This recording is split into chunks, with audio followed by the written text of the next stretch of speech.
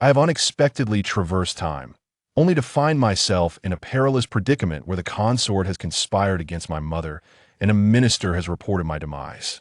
My family has been obliterated right from the outset, leaving me in utter despair. What? My seemingly benevolent father can eavesdrop on my innermost thoughts. Then perhaps I need not fear. Chapter 1. On the brink of death to my astonishment, I have crossed over to become the youngest son of the W hung in a tail, albeit still clutching a pacifier. My unworthy father, the Emperor, has been duped by the treacherous Zio Fei, believing that my mother has betrayed him, thus birthing me, an illegitimate child. This is truly a matter of life and death. Your Majesty, Qingyan is not your biological son. He is the spawn of an affair between her and the Commander Lu Choin.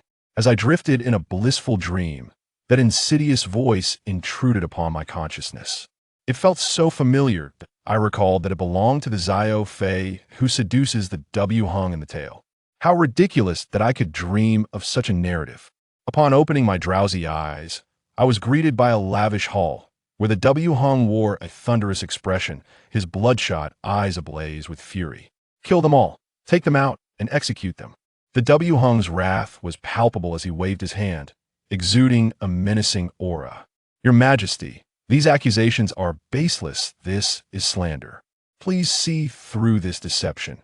The Qin Fei trembled, tears streaming down her cheeks, as several guards seized her without hesitation and dragged her away. It dawned upon me that I had indeed traversed into the tail, a situation most absurd. Who am I in this scenario? I attempted to utter a few words, but only incoherent babbling escaped my lips. It struck me that I had become W Qingyan, the W hung's youngest son. At that moment, I was seated in a bamboo horse, unable to articulate anything, my pacifier having been unceremoniously taken from my mouth. I wailed uncontrollably, overwhelmed by the gravity of the situation. I was all too familiar with the plot of this tale, having just finished reading it. The Zio Fei, a nefarious temptress, wreaked havoc within the palace, while the W hung, ensnared by her charms, abandoned his duties and became a despised tyrant, indulging only in decadence that it would not be long before the W hung, under Zio Fei's influence, would succumb to folly, leading to his downfall and the annihilation of the W kingdom, which would be devoured by the rising power of the East. According to the narrative, my mother would soon meet her demise, and I would ultimately drown. Fear coursed through my veins. You dastardly fiend, you wish to drown me? I shall remember this. How could I, after such a laborious traverse, find myself with no role to play, facing imminent death? As my body was inverted, head down and feet up, I saw the water's surface approaching rapidly, causing me to burst into tears. Bubbles formed, and I choked on a few mouthfuls of water, nearly losing consciousness. Oh, divine providence, who will come to my rescue? Curse the W hung. Are you truly so foolish to believe everything you hear? I am your biological son, bearing the birthmark on my right inner thigh. At this, the W hung furrowed his brow, a flicker of confusion crossing his face as he glanced my way, narrowing his eyes. In a critical moment, just as the executioner's blade hovered dangerously close to my mother's neck, and I was drowning, the W hung commanded stop. The executioner was left in a cold sweat, while I was hoisted from the water, drenched and sputtering. The Zio Fei, who had been reveling in the spectacle, suddenly lost her smug demeanor and looked at the W hung with uncertainty. The W hung rushed to my side, and as I coughed and cried, I felt an overwhelming urge to express my frustration at this man who was supposed to be my father. Indeed, you are my true father. In a bewildering turn of events, he swiftly removed my trousers in front of everyone. Surely he would not do anything inappropriate to me, a mere child, his own son. Thankfully, he was not a pervert. He merely inspected my thigh and erupted into laughter. Ha ha ha, there is no mistake, this is my son. The courtiers exchanged glances, murmuring in confusion. What could this mean? As I cried, I scrutinized my father's reaction. Had he heard my grievances? It mattered little. Surviving this ordeal was a stroke of fortune. The Zio Fei's expression darkened, unable to fathom this unexpected twist. Your Majesty, she began, how can you be so certain that Qingyan is your son? As murmurs filled the court once more, the W hung, with a serious demeanor, pulled my legs apart to reveal my birthmark to all. Because Qingyin bears the same mark as I do. The Zio Fei, caught off guard, found herself at a loss for words, her face a portrait of disbelief and resentment. As rage ignited within her, she clenched her fist. Your Majesty, is it merely a birthmark? There are countless individuals with the same name. What significance does one mark hold? The court erupted into speculation once more. The W. Hung's smile faded as he considered her words, his brow furrowing. Seeing his hesitation, the Zio Fei seized the opportunity to stoke the flames of doubt, suggesting, Your Majesty, if you cannot ascertain the truth of the birthmark, I propose a blood test for verification. I nearly choked on my indignation. Thank you for your unsolicited advice. Unbeknownst to all, the Zio Fei was also a time traveler from the East, fully aware that such absurdity was a farce. Yet my father, oblivious to her motives, stroked his mustache and solemnly agreed. Yes, a blood test for verification summoned the Imperial physician. I was at my wits' end. How could someone with such questionable intellect ascend to the throne? My exasperation knew no bounds. The Imperial physician hurriedly arrived. After a series of bowing and flattering, the work commenced in haste. The Imperial physician, drenched in sweat and trembling with trepidation, drew my blood with an unsteady hand. Once the needle was withdrawn, he was completely soaked, relentlessly wiping his brow. In the next moment, a circle of court officials surrounded us, observing as the blood of both my father and I dripped into a bowl. Not a soul dared to breathe. However, under the watchful eyes of the assembly, those two droplets of blood failed to merge. Instead, they spread apart. The court erupted in chaos. The emperor was equally incensed. What a treacherous Qin. I shall have her executed. Chapter 2. The bewitching concubine. I was utterly bewildered. Could they truly resort to blood tests for kinship? My mind was racing with ridicule. Oh, foolish emperor! This blood test for recognition is a ruse, nothing but a trick for the simple-minded. You are the mighty W. Hung, yet your intellect is in question. Why not summon all princes to test their blood and see if any can merge? If you fear the needle, simply find a courtier and test blood with your own son. How can you be so foolish over such a trivial matter? Just as my misguided father was about to falter, he caught wind of my inner thoughts. His brows furrowed, and he paused, gazing at me in astonishment. Perhaps he truly cared for me as his son, or perhaps he wished desperately to prove that I was indeed his biological child to avoid public ridicule. But it mattered little. Seeing the moment of hesitation, Zio Fei seized the opportunity to sow discord. Your Majesty, the Qin is unfaithful and has birthed a bastard, becoming the laughingstock of the world. You must not be soft-hearted. That W. Hung inhaled deeply, his expression darkening. My beloved, there is no need for your counsel. I have my own resolutions. Not wishing to incur his wrath, Zio Fei refrained from further comment, merely awaiting how my father would proceed. Let us test again. The physician brought forth a new bowl, and the princes were summoned to the grand hall to undergo the blood test with their father. Chaos erupted among the courtiers, their voices raised in alarm. One by one, as each prince was tested, not a single one could merge their blood with the emperor's. Was this not pandemonium? The emperor had no biological sons, and the entire harem had deceived him.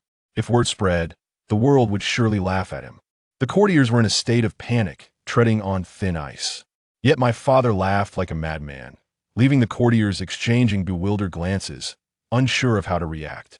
Had the emperor truly lost his mind? As he laughed, he cradled me in his arms, making faces to amuse me. I, too, did not disappoint his expectations, giggling in response, engaging in this peculiar interaction. For I was also fearful, fearing that this emperor might, in a moment of carelessness, take my life. Thus, I had to play along, appearing to entertain him while secretly seeking his favor. What a dilemma! Beyond laughter, I could do little else, for I could not speak. As long as the emperor did not kill me, it was better than anything else. Eventually, the emperor's laughter subsided, and he surveyed the courtiers. The blood test for recognition is nonsense. This is an outright deception. Now let us continue testing. Thus, amidst the crowd's confusion, the sons of the courtiers were summoned to the grand hall for verification. After a while, silence fell. None of the courtiers' sons could merge their blood with their biological fathers. Why the silence? Could it be that your sons are not truly yours? The emperor looked at the bewildered courtiers with a triumphant grin. Prince Ching-in is indeed my true son. The courtiers were left speechless. Who would dare to disagree? The evidence was clear before them. The blood test was a farce.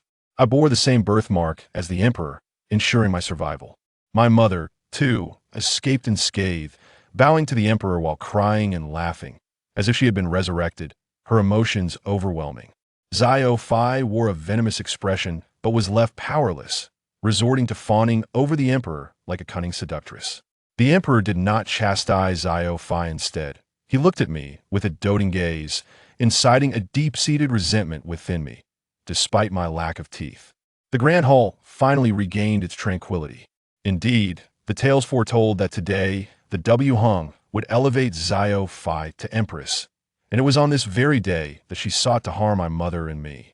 Unbeknownst to the emperor, Xiao Fai was treacherous. He would promote her to Empress and then succumb to indulgence, ultimately leading to the downfall of W Gu at the hands of the Eastern Sun Empire, marking the end of the emperor's illustrious life.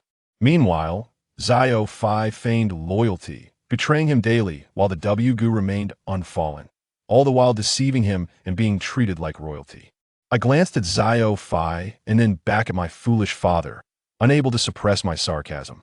Oh, Emperor, you truly are momentarily blinded by folly. Do you not realize why she always wears high-collar garments? It is to conceal the marks of kisses and scratches upon her neck. You are preoccupied with state affairs while she cavorts with men in the harem. Yet, you still regard her as a treasure and wish to crown her empress. How truly grand you are. The emperor's words faltered abruptly as he sat upon the dragon throne. He turned to me, seemingly pondering how I could read his thoughts. Was I not the same? This must be the so-called golden finger of a time traveler. She turned abruptly to Xiao Fai, rising suddenly. The courtiers exchanged bewildered glances, unable to decipher the emperor's unusual behavior. W Hung stood before Xiao Fai, reaching out to unveil her collar. Xiao Fai gasped, quickly recoiling. Your Majesty, this is in front of so many witnesses. Xiao Fai feigned shyness, her beauty, figure, and acting skills captivating, leaving onlookers in awe. The emperor took a deep breath, suppressing his rising fury, and pulled Xiao Fai close without a word, tearing open her collar. Her neck bore clear marks of kisses and scratches, evidence of her debauchery within the palace. Xiao Fai gasped, her complexion paling. The court officials were left in a state of confusion, unsure of the emperor's intentions. My beloved, do you have anything to explain? This is not my doing. The emperor's face darkened as he questioned. Xiao Fai panicked. She knew well that the emperor despised such displays of affection, and the marks could not possibly be his. How would she concoct an excuse? Your Majesty, such matters cannot be discussed here. Is this not the result of your drunken escapades yesterday? I was genuinely taken aback by Xiao Fai's quick-witted response as she began to fabricate a story. In the tales, the emperor indulged her, naturally believing she would not betray him. He frowned slightly, contemplating for a moment. Did I do this? Xiao Fai's voice trembled as she protested. Is it not the emperor's doing? Or could it be me alone? Seeing my father's hesitation, I grew anxious and exclaimed, Father, do not believe this woman's nonsense. Last night, you were too inebriated to perform. It was she who spent the night with the eunuch, little DNG, leaving these marks. That little DNG is a mere pretender. I was beside myself, fretting over my foolish father. The emperor was far too indulgent with Xiao Fai, and I feared he might be deceived by her sweet words, prompting me to speak out. For I knew the emperor could hear my thoughts. Indeed, the next moment, the emperor furrowed his brow and looked at me. He approached my mother, who trembled in fear. My poor mother still bore the psychological scars, nearly frightened out of her wits. The emperor lifted me from her embrace, gazing at me with confusion. Father, do not stare, there are no flowers on my face. Go quickly and apprehend those responsible. Once more, the esteemed emperor read my innermost thoughts, perhaps finding it quite astonishing. Observing his doubtful expression, I playfully raised my eyebrows at him. The emperor chuckled, his stern demeanor dissipating. In the next moment, he turned and commanded, bring forth Xiao Dongzi. Concubine Zhao's delicate form shuddered. Chapter 3. The Truth Behind the Eunuch. The servant bowed low before the emperor, proclaiming, Long live the Emperor. Xiao Dengzi was brought before the Grand Hall. The Emperor cradled me and approached Xiao Dengzi, his countenance darkening. Someone, verify this person's identity. Concubine Zhao's face transformed in an instant. Your Majesty, this is not the appropriate setting for such matters, she implored. The Emperor glanced at her disdainfully, asserting, what I wish to do here is beyond question. This realm belongs to me, I shall act as I please. Concubine Xiao swallowed hard, rendered speechless by his retort. She understood that if the Emperor confirmed Xiao Dengzi's true nature, the latter would meet a grim fate. Should Xiao Dengzi withstand the torture and reveal her sordid affairs, her own outcome would be even more tragic. At that moment, Xiao Dengzi wet himself in fear. Your Majesty, spare me. Have mercy. The Emperor disregarded him entirely. Several guards seized Xiao Dengzi and forced him to the ground, swiftly removing his trousers without a word. Gasp! Though Xiao Dengzi's endowment was modest, it left the assembled officials in shock. Unbelievably, he is a false eunuch. This. Concubine Zhao's mind shattered in a moment of desperation. She cried out, seize this impostor and execute him. The guards immediately dragged Xiao Dengzi away, preparing to behead him. Murder to silence him? This cunning woman truly possessed a sharp wit. How could I allow her to succeed? With a swift kick, my tiny foot struck the Emperor's face, exclaiming, Father, concubine Xiao seeks to silence him. You cannot allow her to kill Xiao Dengzi without a trial. Though the Emperor remained astonished by my ability to convey my thoughts, he had grown accustomed to it. Upon reading my mind once more, he coldly commanded, stop. What could be going through concubine Zhao's mind at that moment? Perhaps tears were brimming. Her expression was quite the spectacle, akin to a dramatic change in a Sichuan opera. At this juncture, the court officials remained oblivious to the unfolding drama. What began as a ceremony to appoint the Empress had devolved into a confrontation with a false eunuch. The guards forced Xiao Dengzi to kneel before the Emperor, who gazed down at the trembling figure and asked, Do you have anything to confess? What? Father, are you jesting? Is this an interrogation? How could he expect the truth without applying some pressure? It would be a waste of my existence. As a formidable martial emperor, you leave me somewhat disappointed. Xiao Dengzi quaked like a leaf, stealing a glance at concubine Xiao, and timidly began, Your Majesty, I deserve to die for impersonating a eunuch. I beseech your mercy. This Xiao Dengzi was quite the silver-tongued rogue, skillfully avoiding the crux of the matter, merely pleading for clemency.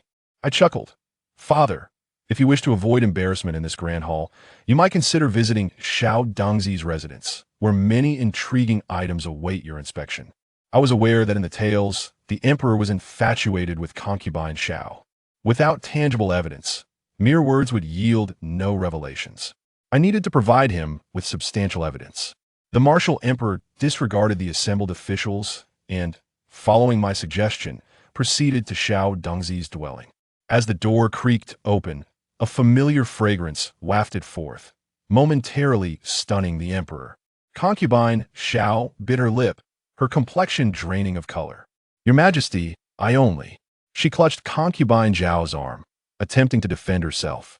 Yet even if the martial Emperor was infatuated with her, the evident situation was too blatant for him to ignore. The martial Emperor was becoming increasingly disillusioned. With a cold snort, he shook off concubine Zhao's grasp and stepped into Xiao Dengzi's quarters. Upon seeing the array of items on Xiao Dengzi's bed, the Emperor was left utterly speechless. Concubine Xiao, a time traveler with intense desires and a somewhat twisted psyche, had indulged in various escapades with Xiao Dengzi, leaving no stone unturned in their exploits. The bed was adorned with an assortment of toys that left the Emperor agape. Concubine Xiao, do you have anything further to explain? Concubine Zhao's facade crumbled. Realizing that she could no longer fabricate excuses, she collapsed before the Emperor. Your Majesty, it is not as you envision. I was led astray by that wretched Xiao Dengzi. I was unaware of his true identity and succumbed to temptation. Woe is me. I dared not confess to you, fearing you would cast me aside. My heart is wholly devoted to you. I was astounded. At such a juncture, concubine Xiao still attempted to obfuscate the truth. Well, I was eager to see what tricks she would unveil. Surely, my dear father was not devoid of intelligence. With a resounding slap, The martial emperor struck concubine Xiao across the face. She stumbled to the ground, immediately clutching her face in tears. "Your Majesty, please, I was forced into this. I implore you to understand." The martial emperor, though enchanted and besotted with concubine Xiao, was not a fool. With evidence laid bare before him, how could he remain composed? Seize this wretched woman and confine her to the cold palace. What? Surely, father, this cannot be. He would not simply imprison her. I sighed, coldly remarking, "Is father planning to keep this wretched woman for the new year? She is a spy from the Eastern Sun Empire, conspiring to undermine our nation. The Tingyu Pavilion holds evidence of her collusion with them." While concubine Xiao continued to plead for mercy, the emperor's expression darkened further upon reading my thoughts.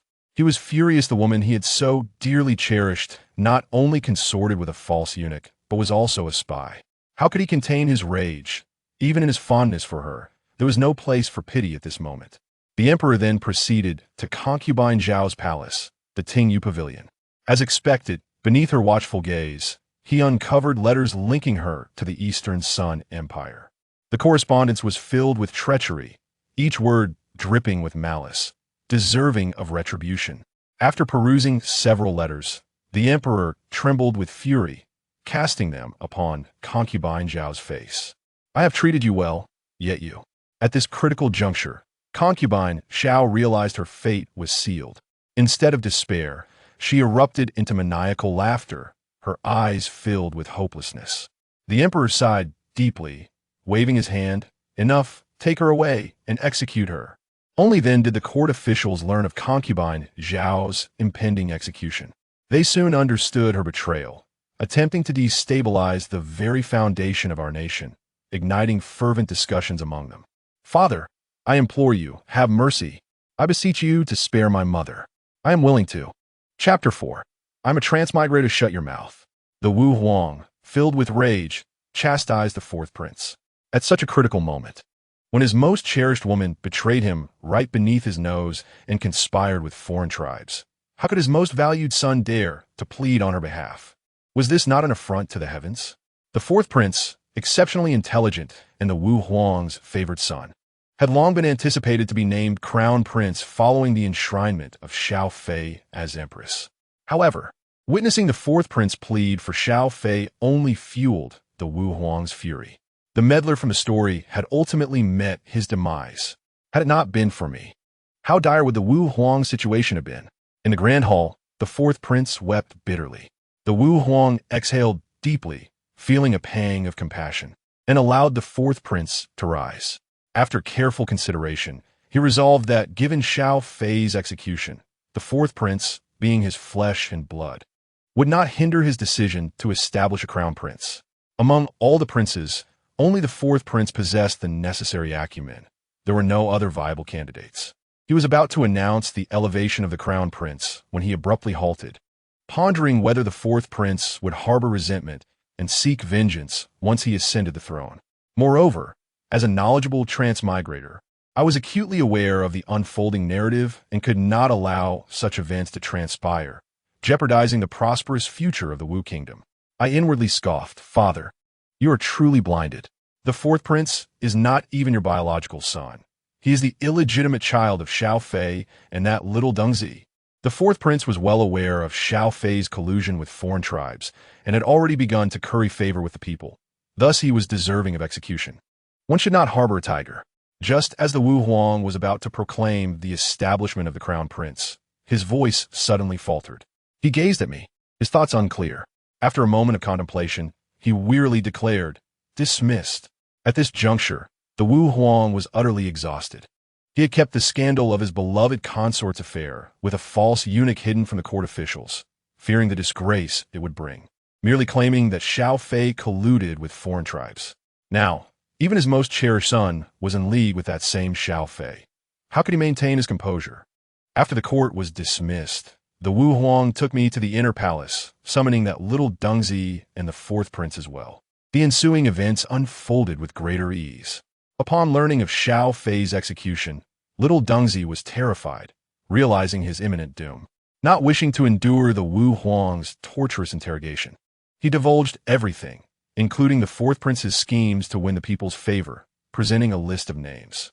The fourth prince knelt before the Wu Huang, knowing the tide had turned, and he succumbed to despair.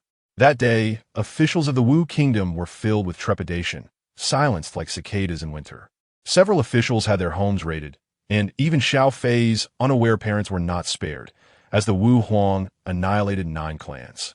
With many hidden dangers resolved, the Wu Huang lavished his affection upon me, promptly declaring my mother as Empress.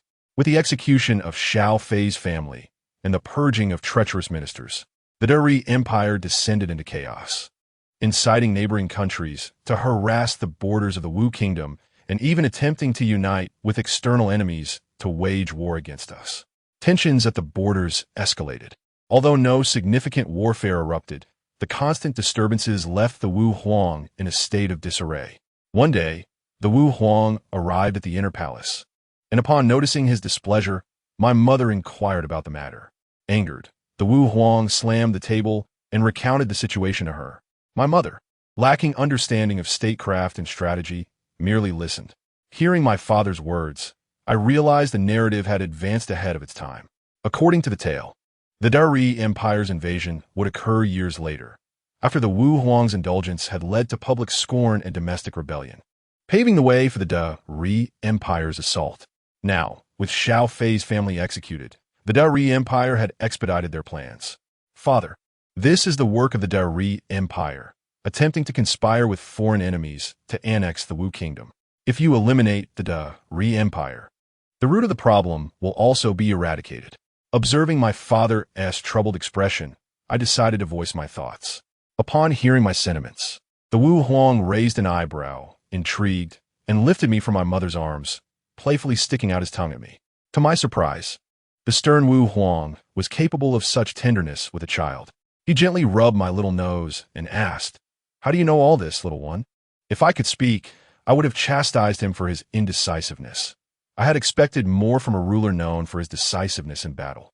Yet, I understood that launching a campaign across the seas against the Dari Empire was no simple endeavor. The Dari Empire, being an island nation, excelled in naval warfare, while the Wu Kingdom's cavalry was ill-equipped for such an expedition, risking failure. However, recalling the heinous crimes committed by the Dari Empire in history, I could not allow this narrative to unfold again. Though this was a parallel world, the storyline remained intact. I was determined to thwart the ambitions of the Dari Empire, ensuring peace for future generations of Huaxia. But how could I convince my father of the Dari Empire's treachery? I resolved to tell him his story. Father, I know all this because I come from the future. The Wu Huang stared at me in bewilderment. I continued, "Do not be astonished, father. I'm a transmigrator from the year 2023, a time when this world has transformed entirely. The Wu Kingdom is now known as China. Though much of its territory was forcibly occupied during wars, China endured hardships to become a superpower, standing as one of the world's strongest nations. The darkest period was the 13 years of resistance, when the Dari Empire waged war against us, committing atrocious acts of pillage and destruction. Their crimes are beyond measure. Father, for the peace of our descendants, and to prevent history from repeating itself, we must eradicate the Dari Empire to extinguish the flickering flames of their malice." The Wu Huang looked utterly stunned. A transmigrator? From the future? Such concepts were foreign and wondrous to him. Chapter 5. Do look at me after my arduous explanation. The Wu Huang could not resist pinching my cheeks. "Father, be gentle. Your grip is far too strong." I felt as if the muscles in my face were loosening. I suddenly sensed something amiss. What were these two planning? This was inappropriate for a child. I was on the verge of losing my temper, as they playfully teased me. It seemed they were intent on continuing this line of action. The Wu Huang's health was indeed somewhat frail. I stared at the ceiling, quietly counting sheep, expecting to tally thousands. Unexpectedly, this formidable emperor could only endure 90 sheep before succumbing. Not bad, I thought. Fewer late nights meant some recovery. At least he lasted longer than before. I wanted to slap myself. I had forgotten that he could hear my thoughts. The Wu Huang glared at me, his irritation evident. "You little rascal." Oh no, I had wounded his pride. He turned away in embarrassment. My mother picked me up, showering me with praise for being a good child. Naturally, I was an exceptionally good child. To my astonishment, the narrative had evolved once more. Due to Shao Fei's execution, the Duri Empire had initiated another plan. What? Tribute? I can smell the deception. It was evident that the Duri Empire sent their envoys immediately following Shao Fei's death, sensing a shift in the Wu Huang's disposition. To my surprise, the Wu Huang received them. How splendid! How did the Wu Huang, with such intelligence, sweep through the 6 realms? After all, both I and my inexpensive mother have become cherished in the heart of the Wu Huang. Naturally, such a significant occasion as receiving envoys could not do without us 2 great grievances. Last night, they had a grand time while I was left shivering, my throat burning painfully, and even milk could not soothe it. I wonder if he can still hear my complaints. The envoy did not appear to be a benevolent figure. He clapped his hands, summoning 4 young women to enter. Ah, they were rather pleasing to the eye. Some resembled teacher Tsang, others teacher Bodu, and yet others bore a likeness to teacher Jingxiang, all quite comprehensive and indulging in frivolity. The Wu Huang, believing in the principle of not striking those who come with smiles, intended to graciously accept them. Perhaps this was a gesture from your sovereign, which I shall reluctantly endure. However, matters of warfare must not be trifled with. This is my absolute boundary. I cannot help but voice my thoughts. I said, Father, do you not see that your warnings are regarded as a joke by them? They believe that by sending women, you will surely be worn down, not to mention that each of these women is driven by strong desires. Can you not perceive this? If you end up exhausting yourself, who will bear the responsibility for the empire? The Wu Huang widened his eyes upon hearing my remarks, as if he were about to give me a thumbs up. How tedious. Can a mere handful of women truly pose a challenge? I nudged my mother-esque clothing, hinting for this inexpensive woman to wipe my nose. We are almost across the river. The envoy spoke with utmost reverence. Your Majesty, my lord has discovered a white tiger in a neighboring country. This is a rare omen, and I present it as a second gift. My interest was piqued. A white tiger, is it not an animal? As soon as the cage opened, I felt a breeze of diet trends sweeping through the tiger kingdom. Could it be that even the tigers have a version of Jialing successfully losing weight? The tiger appeared rather emaciated, and I noted the absence of the usual animal scent within the cage. The envoy was even more audacious. My lord once fought a white tiger single-handedly and gained the upper hand. Good heavens, is this not a provocation? They wish for the Wu Huang to battle the tiger. Yet an unexpected turn of events has left the matter unrelated to the Great Sun Empire. Should the tiger devour him, it would be even better.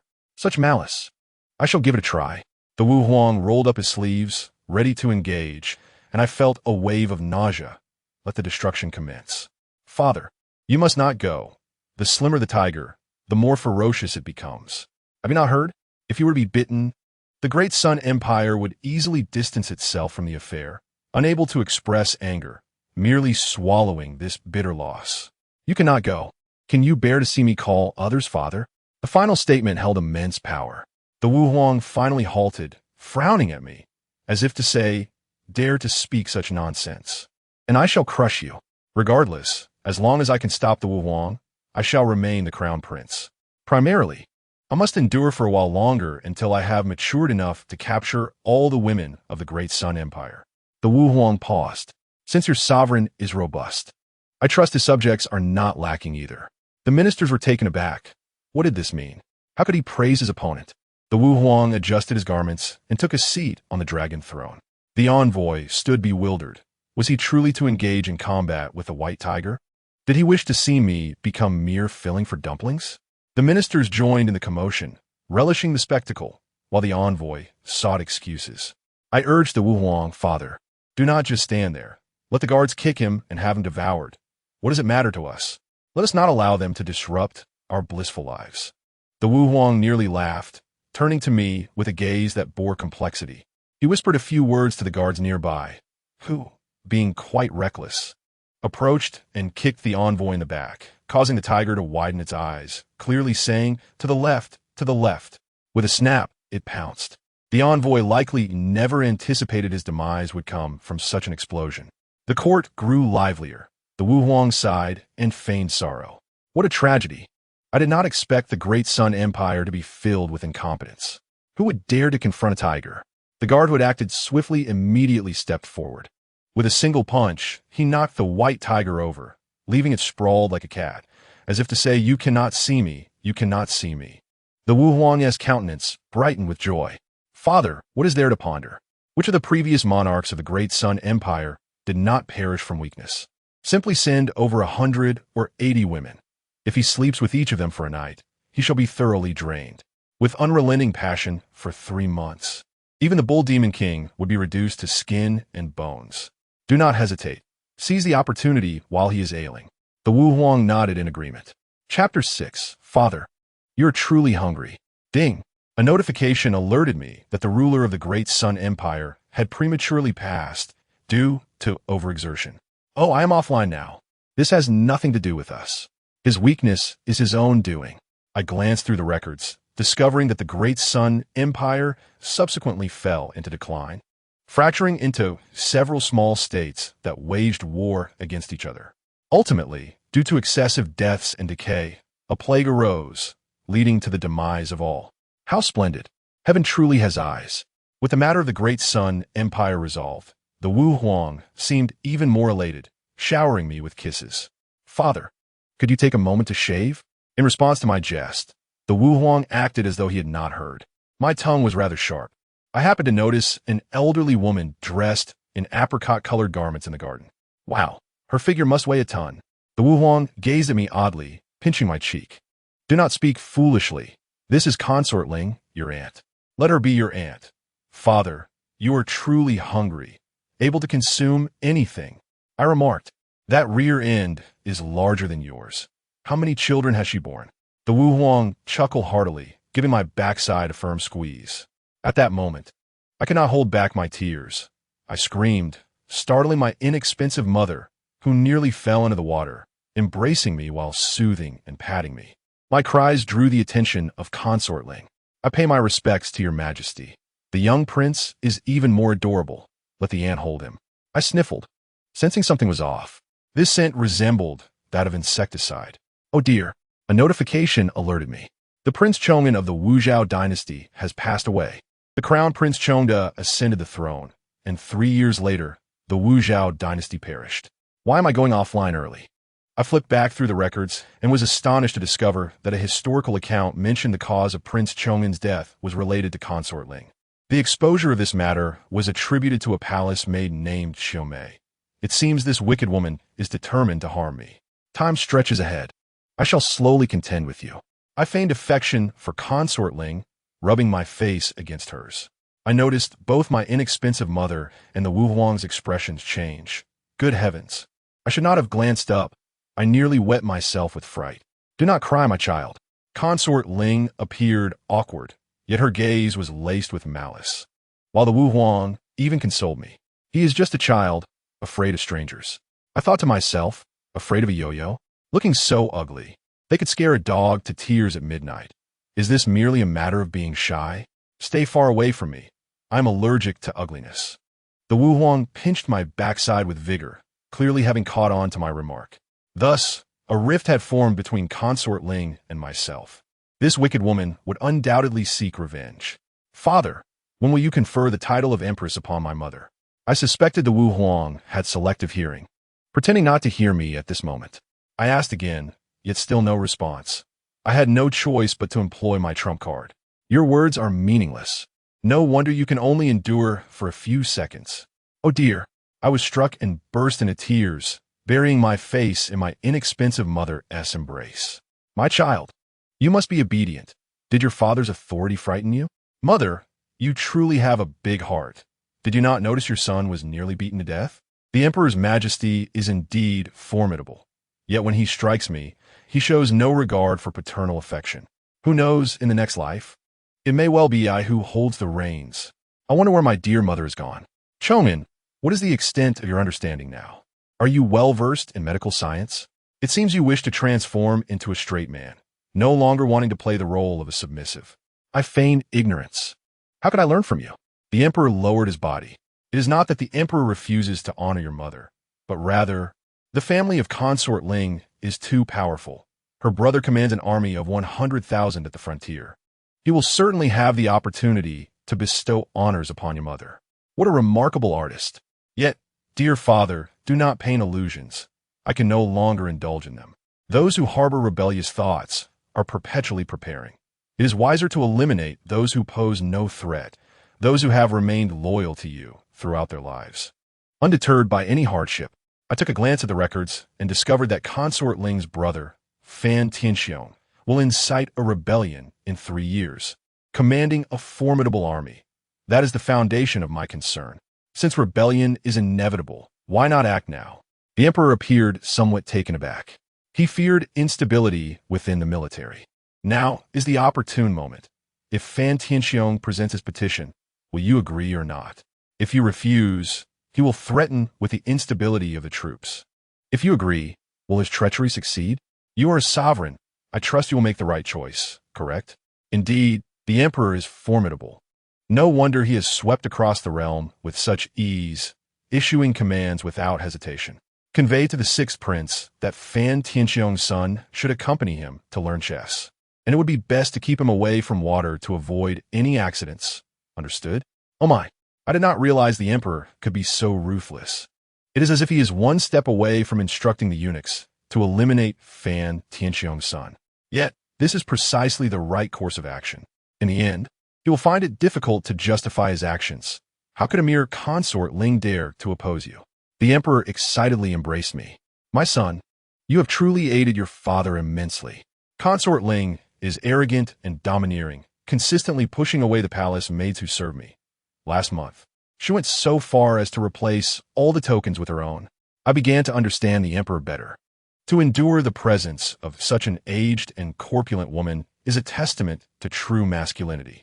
No wonder he readily agreed when I spoke. It seems the emperor has long harbored intentions against Consort Ling's family. Your Majesty, perhaps you should visit Sister Ling today, for I am unfit to serve you in my current state. Only my dear mother has suffered in this world. To my astonishment, the emperor truly tossed aside his sleeve and prepared to depart. The eldest daughter-in-law bullies the younger. Do you truly believe nothing has transpired? What if she intends to act against the princess tomorrow? Consider how astute Consort Shao is. How could she suddenly turn against me? Chapter 7. Among the crowd. There are malefactors. It must be the machinations of Consort Ling. Consort Shao is a biting dog, while she is merely a lapdog. Should discord arise in the harem, your foundation would be imperiled. Hurry to Consort Ling's palace, for there are surprises hidden beneath her pillow. The emperor appeared skeptical.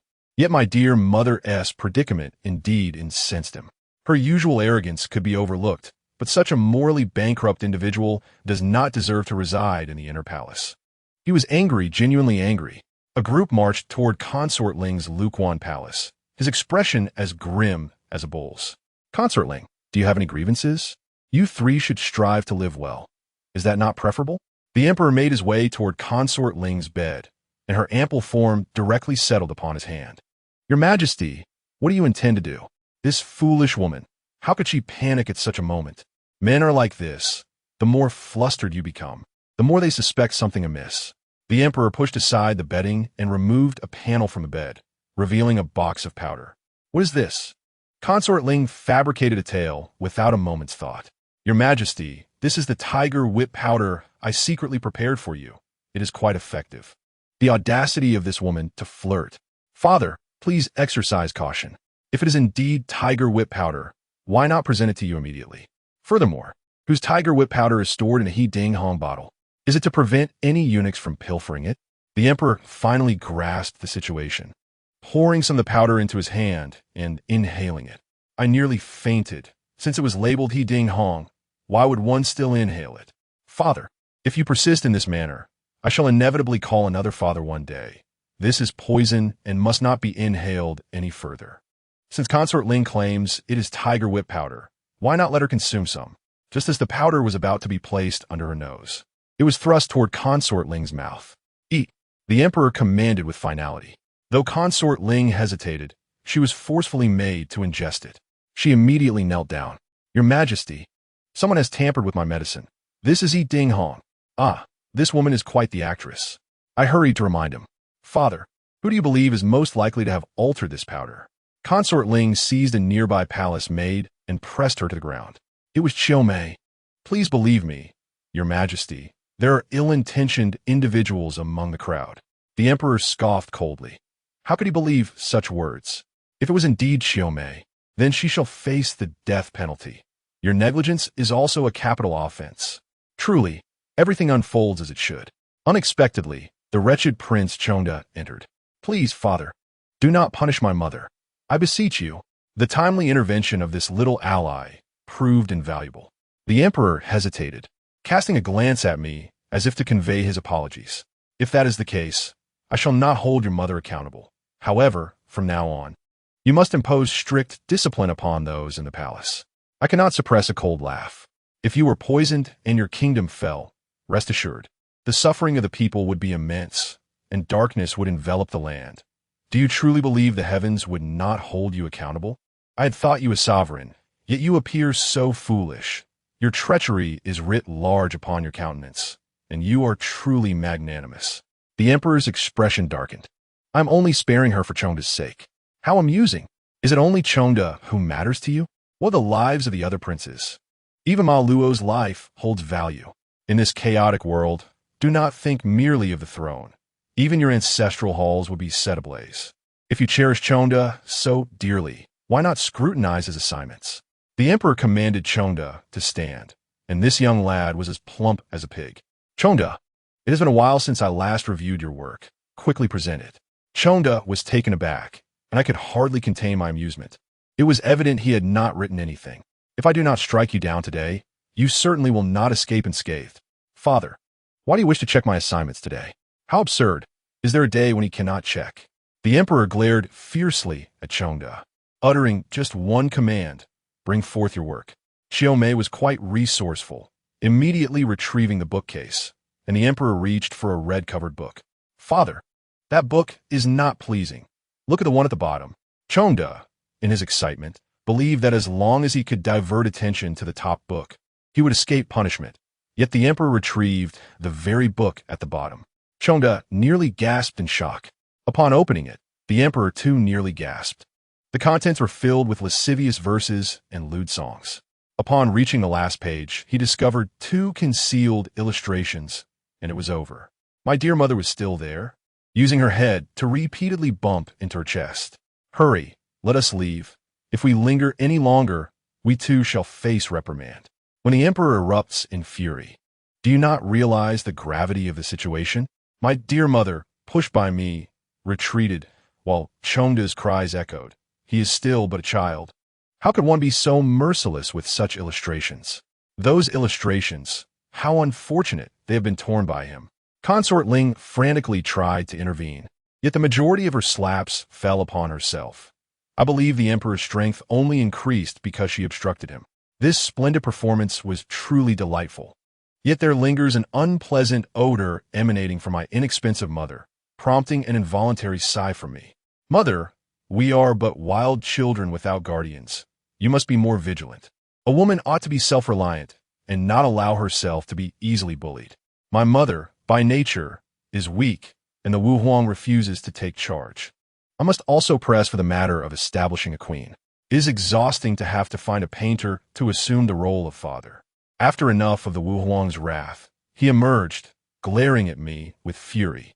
At such a tender age, I am already sowing discord. I had foretold that when the Wu Huang is enraged, even a passing rat would receive a couple of slaps. There is no need for my father to be so furious. In your heart, you surely know which prince is most suited to be your heir. Pay no mind to us. I am hungry, and my mother will scavenge for food to satisfy me, which is quite palatable. My child must be obedient. I love you, the Wu Huang declared. Since you have said this, I shall share another piece of gossip. Chonda spied on the granddaughter while she was bathing yesterday. The Wu Huang nearly rushed over in anger. How old is the granddaughter now? Such a scandalous affair. Chonda's cries of despair resumed, bringing me immense satisfaction. I was joyfully bouncing on my mother's lap when I noticed the old eunuch from Xiao Fei's palace staring at me with a mournful expression. Hadn't all the people in her palace perished? Chapter 8, Assassination. The old eunuch drew a short dagger from his sleeve, and I desperately tried to alert my mother. He had likely long since plotted his revenge. My voice was nearly hoarse from shouting, yet my mother remained oblivious. Father, let us meet again in the next life. Finally, The Wu Huang heard my cries and emerged just in time to see the eunuch preparing to strike. Despite being an emperor, he has never neglected his training. With just a few swift punches and kicks, he subdued the assailant. Arrest him. Those two words sounded utterly delightful, and I could not help but applaud the Wu Huang. This tale reminds me of the necessity of eradicating threats at their roots. Father, do you intend to let Ling Fei go unpunished? The Wu Huang's gaze was sharp. What else can be done? I cannot suppress my sarcasm. Are you certain that Ling Fei has not had any secret communications with Fan Tianxiong? If they have other lines of contact, and you remain unaware, discovering the truth later could result in Fan Tianxiong's defection, which would not only embarrass you, but also jeopardize the frontline defenses. The Wu Huang resolutely decided to imprison Ling Fei in the cold palace. How can we act while he is unwell? Father, do not strike. Instead, have the eunuchs poison her food. No one will discover it. The Wu Huang looked incredulous, clearly astonished by the ruthlessness of my youthful mind. There was no other option. I could only force a sweet and innocent smile. As for Chongda, his misfortune was even greater. He would be confined for the remainder of his life in the ancestral estate. My father is indeed wise. Allowing such a person to roam free would only bring suffering to the common people. It would be better to revoke his title sooner rather than later. The eunuchs are loyal to you, yet disloyal to your interests. They must be dealt with collectively. The Wu Huang nodded and immediately ordered action. However, the list of names never matched up, prompting the Wu Huang to slam the table in frustration. What a bunch of useless fools. How can you not even capture a eunuch? The guards knelt on the ground. The Wu Huang boldly speculated. I sighed. Father, it is not that difficult. You need only search those corners. Where could the eunuchs possibly hide? Upon hearing my reasoning, the Wu Huang found it plausible. Sure enough, they soon discovered a eunuch, and I urged the Wu Huang not to act hastily. Father, this eunuch is merely around 10 years old. He cannot possibly know the full situation. If you grant him a chance, the true culprits will reveal themselves. The guards pretended to retreat, and indeed, a smaller eunuch crawled out from a hidden passage, burdened with a bundle. The Wu Huang raised his hand, and the guards pounced, dispatching him with a flurry of strikes. Eunuchs who endanger the nation are far more terrifying. In truth, I did not wish to depart under these circumstances. It was likely that another individual remained. Father, give a treat to the first eunuch discovered. Let him lead you to the hidden ones. The Wu Huang commanded that osmanthus candy be brought forth and personally handed it to the young eunuch. Do not be afraid. It will all be over soon. I have 2 strands of fried dough. Is that enough for you and your brothers? The young eunuch was quite earnest and shook his head. How many vengeful eunuchs had Xiao Fei hidden? Go and find them all for me, will you? The young eunuch, munching on the candy, pried open the cellar, revealing 4 children concealed within. The Wu Huang's expression darkened. Kill them. There was no choice. These eunuchs were likely spies sent by the Dai Empire, feeding wolves with one's own grain, only for them to grow up and assassinate the Wu Huang would be the greatest tragedy. It was too horrifying for me to bear. I hastily called out to the Wu Huang. Father, I want this palace made. I observed Xiaomei with a wicked smile, occasionally casting flirtatious glances. Xiaomei looked puzzled. Little prince, what are you grinning about? Damn, I'm trying to seduce you. Can't you see? I reached out to grasp Xiaomei's chin, attempting to maintain a dominant position. But alas, I cannot remain upright. How unfortunate. In recent days, both Ling Fei and Xiao Fei had faced severe consequences for involving me and my mother. Naturally, some in the palace were envious of our position as mother and child, especially since the Wu Huang, the painter, had yet to act on the promised titles. Living in constant fear is exhausting. Choman Prince, the Empress Dowager wishes to see you. Go and pay your respects. The Empress Dowager? Opening the script, I noted that she should not appear at this time. The timeline does not align.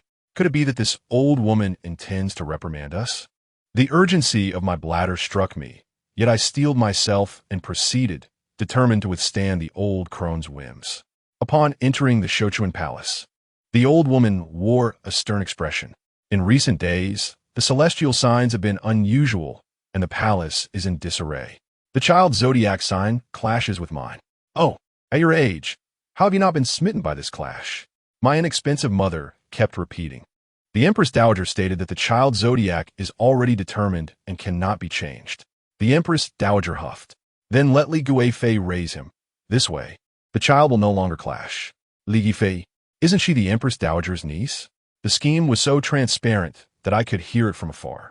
She intended for my inexpensive mother to relinquish the prince, thereby winning the Wu Huang's heart while ensuring the survival of the Empress Dowager's clan.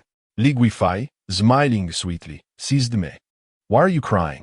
You've wept away all the blessings in the palace. Crying, you only know how to cry.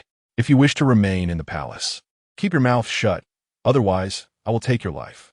My inexpensive mother, frightened, dared not utter a word. How cowardly. What are you afraid of? You gave birth to me. How could it be so bad? Would I fare any better in their hands? Li Guifei, annoyed by my crying, pinched my bottom. The pain was so intense that I nearly saw stars. Seizing the opportunity, while Li Guifei was distracted, I yanked on her earring, pulling it down with all my might. She cried out in agony, and, at last, I felt a sense of relief. Dare to touch me again, and you shall see who truly holds power. The Empress Dowager, feeling disturbed by the noise, cleared her throat. Enough of the ruckus. Let this little monkey quiet down for a moment. You are the monkey. Your entire family is a pack of monkeys. After the insult, I realized that it was directed at me as well. It mattered not. Witnessing them bully my inexpensive mother ignited a fire within me. Li Guifei, why do you reek of musk? I suddenly felt a chill. Musk is associated with sterility. Could it be a gift from the Wu Huang? Li Guifei, taking advantage of the Empress Dowager's distraction, jabbed my bottom with a needle. You little wretch. For pulling my ear, I would gladly stab you to death. Chapter 9. Confrontation in Court. The pain rendered me nearly numb, and despite my cries, I was still treated like a mere child. My inexpensive mother rushed over, attempting to rescue me, only to be pushed down by Li Guifei. Listen carefully. This child belongs to me from today onward. If you wish to take him away, you should consider that your father and brothers are still serving in the court. Are you not afraid of their fates? Oh dear, how shameless these words are. The court does not belong to you. You cannot kill whomever you please. Father Emperor, come quickly. There is a rebellion. Finally, Emperor Wu has arrived. From afar, I heard the child crying. What has transpired? My dear mother rises to report. Your Majesty, I still have milk, and consortly wishes to take Chong'an away. Emperor Wu feels a tinge of apprehension. After all, Consort Li is a confidant of the Empress Dowager. It is better to leave her undisturbed. I believe there are benefits to following Consort Li, as the influences one receives differ. Consort Li feigns a generous demeanor. I shall do my utmost to educate Chong'an well. I would rather the world forsake me than I forsake the world. Emperor Wu's gaze is filled with affection. Wow, look at my mother. She does not possess such a gaze. This wave of dog food is nearly giving me diabetes. I beg you, spare me from this disgust. Emperor Wu flatters appropriately. Consort Li, you have handled this matter well. I shall bestow upon you 100 taels of gold and 100 bolts of silk. I thank your Majesty for your gracious rewards. I cannot contain myself. Father Emperor, do you truly understand Consort Li? Have you ever bestowed musk upon her? Emperor Wu murmurs to himself. Musk? What musk? Among the things prohibited in the palace, musk is included. I hesitated. Should I tell Emperor Wu the truth? Since he has not bestowed it, it must be something Consort Li acquired on her own. Not giving the Emperor a child is quite serious. Consort Li, why do you carry the scent of musk? The Empress Dowager is far too old to require musk, and my dear mother would not use it while nursing, nor would the palace maids or eunuchs. Only Consort Li. Emperor Wu grasped Consort Li's shoulder and inhaled deeply. Indeed, it is the scent of musk. Consort Li is truly clever. She quickly deflected. It must have been the palace maids or eunuchs who mistook musk for wood incense and used it on me. I have truly sinned, desecrating your Majesty's sense of smell. This woman is quite skilled. With her tears and sorrowful demeanor, I would give her a perfect score for her performance. Calm yourself. Cease your weeping. You might harm your health, and it pains me. Is this matter resolved? Father Emperor, do you not wish to know why Consort Li used musk? On the night of your wedding, did you not sleep together? Emperor Wu's eyes widened. Fearing he had been wronged, his fists clenched. Do not be anxious. Remain calm. You have not been wronged. Consort Li is somewhat reliable. However, it seems there is another in her heart.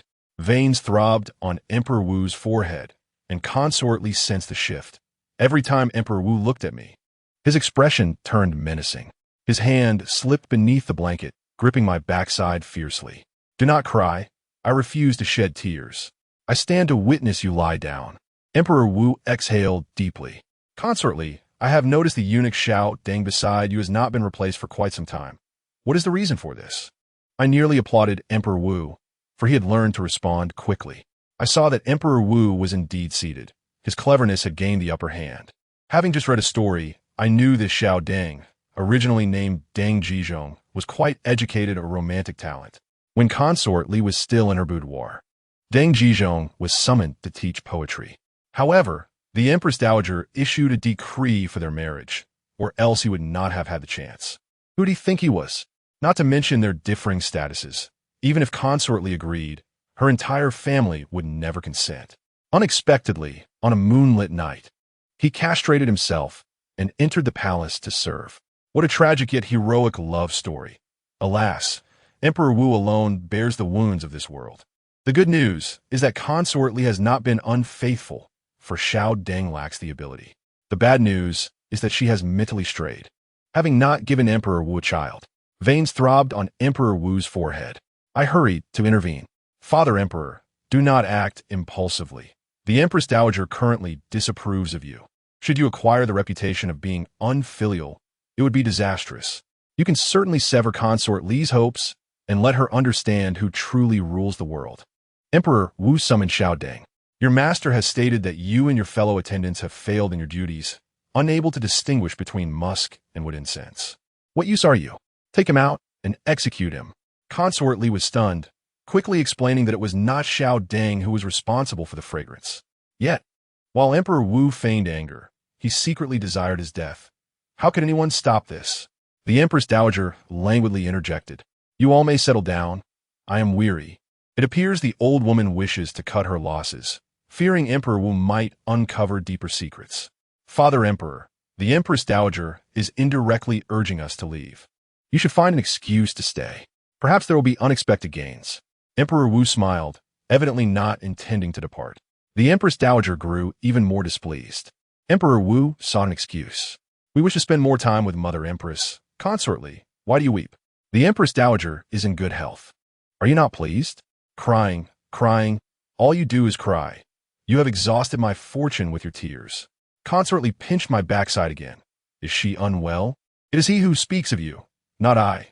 Were it not for my lack of teeth, I would leave a mark on Consort Li's face. The Empress Dowager frowned, feeling thirsty and uncomfortable. Someone, bring me the bird's nest I have prepared. Let each person have a bowl. I felt a wave of nausea. Bird's nest is merely the saliva of young swallows. Consuming saliva is quite repulsive. Moreover, it has little nutritional value. Its rarity is merely due to our country not producing it. It would be better to drink some tea. Emperor Wu lifted a bowl to drink, and I quickly stopped him. Father Emperor, do not consume this. It is merely a marketing ploy by unscrupulous merchants, turning the swallow's saliva into a royal delicacy. They are exploiting you as a gimmick. Emperor Wu remained still, setting down the bowl of bird's nest while also stopping my dear mother. Have you developed a taste for bird's nest? The Empress Dowager frowned. This bird's nest, do you deserve to eat it? Consort Li Ding, truly unable to discern her own position. Bird's nest is a nourishing item. Do you think your body is worthy? Emperor Wu held out tea, blowing on it, and offered it to my dear mother. Drink some water. My dear mother was deeply touched. What is a cup of tea worth to be so moved? Chapter 10. Clarifying positions. The Empress Dowager consumed a bowl of bird's nest, while Consort Li shamelessly devoured 2 bowls. The Wu dynasty had no refrigerators. The bird's nest could easily spoil once soaked. Both the Empress Dowager and Consort Li soon felt discomfort in their stomachs and hastily stood. I must relieve myself. Consort Li followed suit, but coincidentally, there was only one toilet in Showdown Palace. Even as a consort, she could not use the toilet designated for eunuchs and palace maids. Consort Li's lips turned pale, her eyes nearly rolling back in desperation. Aunt, are you feeling better? The Empress Dowager emerged, rubbing her belly, and stopped Consort Li from rushing in. Clarify your position. Do you dare use my commode? Father Emperor, I wish for Consort Li to hold me. I simply want a hug. This act of childishness is effective at any moment. Emperor Wu gazed at the departing consort Li. Consort Li felt despair. With each step, cold sweat beaded on her forehead, on the verge of breaking. She stubbornly sat beside Emperor Wu, but her backside barely touched the chair. Do you not desire me? Then today, I shall indulge you. Consort Li embraced me, not expecting me to start dancing. Come on, Father Emperor, let's have some fun together. Emperor Wu could not help but chuckle, seemingly eager to see how long Consort Li could endure. I felt quite proud. What is so wonderful about the adult world? It cannot compare to my childhood. I can eat when I wish and relieve myself whenever I please. Suddenly, I remembered that I had intended to use the restroom earlier. If not now, then when? Your Majesty, I wish to have Li Guifei lifted high. The Emperor Wu looked at me with skepticism. Father, lift high.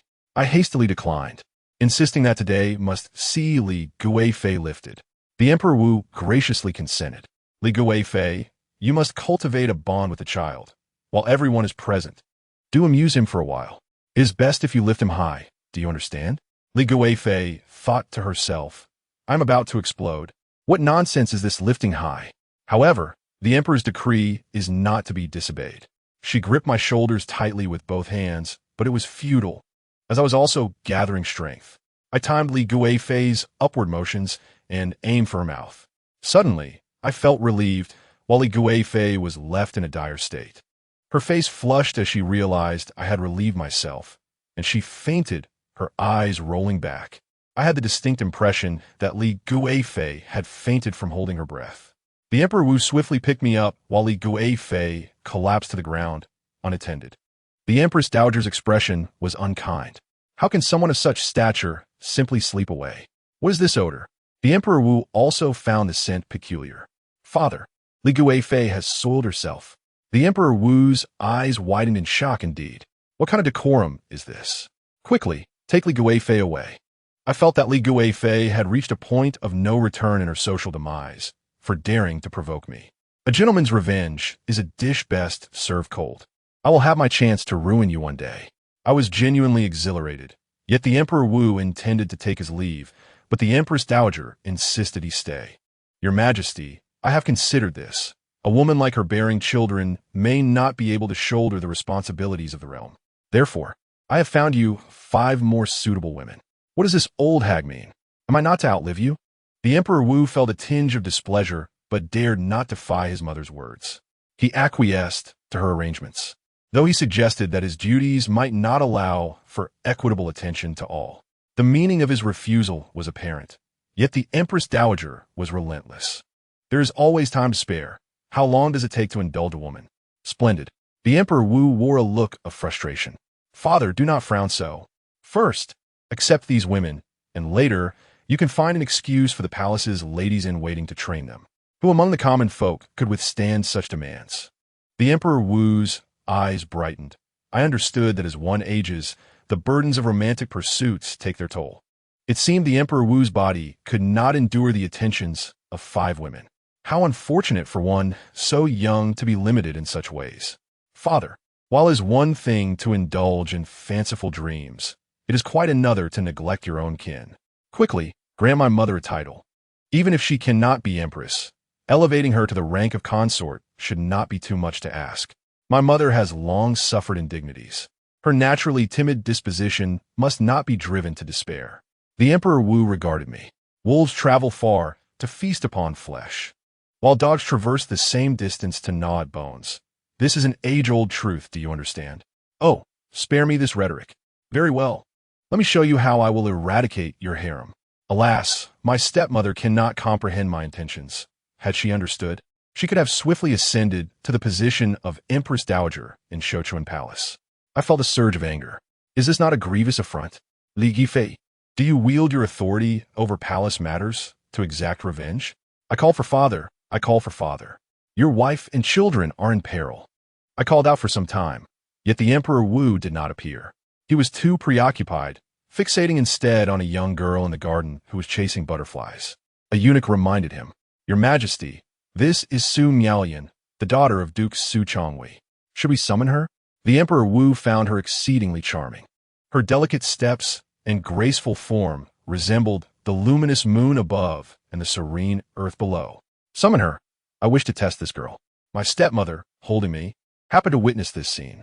Do not cry, mother. Allow me to embrace you. My heart is truly broken.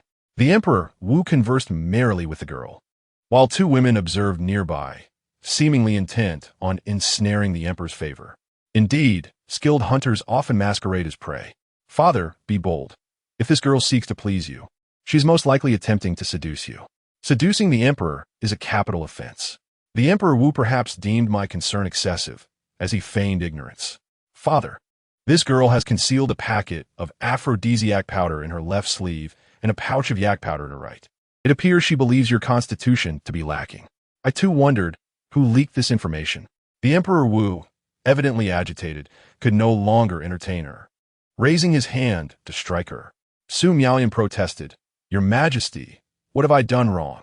The powders fell from her grasp, yet she feigned innocence. The Emperor Wu stepped forward, trampling her underfoot. Take her away and punish her severely. The two women could no longer contain themselves, rushing forth to plead for mercy. I quickly interjected, Your Majesty, Miaoyan has made an unintentional mistake. Please forgive my cousin. I recognized the speaker as Su Shufei, accompanied by Su Miaoyan's mother, Su Wang. I noted that Su Wang still possessed considerable charm, far surpassing Su Miaoyan in beauty. The Emperor Wu genuinely considered granting leniency. Father, do bear in mind your own frailty, for you have now added 2 more witnesses to this matter. Chapter 11. The Secret of Kidney Deficiency. The Emperor Wu squeezed out 2 words through gritted teeth. Silence. Very well. In this era, speaking the truth is indeed a transgression. Father, you need not worry. For one who labors as you do, minor ailments are quite normal. In any case, do not place your trust in those court physicians. They will only employ the most conservative treatment methods. Just as I reached this point, the Emperor Wu whisked me away to a secluded spot, where he continued to sigh in distress, as if burdened by great sorrow. What do you think I should do? Even amidst toil, I cannot remain so young forever. The Emperor Wu nearly wept. I could only offer comfort, for the afflictions of middle-aged men are indeed profound. Father, you might consider why the physicians have yet to effect any improvement after such a long time. If I recall correctly, the physician attending to you also bears the surname Su, does he not? The same surname as those noble families extinguished in the fall of a nation. The Emperor Wu's countenance darkened, and he immediately summoned Physician Su. This fellow appeared far from credible, lacking the wisdom that comes with age. The older the traditional physician, the more esteemed they are. I demand to know why, after such an extended period of treatment, there has been no progress. Physician Su hastily sought excuses. Your Majesty, your condition has been overtaxed. You must engage in more substantial recuperation. I was truly exasperated. Does he not understand that one should treat the root of the problem rather than merely its symptoms? Father, if he has prescribed medication for you, simply allow him to partake of it as well. To offer him your royal medicine is to grant him favor. Should he refuse it, there must be something amiss. The Emperor Wu ordered that the prepared medicine be brought forth. Physician Su, you should also partake of a bowl. Cold sweat broke out on Physician Su's forehead, for the concoction included pine needle grass, which could induce impotence. Consuming it would lead to his own demise. In truth, my curiosity had led me to this moment. I had not anticipated that Physician Su would indeed be culpable. A physician should find it effortless to treat such issues. The lack of improvement is undoubtedly suspicious. Now, his deceit had been unveiled. Your Majesty, this medicine is harmless, Physician Su boldly declared, downing the bowl in one gulp. The Emperor Wu's expression darkened instantly, a glint of murderous intent in his gaze directed at me. Do not panic. This may simply be his ploy. Father, consider carefully within the harem. Who has the closest relationship with Physician Su? How could a mere physician dare to poison you? Must I even ask? Quickly, apprehend him. The Emperor Wu had unwittingly fallen into my trap. I had vowed to eliminate your harem, yet it was merely Physician Su serving as a scapegoat. The individual most closely linked to Physician Su is Su Shufei. As long as the Emperor Wu does not elevate my mother to a title, I shall not relent. Su Shufei, the unfortunate pawn, was soon brought forth. Your Majesty, why have you summoned me so suddenly? The Emperor Wu's face was grim. I have urgent matters to discuss with you. Why do you frequently summon Physician Su? On several occasions, It has even occurred in the dead of night. What is truly going on? Su Shufei trembled with anxiety, sensing an unexpected opportunity. Taking out my little notebook, I noted that it recorded a normal relationship between the two, which led me to doubt the authenticity of this account. What is there for Su Shufei to be anxious about? Fear not. I am merely inquiring casually. How can Emperor Wu so readily abandon this matter? I hastily intervened. Father, the Imperial physician is not a eunuch. Can you truly prevent him from entering the inner palace at midnight? Of course, I trust that Su Shufei is not that kind of person. You may certainly investigate the palace maids in Su Shufei's quarters. Fortunately, I translated the script quickly. Su Taisher has long been aligned with Su Shufei. Su Taisher has also fallen into a trap, having slept with the maid beside Su Shufei. Do not underestimate a mere maid. The maids within the Imperial city belong to the Emperor. Father, simply summon that maid, and you shall know. She is already with child. Emperor Wu's expression darkened, and when the maid arrived, her belly was indeed protruding. Su Taisher, you have been with me for some time. I do not intend to make things difficult for you. What a saintly figure. This sudden turn of events almost caused me to strain my back. Father, you may reward the maid. But consider this. What does it mean that Su Shufei has gone to such lengths to win her over? Gaining insight into the Emperor's health from the physician could potentially lead to schemes of rebellion, or alternatively, to secure her own position by currying favor with the Crown Prince. Should news of your health leak, it may very well shake the courtiers and destabilize the kingdom. After my persuasion, Emperor Wu could no longer remain passive. How outrageous! To collude with the physician, remove Su Shufei and punish her by sending her to Qinglong Temple to become a nun, forbidding her from entering the capital without permission. It was indeed a thrilling confrontation. Su Taisher had yet to take any action. Under such circumstances, he must pledge his loyalty to the Emperor and reveal the truth. I reminded Emperor Wu, Father, if Su Taisher is unwilling to speak, you must assist him. Use the child in her womb as leverage. This tactic proved effective. Su Taisi Bayet Vipit then. Your Majesty, I have erred. Su Shufei has learned much about your Majesty's health from me. Hence she took the initiative to allow your Majesty to recuperate, removing her own insignia. Emperor Wu's expression darkened further. What does this imply? Who does she look down upon? It turns out the root cause is the belief that the Emperor's health is inadequate. In Emperor Wu's mind, he recalled the phrase, what else can you do besides spitting on me? Esako Su Shufi. My objective has been achieved. The murderous intent in Emperor Wu's eyes did not wane. He intended to deal with Su Taisher as well. Can this be allowed? This subordinate has inadvertently aided me. Father, it suffices to execute the mastermind behind this. Su Taisher is a respected figure in the Imperial Medical Bureau. Who would dare treat you after his demise? If they discover something amiss with your health and remain silent, who would notice? Father, being a benevolent man, grant this maid to him. After all, this child could not possibly be his. I hardly believe he could have made her pregnant. Emperor Wu's fury gradually subsided. Very well, you too are a victim of circumstance. I shall grant this pregnant maid to you, but only this once. Should there be a next time, it shall be met with severe punishment. Su Taisi Baoet deeply. After dismissing her, Emperor Wu looked at me and sighed. If you had been born decades earlier, what need would I have of you? Do you understand the governance of the state? In such circumstances, feigning ignorance is indeed the wisest course. You possess such advanced machinery entering China. Remember, I provided the principle that it does not heed Dukong, as he is a collaborator in the development of this concept under the governance of the Netherworld. Emperor Wu urged me to cease, indicating he did not comprehend. This era is indeed challenging for the Crown Prince. Father, do you not fear Su Changhui's rebellion now that you have taken Su Shufei's life? I must remind you, Su Changhui command an army. Emperor Wu regarded me, his expression growing complex. How could this young child harbor such malice? Chapter 12. Even murder requires justification.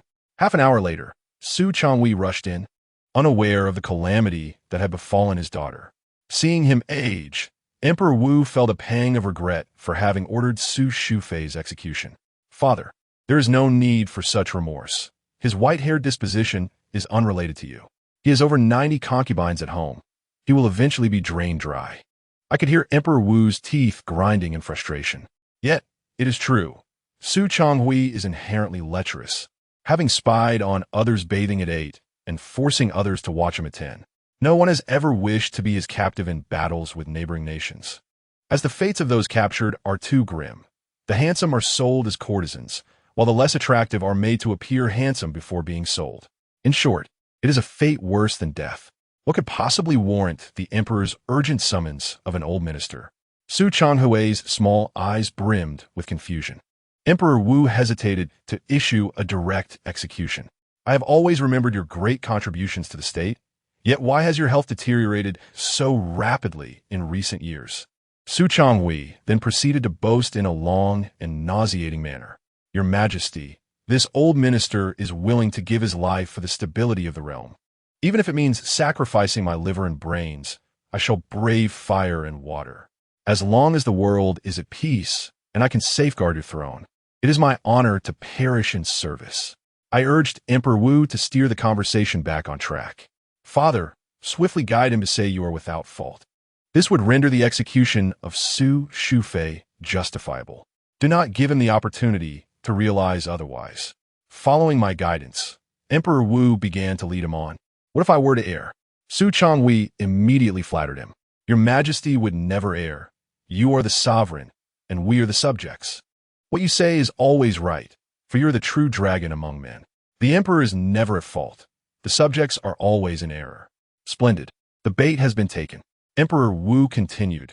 What if I were to accidentally kill someone, and that person happens to be your close friend?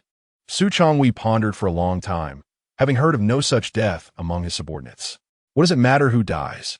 As long as my position is preserved, that is all that counts. Su Changhui resumed his flattery. I previously stated that the emperor is always right. The only ones at fault are the subjects. Emperor Wu finally felt satisfied. Your daughter, Su Shufei, has overstepped by prying into the emperor's private health matters and has been executed by my decree. Su Changhui's eyes widened, feeling a sharp pain in his heart. That was his beloved daughter. Unable to contain his grief, he wept uncontrollably, and Emperor Wu felt awkward. Su Changhui stood up. Your Majesty. His voice boomed, startling Emperor Wu, almost causing him to regurgitate. He expected Su Changhui to utter earth-shattering words. Your Majesty. More money. Ah, yet another one seeking a bribe. Emperor Wu stood upon the moral high ground, unperturbed by his moral coercion. I quickly reminded him, according to our dynasty's regulations, 30,000 taels of silver is sufficient for a deceased concubine. Should any more be spent, it would be deemed overstepping. Emperor Wu echoed my words, and Su Changhui's expression faltered, utterly devastated. Since your Majesty has already shown mercy, it is indeed a blessing for this humble minister. Please, your Majesty, approve the memorial I submitted this morning. Emperor Wu frowned. The content of that memorial clearly sought to reduce the tribute from the neighboring country. Why would he act as a lobbyist for others? I lamented that Emperor Wu still did not grasp the situation. Father, the tribute matter is too blatant. Someone must have slipped him a bribe. Otherwise, why would he propose a reduction in tribute? It is a thankless endeavor. He has no reason to undertake it, suggesting he has been colluding with the neighboring nation for quite some time. Emperor Wu's expression grew slightly troubled, clearly indicating his lack of evidence. What kind of evidence do you require? Emperor Wu found inspiration in my words. What evidence cannot be fabricated? Su Changhui, I ask you, was it you who proposed the reduction of tribute? Do you believe that, given your talents, the court can no longer accommodate you? Are you bullying me? Take him away and execute him. I gave Emperor Wu a thumbs up. Suddenly, Emperor Wu coughed. If your daughter were to be murdered, would you not rally the entire nation to confront the perpetrator with unwavering determination? At such a moment, failure to act could mean the loss of opportunity. The emperor drew forth a bloodied red slip, which bore the head of an enemy, and cast it to the ground.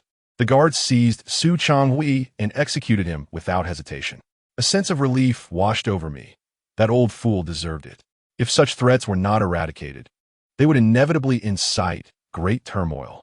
The emperor may wish for death, but I have no desire to meet that fate. Chong'an, am I truly justified in my actions? I found this inquiry laughable, akin to crocodile tears. Just moments ago, when you tossed that slip with such fervor, now you weep for whom? Are you not both a ruler and a follower? Father, what you are doing is right. You are the son of heaven." The emperor smiled faintly and retrieved an imperial decree, intending to bestow an honor upon my mother. I finally breathed a sigh of relief. Once her position was elevated, who would dare to oppose her? I could finally enjoy a period of peace. However, before the decree was even completed, dissent arose. Minister Li Guangtai of the Ministry of Rights implored the emperor to refrain from bestowing such honors. The emperor, puzzled, wondered why there was resistance when he had only just expressed his intention to confer the title. "Li Guangtai, why do you oppose this?" The emperor was slightly perplexed. What concern did these ministers have regarding the matter of titles? Li Guangtai boldly pointed at me, declaring, "Your Majesty, though you may cherish your sons, how can one of humble origin serve as the nation's matriarch? It is only proper to entrust the child to Li Guifei for her upbringing. Those of lowly birth are unworthy to approach your Majesty." What a splendid statement. I had forgotten that this old man bore the surname Li. He was indeed the uncle of Li Guifei. It seemed that Li Guifei was still not satisfied. Why was the conferment of titles so arduous? The emperor cast a glance at me, clearly indicating that there were obstacles in the way, not a lack of desire on his part to bestow honors. "Father, you are in the right. Given the circumstances, I could not compel him to confer honors upon my mother." The emperor was taken aback by my stance. "Are you not upset that I do not bestow honors upon your mother?" Li Guangtai exclaimed. "What does a mere child understand? This obstinate old man." Both the emperor and I exclaimed in unison for him to be silent. He nearly succumbed to a heart attack from the shock. The emperor felt a moment of loss of composure. While the conferment of titles indeed fell under the jurisdiction of the Ministry of Rights, to have birthed a prince yet not have a consort was a rarity in the dynasty. Chapter 13. Cease your actions. Outside are the supporters of Li Guifei. Is it conceivable that our grand nation cannot accommodate a woman as consort? This notion is peculiar. If a woman cannot be accepted as a consort, can a man be? Draft the decree immediately.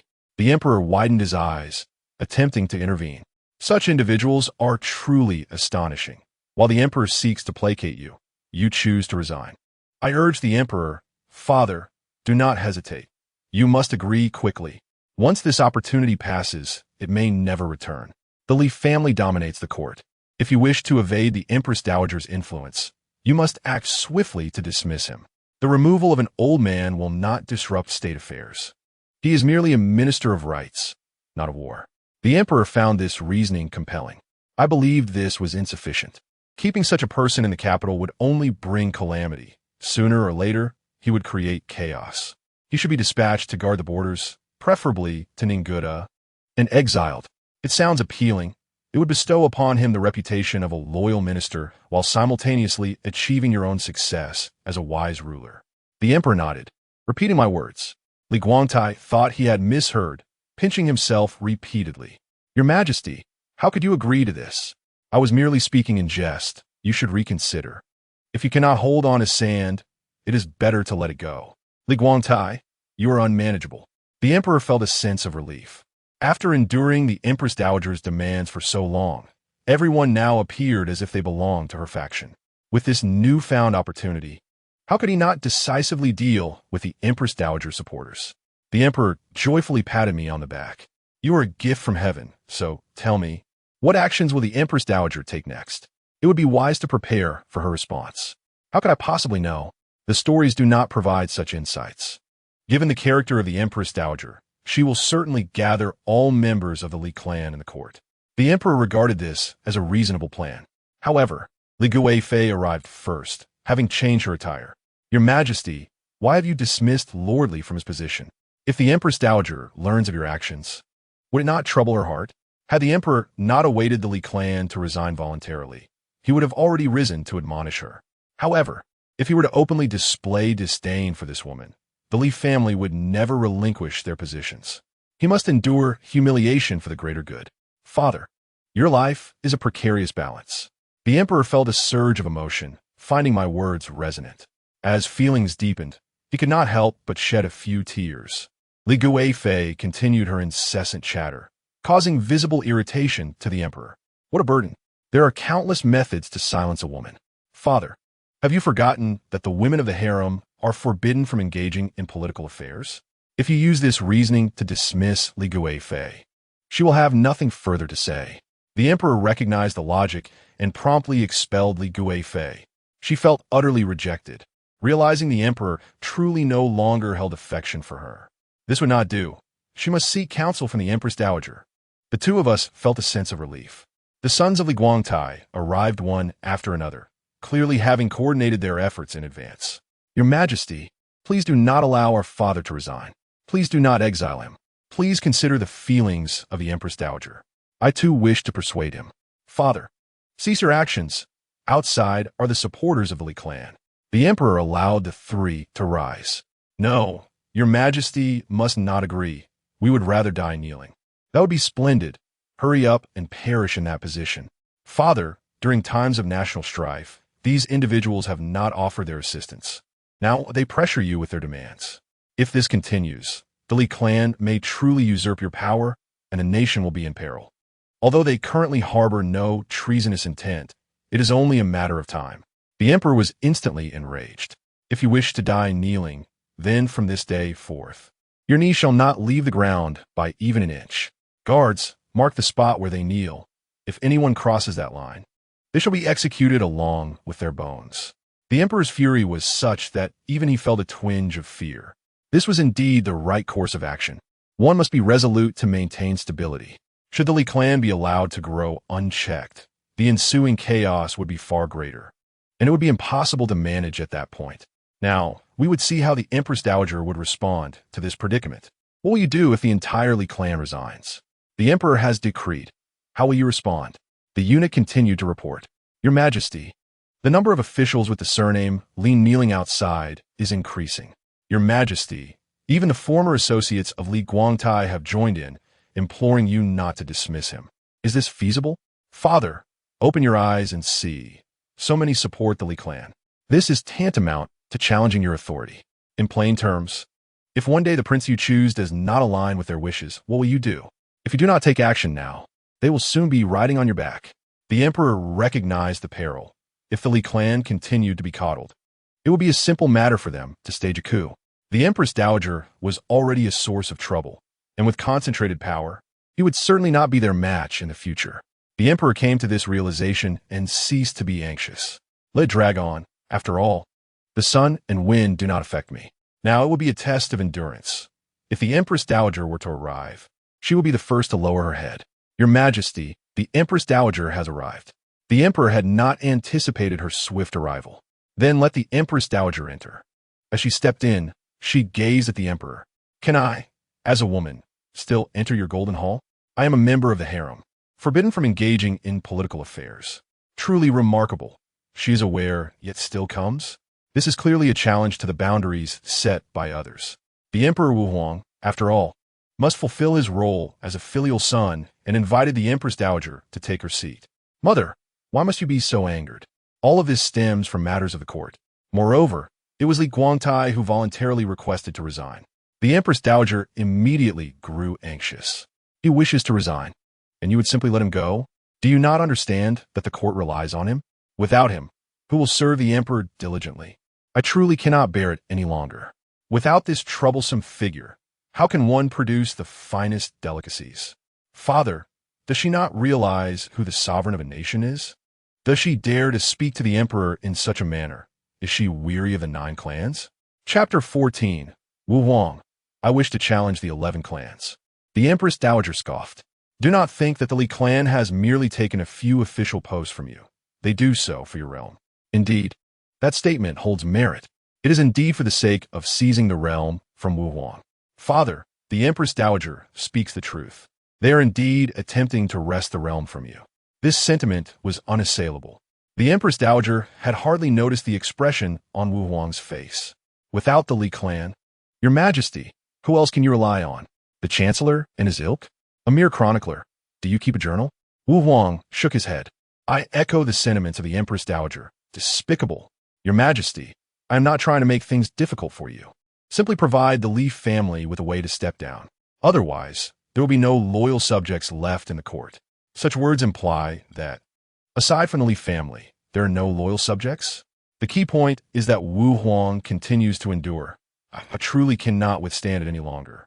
Father, if you continue to tolerate this, the Empress Dowager will not grant you any favorable countenance. After all, the women of the inner palace cannot interfere in state affairs. Use this excuse to silence the Empress Dowager for now. Promptly approve their resignations. That is of utmost importance. Wu Huang seemed to heed my words, refraining from further dialogue with the Empress Dowager. He walked over and slowly stamped the Imperial seal. Thus, the entire Li clan resigned. How delightful. They dare to threaten Father. How many heads do they think they have? Were it not for their connection to the Empress Dowager, I would have had Father execute them all, annihilating their 9 clans. Wu Huang cast a glance at me. You are also counted among those 9 clans. I coughed awkwardly. Father, have you ever executed anyone's 9 clans? Is this not the highest form of punishment?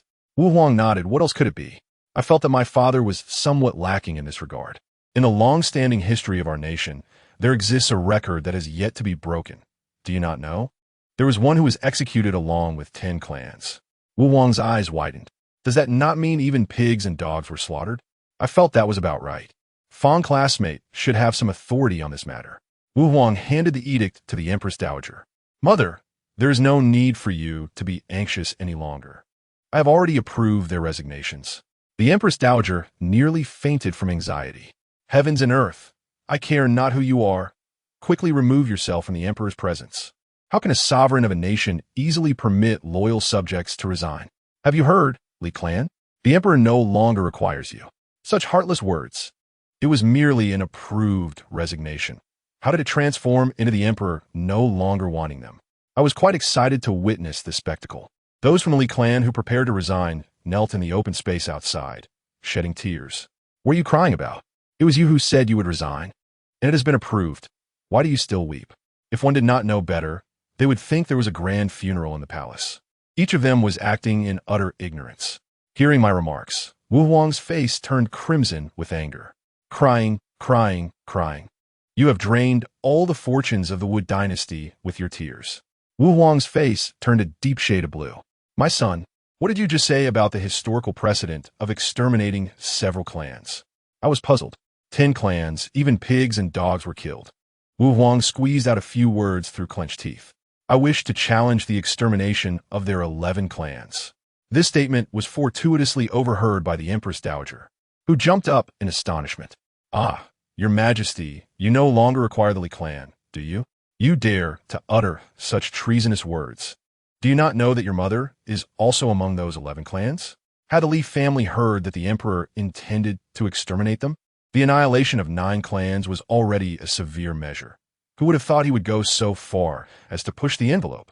The Empress Dowager wept inconsolably, while Wu Huang, overwhelmed by the noise, felt as if his head might explode. He was so hungry he could almost forget the taste of milk. The Empress Dowager was indeed unreasonable. Such matters should be kept private, so why bring them to light for others to mock?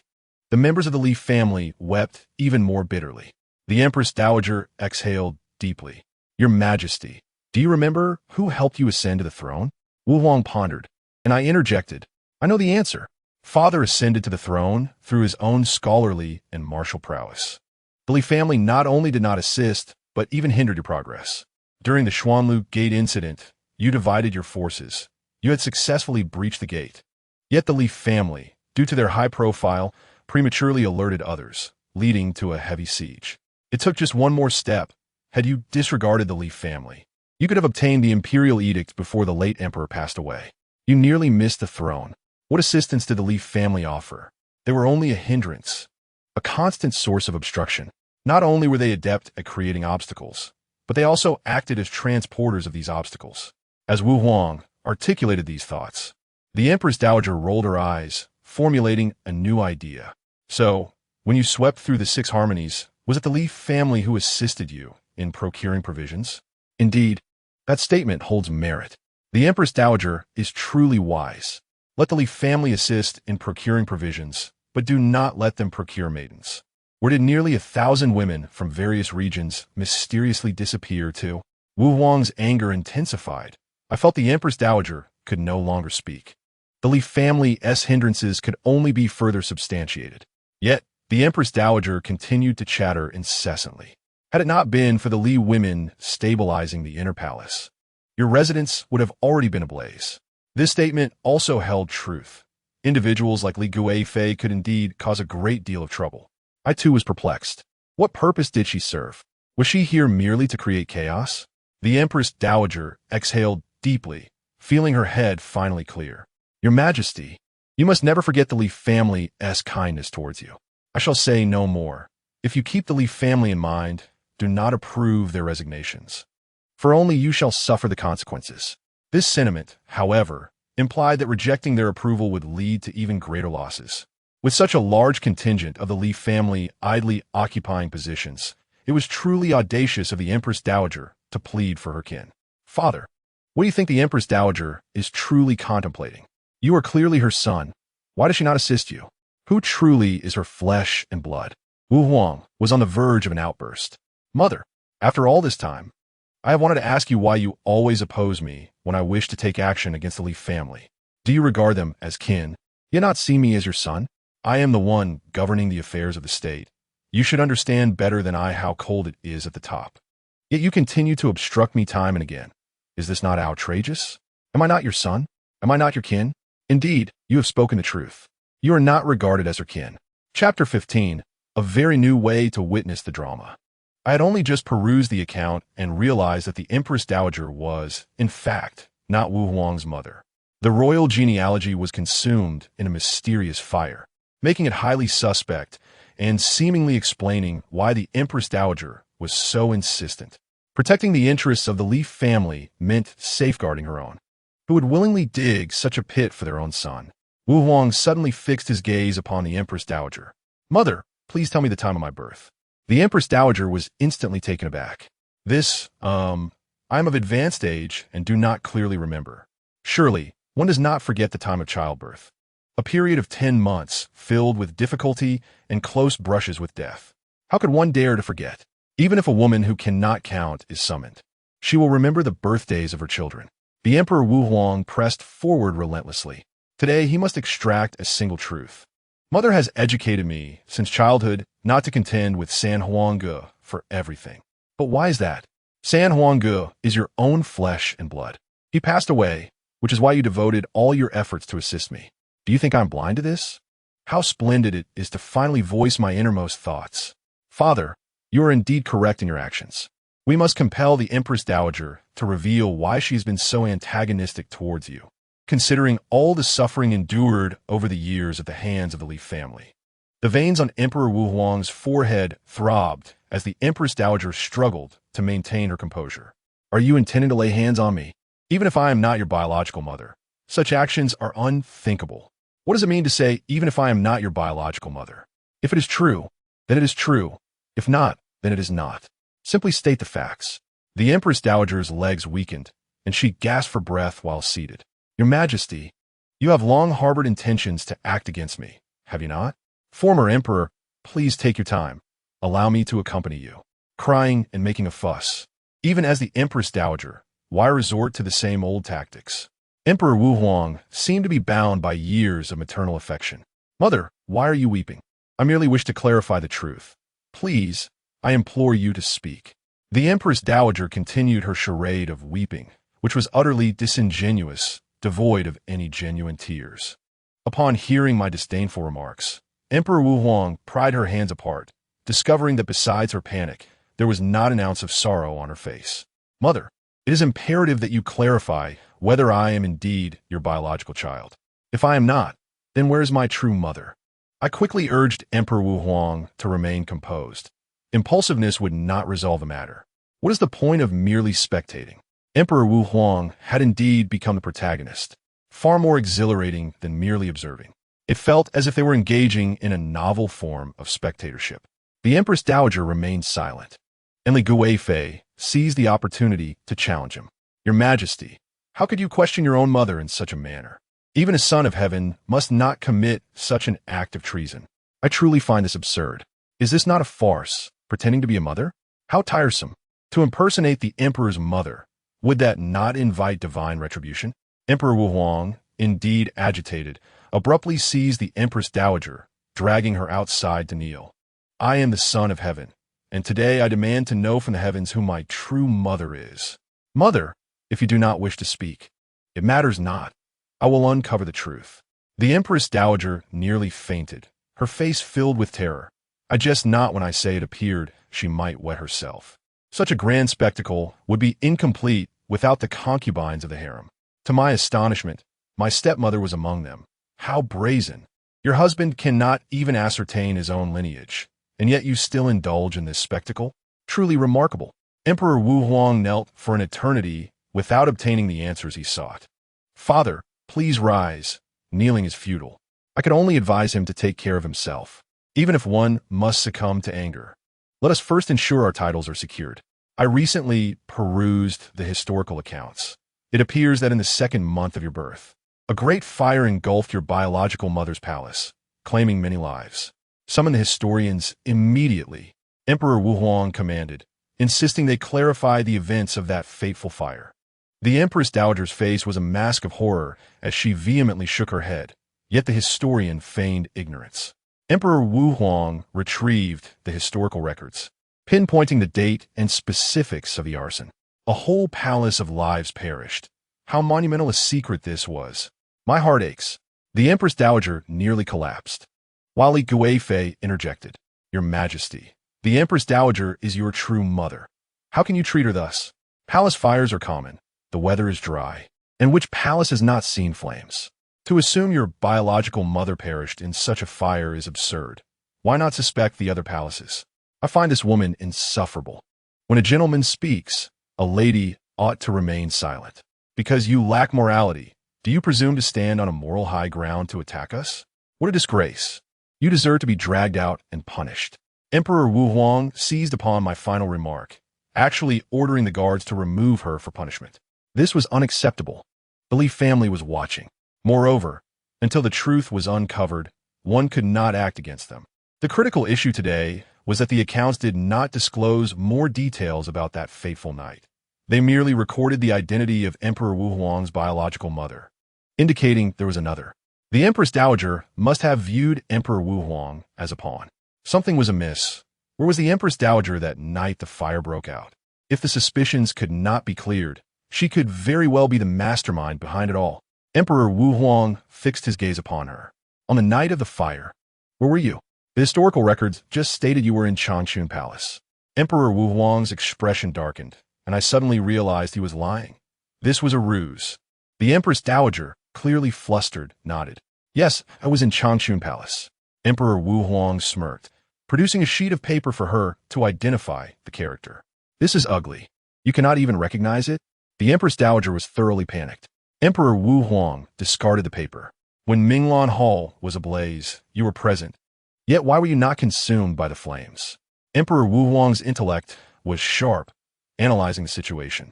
Yet, I couldn't help but comment that there were many ways to compel the Empress Dowager to admit the truth without relying solely on evidence. A good beating would surely yield confessions. "Father, have you heard the tale of inviting the gentleman into the jar?" Upon hearing this, Emperor Wu Huang ordered a fire to be kindled, and as he beheld the glowing cauldron, the Empress Dowager was drenched in cold sweat, collapsing to the ground. "Empress Dowager, do you require my assistance to enter?"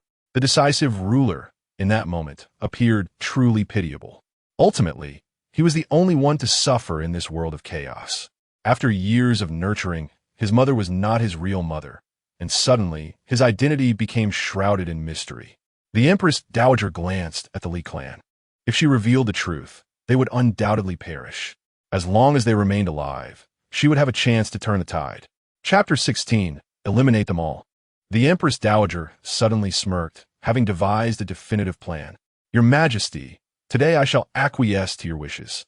The Empress Dowager aimed for the searing cauldron, and I hurriedly alerted Emperor Wu Huang, who would desire to die when they are alive and well. We must not obstruct her.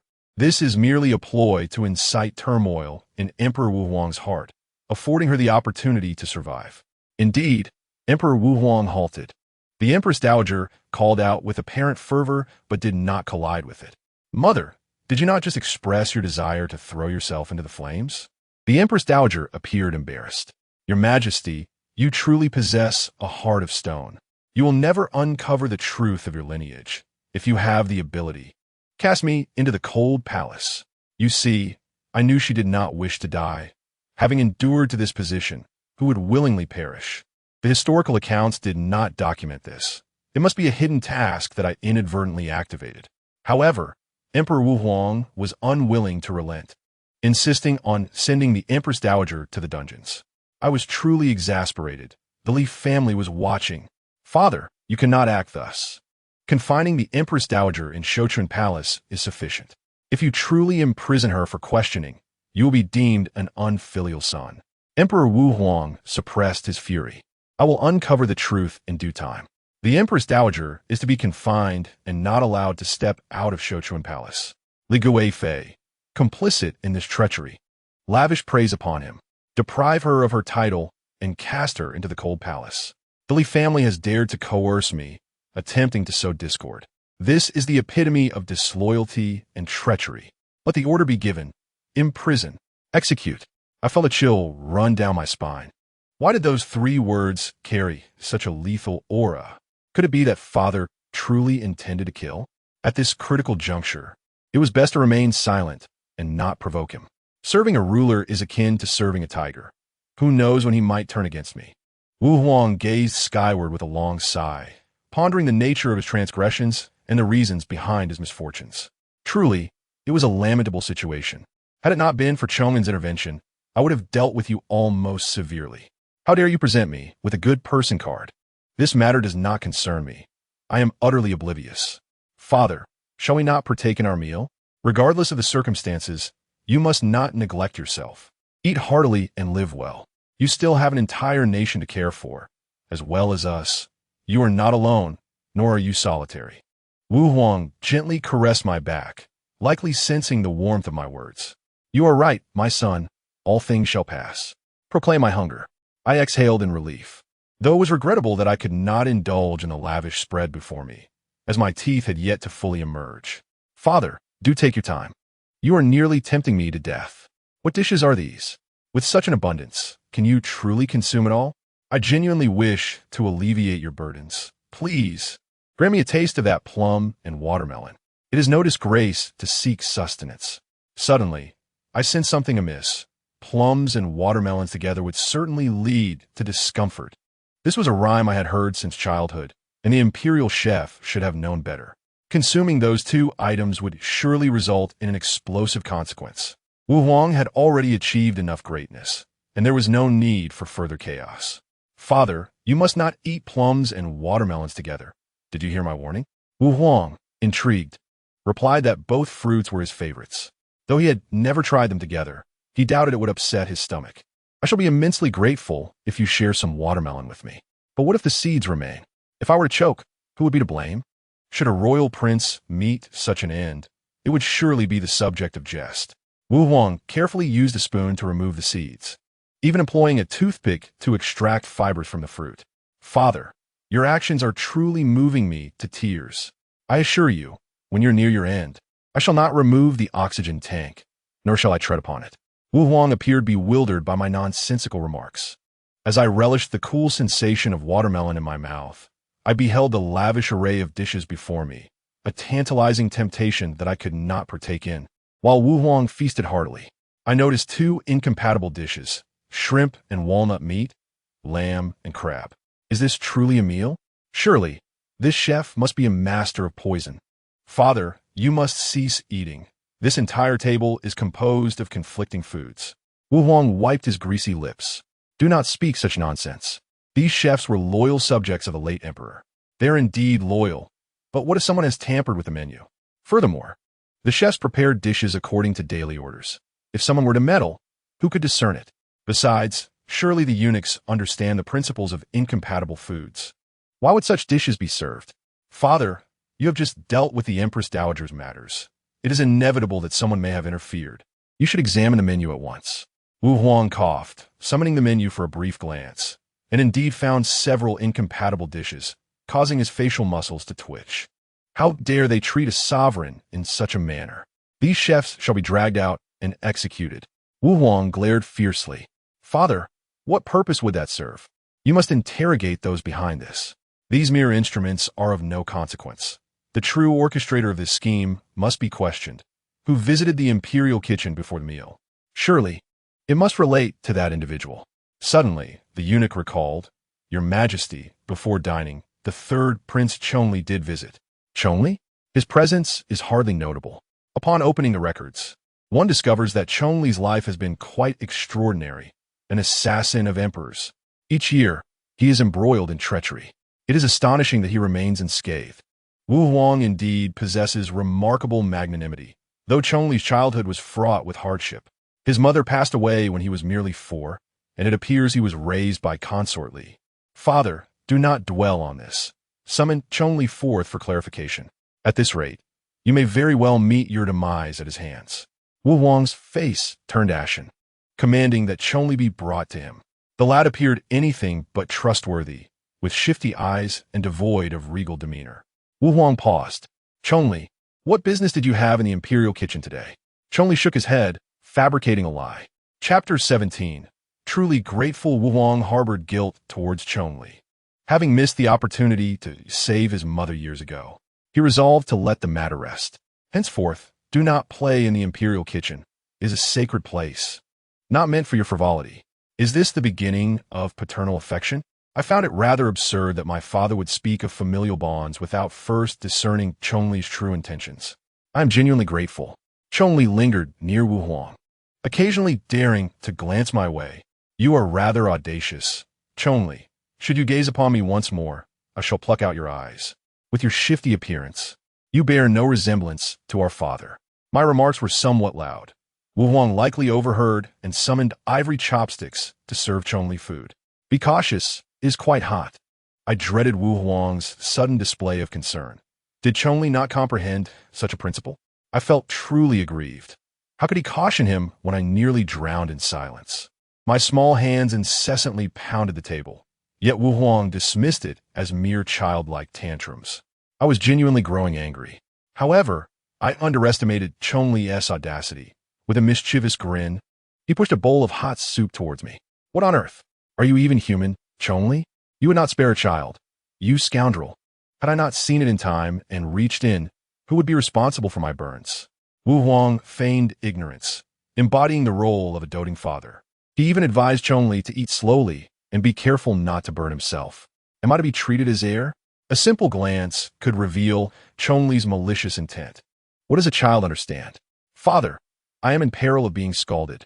Wu Huang cast a reluctant glance my way. What does that imply? Why the reluctance? I can no longer contain myself. Father, I implore you, exercise some common sense. A large bowl of hot soup is placed before me, making it all too easy to spill. Moreover, do you not see where this soup ought to be situated? When the emperor dines, all dishes have designated placements, and indeed, Wu Huang recognized the discordance, turning to rebuke the young eunuch. What does this have to do with the eunuch? This is the handiwork of Chonli. The key issue is that this little rascal has concealed fish bones within the watermelon, intending to serve them to me. I refuse to eat. I truly refuse. Chonli, you are utterly revolting. Wu Huang frowned. Your elder brother has offered you food. Why do you not eat? Chonli chimed in, echoing, yes, why not? Eat, you wretch. I would prefer to consume a yo-yo. Must I risk injury from such a long fishbone? Wu Huang seized the watermelon and indeed discovered the fish bones within, prompting a sheepish grin from Chonli. I had no idea fish bones could grow within watermelons. Oh, how clever! Can you truly claim that your watermelons harbor fish bones? Father, Chonli's intentions are glaringly apparent. Why do you continue to feign ignorance? Wu Huang cleared his throat. Have you two brothers had your fill of mischief? Is there truly no need for such antics during a meal? From this day forth, should you continue to act out, I shall administer punishment to both. I am more wrong than Do-e. Chonli persisted, reaching for a spoonful of zongzi, steaming hot. He proceeded to submerge it in cold water, intent on forcing me to consume it. This is the true embodiment of a malevolent spirit in human form. Your Majesty, please open your eyes and see that Chonli is even more ruthless than you. The zongzi soaked in cold water. Only the one who eats it knows. The martial emperor, annoyed by my incessant chatter, attempted to consume the zongzi in one bite, but I quickly intervened. Consuming it would be disastrous. While it appears to be cooled through and through, having been soaked in cold water, The inside remains scalding hot, capable of burning one's stomach. It is unfit for consumption, as it could severely damage one's insides. This is all due to Chonli's mischief. Let him try it, I implore you. The martial emperor, slightly skeptical, questioned why it was being offered to Chonli if it was deemed inedible. After all, it was crafted by your own son. He proceeded to delicately peel apart the zongzi with his chopsticks, revealing steam emanating from within. Chonli, the emperor inquired, "Were you intending to feed this to your brother just now? Do you not realize it could burn someone to death?" Chonli shook his head, and the emperor, intending to reprimand him, was taken aback by the child's duality. Chonli feigned innocence, resembling a pitiful little green tea, crying on the emperor's knee. "Father, I trust in your fairness. You cannot let your son suffer this injustice. If only Chonli consumes it, I shall not pursue the matter further." The emperor glanced at me, then blew on the spoon before bringing it to his lips. "After consuming this, do not waste food, understood?" Seeing that the emperor was no longer angry, Chonli devoured the zongzi in one go, and then everything went dark for him. His performance warranted only a score of 10 from me. It seemed genuine. Despite the emperor's prolonged blowing, the zongzi could only be eaten in small pieces. I wondered if Chonli's wicked heart had indeed been scorched. The emperor, in a state of urgency, called for the imperial physician. The physician's arrival was futile. Simply feeding him watermelon and plums would suffice. These naturally cooling substances would surely alleviate his inner heat.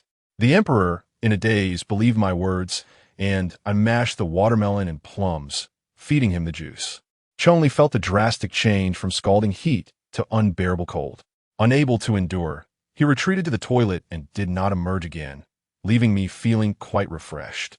The emperor, with pressing state matters to attend to, could not indulge in play with the two younglings. However, I anticipated that Chonli would undoubtedly seek to trouble me again, urging my dear mother to whisk me away. Yet, I had forgotten that my mother belonged to Zhong Kuei. She promptly fished Chonli out of the toilet, intending to entertain us both. It was akin to luring the enemy right before my eyes. Quite splendid.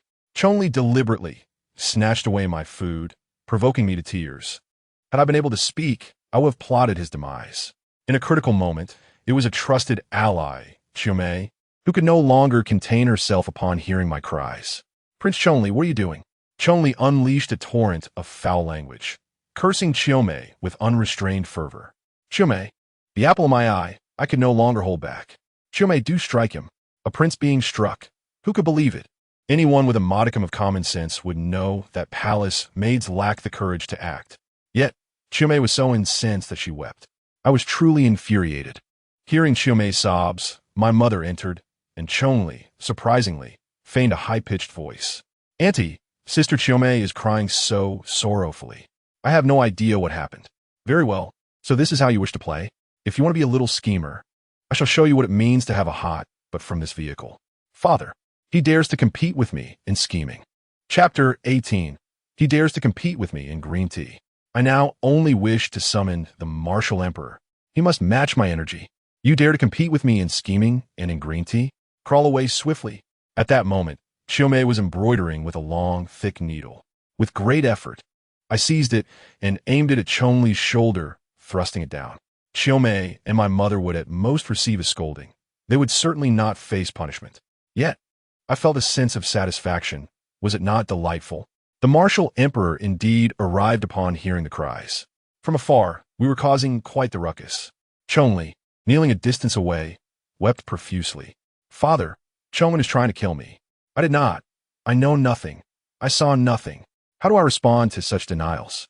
The martial emperor lifted Chonli to inspect his injuries, discovering no significant harm. Playing with your brother inevitably leads to bumps and scrapes. Must one cry over such trivialities? Quite reasonable. A man should not cry. I shot a disdainful glance at Chonli. Surprisingly, he became furious, brandishing the needle in an attempt to stab me, only to be thwarted by my mother. I was taken aback that this fool dared to act. Should he harm me, who would take responsibility? Finally, it was my turn to scheme. "Father, did you witness that? My elder brother intends to stab me. It matters not, as long as I have Chonli. I am merely an unwanted fool. You wish to compete with me in green tea? I can effortlessly concoct a series of smooth moves to take your life." Indeed, Chonli faced punishment. From today onward, You are confined for 3 days, facing the wall in your chamber and transcribing scriptures. You ought to learn to be more magnanimous. After 3 days, you must present your results. Chonli bore a face full of grievance. What about Chong'an? He stabbed me first. The martial emperor cleared his throat and nodded. He shall face punishment as well. Indeed, this is the correct course of action. I too shall accept the same. Those 4 words sufficed for everything. I finally understood the joy of Zhang Fei. Chongli, the fool, failed to comprehend. How could I, who barely grasped the concept of milk, be able to pick up a pen to transcribe? A simpleton, foolish to the extreme. I had successfully imposed punishment on Chongli through my own efforts. Everything relies on me. I possess no connections, only my silhouette. The martial emperor picked me up, playfully teasing me. You must ensure to bring Chong'an along early. Rest assured, my mother and I shall certainly arrive promptly. I have long heard of Deng Meng's ferocity. In battles, he suffered an eye injury, yet continued to pursue for over 200 miles. An extraordinary individual indeed. I wish to meet this legendary general. His role in tales is quite prominent.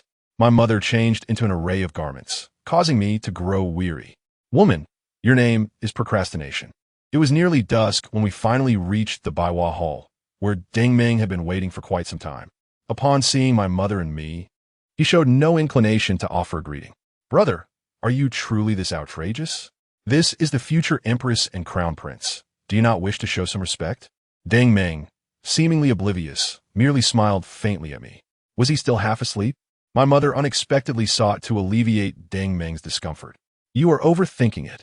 Does one's military background dictate their manners? He has not regarded us as worthy of a meal. Deng Meng appeared to grasp the situation, playfully teasing my little hand with his finger. My knees ache. I have no desire to kneel. Initially, I thought he merely disregarded us, but it turned out we were worth even less than a soup. My mother's timid nature acted up again as she bore with it. The martial emperor arrived, visibly delighted to see Deng Meng. Indeed, they were good friends for life. I pay my respects to the emperor. The emperor hastily assisted him to his feet. There is no need for such formality. You guard the borders for me and the nation. Your efforts are commendable. Deng Meng's eyes glistened with tears, feeling the weight of the emperor's gratitude. It is no trouble. I pay my respects to the empress and prince. Oh dear, such hypocrisy. You were not saying this earlier. Two-faced indeed. I shall find an opportunity to settle the score. The emperor took his seat, and Deng Meng smiled warmly. Deng Meng, do you know how much I miss you? Your dedication to guarding the borders for our nation is commendable. Let's drink 3 cups first. How tedious, truly hypocritical. I observed that the expression on Wu Huang's face was not one of joy. Rather, it was marred by a deep frown. Deng Meng then spoke up. Your Majesty, there's been unrest in the neighboring country, and the pressure on the border guards has increased significantly. If we cannot bolster our forces, I fear the surrounding populace may suffer. Wu Huang's countenance darkened. I am aware of the conscription matter. However, our national treasury is currently depleted, and I'm unable to procure the funds necessary for recruitment at this time. I shall devise a solution promptly. Although Wu Huang had previously stated he would drink 3 cups of wine, Deng Meng only consumed 1 before abstaining. Father, did he behave this way before? Wu Huang awkwardly held his cup and shook his head. Was it disdain for you or for me? We agreed to down 3 cups together, yet he has only finished 1. It is evident that he does not regard Wu Huang as a formidable presence. I feel a sense of relief. As long as everyone is treated equally, with all being considered worthless, why should I step forward to be the refuse bin? I can hardly suppress the urge to dance in my mother's embrace. Just then, the eunuch brought in more dishes, and Wu Huang seized the opportunity to find an escape. The mighty sovereign who conquered the 6 kingdoms was, in fact, seeking an exit for himself. I could not help but feel a sense of incredulity. Deng Meng, this roasted lamb is one of my favorites. Has father been possessed by the 4th? I remarked. History is indeed a vast cycle. Deng Meng did not wait for the eunuch to assist in serving the dishes. He simply reached out and picked up a piece. He savored it, even nodding in approval. I noticed the muscles on Wu Huang's face twitching. Deng Meng was indeed somewhat oblivious. How could he eat before others had a chance? This was meant to be a shared meal, and he displayed a lack of understanding of proper etiquette. At that moment, my advantageous mother interjected. General Deng, given your military background, you may not be fully aware of the dining customs in court. Typically, palace maids and eunuchs assist in serving the dishes. It is advisable for you not to help yourself. Deng Ming dismissed her concern.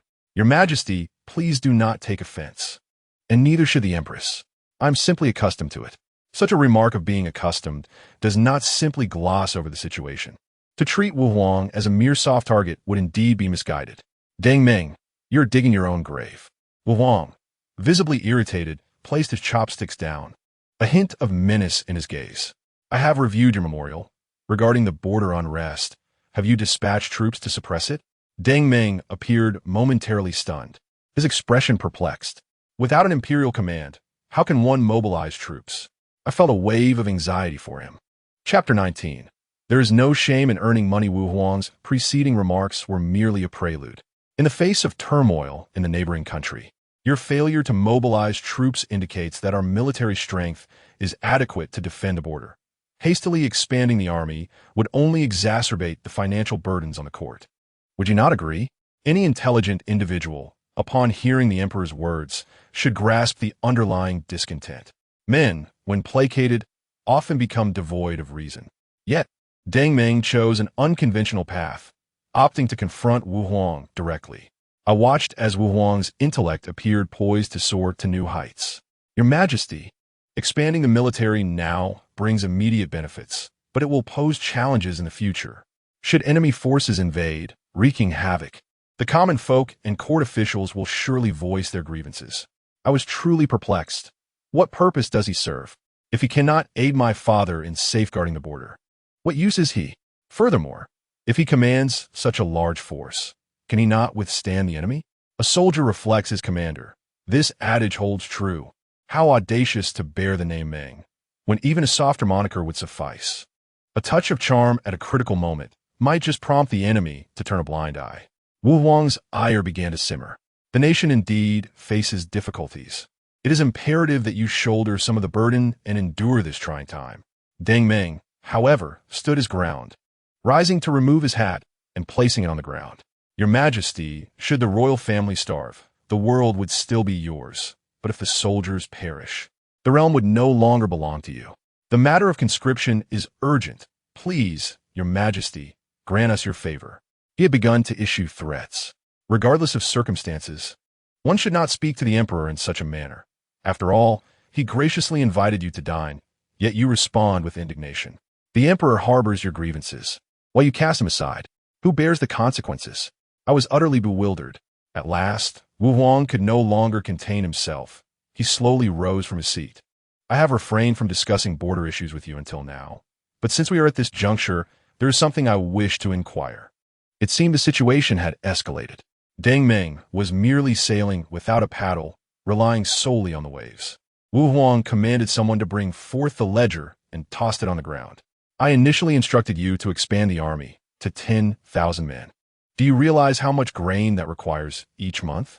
Wu Huang extended 3 fingers. He had always held a critical view of Deng Ming. To put it plainly, each grain distribution was meticulously recorded, and the quantities were calculated each time. Deng Ming evidently possessed courage but lacked strategy. He had failed to account for the normal consumption levels and had only pressured for supplies after 20 days. It was only natural for suspicions to arise. Deng Ming's eyes darted as he quickly concocted a response. Your Majesty, I have been expanding our territories, which sometimes necessitates occasional adjustments. It is primarily to alleviate the burdens on the state. His words were more pleasing than a song. With such grain, I suspect you would sell for profit, correct? How can I trust you to feed the soldiers? Wu Huang had a clear understanding of the situation. Let us set this matter aside for now. However, regarding the weapons and armor you have consumed, why do you only replenish for 1,000 men each time? I have calculated that you should be replenishing for 2,000. That is the normal consumption rate. Please elucidate this. Deng Ming was momentarily taken aback. He had not anticipated Wu Huang would hold him accountable. Your Majesty, do you not trust me? Wu Huang shook his head. I merely remind you that if one wishes to keep secrets, one must refrain from wrongdoing. Do you understand? Deng Ming seemed to grasp it partially, while my mother, who had been teasing me, bore a smile that clearly mocked him. Deng Ming suddenly realized. Your Majesty, There must be treasonous officials around you. Wu Huang was puzzled by his sudden assertiveness. After a pause, he inquired, "What do you mean? Speak clearly." Deng Meng pointed at my mother. "This woman is the one whispering in your ear." Yet, this time, the emperor's tone and demeanor had shifted entirely. It was evident that someone was sowing discord between the sovereign and his subjects. Among the numerous concubines who were absent, this woman alone was present. Could that not indicate something? Ah, he was rather astute. I was exasperated. Who does not partake in a meal? The future empress dining with you is merely a gesture of respect. Do you not comprehend? Would you dare to dine with Li Guifei, with the Li family under scrutiny? Even if Wu Huang were to show mercy, I doubt Deng Meng would have the courage to sit down for a meal. It was akin to Chao Pai's father-in-law remaining silent. While Zhenji's father was left speechless, Deng Meng rambled on, and Wu Huang regarded him with keen interest. I have long wished to inquire about these matters. I have simply been waiting for an opportunity. Yet, Deng Meng would not relent. Your Majesty, do you recall the first time we shared a drink? It was during that time when this woman lost her child, and you remarked that she was as captivating as did Ji. Your affection for her has surpassed that of us all. Deng Meng's heart sank further. He had believed himself to be the sole favored one in the emperor's heart, only to discover he was merely a vessel for the emperor's emotions. That day, he had consumed a vast quantity of wine with Wu Huang, who had ultimately uttered a single phrase, "You have lost your child." Deng Meng wiped away a tear. To this day, I still remember your words, "Your Majesty." The sound of a heart-shattering echoed. I could almost envision a person in suspenders playing basketball before me. Those 4 words could break the hearts of modern individuals. And even ancient souls were not immune. Wu Huang gazed at Deng Meng. "I look forward to the next time we share a drink. When you're no longer in this state." I was truly astounded. His attitude does not hinge upon whether you drink with him, but rather on whether you heed his words. Although he is a dignified general, it would not reflect well if he were to weep publicly. Nonetheless, earning money is not a source of shame. The W. Huing gazed at me, his expression becoming rather intricate. What use is complexity? Complaining is futile. Embrace me instead. Father, I merely wish to remind you that while I am uncertain of Eng's relationship with you, his ambitions have likely been unveiled, for he commands the most affluent territories. Chapter 20, Eating from my table, breaking my pot. At that moment, I fear Eng may become unmanageable, perhaps even secretly wielding imperial powers, for there is a saying that the heavens are high and the emperor distant. The W. Huing gently patted Eng's left shoulder, clearly having devised a plan, otherwise he would not have spoken thus. Your Majesty, do you intend to strip me of my military authority? I must not conceal that the 3,000 soldiers are those I brought from Ngding. This was a threat from Ming. Those soldiers could easily desert and flee to the enemy's land. The W. Huing's expression was complex. I am aware that these men are not only your subordinates, but also of your lineage. Yet to use them to threaten me is rather unbecoming. The muscles on the W. Huing's face twitched, and Ming's composure faltered. Seize him. The W. Huing commanded, and the guards surged forward, though their intentions remained unclear. I wish for my dear mother to hastily lead me away from this place of turmoil. My blood ran cold. We should not meddle in such affairs. What if their dialogue escalated into violence? The W. Huing slowly turned around. Ming, to his surprise, had overstepped into the palace. Terrifying indeed. From the borders, he could extend his reach into the palace. What could he not accomplish? Perhaps he could even discern which consort the emperor favored or which maidservant he had dallied with. Such power is undeniably fearsome. Ing appeared somewhat pleased. Your Majesty, do you truly believe I am inept? Well, what else could it be? The W. Huing maintained his nonchalance, wrapping an arm around my mother and returning to the table to continue his meal. Ng's calm demeanor unnerved him further.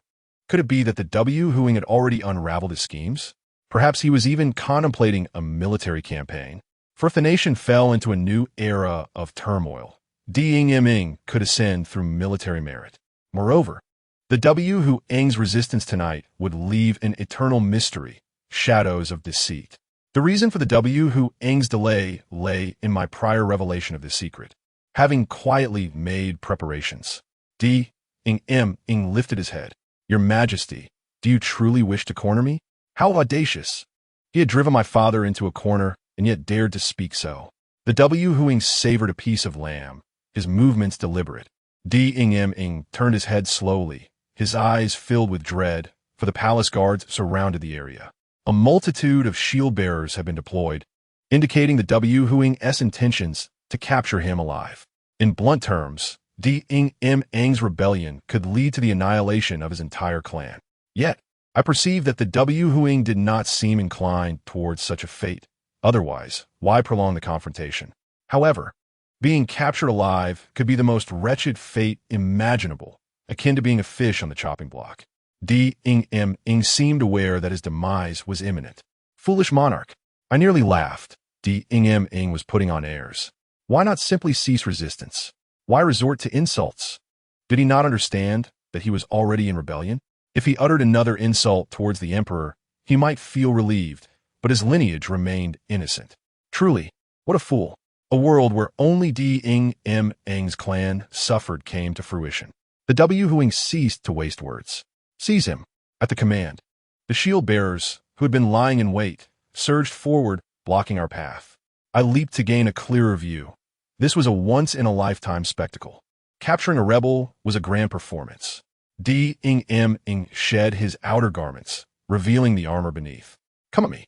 His voice boomed like a bell. I found myself admiring the W Huing. He had yet to set down his chopsticks. He continued to eat while the shield-bearers began to close in, slowly diminishing the space around D Ing M Ing.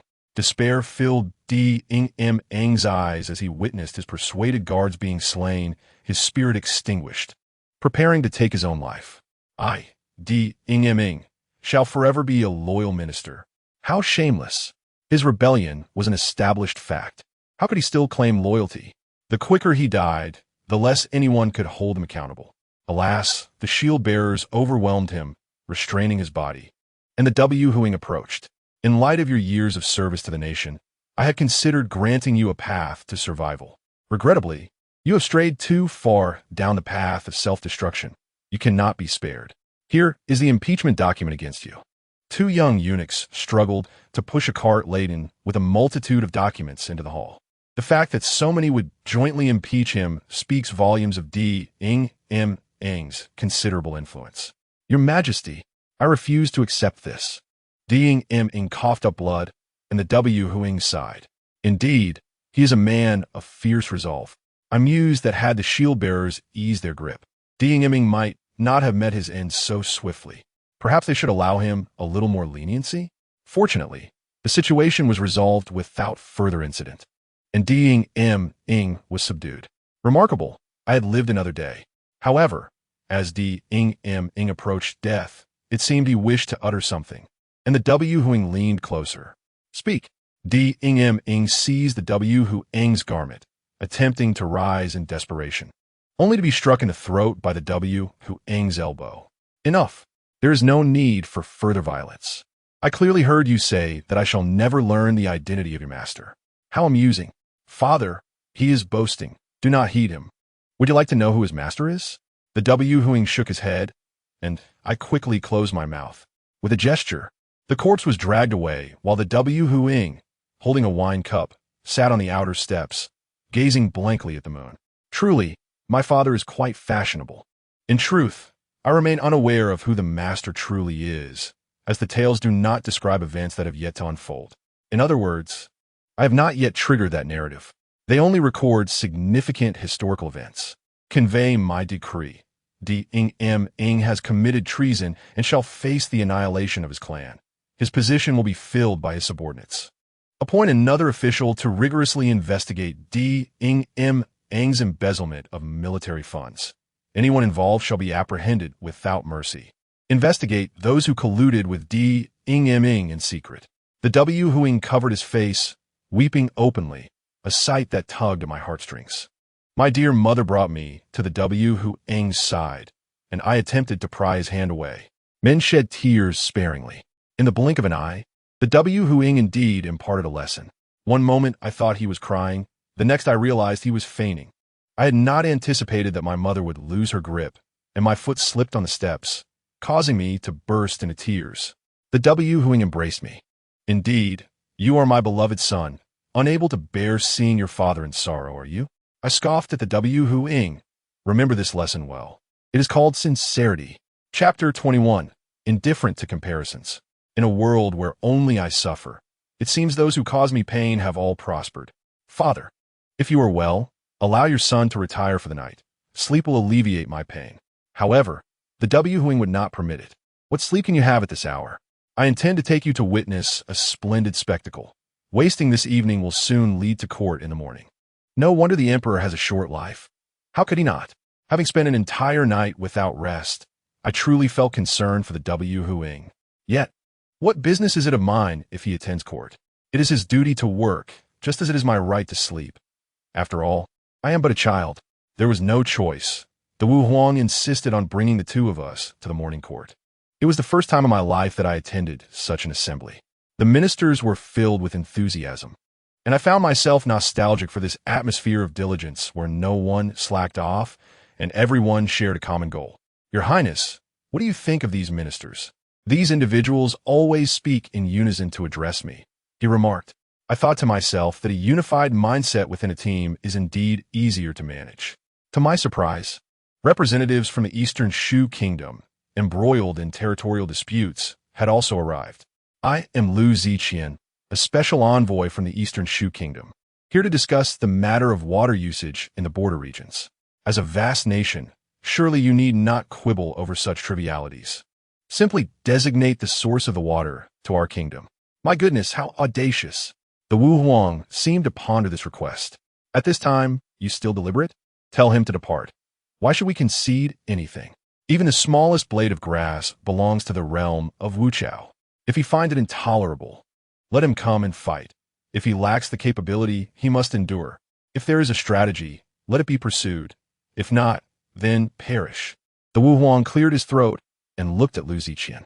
Since your emperor has sent an envoy, it indicates a desire to resolve territorial matters. However, your attitude is inappropriate. The disputed areas have historically been part of my realm. Do not underestimate the significance of what you merely call a source. Lu Ziqian's expression shifted dramatically. Your Majesty, one cannot speak so lightly. Though it may seem a mere source, it is the lifeblood of thousands of citizens. I trust your compassion for the people will prevail. Father, he is trying to earn your favor, I thought, utterly speechless. What connection do the people of his kingdom have with the Wu Huang? If they cannot survive in Eastern Shu, they can certainly find refuge in Wu Chao. They wish to remain in Eastern Shu while also drinking from Wu Chao's waters? Such audacity is beyond belief. One of the ministers even rose to propose that we concede this trivial water source to them. Just as the Wu Huang was about to intervene, more ministers stood up to persuade him. He understood that it would be ridiculous for a conflict to arise over such a minor issue. Nevertheless, every inch of territory is sacred and must not be surrendered. Envoy Lu, since you have come, I shall speak plainly. There is no possibility of relinquishing the source. You may dig your own wells. Lu Ziqian had anticipated this and smiled calmly. Let's set aside the matter of digging wells for now. I have brought a couplet from Eastern Shu. If anyone can provide the next line, we shall consider this matter resolved. What do you say? The Wu Huang seemed intrigued, utterly bemused. Father, he is leading you by the nose. In essence, he seeks to claim our territory. A small piece today, another tomorrow. Eventually, it adds up to hundreds of miles. A mere Eastern Shu, and you could easily dispatch a general to conquer them. What leverage do they possess to negotiate with us? This was indeed a generous concession. Who would engage in a couplet with him? The Wu Huang agreed with my reasoning. In this assembly, who possesses the least knowledge? Lu Ziqian, thinking the Wu Huang could not possibly match his intellect, intended to expel those lacking in learning. Just as he was about to intervene, the Wu Huang appointed the least knowledgeable among us to represent the court in this contest. I was taken aback by this unexpected maneuver and could hardly comprehend it. Yet the Wu Huang gazed at Lu Ziqian. Dare you step forth? Lu Ziqian smiled slightly. If the foremost scholar of the court were present, I would not dare to respond. However, what fear should I have of the least learned among you? I began to discern the Wu Huang's intentions. He merely wished to toy with Lu Ziqian.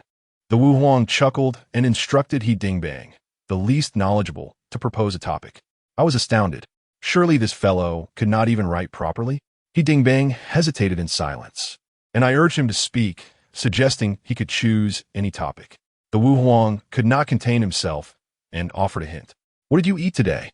He ding-bang instinctively replied that it was steamed buns. The Wu Huang seized the opportunity. "Did you hear that? We have presented the first line, steamed buns. You must provide the next line." "Brilliant, father!" I exclaimed. "Who could possibly respond to that? How clever! I once thought your intellect was lacking, but it seems you are the most astute of all. With absolute strength, why waste time with him? Simply crush him." It was delightful to toy with this presumptuous envoy. Lu Ziqian was utterly bewildered. "Your Majesty, no one throughout history has ever regarded steamed buns as the first line of a couplet." The Wu Huang nodded. Indeed, no one had. But he aspired to be an emperor for the ages, and thus he would treat steamed buns as a couplet. The faces of the Wu Huang and the ministers bore the expression of what can you do about it. The concept of a weak nation lacking diplomacy was vividly illustrated in that moment. Suddenly, Lu Ziqian spat blood and collapsed. "Brother Lu, truly remarkable, to respond to a couplet. And one must cough up blood." It was utterly amusing. The Wu Huang looked upon Lu Ziqian, astonished that he had resorted to such theatrics. Lu Ziqian, a streetwise rogue chosen for his eloquence by the Emperor of Eastern Shu, resorted to blood-spitting when at a loss for words. How utterly distasteful. "Father, the Imperial physician awaits outside. Count to 3. If he does not rise, he may as well remain down forever." As expected, upon hearing the physician enter, Lu Ziqian scrambled to his feet. "Your Majesty, fortunately, I recovered swiftly, or I would have wasted the physician's time." The Wu Huang dismissed the trivialities and demanded the next line. Lu Ziqian sought other excuses to praise the ministers, who urged him to provide the next line. It was unacceptable to concede, to show weakness, being already weak. Would that not invite further ridicule? The Wu Huang, in his wisdom, allowed him to contemplate slowly while summoning the eunuchs to bring forth breakfast. "I shall listen as you ponder. I demand a couplet." Chapter 22. A trade of couplets. The Wu Huang sipped his porridge, eager to see what Lu Ziqian could muster, but Lu Ziqian finally admitted defeat. "Your Majesty, your actions may adversely affect the friendship between our two nations." The Wu Huang feigned curiosity. "Has there ever been a friendship between our two nations?" There was no fault in that statement. As long as it remained unacknowledged, who would dare claim there was friendship? Lu Ziqian longed to curse the shamelessness of it all, but to insult the emperor openly, that would be tantamount to courting death. "Your Majesty, I cannot provide a response. However, before departing, the emperor instructed me to ensure the marriage of Princess Yuyang to you. Let us present her portrait." And thus, the plan began to unfold. I felt there was no challenge in this. He surely did not understand my father. With so many women in the harem, would one more make a difference? The portrait was slowly unveiled, and the Wu Huang merely glanced at it. "Ugly." Lu Ziqian looked bewildered. "What did you say?" The Wu Huang repeated himself, and Lu Ziqian regretted asking that superfluous question. Superfluous, utterly superfluous. Yet I couldn't help but notice how strange the woman in the portrait appeared under the sunlight. Suddenly, it hit me. "Hurry up." The Wu Huang was somewhat intrigued. How could such an extraordinarily ugly woman, with disfiguring birthmarks, ever enter the royal family? "If you like her, then I shall grant her to you." "That is what you said. I thank you, father. However, I am too young. By the time I grow up, she will have lost her beauty. I prefer not to marry a woman of advanced age. I am aware of this much. As long as the Wu Huang heeds my advice, he shall not err. Then if this woman is exceedingly ugly, she shall be your child bride." "How sinister! And if she is beautiful, will you keep her?" The Wu Huang nodded. "Very well." Lu Ziqian observed the disdain that Wu Huang held for the Yuyang princess, and a sense of relief washed over him. After all, she was renowned as the most beautiful woman in the Eastern Shu kingdom. However, he had never entertained the notion that he possessed a narrative. The Yuyang princess was not only the fairest maiden in the realm, but also the final trump card of the Eastern Shu emperor.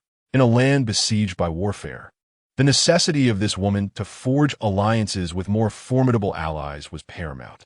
Without such a pivotal figure, how could the Eastern Shu kingdom navigate the tumultuous tides of conflict? Furthermore, the deliberate rendering of her image in an unflattering manner was also the scheme of the Yuyang princess, who disguised herself as a victim, thereby allowing her to accuse Wu Huang of being excessive. Despite offering herself, he still withheld the right to that piece of land for the common folk. Truly ingenious. Father Emperor, this is their stratagem. Wu Huang, unfazed and unruffled, proclaimed his intention to wed the Yueyang princess. I have considered this thoroughly. My harem is in need of an unattractive talisman. Hence, this woman is quite suitable. Bring her to me within a month, or I shall send someone to fetch her myself. This was indeed the right course. If you do not comply, I shall seize her. There is no room for negotiation. At worst, I shall dispatch troops. Idleness breeds idleness. I shall treat the Eastern Shu kingdom as a quest to conquer. Your Majesty must reconsider. He was agitated indeed.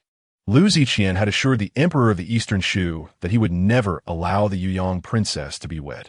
Now, faced with the dire prospect of losing his own safety, how could he safeguard the Yueyang princess? Liu Ziqian fervently bowed his head, for the Yueyang princess had been afflicted with a terminal illness. Anqiang's tactics had indeed taught him well. Wu Huang, incredulous, inquired, the Yueyang princess, has she fallen ill so swiftly? What of her sister, the Yushu princess? Liu Ziqian felt an overwhelming sense of embarrassment. She too has succumbed to illness. It seemed the heavens were smiling upon him. Father Emperor, what a remarkable coincidence. The woman you wish to marry is unwell, and it cannot be that you are the cause. Liu Ziqian, I warn you, not only must the Yueyang princess be delivered, but the Yushu princess must also be wed. You may choose to arrange a marriage alliance or resist with your military. The outcome lies in whether I decide to wage war against you. Father Emperor, you have executed this splendidly, even removing the shrimp shells for him. Liu Ziqian trembled, feeling hopeless. Yet he remained unyielding and turned his gaze toward the esteemed minister and Kedao among the crowd. Liu Ziqian knelt before him. I have understood. The two exchanged glances, sensing something amiss, and Kedao promptly stepped forward, revealing the clandestine actions of General Kong Mingshu in mobilizing troops without authorization. Your Majesty, Kong Mingshu not only acted independently, but also caused casualties, violating ancestral laws. I implore your Majesty to demand a full accounting from Kong Mingshu. Wu Huang furrowed his brow and summoned Kong Mingshu to the court. To his astonishment, only a white banner was seen approaching. The daughter of the Right Minister and General Kong Mingshu, Kong Tsigu, stepped forth to greet Wu Huang. Long live your Majesty. Kong Mingshu was not dead. How could this be? Truly, he was his father's worthy son. Kong Tsigu, I ask you, why you brought this item to court? Kong Tsigu, filled with sorrow, replied, Your Majesty, my father has been wronged by treacherous individuals. As his daughter, I can only do this much. And Kedao has framed my father. And Kedao remained calm, presenting the gathered evidence, including proof of Kong Mingshu's abduction of common women at the front lines. Wu Huang's eyes widened in fury. Scoundrel Kong Mingshu, I appointed you as a general to fight for the nation, yet you dare to seek women outside? Father Emperor, wait. Are those pieces of evidence genuine? There is much evidence that can be fabricated. It is not enough to rely solely on one side's testimony. Moreover, why doesn't Kedao seem so intent on having Kong Mingshu executed? Your Majesty, and Kedao's nephew is also in Kong Mingshu's army, is he not? If General Kong were to perish, who would stand to gain? Wu Huang grasped the implications but kept his composure, instructing in Kedao to read all the evidence aloud. The foolish in Kedao could not discern the gravity of the situation. With the Emperor's statement, he should have been quick to deflect blame, yet he was utterly foolish. Rambling on, upon hearing the absurd accusations against her father, Kong Tsigu could no longer contain her fury. And Kedao, I shall kill you. Foolish girl, they seek to provoke you, to sever the bloodline of the Kong family. In this moment, you must bear the humiliation and endure. How can you recklessly charge forward? A guard swiftly knocked her down, nearly sending Liu Ziqian into a frenzy. Kong Tsigu, resembling a young maiden, how could she dare to confront? I shall remember that guard. When the opportunity arises, I will deal with him harshly. Coincidentally, he met her gaze, revealing a broad, dark face adorned with a grin of small white teeth. And Kedao urged Wu Huang, Your Majesty, this woman can no longer restrain herself. What I say is the truth. Why else would the Kong family hasten to silence me? It is indeed logical. She is being coerced, and Kedao truly proved to be a despicable scoundrel, intentionally inciting Kong Tsigu's wrath. Father Emperor, please be cautious. Chapter 23. The Shrimp and the Heart of a Pig. Wu Huang indeed uncovered contradictions within the evidence, and Cadao received the news half a month ago. Yet military reports also arrived at the same time. Without conflict, how could there be military reports? Moreover, if Kong Mingshu was preoccupied with warfare, how could he possibly have time to pursue women? Father Emperor, and Cadao is suspicious. I urge you to send someone to search his residence. Wu Huang remained inscrutable. And Cadao, I have heard that auspicious signs have appeared in your home. I wonder if they still remain? He feigned ignorance until Wu Huang reiterated his query. Your Majesty, my humble abode possesses nothing. There is no need to send anyone. Since there is nothing, what harm is there in others taking a look? Father Emperor, please send someone at once. And Cadao grew frantic, even accusing Kong Tsigu of bewitching the Emperor's heart, questioning how she could possibly do so from such a distance. Olden, why don't you demonstrate? The ministers sensed Wu Huang's fluctuating emotions, as if they were all gambling. Kong Tsigu knelt upon the ground, occasionally stealing glances at lousy. Oh, does she have an interest in me? He too gazed at Kong Tsigu. It is not shameful for a man to admire a young woman. Wu Huang was evidently losing his composure, hastily urging the dispatch of individuals. But Liu Ziqian knew this was merely a ruse concocted by Wu Huang. Before long, and Cadao's adversaries would be executed under the pretext of falsifying evidence. And Cadao, why must you falsely accuse others, leading both families to their demise? The envoy returned with freshly minted evidence, kneeling before Wu Huang. Your Majesty, we have uncovered evidence of Cadao's collusion with the treacherous state of the previous dynasty. Wu Huang pretended to examine the documents and felt compelled to commend this minister for his cleverness. Yet, remarkably, Wu Huang believed it. Scoundrel, how can a minister of state engage in such acts? What face shall we have if this is made public? And Cadao, explain to me the nature of these deeds. And Cadao vehemently shook his head, insisting he had never contacted outsiders, asserting that he was the victim of a deliberate conspiracy. Unfortunately, it was too late. Drag Cadao away and execute him, dismember him. Wu Huang felt a headache coming on. As Cadao passed by Kong Tsigu, he nearly ground his teeth to dust. The emperor's miscalculation led him to doubt his own words. Kong Tsigu smirked coldly. Rest assured, I shall ensure the emperor punishes your entire clan. Kong Tsigu truly displayed the heart of a pig, while Liu Ziqian could not show weakness. He must support this young maiden. Father Emperor, and Cadao is too solitary. On the road to the Yellow Springs, he is not struggling alone. Wu Huang exchanged glances with the other ministers, signaling them to step forward and demand the judgment of Cadao's entire clan. This situation was utterly perfect. Wu Huang even intended to dismiss the court. Had he forgotten something? Father Emperor, do not forget that Kong Mingshu is stationed at the front lines with the Eastern Shu Kingdom. With whom do you think Cadao has colluded? And Cadao's daughter is to be wed to the Eastern Shu Kingdom in 10 days. The narrative truly is a remarkable thing, and this woman is destined to marry Liu Ziqian. I have already foreseen the course of history, and Cadao's rise to power begins here, as he is capable of manipulating the sentiments of two nations. The art of manipulation would naturally not warrant his attention. Regrettably, he is too inexperienced and has crossed paths with me. Kong Mingshu has thus secured a means of survival, continuing to be a thorn in the side of the Eastern Shu Kingdom. Father, Kong Ci is so adorable. May I invite her to the palace? The Emperor Wu regarded me with a gaze that was complex and inscrutable. Kong Mingshu's daughter, Kong Ci, is gentle and gracious, capable of seeking justice for her father. A rare gem indeed, and especially conferred the title of Ping and County Princess. After the court session, I shall host a banquet in your honor. Kong Ci, why do you still smile? There is nothing to remind you of. Just be cautious of someone, namely Yunlong. This truly is a cause for mutual joy. Princes and princesses are meant to lead a blissful life together. Upon returning to the inner palace, there remains a wait until mealtime, and my beloved mother has been summoned by Emperor Wu. My fondness for Emperor Wu grows increasingly. He is quite considerate. With the room now vacant, it grants me the opportunity to flirt. Kong Ci playfully pokes at my lips with her finger, teasing me to make my move soon, I suppose. You mischievous girl, are you so gentle that you are inviting danger? Prince Chong'an inquired, why does the emperor always gaze at you during court? I replied, perplexed. If he does not look at me, would he gaze at you instead? You are indeed charming and possess a fine figure, yet my father does not favor your type. Do not worry, I like you. When I grow up, we must explore the intricacies of writing the character koan together. To my astonishment, Kong Si blushed.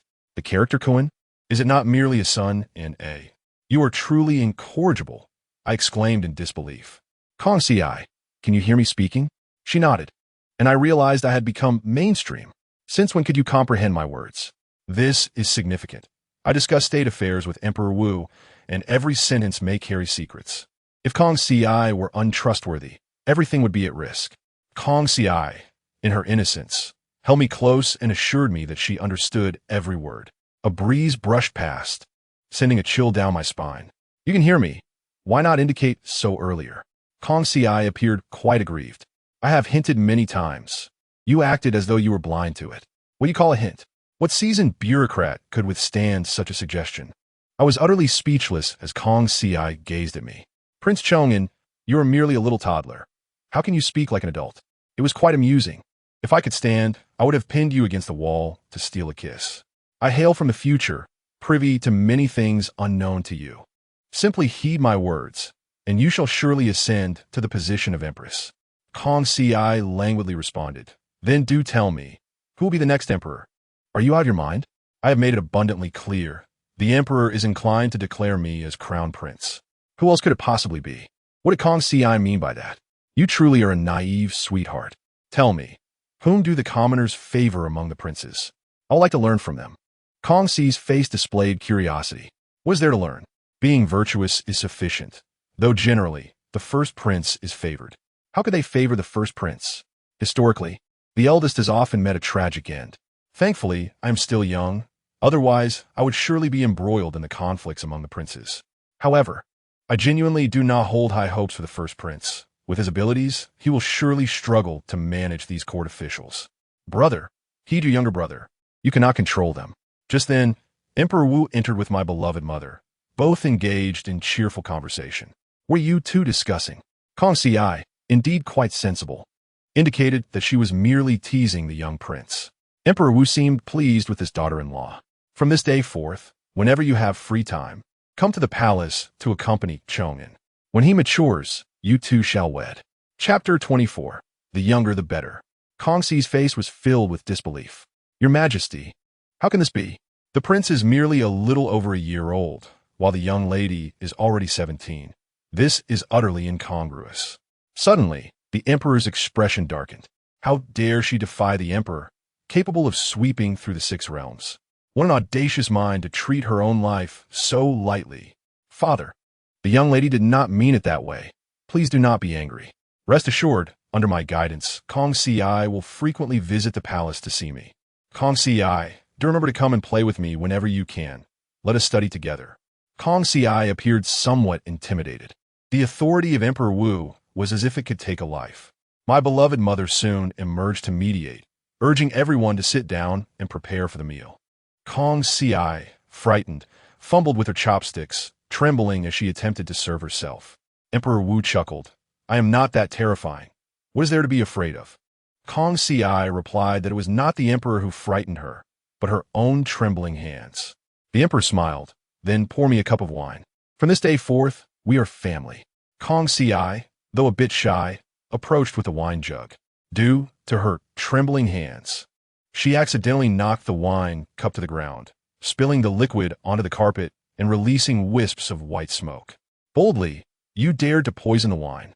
Emperor Wu bellowed, and the guards rushed forward. Your Majesty, I have not touched this wine nor tampered with it. Kong Si was thoroughly terrified. It was merely a cup of wine, yet it had caused such a significant uproar. Emperor Wu was furious. To poison the emperor is a crime deserving of annihilation.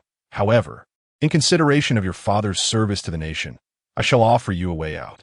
You may end this yourself, and I shall pretend this incident never occurred, preserving your father's dignity. Kong Si trembled even more. What a tyrant. Father, I believe your judgment in this matter is most unjust. Kong Si is but a young lady. If she truly intended to poison, she would have acted long ago, not exposing herself with such trembling hands. Someone must have tampered with the wine, and by coincidence. Kong Ci discovered it. Not only did she not harm you, but she also saved your life. Emperor Wu calmed slightly. Immediately, send someone to investigate what poison this is. Upon investigation, it was confirmed that this poison originated from the north, and Kong Ci had never ventured to the south, having been confined to the household. Her suspicion was cleared. I was mistaken about you. Kong Ci, you do not hold any resentment towards me, do you? Kong Ci quickly shook her head. Your Majesty, you have keen insight and have cleared my name. I do not dare harbor any resentment towards you. Rather, I must express my gratitude. Emperor Wu was further pleased. This is the significance of eloquence. Those who can speak well are well received. This meal could not continue, as the discovery of poisoning had been made. Anyone who had come into contact with this meal must be taken away and executed. The one who dared to use poison without sufficient assurance was indeed courting disaster. How utterly ridiculous! Kong Ci knelt on the ground. Your Majesty, this does not seem right. The poison comes from the south, and I just so happen to be present, while my father is actively engaged in the south against the Eastern Shu Kingdom. Moreover, you met with the Eastern Shu envoy today. If a disturbance were to occur at this moment, who would stand to gain the most? You clever girl, are you courting death? Emperor Wu's expression turned ashen. Immediately summoned the military officials to see me. Emperor Wu was enraged. It was sure to lead to a bloody tempest. The Eastern Shu Kingdom has truly shot itself in the foot. Why provoke Emperor Wu of all people? This situation has escalated. If the Eastern Shu Kingdom is not crushed, the Emperor's wrath will surely not be quelled. Emperor Wu busied himself, while I would attend to my own matters. Brother, I will keep your heart close. Yet you will push me into the pit. I too desire to partake in meat. Is lotus root powder meant solely for others? Kong Ci, noticing that no one picked up a piece of rib, waved the bone in front of me. When you grow up, you may find many women surrounding you.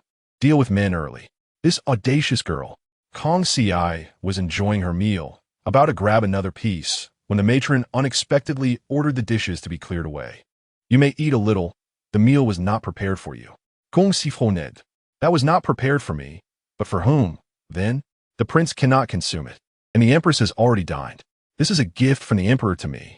Although Kong Ci's rank is not high, according to my mother-S status, there are still 32 dishes served at mealtime. Having only consumed a single rib, the remaining 30 dishes would belong to these old maids. Such audacity! Have these crones developed a taste for royal delicacies? Kong Ci commanded them to set down the dishes or face dire consequences. Unfortunately, her words fell on deaf ears. Child, I have spent much time in the palace. Even a consort would receive some respect. Do not think that just because you are a county lord, you can gain favor here. Last month, when a foreign princess visited, she merely sampled the soup, and the dishes were taken away. It is only fair to treat everyone equally. Would you not agree? I am truly exasperated. Is this their game? Kong Ci, heed my advice. Wait, for your father will surely arrive. Seize the opportunity to splash soup on them. Kong Ci nodded, attempting to stall these matrons. As anticipated, the Wu Huang arrived, and the meal had barely begun. The moment Kong Ci lifted the soup bowl, the matron sensed trouble, blocking her hand, and the entire basin of soup splashed onto Wu Huang's garments. This was indeed a significant incident. Kong Ciestidi Knelt. It is my fault. I intended to assist the matrons with the dishes, but accidentally spilled soup on you. I deserve punishment. I am so foolish.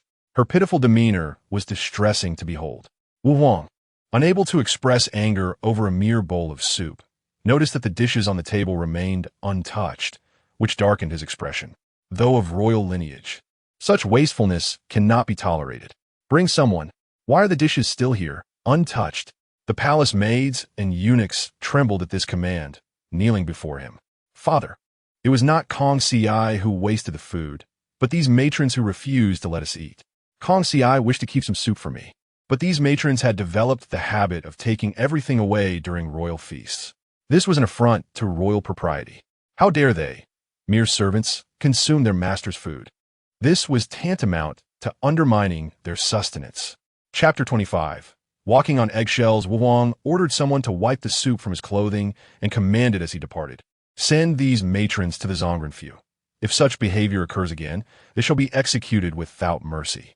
Stunned, I know that it is my talent that conquers them. After dining, Kong Ci strolled with me in the garden. Little prince, if we were to grow up together, would you have the audacity to marry me? A well-posed question. I should not ask again. What is there to be embarrassed about? It is as simple as extinguishing a light. Of course, I would feel shy, but alas, your beauty is irresistible. Kong Ci smirked, declaring me wicked, yet she forgot I was still a child. She playfully poked my chest, nearly sending me into the lake. Thankfully, my reflexes were swift. Otherwise, I would have had to fish myself out. Kong Ci, startled, clung to me tightly. You're holding too tightly. I can hardly breathe. While we were engrossed in our conversation, unexpectedly, Chonda sneaked out. What are you two doing here? You amuse me. Isn't he grounded? Kong Ci, do not fear. He has been punished by father and must have snuck out. I had long desired to deal with him. Do not rush. Let us play with him. Kong Ci, encouraged by my words, became intrigued. Little prince, what do you propose we do? I felt that to tease Chonda required no great intellect. Kong Ci, allow me to teach you a trick. Kong Ci grinned mischievously at Chonda. Chonda, let us agree that this is merely for fun. You must not report us. How about we compare our strength? But as a lady, you must allow me some leniency. Chonda nodded. How shall we compare? Kong Ci, following my instructions, propose a contest of leg strength by kicking each other as bottoms. Chonda was nearly beside himself with excitement, ready to kick. Kong Ci pushed him away. Chonda, why are you so eager? I just said that you must let me, as a lady, go first. Chonda, indeed foolish, raised his bottom. Kong Ci stepped back, gathered her strength, and delivered a kick that sent him flying, his head striking the ground. Kong Ci executed it splendidly. It was truly exhilarating to witness. Chonda took quite a while to rise, pointing at Kong Ci. Now it is my turn. Raise your bottom. Unexpectedly, Kong Ci lifted me into her arms. No more games. You are the strongest. Chonda felt something was amiss. He seemed to have suffered an unprovoked blow. What do you mean by this? He was utterly lost, truly a simpleton. How amusing it was to see him, with such intellect, approaching us. Chonda, what do you wish to do now? Chonda glared at us. Hurry up. He tugged and bit Kong Ci's leg. The little girl had no way to retaliate, as I was still in her embrace. Kong Ci, strike him. I am clinging to your neck. Do not fear. I will not hinder you. Before Kong Ci could muster her strength, her pants ripped, exposing her delicate thigh. Chonda, you scoundrel. This is my future wife. How dare you? The bride price for a wife is 18,000, and Chonda's gaze lingered on her leg, worth nearly 17,009. I shall ensure he understands the consequences of his actions, just as I prepared to retaliate. Chonda's mother and Pin arrived. How dare you, a girl, engage with a prince? What sort of decorum is this? Kong Ci, welcome to the battlefield. Upon Pin's arrival, Chonda immediately lost his frivolity, clinging to his mother's leg, wailing. Kong Ci, do not be anxious. This woman lacks intelligence. Allow me to teach you another trick. Kong Ci, unable to suppress her laughter, listened. And Pin, may I pose question? If you cannot answer, you must let us go. Have you ever seen a turtle shake its head? And Pin, indeed, shook her head. Seizing the moment, we made our escape. Having successfully eluded capture, Kong Ci was puzzled as to why they did not pursue us. Do you wish for her to chase us? Kong Ci shook her head, feeling she should have realized by now. Could it be that she has not yet comprehended? And Pin is truly a treasure of the palace. Unaware and asking everyone if they have seen a turtle shake its head. Now, everyone who realizes has taken offense. Why do you not speak? And Pin hurriedly explained that she was contemplating a question, thus failing to notice the emperor's arrival. Wu Huang, too, was intrigued. What question were you contemplating? I have always been clever. Do tell, perhaps I can assist you in unraveling it. Wu Huang would surely regret this. And Pin, in her naivety, asked, Your Majesty, have you ever seen a turtle shake its head? Wu Huang shook his head. Kong Ci had truly turned the entire harem upside down. You are already my wife. Why are you not here with me? Where do you wish to go? I could hardly wait for Kong Ci to lull me to sleep. A child's heart with a mature demeanor. Surely she possesses the skill to soothe. I must not let this opportunity slip away. Do not speak foolishly. I have not agreed to marry you. Furthermore, we shall discuss it when you mature. Perhaps by then, you will find me too aged to your liking. How could that be? A person as devoted as I would never engage in such abandonment. I have resolved, should she attempt to leave, she shall face my wrath. During regular hours, I shall refrain from calling upon anyone. Yet, come midnight, when slumber takes hold, I shall act unrestrained. I shall weep incessantly, compelling my father, the Emperor, to summon Kong Ci into the palace forthwith. If this continues, I am certain that Kong Ci cannot withstand my persistence. Upon hearing my plan, Kong Ci directly pinched my cheek. How can you be so mischievous at such a tender age? I am indeed older than you. If I do not sleep well, will I not appear older than you? As she spoke, Kong Ci plucked a plum blossom and struggled to make me snatch it from her. Do not move. I shall adorn you personally. Alas, my arms are short and my strength limited, and after a considerable time, I failed to place the blossom upon her, causing her discomfort. Kong Ci could not help but guide me. No, do not poke me from behind. Do so from the front. How perplexing that sounded. Kong Ci, would you kindly repeat that? Chapter 26. Which side? Kong Ci remained oblivious, yet I relished hearing that phrase. Little prince, what mischief are you smiling about? Kong Ci tugged at my ear, nearly causing me pain. With no other recourse, I had to beg for mercy. Once Kong Ci left the palace, I found myself rather bored, unsure of where the martial emperor and the others had gone. At that moment, the martial emperor was seated in the grand hall, deliberating matters of state with his ministers. Your Majesty, the remnants of the 6 nations show no signs of respite. If this continues, it may pose a threat to the imperial authority. Notably, an organization called the Restoration Society has even recruited a number of young individuals intent on assassinating you. The martial emperor slammed his hand upon the table in anger. How audacious! I have ensured that all my subjects are well fed. Why would they seek to assassinate me? The emperor spoke no falsehood. Prior to the sweeping unification, many citizens struggled to even have a meal. It was only with the unification of the Wu dynasty that these conditions began to improve, allowing the populace to barely fill their stomachs. The so-called restoration is merely a means for them to consolidate their own power. In a fit of rage, the martial emperor commanded, "Dispatch troops immediately to suppress these treasonous factions. They do not deserve to partake in the resources of my dynasty. Should any scholars be implicated, they too shall be captured and executed." The martial emperor was furious, and the ministers could only comply. Thankfully, my dear mother had brought me along, allowing me to overhear these discussions. Father, please remain calm. How could a mere restoration society contend with 1,000,000 strong forces of our dynasty? It is true that while the Restoration Society operates in the shadows, you remain in the light, and the common folk can perceive the good you have done. The common people certainly do not wish to witness further turmoil. Regardless of what the Restoration Society does, you need not concern yourself. Simply win the hearts of the people. The martial emperor found this reasoning compelling. In time, the Restoration Society would fail to achieve its aims and could not possibly endure. You speak wisely, my son, therefore.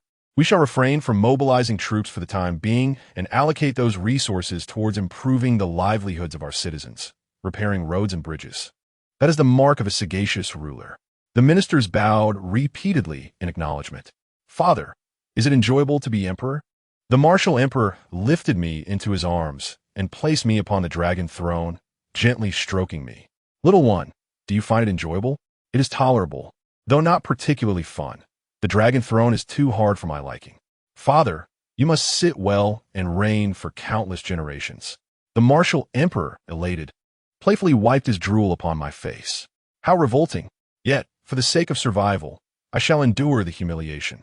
Suddenly, a commotion arose from the direction of the harem, with courtiers believing it to be a consort setting off fireworks. However, the martial emperor's expression shifted. Something is amiss. That is the sound of cannon fire. Fireworks and cannons are not the same. The martial emperor hurriedly retreated, with my mother following closely, disregarding my cries for attention.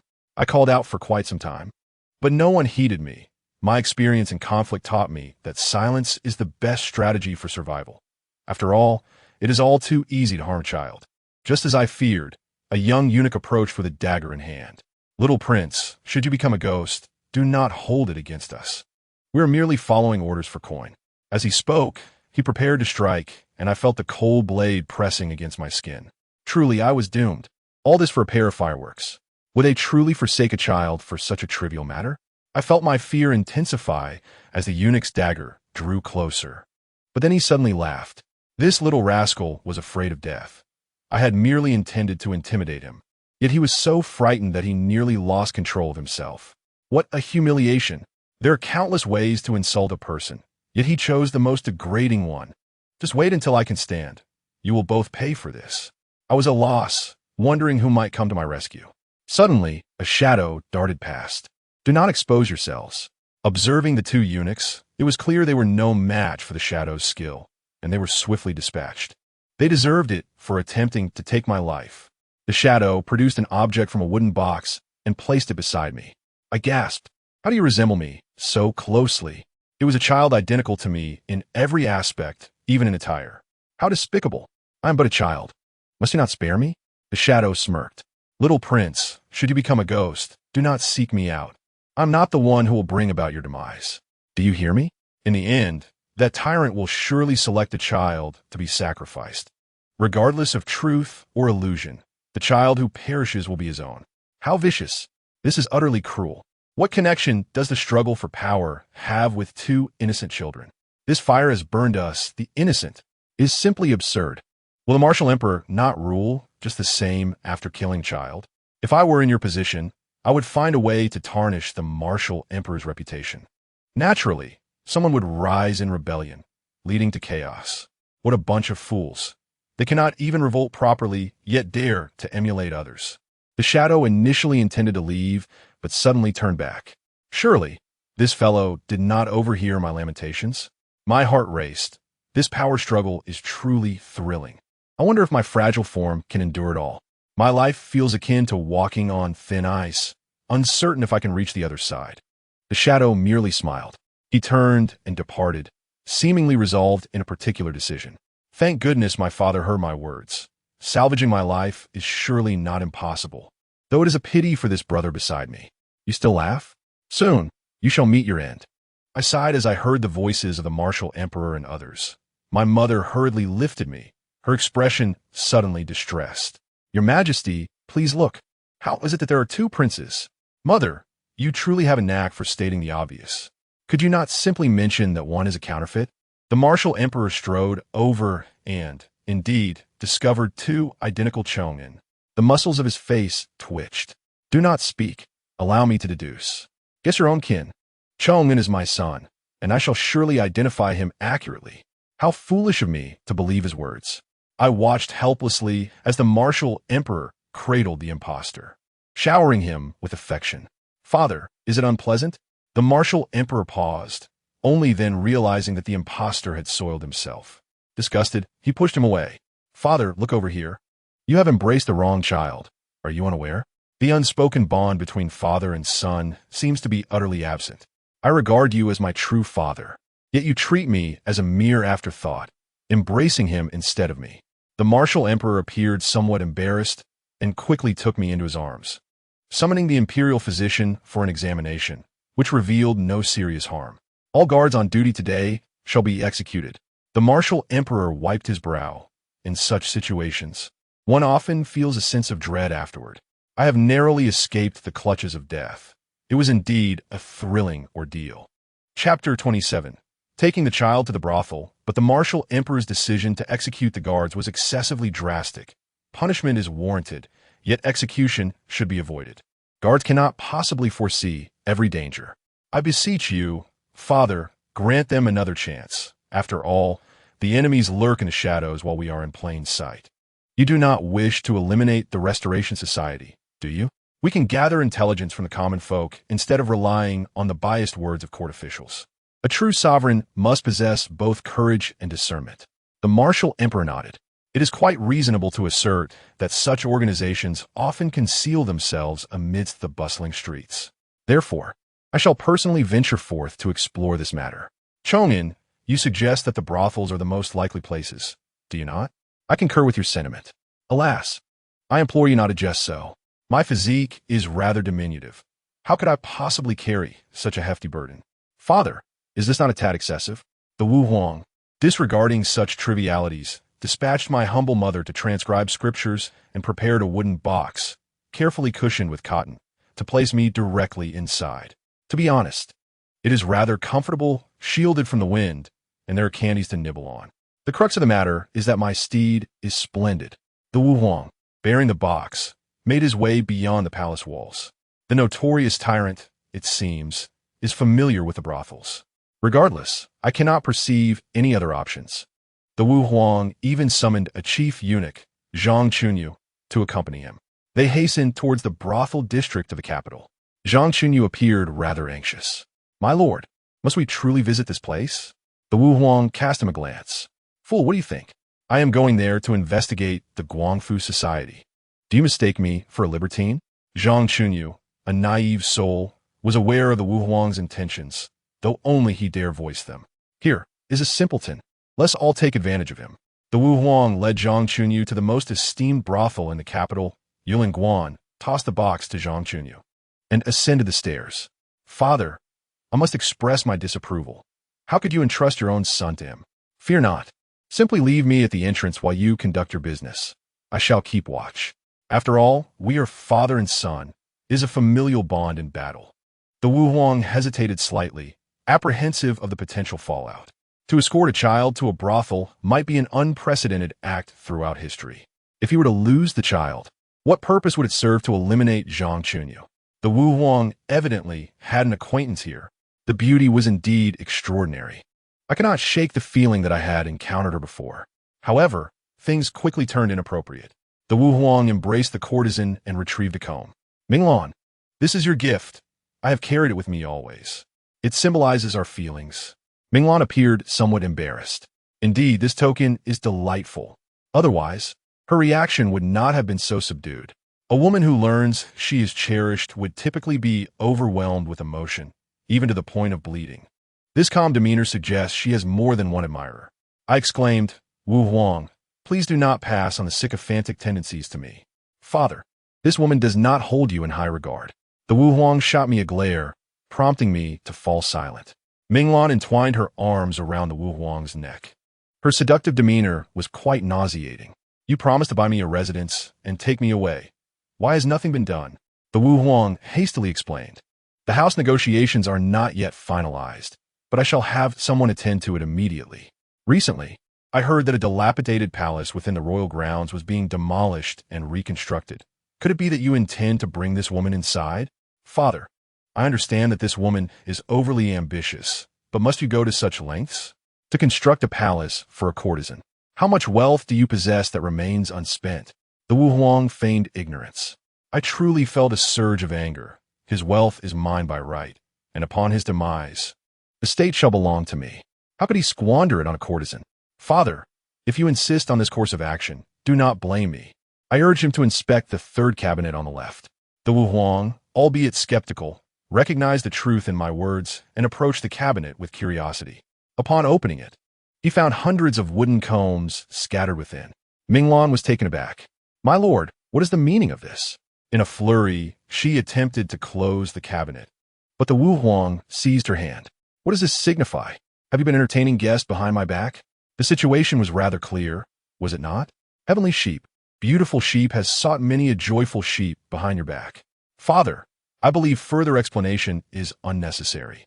This woman has not only entertained other suitors, but has also attracted the attention of the Guangfu society. You must promptly secure her and devise a plan to summon troops." Fortunately, I was present. Otherwise, the Wu Huang might have found himself in dire straits this evening. Historical records indicate that the Wu Huang shall face an ambush tonight and suffer a wound that may shorten his lifespan. The Wu Huang summoned Zhang Chunyu. "Take this command token and swiftly mobilize the city guards, instructing them to remain discreet and lie in ambush along the alleys. Do you understand?" Zhang Chunyu, with the token in hand, departed, while the Wu Huang continued to engage with Minglan. Yet, her hand persistently ventured beneath the pillow. "Father, be wary of this woman's actions." The Wu Huang restrained Minglan and reached beneath the pillow, discovering a firework. "Minglan, what is this?" She collapsed, kneeling on the ground, as the Wu Huang discarded the firework. "I've been steadfast in my affection for you, and this is how you repay me? You were aware of my identity all along, deliberately waiting for me to fall into your trap. Truly, your intentions are wicked." The Wu Huang massaged his forehead. If that is the case, what purpose do you serve? With a swift motion, he snapped Minglin's neck, extinguishing the room's light. Move my son away. I remain at the entrance. The Wu Huang pulled me into a corner, shedding his silken armor to shield us both. I was genuinely impressed. How did he know to anticipate arrows? The sound of whistling arrows filled the air, followed by cries and the sound of doors being kicked in. Your Majesty, I have arrived. It was Zhang Chunyu's voice. Just as the Wu Huang was about to unveil his protective armor, I urgently cautioned him. Father, be cautious. Zhang Chunyu's voice sounds unusual. Zhang Chunyu had been captured, a knife held to his throat. Brother, could you kindly keep that sword away from my neck? I have called out as instructed. The person is truly absent. The masked individual surveyed the room, prepared to escort Zhang Chunyu to another chamber. The Wu Huang breathed a sigh of relief. You have saved my life once more. No need for gratitude. I am merely striving to survive. Father, let us remain hidden here for a while. It appears the troops have not yet entered. This must be the stronghold of the Guangfu society. Yet, since they are aware of your identity and have yet to act, could they be waiting for an opportune moment? But what is this moment precisely? Chapter 28. A rarity among rarities, the Wu Huang could not concern himself with such matters. Merely shielding us with his armor was sufficient. Yet, why did those outside delay their assault? The Wu Huang discerned the truth. It seemed the troops advancing were likely connected to the Guangfu society. I have misjudged them. It was futile to lament my lack of foresight. Both of us were likely unable to evade this predicament. I too felt a twinge of regret for accompanying the Wu Huang on this venture. Father, if there's a next life, let us swap roles. You be the father, and I shall be the son. The Wu Huang reached into the wooden box and pinched my rear. My vision blurred, and I nearly lost consciousness. Father, if you apply more force, I may very well be extinguished. Suddenly, I heard footsteps approaching, light and feminine. Little prince, why are you also here? To my astonishment, it was Kong Ci. I regarded you as a treasure, yet you consider me a fool. Why betray the emperor when he has been kind to your family? Kong Ci bit her lip. Do not inquire further. I can offer you a path to survival, but I cannot extend the same to the emperor. The Guangfu society has captured my father. If I do not slay the emperor today, my father shall perish. It was utterly incomprehensible. Could killing the Wu Huang truly save Kong Mingshu? Kong Ci, aligning with such individuals, is akin to courting death. I urged her to remain silent and retreat slowly, as though nothing had transpired. I hoped Kong Ci would deal with the traitorous leader outside. The audacity of those who dined at the Wu Huang's table yet sought to end his life was outrageous. As Kong Ci turned to exit, she encountered the masked individual from earlier. Master, every room has been searched, yet the dog emperor remains elusive. The masked figure observed the peculiar expression on Kong Ci's face. You haven't deceived the master, have you? A woman like you cannot conceal her troubles from me. I can sense when something is amiss. Kong Ci attempted to explain, but the masked figure was intent on bursting into the room. In the pitch darkness, visibility was severely limited. He swung his sword wildly, narrowly missing the armor, then turned to face Kong Ci. You have already visited the palace. What do you sense about the dog emperor's interest in you?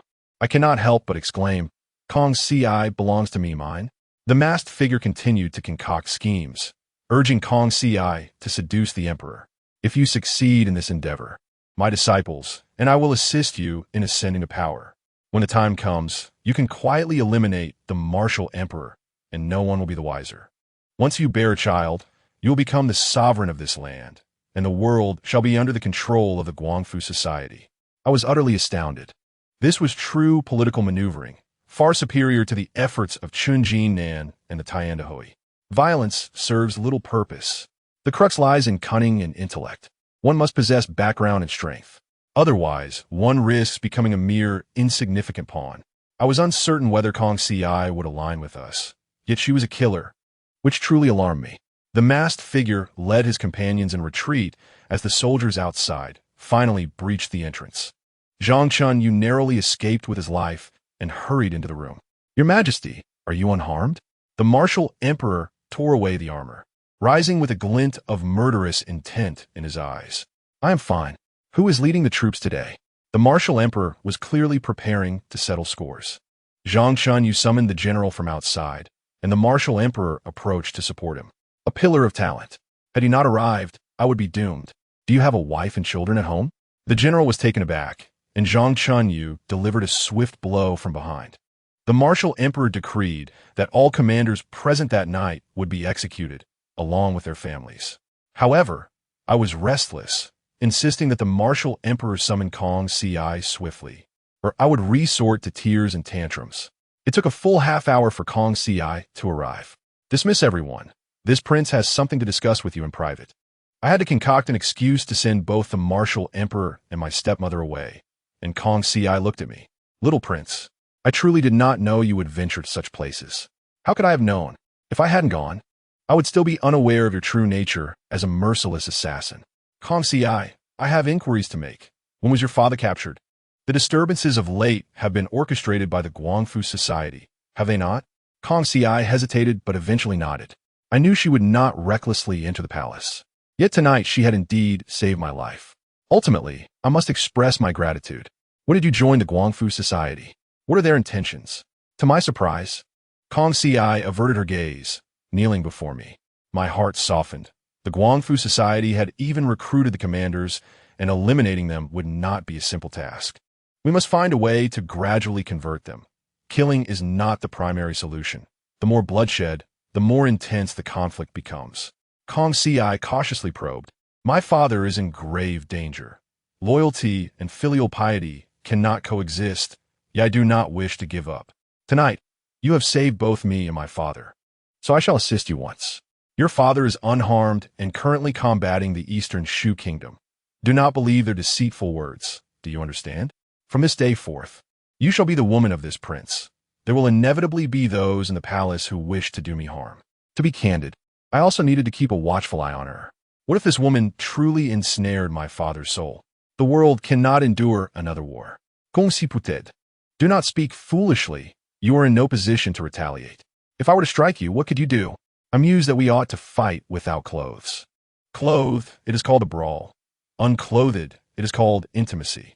Kong Ci chided me to cease my absurdity and explained to my stepmother that the little prince could only sleep peacefully by holding her clothing. My stepmother, however, was not agreeable, yet the martial emperor's support made it difficult for her to object, allowing Kong Ci to lead me to sleep. On a grand bed, Kong Ci lay at a considerable distance from me. Come closer to this prince. Are you unable to sleep? Then I shall serenade you. I shall hold you in my hands, dedicating my entire life to your care, hoping to still the flow of your gaze. Kong Ci urged me to continue singing, inquiring who the composer was. This was crafted by our predecessors. Classics never fade. Kong Ci, if you wish to hear more, give me a kiss. Kong Ci remained silent as my small hand struggled to reach her, brushing against her nose. Have you already fallen asleep?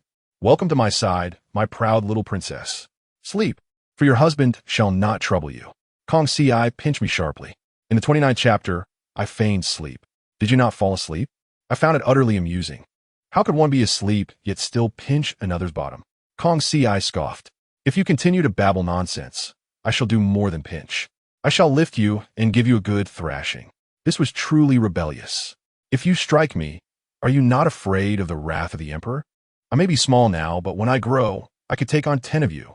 Kong Ci found me tiresome and turned over to sleep. They say the palace is heavily guarded. I once believed this too, but as I focused on the bed curtains, a shadow descended from above. Gong Si. The shadow swiftly embraced her. How dare you treat me with such disregard, brother? In my presence, he dared to embrace my woman. Unashamed. Kong Ci, who is this? Kong Ci struggled to push him away. Gong Chao, why have you come again? This is the palace. Are you mad? You must leave immediately. If you're caught, your entire clan will be doomed. So this fellow is the top assassin of the Guangfu Society, Gong Chao. Kong Ci, I miss you dearly. Grant me this one favor, and I promise I shall not pursue you further. I was utterly appalled by his audacity. Kong Ci put up a valiant struggle to push him away, but Gong Chao, emboldened by desire, pressed down upon her. My leg throbbed painfully. This rogue was pinning me down. Kong Ci lacked the strength to dislodge Gong Chao. Are you not going to call for help? Kong Ci found herself cornered. If I call for assistance, his family will be slaughtered, and what hope remains for my father? Kong Si was still worried about Kong Ming Shu's safety. If she called for help and Geng Chao was captured, the masked figure would surely catch wind of it, believing Kong Si had betrayed them. In that case, Kong Ming Shu might truly face assassination. It was a dire situation. If you do not call for help, this scoundrel will succeed. Release my woman, you scoundrel. With no other choice, Kong Si drove a hairpin forcefully into Geng Chao's shoulder. Geng Chao, you do not love me.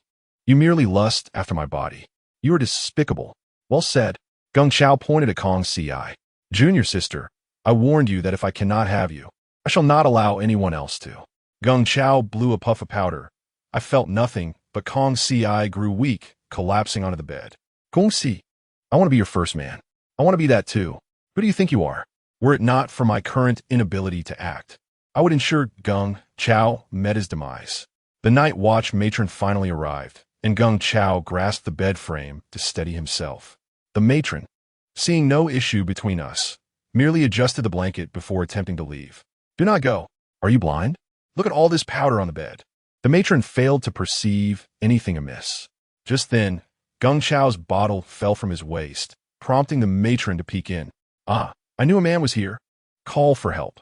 The princess is consorting in secret. Something is amiss. What kind of script is this?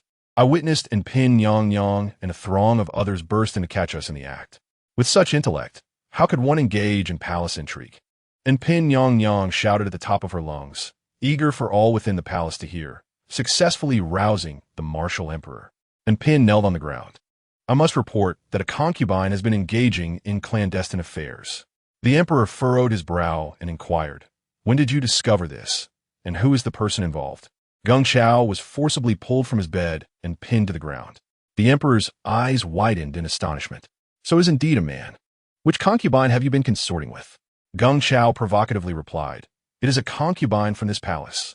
Clearly, Geng Chao regarded Kong Si as a surrogate mother. Concubine and added, Your Majesty, that wretched woman's actions are a direct challenge to your imperial authority. She must be executed.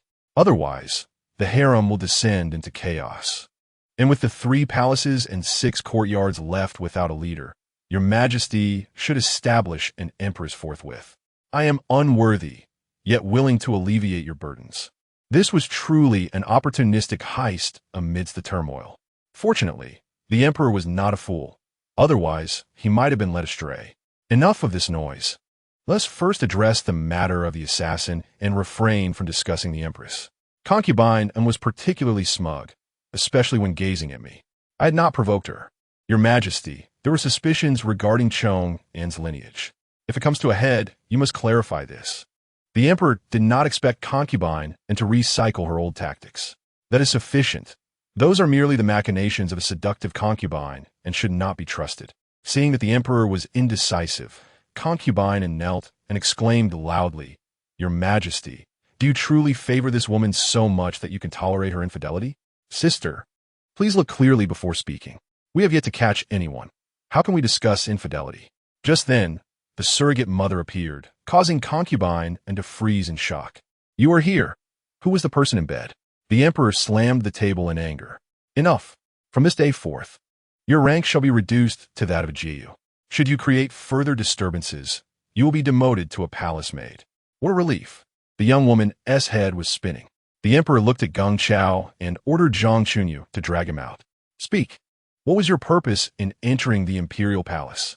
Geng Chao, demonstrating a sense of loyalty, did not reveal Kong Si's identity. However, he could not escape death. His entire family was doomed. The surrogate mother insisted on carrying me away, which was causing me great distress, especially with her loud snoring at night. After enduring a long night, her snoring finally ceased. Just as I intended to sleep, I was awakened by a forceful feeding. No milk comes without a price. I had to express my gratitude enthusiastically, which exhausted me. Fortunately, after finishing breakfast, Kong Si arrived, finally offering me a respite. Little prince, did you not sleep well last night? Why do you still seem so tired? I was utterly annoyed. Stop your chatter. I hardly slept at all. The draft in the bedding was too strong. Inhaling the fragrance of Kong Si, I dreamt of growing up with Kong Si bashfully seated beside me, prompting me to exclaim about the mute bride. Little prince, you are awake. Kong Si lifted me high, but I could not hold back and vomited milk. What did you eat? Why does it smell so foul? I urged Kong Xiai not to lift me so high again. My head was spinning and throbbing, and I felt nauseous. I needed a doctor immediately. I must have been poisoned. Kong Xiai, panicked, hurriedly took me to find a surrogate mother. Upon hearing of my illness, she was utterly alarmed. Stop shouting. I am fine now. First, find me a physician. The emperor was in court when he received the news and rushed over. The imperial physician appeared anxious. Your Majesty, the little prince may have contracted epilepsy. If this illness manifests, he may not survive. The surrogate mother fainted in shock, while I regained consciousness due to the fright. Chapter 30. As long as it doesn't kill, treat him severely. I have red tails. Do not attempt to deceive me. You old fool. There is something amiss with Father Emperor. Arrest him. The emperor immediately commanded the imperial physician's arrest. Kong Xiai suspected the physician might not have spoken falsely. Your Majesty, the little prince's condition is indeed grave. There are indeed slight convulsions. If necessary, you should treat him for epilepsy. The little prince had not been nursing since morning. I must clarify, it is not that I refuse to nurse, but rather that I am utterly exhausted and unable to compliment. Kong Xiai, thank you for worrying about my feeding. I am too hungry to open my mouth. The emperor appeared troubled. You must hold on, my dear boy. Just then, Zhang Chunyu entered and whispered to the emperor. I caught enough of the conversation to understand that the Tubo kingdom would no longer sell horses to the Wu dynasty. Horses are a vital strategic resource. Without cavalry, how could one conquer other nations? Why would Tubo suddenly cease their horse trade? There is something suspicious about this matter. Your Majesty, you should handle state affairs first. The emperor hesitated, still reluctant to leave, so he decided to accompany me. The envoy from Tubo, Longda, had been waiting impatiently. Your Majesty, from this year onward, the Tubo kingdom will no longer sell horses. We must stockpile for ourselves. The emperor frowned. Does the Tubo kingdom desire war? If you do not wish for conflict, why stockpile horses? The region bordering the Tubo kingdom is but a plain. What are your true intentions? Longda remained calm. Selling horses to you is a threat to our Tubo. Therefore, our king has decided to cease trade with you. Very well, if that is your intention. Why should we concern ourselves further? Since you refuse to sell horses, cut off their supply of tea and salt, and they will inevitably come begging. The emperor nodded in agreement, offering no further concessions. From this day forth, not a grain of food, a pinch of salt, nor a leaf of tea will be sold to you. You may take your leave. Longda was momentarily taken aback, as if he had misheard. Zhang Chunyu reiterated the emperor's command, and Longda's face darkened. What does this mean? We are merely ceasing the sale of horses. Why are you withholding salt and tea as well? You are depriving us of essential strategic resources. Cannot we supplement our own citizens? Leave at once. We refuse to sell. Longda panicked, but soon regained his composure. If you choose not to sell, do not forget that the last shipment of salt and grain remains unpaid. Do you not want a single coin? The emperor did not anticipate Longda's underhandedness. I had not realized Tubo was both impoverished and shameless. Even a child knows the importance of trust, yet they disregard it entirely. I tell you, if you refuse to settle the account for decades to come, you shall receive no goods from my dynasty. Father Emperor, are you foolish? He says he will not sell. Does that mean we should comply? He is merely an envoy. His words are as empty as wind. You need not heed them. We may choose to forego trade, but they cannot refuse us. Our refusal is an act of generosity. We do not need these few coins. However, their refusal is an affront. They do not regard us at all. We must strip them of their wealth. The emperor instructed Zhang Chunyu to calculate the debts. Your Majesty, the debts have been finalized. They owe our dynasty a total of 190,000 taels of silver.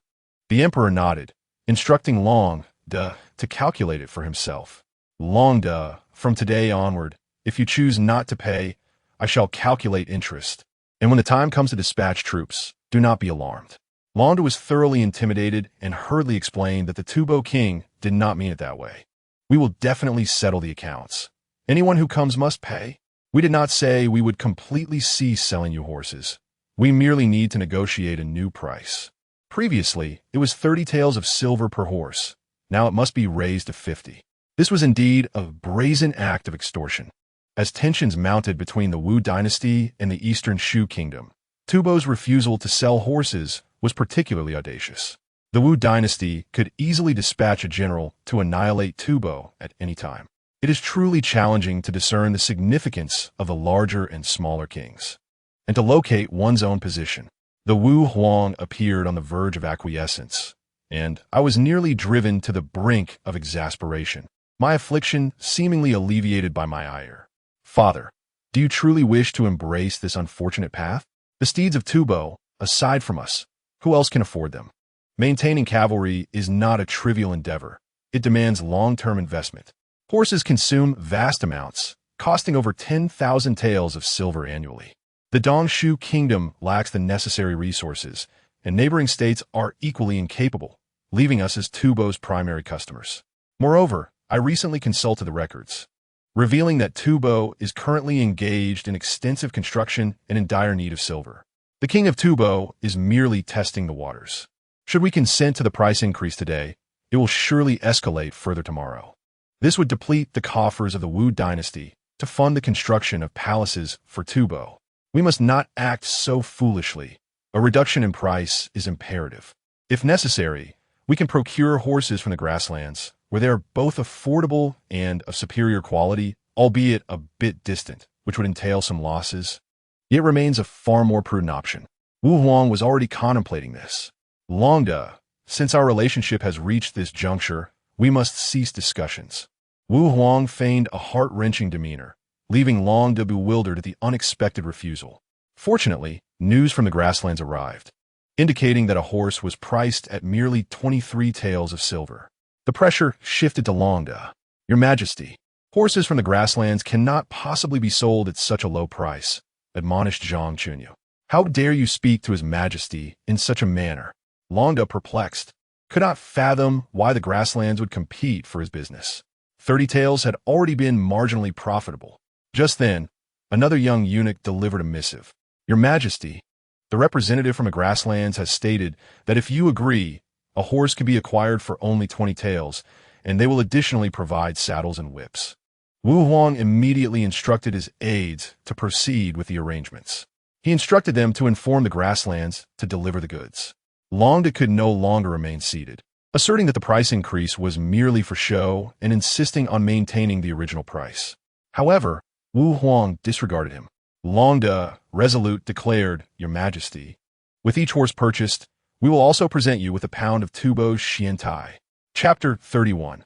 A touch of benevolence, Longda grew increasingly anxious. Rest assured, should we continue our collaboration, we will find ways to provide you with even more benefits. I felt exhilarated. This was the essence of effective governance. Such benefits should not be hidden away. Father, do you deem this price acceptable? Wu Huang felt the price remained high, and although Tubo's Xiantai was not inexpensive, it ultimately equated to just over 26 taels per horse. I understood. This meant we should continue negotiating.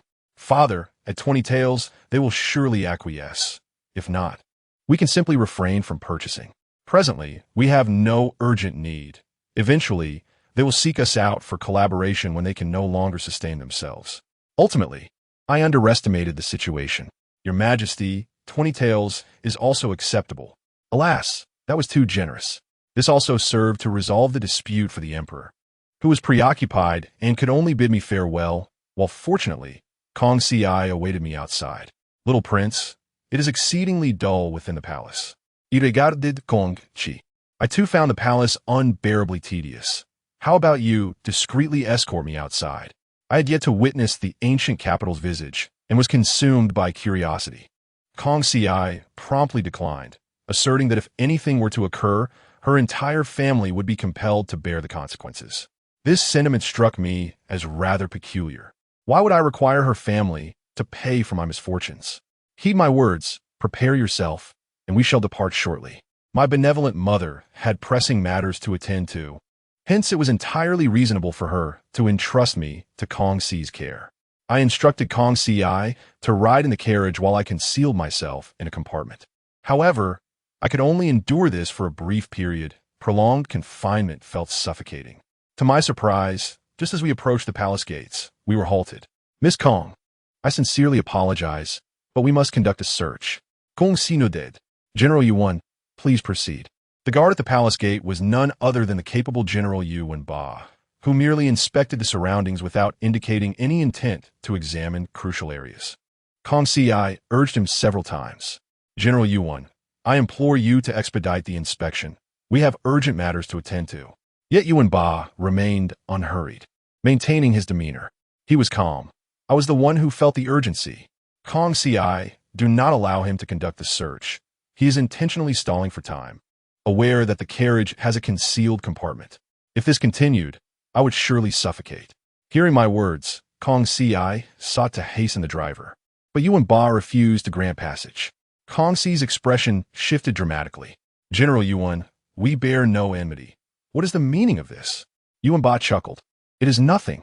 I merely wish to inspect. May I inquire where Miss Kong intends to go? I could hardly restrain myself and hastily flipped through the records. Kong Si informed him of her destination in the second alley of the western city, at the third household. That location belonged to Yuan Ba's concubine. In the Wu dynasty, generals of no rank were forbidden from keeping concubines, making his actions a grave offense against the emperor. Yuan Ba instantly grasped the implications. I sincerely apologize for the delay. Please forgive my transgressions. Kong Si did not deign to glance at him. Had it not been for my imminent suffocation, she would have undoubtedly confronted him.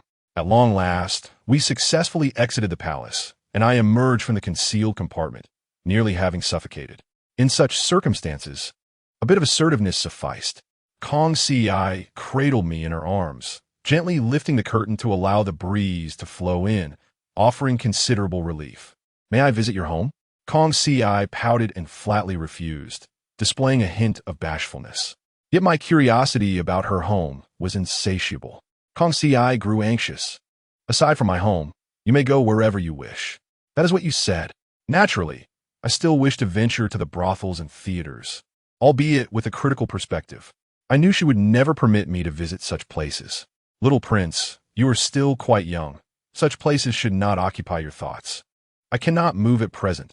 Why would I dwell on such places? Kung Fu appeared far more dilapidated than I had imagined. Kong Si, why is your family residence in such disrepair?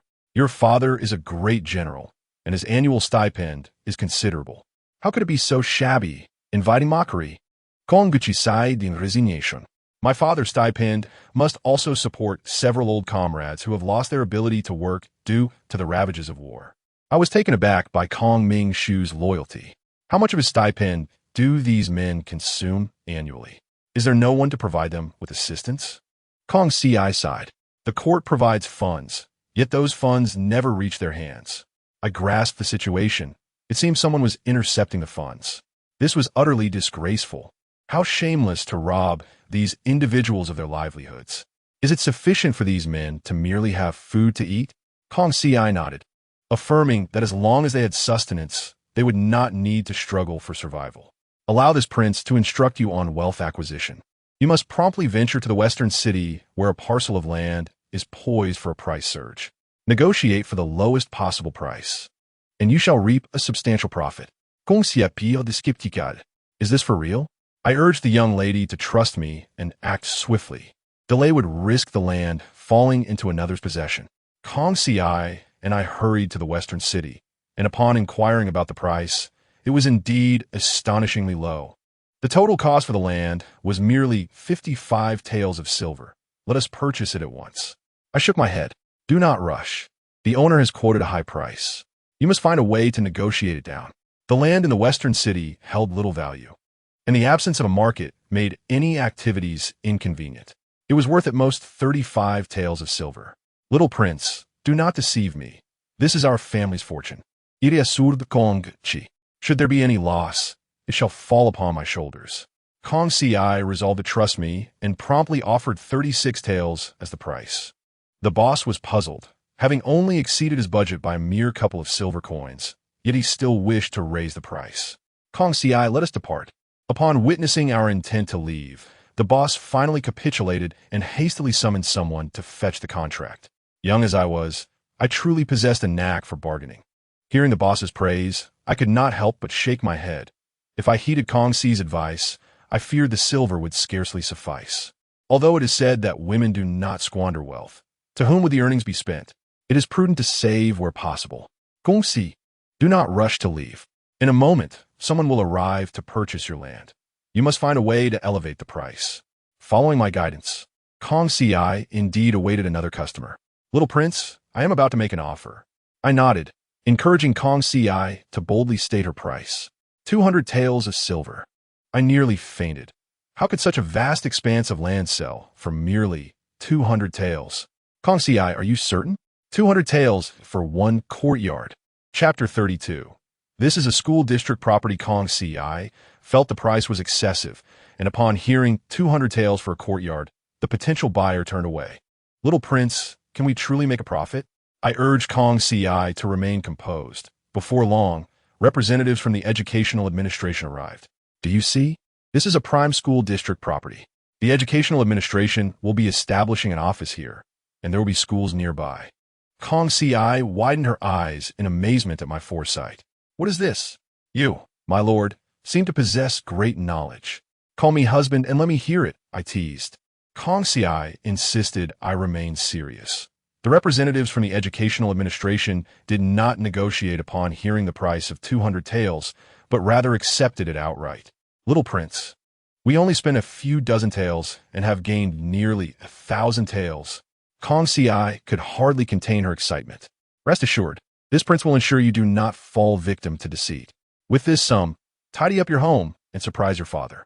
However, Kong Ci declined and sought out a grain merchant, exchanging the 1,000 taels entirely for grain.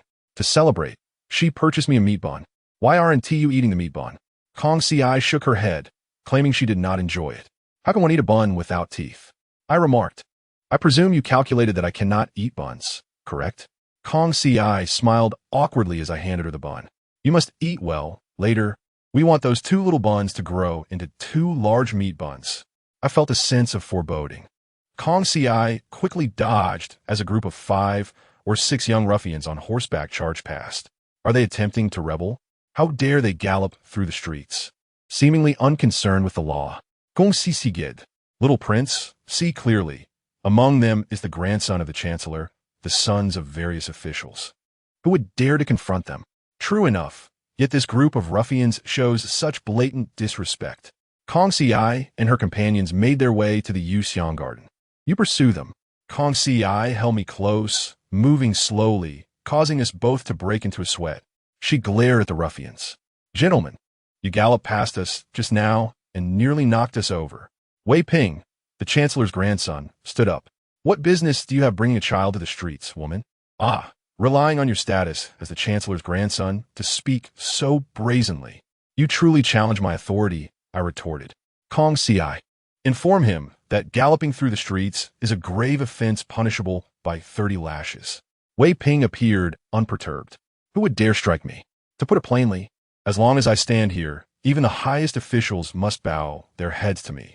Indeed, your grandfather may be a chancellor, but why should anyone bow to you? I countered. According to the laws of the Wu dynasty, ruffian offspring loitering in brothels is also a serious crime, indicative of a lack of ambition. Before I could finish, Wei Ping approached us. You, young lady, possess a fair visage. How about joining us for a drink? Kong Ci's expression soured. You scoundrel. She attempted to retaliate. But with me in her arms, it was futile. Stay calm. Do not engage with them. I have a plan. Lie down. Kong Ci thought she misheard until I repeated myself, prompting her to comply. Wei Ping, perplexed, wondered what my intention was in lying down without cause. Passers-by, however, misconstrued the situation. Come see. A wealthy young master has struck down a woman, and she has a child. I raised my voice, and the crowd began to swell. As more people gathered, Wei Ping grew increasingly anxious. I did not strike her. I did not strike her. How amusing. Who would believe his explanations at this moment? Little brother, prepare to face the wrath of the masses. The clamor escalated, attracting the city guards, who were astonished to find it involved Wei Ping. And they dared not say much. They simply urged Kong Ci to rise. Kong Ci, do not get up. The guard will assist you. Indeed, upon noticing Kong Ci's attire, the guards appeared uncertain, concerned she might belong to a prominent family, where both sides wield great power and influence. The guards called Wei Ping aside. Young master, How do you propose we resolve this? We believe you did not strike her, but the crowd is too large. You do not lack for a few dozen taels. A small sum will suffice to settle this matter, the guard suggested. Wei Ping's face darkened. So this is how it shall be resolved? The guards shook their heads in council. If you do not press charges now, you may do so later. Find a private place. You can handle it as you please. Wei Ping quickly grasped the implication and produced 50 taels. The guards proclaimed loudly, "This is compensation from the young master, although he is the chancellor's grandson. He is not one to be trifled with." I did not mention your name. I interjected, watching Wei Ping's face contort in anger, nearly revealing his identity. The guards handed 5 taels to Kong Ci. "Young lady, please rise. The child cannot remain on the ground for long." Such sweet words. Yet I knew the sum was far greater than offered. Kong Ci insisted, 20 taels short, I refuse. The guards clenched their teeth and reluctantly provided the amount, allowing us to depart. As we inhaled the fragrant aromas wafting from the street vendors, I requested Kong Ci to treat me to a candied hawthorn skewer. "I help you earn so much money. Is it too much to ask for one skewer?" Kong Ci pinched my cheek. "When you eat without teeth?" I was exasperated. This girl truly tested my patience. "Once I grow up, you will regret underestimating me." I harbored a sense of unease, believing Wei Ping would not let this go easily, urging Kong Ci to stick to crowded areas. "What if we happen upon our foes?" I remarked. Just then, Wei Ping and his henchmen appeared. "To extort while holding a child, you truly are skilled. Today you shall fall into my hands. Listen well, strip this woman and sell her to a brothel. Prior to that, you may enjoy yourselves." Wei Ping indeed exhibited a cruel nature, treating a vulnerable woman in such a manner. "Kong Ci, do not fear. This scoundrel's backyard is already ablaze. He still dares to prattle on." The henchmen closed in, and I urged Kong Ci to act swiftly. "Wei Gongzi, your wife is pregnant." Chapter 33. It is reasonable to assume she is expecting. Wei Ping laughed until his stomach hurt. "Did you hear that? She claims my wife is pregnant." Mid-laughter, his expression suddenly froze. He had not shared a bed with his wife for half a year. How could she be pregnant? The veins on Wei Ping's forehead throbbed as he gestured for his henchmen to return home. But soon, he realized the implications. "Then, I must trouble you both to accompany me." I reassured Kong Ci. "Do not fear. At worst, we will follow him for a while." The Chancellor's residence was truly opulent. The Kong residence could not compare. The ubiquitous presence of Wang Wali and Swanzhao branches in the furniture showcases a level of opulence, with even the simplest chair fetching a price in the thousands of taels of silver. Indeed, a display of wealth. Kong Ci must have witnessed this. Such is the lifestyle of affluent households. "Rest assured, when I mature, I shall use my salary to renovate your home, ensuring that my esteemed father-in-law resides in comfort."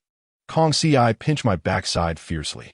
"You little rascal, why do you always try to take advantage of me?" Seizing the moment when Kong Ci was distracted, I impulsively kissed her, attempting to slip my tongue in as well. Alas, my strength was limited, and the kiss went awry, nearly resulting in my tongue entering her nostril. "Is it salty?" Kong Ci chuckled, gazing at me intently. Truly, it was revolting. "This will teach you a lesson. Do you dare to repeat such mischief?" I found myself at a loss. This young lady seemed increasingly adept at managing me. We could already hear the sound of Wei Ping pushing the door open. Wei Ping's wife, Du Yunyang, was seated at the dressing table. "Have you been sleeping?" Du Yunyang appealed de Puzerd. "When have I ever not been asleep?" Wei Ping coughed slightly. "I meant to ask if you have been sleeping with him." I sensed that Wei Ping's demeanor resembled that of a certain Lord Yu. Du Yunyang's expression sourde. "You haven't visited me in months, and now you arrive with such behavior?" Wei Ping, noticing his wife's flat abdomen, understood he had been deceived and glared at the two of us with malice. "Little prince, what shall we do?" Kong Ci was anxious. If she was not pregnant, we would be in deep trouble. "What are you fretting about?" Let Wei Ping open a box from underneath the bed, within which lay menstrual cloths that had long since become moldy, indicating they had gone in use for at least 3 months. Wei Ping hesitated, but Du Yunyang swiftly intervened. "How shameless! How dare you rummage through my belongings?" Kong Ci recognized the problem. "Young Master Wei, come on." Wei Ping pushed her aside and overturned the box, revealing a layer of dust upon it. Du Yunyang fixed her gaze on Kong Ci. "You vile wretch, do you wish to take my place?" How naive. I am the legitimate wife of the Prime Minister. Just as Du Yunyang attempted to pounce, Wei Ping restrained her, threatening her fiercely. "Why did you do this? If you do not confess today, I shall take your life." I urged Kong Si to look away. They were already fighting, and continuing to watch would only bring trouble. To my astonishment, Wei Ping was no match for Du Yunyang. It was the first time I had witnessed such a formidable woman. Du Yunyang knocked him to the ground, pressing her foot against his chest. "Do you not realize who you are? Have you forgotten that the Du family excels in martial arts? With your physique, even a celestial being would be of no use. If I were you, I would swallow my pride, or you may find yourself without a future." Wei Ping got up, gritting his teeth, yet felt utterly helpless. After all, he had no evidence to support his claims. Scanning the room, the only ones left to blame were us two, and Wei Ping directed his ire at us. "What are you two staring at? What is there to see? I kindly let you remove the green hat, and you play games with me. Do not blame us. It was Kong Si who revealed that it was your good brother who placed the green hat upon you." Kong Si recounted the events in detail, causing Du Yunyang's face to turn pale. Wei Ping realized this matter had substance, and he immediately rushed out to confront his friend, resulting in an unexpected fatality. "Sister, stop watching and let us leave." I truly admired Kong Si. The mess at the Prime Minister's residence was theirs to clean up. On our way back, Kong Si appeared curious. "Little Prince, how do you know all of this? Can you perhaps calculate the future? How could I possibly possess such abilities?" The truth is, after Wei Ping had children, he became increasingly ambitious, ultimately turning into a colossal villain. Following the death of the martial emperor, this villain nearly brought about the downfall of the nation. Thus, it is imperative to eliminate him. Upon returning to Kong Mansion, Butler Kong Shun awaited Kong Si's arrival. "A letter has arrived from my father-in-law." Kong Si quickly see what news it bears. It turns out Kong Ming Shu was besieged due to underestimating the enemy, and, alarmingly, the Eastern Shu Kingdom had been concealing its true strength. Presently, the Eastern Shu Kingdom, aiming to seize the source of water, has dispatched an army of 50,000, intending to forcibly occupy the territory. Truly a clever tactic. Although they are attempting to claim a vast area, the martial emperor will surely respond with troops. Yet they are only capturing a mere li of land. Even if they wish to mobilize forces, the court officials will likely oppose it. Expending vast military resources for a mere li of land is hardly justifiable. Kong Si, this is not your father's fault. He did not underestimate the enemy, but was ensnared by the traps set by the Eastern Shu Kingdom. Has my father received word? Kong Si shook her head. This is merely a family matter. Little Prince, what if the emperor refuses to rescue my father? To be frank, I too worry that the martial emperor may be reluctant to send troops. However, Kong Ming Shu possesses extensive military experience. He should not find himself unable to escape, right? Suddenly, an idea struck me. Kong Si, do you know who the most formidable person in the Eastern Shu Kingdom is? Kong Si shook her head. How foolish. According to this prince's knowledge, the mightiest in the Eastern Shu Kingdom is General Gao Su. You can send someone to feign an imperial decree, luring Gao Su into our territory. If we capture him, who else in the Eastern Shu Kingdom could challenge us? Kong Si hesitated. Setting aside whether Gao Su would believe such a deception, even if we captured him, what if the Eastern Shu Kingdom continued to besiege my father? If you do not act soon, your father will be annihilated. Kong Si did not hesitate any longer. Little Prince, I shall heed your counsel. I instructed Kong Si to prepare, and we must enter the palace to clarify matters with the martial emperor. Otherwise, if someone accuses us of treason, it would be troublesome. After all, the incident involving Wei Ping had already been blamed on Kong Si. Once we had gathered our belongings, we hurried into the palace. Upon hearing Kong Si's plan, the martial emperor found it plausible, yet hesitated. You may go, but who shall accompany the little prince? Kong Si appeared astonished, thinking he would treat her as a nursemaid. I was truly exasperated with my father. Father, you need not worry about sending me along with Kong Si. The Eastern Shu Kingdom would not dare harm a prince. If all the soldiers of the martial dynasty were summoned, 1,000,000 strong could trample them in an instant. Chapter 34. Is this really an 8-year-old? The martial emperor still hesitated. Father, if you continue to hesitate, you will lose not only land but also national dignity. Should Kong Ming Shu's army be defeated, it would be a tremendous disgrace. Very well, You too must be cautious. Is Choman required to go? I urged the martial emperor to see things clearly. The Son of Heaven guards the national borders. The sovereign must protect the realm. If the father cannot personally lead the charge, it must fall to his son to represent him. The other royal brothers may not be able to handle this matter. The martial emperor nodded in agreement. I implore the martial emperor not to inform my stepmother, or else my desire to venture outside would be entirely quashed. The martial emperor even dispatched cavalry to accompany us along the waterways, and Kong Si remained quite anxious. The Eastern Shu Kingdom is no fool. What if they do not believe us? Why be so anxious? At worst, we could start anew. Should this plan succeed, we would be immortalized in history. I doubt the martial emperor would hesitate to bestow upon me the title of crown prince. Kong Si, when the time comes, just listen to me. Furthermore, if they inquire, you may claim I'm 8 years old. Kong Si scrutinized me, feeling that my stature hardly suggested I was 8. How foolish. Just tell a little lie. The martial emperor was genuinely displaying his sincerity. If the Eastern Shu Kingdom refuses to show respect, they would be utterly despicable. Finally, upon reaching the border of the Eastern Shu Kingdom, the cavalry commander escorted us across the boundary. Your Highness, Miss Kong, we await your return. Why such emotional farewells? Kong Si and I carried only a few belongings, making our way directly to the capital of the Eastern Shu Kingdom. The local customs were simple and honest. No wonder this place has long been referred to as a land of abundance. Kong Si remarked that when we grow old, we should reside here. Kong Si insisted I refrain from such talk, asserting that she would certainly age before me. After a tumultuous journey, the two of us finally met the king of Dongshu. The king, Jiang Zixio, scrutinized me closely. Is this child merely 8 years old? He inquired. Kong Si nodded, and Jiang Zixio tugged at my arm, stretching out slowly. Is this truly an 8-year-old? I urged Kong Si to remain calm, suggesting he offer a few compliments to appease the inflated ego of this fellow. Following my advice, Kong Si's praises brought great satisfaction to Jiang Zixio. 8 years old it may be, but does the Wu Emperor truly wish to cede the land of water sources to us?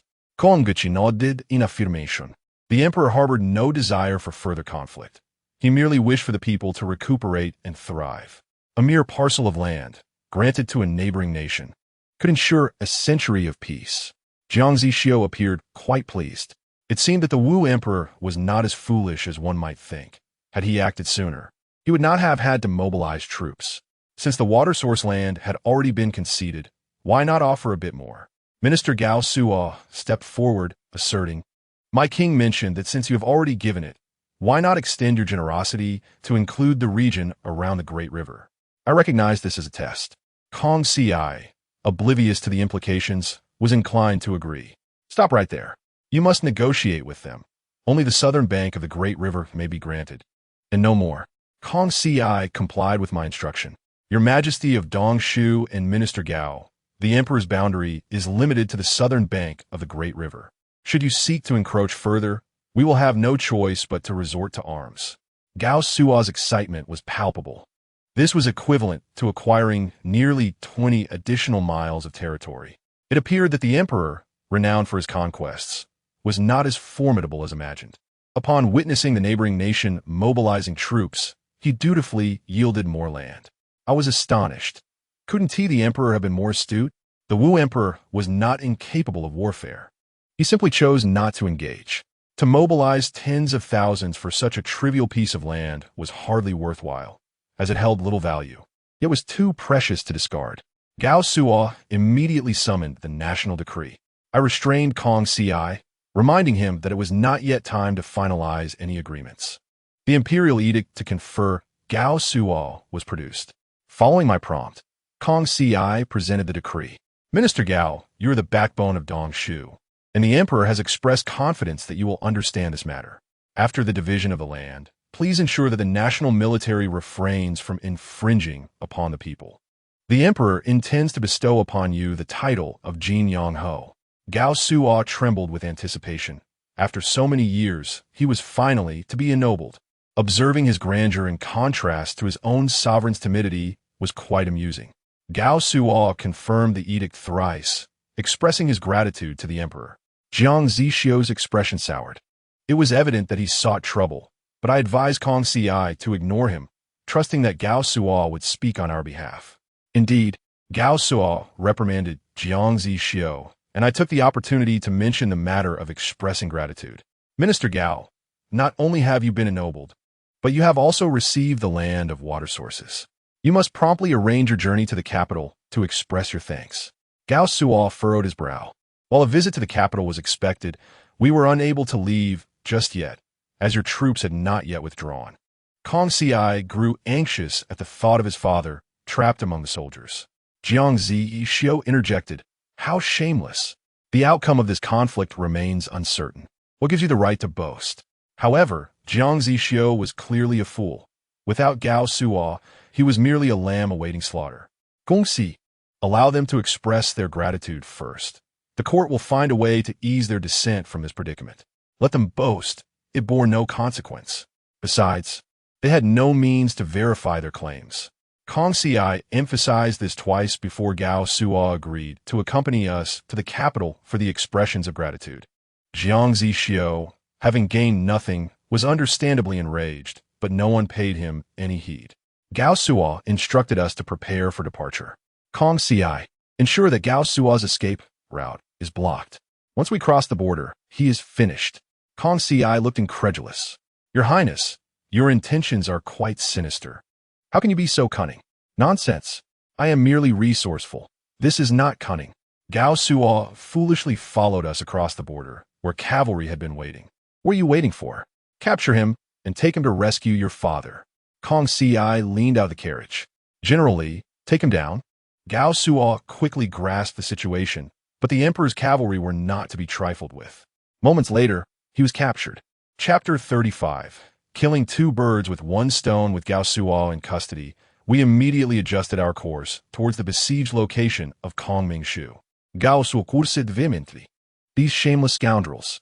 You promised to ennoble me. I found it utterly amusing. He was the one who lacked shame. As a minister of Dongshu, he was now compelled to accept an ennoblement from our dynasty. Every dog knew not to bite the hand that feeds. How brazen of him to bark here. Kong Si silenced him, delivering a heavy blow to his jaw, compelling Gao Suo to cease his protests.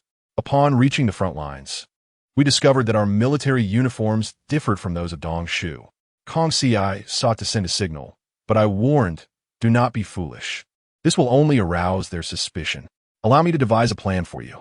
By the way, where are the clothes you stripped from the dead? The contingent accompanying Gao Suo numbered around 100 cavalrymen, their garments having been discarded moments prior. Quickly, have General Li change into them and take Gao Suo into the front lines. General Li, ever courageous, surprisingly struck Gao Suo, threatening the enemy with an opening. Kongmingshu had long been contemplating a breakout. Upon seeing the breach, he wasted no time in leading his troops to escape. The lives of thousands of soldiers were ultimately spared as we made our way towards the capital with Gao Suo. Kongmingshu had to remain behind and could not meet his daughter, so I consoled Kong Si. Your father is busy. We must not create chaos. Kong Si silently wept. When I dared to speak again, she tugged at my ear, nearly pulling me down. Ouch, that hurts. Kong Si wiped her tears. It seems we have achieved a monumental feat. Do you think the little emperor will reward us? If possible, I would also like to become a general to share my father's burdens. What a ridiculous notion. You as a general? What about me? I certainly would not allow her wish to come true. I could not bear the thought of being left alone. I could no longer endure the palace maids treating me as if I were a simpleton. If I did not laugh, they would continue to tease me. I was quite at my wit's end. Upon returning to the capital, Gao Suo was brought before the Grand Hall, leaving the Wu Emperor momentarily stunned. After several glances and confirmations, he finally spoke. So, it is indeed Gao Suo? How does it feel to have been summoned by me? Gao Suo responded indignantly, You scoundrels! You are all despicable. The Wu Emperor chuckled coldly. Despicable or honorable, you now find yourself in my grasp. What else is there to say? How dare a mere small nation raise arms against me? Should I execute you? What will Jiang Zixio do? Take him away. Let the golden hammer fall. The Wu Emperor and his ministers erupted with fervor. Once Gao Suo was dealt with, what could Jiang Zixio use to invade again? The Wu Emperor turned to Kong Si. Your strategy has proven effective. Prince Chong and has accompanied you, and thus he too shall be rewarded. Therefore, Kong Si was bestowed the title of County Princess, while Prince Chong and was elevated to the position of Grand General. I felt this was excessive. Father, I do not engage in battle. There is no need to bestow upon me the title of Supreme Commander. However, the Wu Emperor remained unconcerned, believing the title offered was too modest. To appear at the pinnacle upon entry, perhaps that describes me. Kong Si embraced me as we exited the hall, and to my surprise, she appeared somewhat bashful. How about it? Did your man disappoint you? Kong Si admonished me to refrain from such talk. If others overhear, I would be mortified. Little prince, from this day forth, we are both noble. Do not think to take advantage of me, as I seek to choose a worthy husband. Alas, such a visage is truly repugnant. Indeed, I am affectionately known as Rui. As expected, I have once again been pinched. It leaves me utterly speechless. I have long heard that the women of Kung Fu are renowned for their beauty, and today I am convinced. I wonder if the Kong Junju might grace me with her presence in the Imperial Garden for a conversation. Kong Si shook her head. Do not shake your head. You must agree. I yearn to witness this splendid performance. It is my first time being so close to Chongshan. I wish to see what this fool is capable of. Yet, Kong Si appears unwilling, and my insistence seems to hasten her departure. Chongshan pointed at me. What? Are you still planning to take him along? Kong Si clutched me tightly. What else can I do? The young prince cannot be left unattended. Chongshan promptly whisked me away, delivering me into the hands of the steward eunuch. Upon realizing this, a chill ran through me. Is this not the head eunuch of Impin? Once a master loses his consort, the eunuchs are akin to fatherless children. Could this wretch possibly cast me into the water? Kong Si, do not leave. Quickly, take me away. This Chongshan harbors ill intentions. If I fall into his clutches, will I survive? Kong Si was pushed far away, and the old eunuch chuckled sinisterly. Little master, today you have indeed fallen into our grasp. Are you perhaps gifted, being favored by the martial emperor at such a tender age, and even bestowed the title of General of the Army? You are the first of your kind throughout history. However, keeping you means the other princes will never rise. Should you perish mysteriously, the martial emperor would never uncover the truth. Blame your brothers for that. I am truly at my wit's end. I am but a child. Each of them is too adept at internal strife rather than contributing to the nation. One day, I shall ensure that only a list of names remains of the princes. Who can I turn to now? Kong Si, you unreliable wretch. If I perish, I shall haunt you as a ghost, you wicked girl. I never anticipated a swift resurgence. How unfortunate I am. The old eunuch gazed at me with a grin, licking his fingers, dipping them into some powdered medicine before adding it to a cup of wine, his gaze wickedly alluring. Rest assured, once you drink this, it shall no longer hurt. This is Duan Chong San. You scoundrel. If it does not hurt, why do you not drink it? Alas, what an extraordinary beginning. The old eunuch withdrew his fingers, tasting the seasoning, leaving me astonished. What sort of operation is this? With a roll of his eyes, he collapsed, placing me upon a table in the pavilion, where I could only stare at the ceiling in a daze. Little prince, are you all right? I feigned foaming at the mouth and rolling my eyes. Kong Si, in a panic, nearly fainted. Do not do that. I am merely pretending. To my surprise, Kong Si bit me fiercely. You villain, I am also pretending. What a duel among masters. I am truly impressed. I shall outwit her. Had they grown weary of their world of two, only to remember me now? Chapter 36. Jealousy knows no age upon hearing my words. Kong Si's face was one of disbelief. I never imagined you, at such a young age, would experience jealousy. Chongshan has promised me the position of Empress. What does this signify? He promised you the role of Empress, and you believed him? Yet you doubt this prince's word? Kong Si urged me not to take it seriously, claiming it was merely jest. It was then that I noticed a eunuch lying on the ground. I recounted the earlier events, leaving Kong Si drenched in cold sweat. Should anything befall the prince while in her care, she would be doomed. Suddenly, a thought struck me. Kong Si, tell this prince the truth. Who was the person you called master that day? Kong Si did not anticipate my inquiry and threatened me not to ask. Yet my curiosity could not be quelled. I felt I could not sleep without knowing. Little prince, What would it matter if you found out? You ought to relieve the emperor of his burdens. Chongshun mentioned that many regions are experiencing calamity this year. I was puzzled. The tales did not mention any disasters this year. I urged Kong Ci to hasten my journey. The martial emperor must have been misled. In the study, the martial emperor was in a fit of rage, as multiple reports of disasters were being filed simultaneously. Heaven cannot bear to see the common folk live in peace. I urged the martial emperor not to be hasty. Father, this year began with abundant rainfall. How could disasters emerge so suddenly?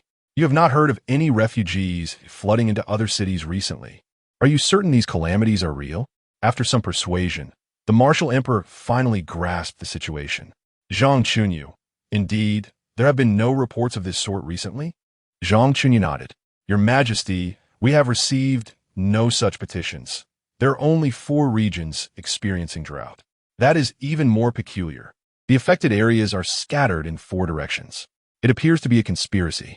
The martial emperor was reluctant to dwell too much on it and inquired of Zhang Chunyu how much relief money would be needed. Zhang Chunyu calculated with his fingers. The amount required is approximately less than 200,000 taels. The martial emperor pondered. Then we shall proceed with the relief efforts without delay.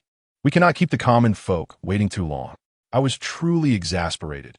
Having reached this point in discussion, why must we still provide relief? Father, wait a moment. Think about how coincidental it is that these 4 areas are experiencing disasters. If calamities truly arise, other states and counties would also send representatives. It must be those officials scheming in the shadows.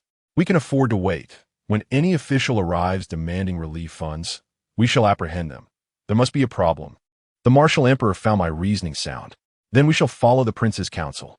Zhang Chunyu, prepare tea immediately. Seizing the opportunity to converse with the martial emperor, I pointed out the flaws in his administration. Father, are you perhaps overly reliant on the prominent families? The officials they recommend are often from their own lineage. Should they wish to silence dissent, it is all too easy. Furthermore, these individuals possess absolute resources, preventing you from connecting with the lower classes. Why not remove the aristocracy? The martial emperor sighed. Such matters are not easily addressed. The very reason we could sweep through the world was due to the assistance of these prominent families. To act against them now would be akin to killing the donkey after grinding the grain. They likely would not tolerate it. Yet the martial emperor did not wish to dampen my spirits. I have already begun to contemplate this matter. You need not worry. Very well. I shall not dwell on it further. As I nearly drifted into slumber, an official finally arrived. Zhang Chunyu hurriedly reported, Your Majesty, Lord Yuan Hao, the Crown Prince's protector, has arrived. The martial emperor's expression shifted. He had not anticipated his arrival. Yuan Hao was backed by numerous prominent families. Even if he were aware of their machinations, he would likely be powerless to act. Kong Ci, take the prince behind screen. Kong Ci swiftly complied, and Yuan Hao finally entered the court. I pay my respects to your majesty. I wonder if you have received the distress letters? The martial emperor nodded, acknowledging receipt. Yuan Hao then questioned, why the funds not yet been allocated? The martial emperor was taken aback by his audacity. Yuan Hao, are you questioning me? Yuan Hao suddenly realized his rudeness. I would not dare. I merely wish to inquire when the funds will be dispatched. The disaster-stricken populace awaits assistance. The martial emperor remained unperturbed, prompting Yuan Hao to elaborate on the affected areas. Why were all 4 situated around the capital? Yuan Hao's countenance changed abruptly. Surely, your majesty does not suspect the ministers are negligent? I could not help but applaud him. The emperor's inquiry was about the reason for the disasters. Yet Yuan Hao deftly shifted the blame to the ministers. Truly remarkable. Father, do not heed his words. Simply ask about the cause of the disasters. The martial emperor continued to press Yuan Hao, who had no recourse but to attribute it to drought. Moreover, this drought is unlike any before, with no rain falling in over 80 li. I implore your majesty to expedite the relief efforts. I was somewhat curious.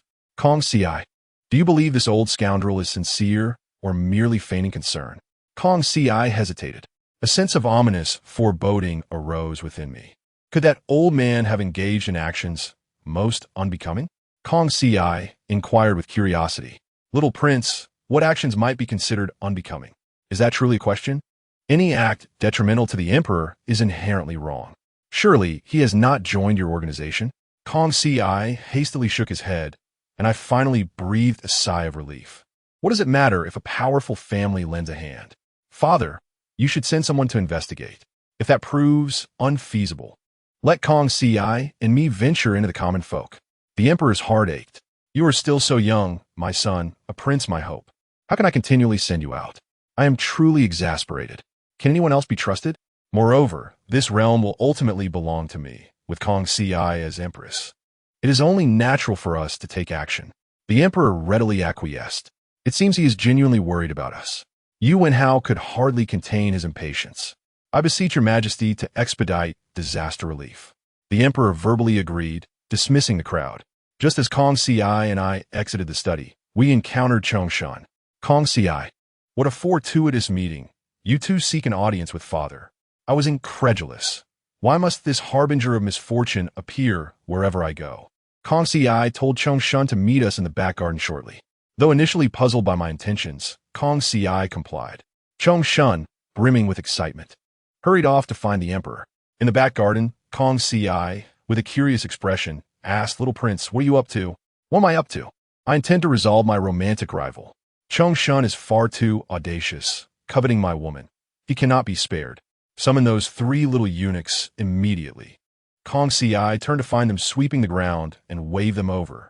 Kong Si, inform them they must follow my orders if Chongshan arrives. They are to beat him mercilessly. Chapter 37. Defamation. They dare defame me. Kong Si's eyes widened in disbelief. She had not anticipated my intent to summon Chongshan merely to thrash him. He is the crown prince, the most likely candidate for the throne. I advised Kong Si to halt her concerns.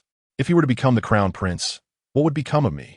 Furthermore, given Chongshan's lack of intellect, it would be prudent to reconsider his ascension. I doubt even the emperor could endure it. The 4 little eunuchs exchanged glances, apprehensive. But he is the crown prince. We cannot lay hands on him. Oh, my short temper. Kong Si warned them that disobedience would lead to their confinement in the cold palace. These 4 eunuchs all had connections within the cold palace. Over the years, more than 100 beautiful concubines have been banished there. None would willingly accept such a fate. Although eunuchs may seem powerless, they can still be of service in critical moments. Thus, these fellows had their own alliances in the cold palace. Should the emperor discover this, it would be a grave matter indeed. Kong Si, please do not reveal this. We shall comply with your wishes, but if anything goes awry, we cannot guarantee our safety. I reassured Kong Si not to fret. Inform them that when you shout assault, they are acting in defense of justice. Even if Chongshan were to complain, the emperor would surely reprimand him. Kong Si gave me a thumbs up. Little Prince, you are truly wicked. Please, this is nothing. With Chongshan's intellect, I could toy with him endlessly without fatigue. Before long, that scoundrel Chongshan arrived, but I suddenly conceived an even better plan. Kong Si, remove your outer garment and lend it to the little eunuch. Though unsure of my intent, she complied. The little eunuch donned the clothing, turning his back to Chongshan. To my surprise, Chongshan, driven by his desires, embraced the little eunuch and attempted to kiss him.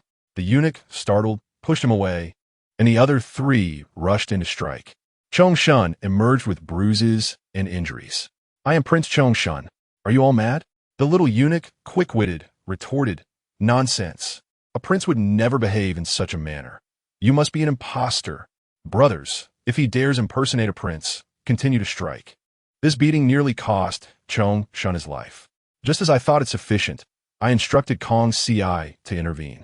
Stop. Indeed, he is the crown prince. Are you truly so famished that you would not spare even the little eunuchs? As I spoke, another eunuch turned to flee. Kong Si seized the opportunity. Look at how many you have harmed without realizing it. Chongshan, now aggrieved, protested. I came to find you. Why is the little eunuch wearing your clothing? Kong Si was momentarily taken aback. I had not instructed her on how to explain this. Let's not dwell on that. Why were you embracing and kissing the little eunuch? Chongshan, not entirely foolish, quickly caught on. Kong Si, could this be a trap you devised in collusion with others? You lured me here, only to have me beaten. Kong Si's legs weakened in an instant. Little prince, he has figured out. What is there to fear? Ask him if he has any evidence proving it was you who summoned him. Chong Shun found himself at a loss, furiously turning to leave. The little eunuchs, astute as they were, chose to remain. I named them table, stool, chair, and brick. Kong Ci, puzzled, inquired why the last did not belong to the same category. Such matters of society are better left undiscussed. Kong Ci pouted, gathering a multitude of items. Goodness, we are not fleeing from disaster. We are investigating. Why bring so much? Kong Ci asserted, how can we embark on a covert visit without ample supplies? We must be prepared. I was utterly exasperated. Those in the know would understand our true purpose, while those unaware might think we were fleeing. Set the belongings down. A covert investigation should be just that, covert. If we attract too much attention, those involved may already be forewarned. I suspect the disaster relief efforts are intertwined with the powerful families and the Guangfu society. Each year, the court allocates vast sums for disaster relief, with the highest expenditure exceeding 200,000 taels. This raises suspicion. Does heaven truly harbor such disdain for the Wu dynasty? Kong Ci and I quietly exited the palace, making our way to the nearby Sanchuan region. Kong Ci, have you ever been to Sanchuan? Kong Ci shook her head, admitting she had never been. However, I have heard that the emperor raised his banner in Sanchuan. Little prince, do you believe there's an issue there? Issues indeed. It is fraught with problems. Kong Ci, do you wish to reign supreme? If we seize Sanchuan, you shall be crowned its king. I was not jesting. I understood the implications of disaster relief. I was also aware of the designs of those powerful families. The foremost family in Sanchuan is the Song family, all members affiliated with the Guangfu society. If I brought Kong Ci along, we could recruit soldiers and then casually elect a leader to wreak havoc. Kong Ci's legs grew weak with fright. You deceive me. You promised to be sincere. It is a benevolent lie. The emperor's greatest concern now revolves around those powerful families. If they were to rebel, what would become of us? Trust me, you may yet encounter your master. Resolving the Guangfu society would ensure absolute safety for Kong Ming Shu and the others. It is a matter of permanent resolution versus perpetual anxiety. Kong Ci comprehended but could not help but chastise me. You are truly treacherous. It matters not. The consequences of who assumes leadership shall rest upon their shoulders. I am indifferent. Now, having arrived in Sanchuan, Kong Ci is certain to find her master. As we strode through the streets, Kong Ci appeared bewildered, and I sensed a peculiar fragrance in the air. Kong Ci, something is amiss. Someone is releasing a narcotic fragrance. I remained alert, yet Kong Ci succumbed to unconsciousness. When she awoke, her master, Gong Sun Chi, was intently scrutinizing us. Kong Ci, you have finally awakened.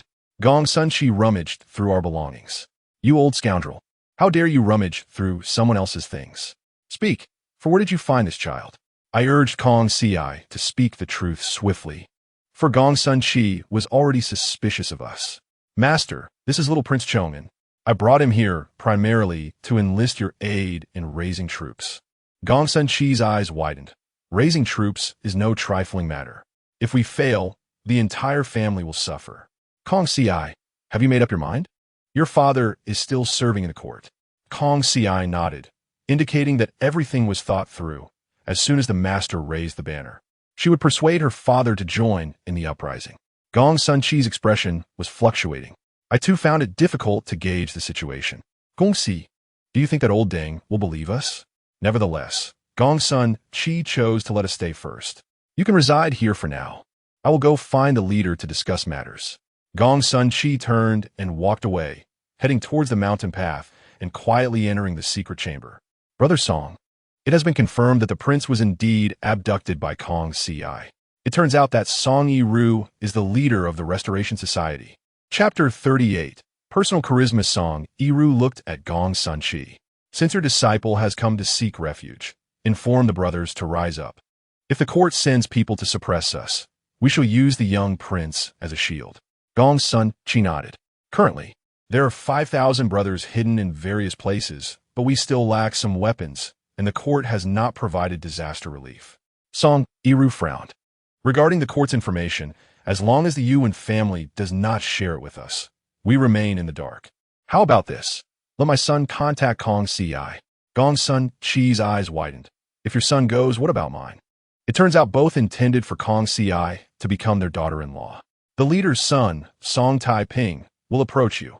Find a way to outsmart this fool. Do you understand? Kong Si nodded, already smiling broadly. Kong Si, this is a rare opportunity. We must undermine your master and Song Yiru.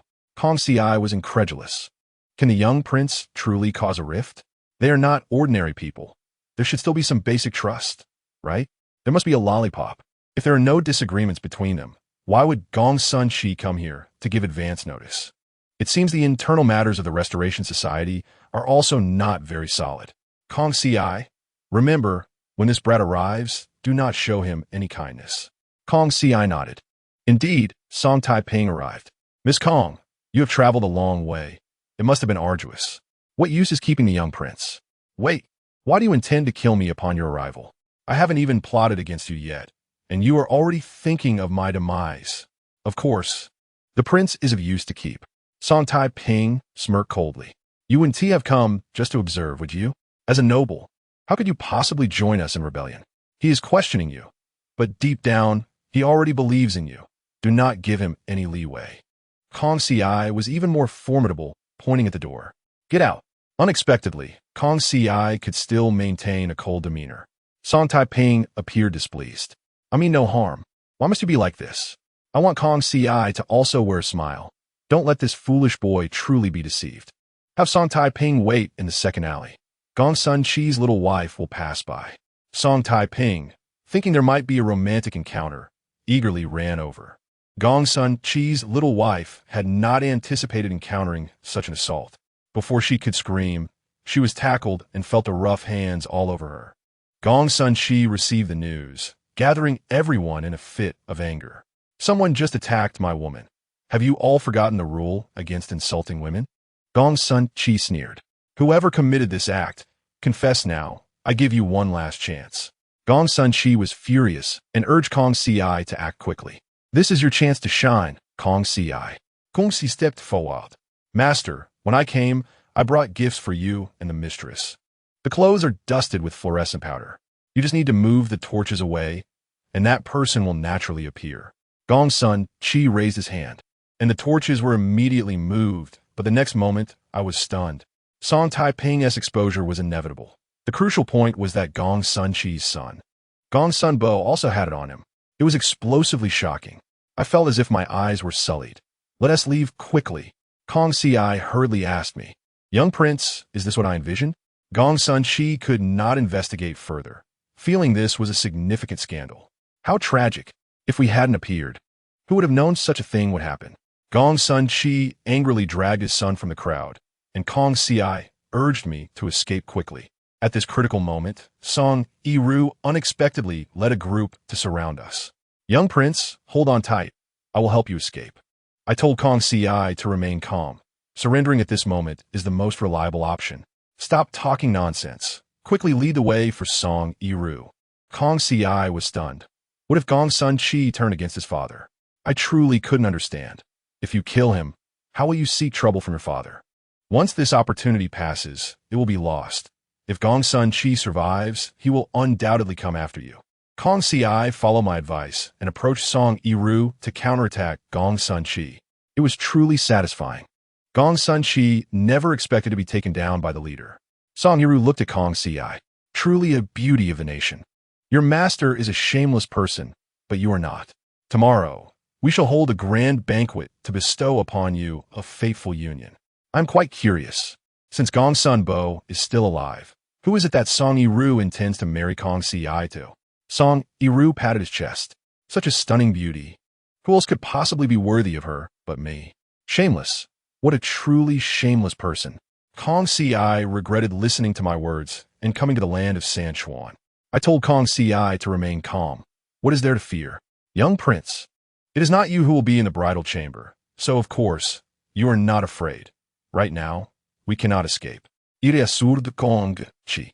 Song Tai-ping is already fond of you, and Song Yiru wishes to marry you. How does that sound? Wouldn't it be scandalous if this got out? Kong Si's eyes widened. She insisted on lifting my clothes to see if my belly was dark. How cunning. This cannot be blamed on me. With Kong Si's beauty, Which old official could resist? According to my plan, quietly find Song Taiping. Young master Song, from the first glance. I have been unable to forget you. Alas, the heavens must be playing tricks on me, forcing me to marry your father. Is this not a jest? Song Taiping was not foolish enough to miss the point. You just told me to wait in the alley. Why didn't you come? Need it be said? It was just to set you up. This foolish boy even asked. Tell him he went to the wrong alley. It was too dark. Song Taiping nodded. Sensing this possibility was quite high, I felt that our previous worries were unnecessary. With this level of intelligence, what could he possibly accomplish? Young Master Song, your father seeks to rebel. Your entire family will perish. Why not join me in seeking refuge with the Wu Huang? With your abilities, becoming a marquis is effortless. And should you achieve any merits, becoming a king is not out of reach. Song Taiping hesitated. Would my father spare me? My heart raced. I thought he was doubting me. Unexpectedly, this brat was genuinely afraid of his father. What time is it? Just take him out, and it will be settled. I complained, and Kong Ci conveyed my words. Song Taiping shook his head vigorously. Absolutely not. Parricide is intolerable by heaven and earth. However, if I do not do this, you will fall into my father's hands. Kong Ci feigned tears, enchanting this foolish boy completely.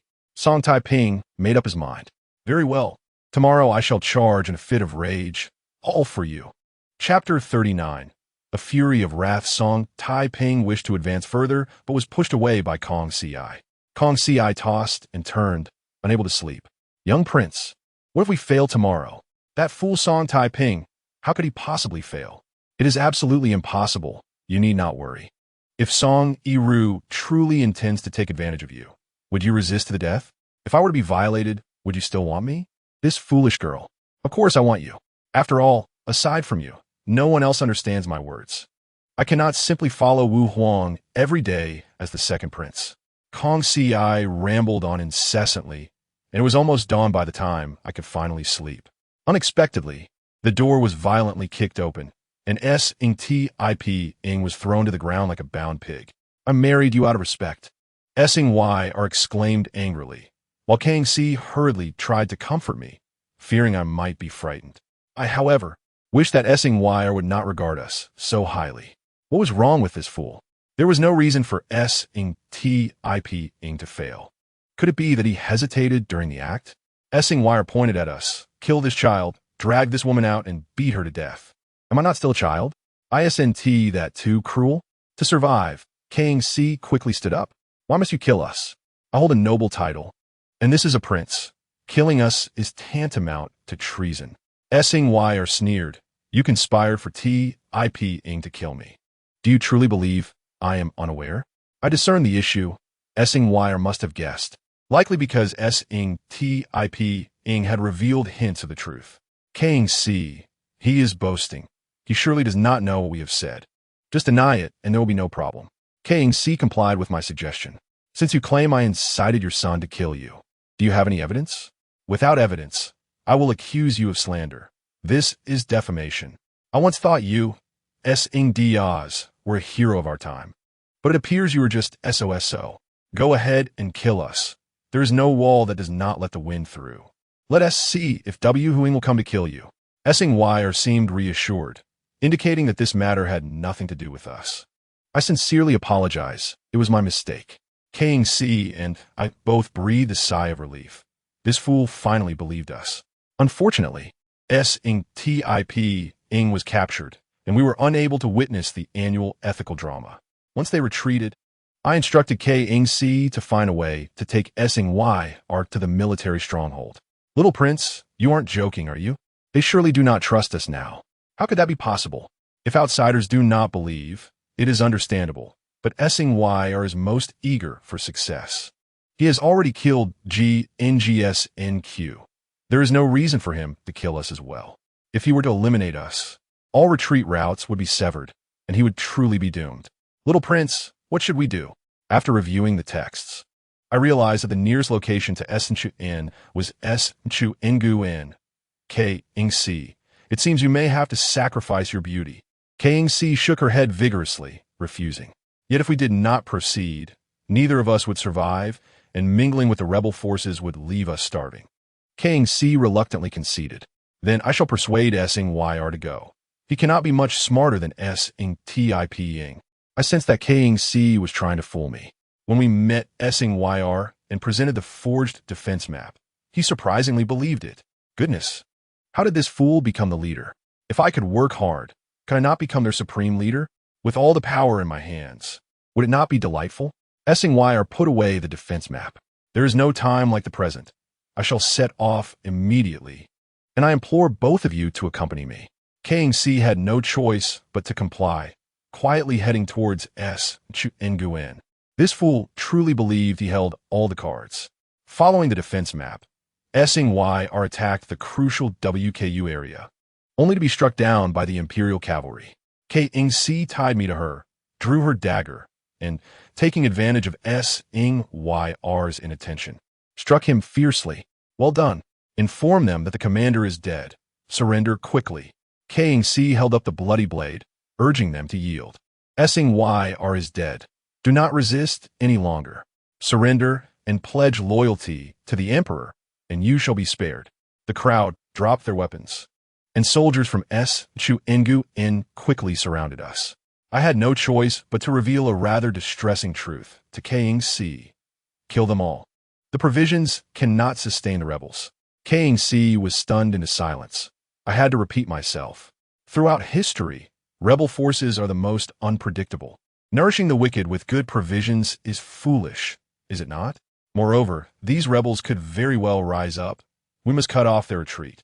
Little Prince, if this word gets out, will other rebels still surrender? That is of no concern. Those who are meant to surrender will eventually do so. God no, they say. With no further options, explained the situation to the commander at Nguyen and took me to a safer distance. The young lady remained silent for a long time. King C, you are not angry with me, are you? There is no need for such self-righteousness. The struggle for power is filled with deceit. One misstep could lead to total failure. The outcome could be worse than that of the rebels. Feeling sorry for them is of no use. King C remained deeply troubled. Little Prince, those are lives. So many have died, and this debt will fall upon us. No, no, no. The merits are ours. It is those soldiers who kill. What does it have to do with us? Besides, I merely offered a suggestion. Heaven has no reason to strip me of my merits. They could simply choose not to listen. Indeed, these rebels lacked intelligence. Why would the Imperial cavalry keep them around? The restoration of Nguyen would be eradicated, and the next focus would be on the other three directions. King C was astonished. Isn't that obvious? Of course. We must continue. One surge leads to another, but eventually we must take down the Restoration Society. Although GNGS, NQ, and others have been eliminated, there are still other factions. Little Prince, those are lives. They have not risen up in rebellion. Why should you care? It will be too late once they rise against us. Today, I realize that King C is indeed a bleeding heart. In chaotic times, one must eliminate the bleeding hearts first. If it were not for the fear that others might misunderstand my intent, I would have taken her out first. Despite the small number of these rebels, their rebellion could lead to the deaths of countless innocent people. By killing them, we could actually save the common folk. I certainly know how to weigh the gravity of the situation. King C embraced me, already heading towards the capital. Her legs were her own, and whatever she decided would prevail. Chapter 40. Sich Ngisachin. I appreciate boundaries upon returning to the Imperial City. Huing generously rewarded Ing C and me for our efforts. You both have done well. I shall bestow upon you substantial rewards. Such sweet words. It is yet to specify what rewards we would receive. Huing merely spoke without action, and after a while, he showed us the memorial sent by the commander of Nguyen. Alas, I was not in the mood for it. Father, I truly cannot summon a smile. We clearly had the opportunity to decisively capture the Restoration Society. Yet this young lady muddled it all. Could it be that Ing C still has ties to the Restoration Society? A sudden chill ran down my spine. Was I not courting disaster? Thankfully, King C did not harbor any ill intentions along the way. Otherwise, I might not have survived unscathed. On the way back, Ing C inquired, Little Prince, your mouth usually runs nonstop. Why the silence today? I do not wish to speak. What is the use of saying so much? We have lost the best opportunity to deal with the Restoration Society. From now on, they will likely remain vigilant. King C. I am not in the mood to converse. Why we not seen CHNGSHN? King C. instantly understood. I intended to make trouble for CHNGSHN. He should be too afraid to return now, right? Not a chance. That fool CHNGSHN would surely come if tempted. King C.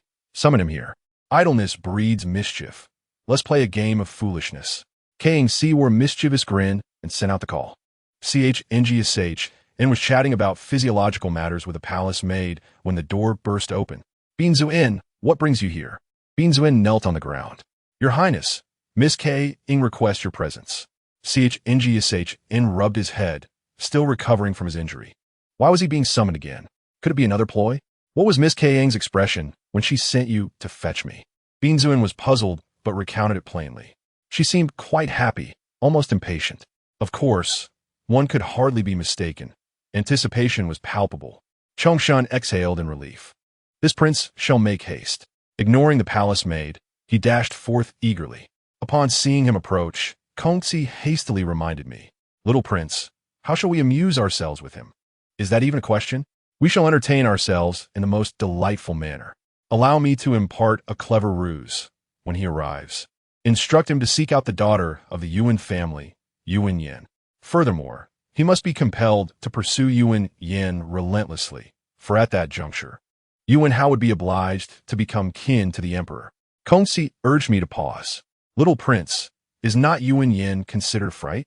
Indeed, I do not claim her to be a beauty. Worry not. This woman is renowned in the capital for her infatuations. We are merely facilitating a fortuitous union for Chongshan. Kongzi sensed my mischievous intent. When Chongshan arrived, Kongzi spoke candidly. Prince, should you wish to win my affection, you must marry Yuan Yin. We are bound by sisterhood, having long agreed not to wed another man. Chongshan was taken aback. Is she not the most unattractive in the capital?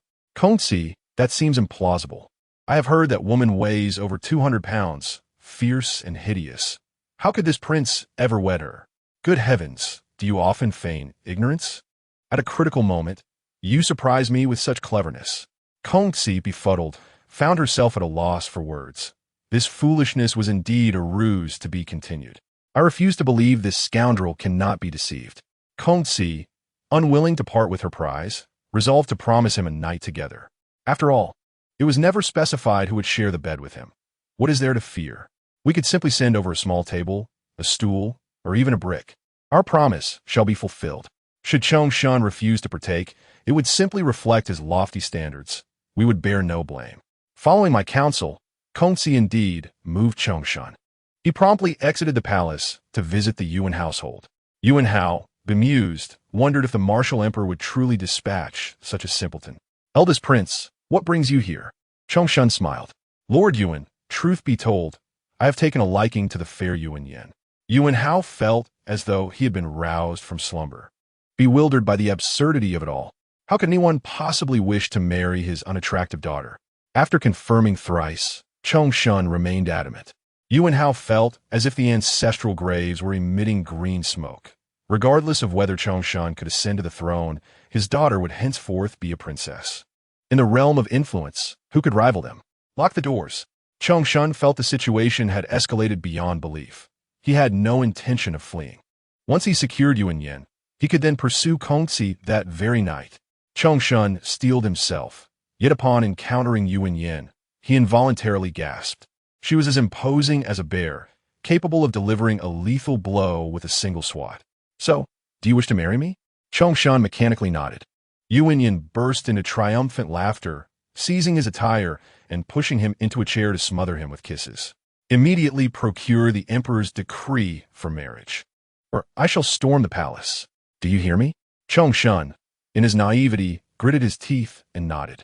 Yuan Hao, that cunning rogue, worried about any sudden changes, accompanied Chongshan into the palace to seek the emperor's blessing.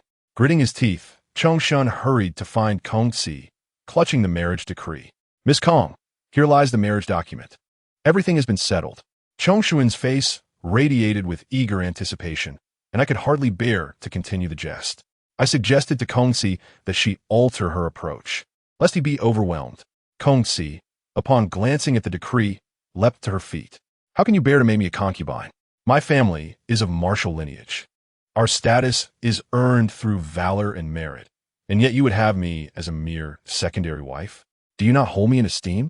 Marvelous, a true performer. Uninformed observers might assume Chongshan was a heartless cad. Chongshan muttered, "Isn't this what you desired?" Upon hearing his retort, Kongsi grew furious. "I shall be the principal wife. How dare Yuan Yin contest me? She is destined to be a concubine. I will not relent.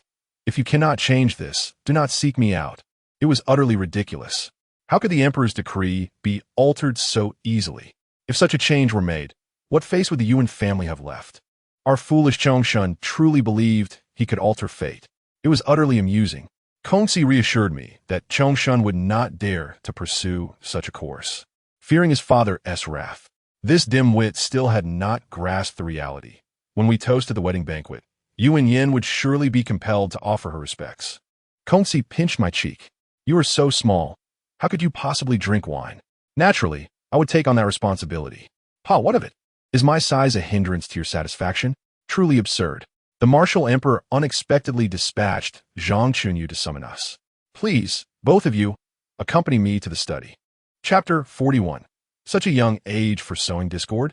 I never anticipated that the martial emperor would summon us. Kongsi was more anxious than I, her body trembling. "Little prince, what shall we do? The emperor cannot be seeking to settle accounts with us. Can he? Do not frighten yourself. It is merely an accounting.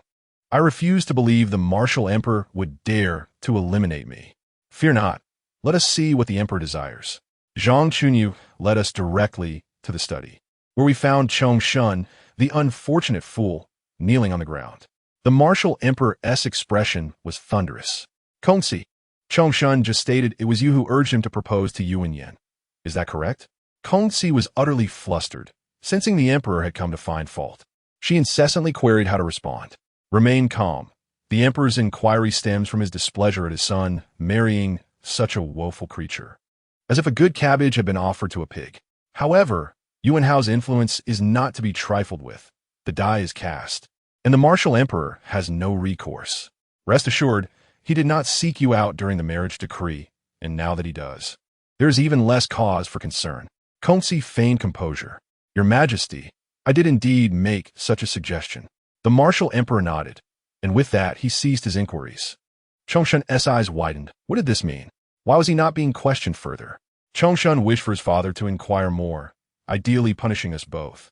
Yet the martial emperor seemed disinclined. "Father, please take charge of this matter."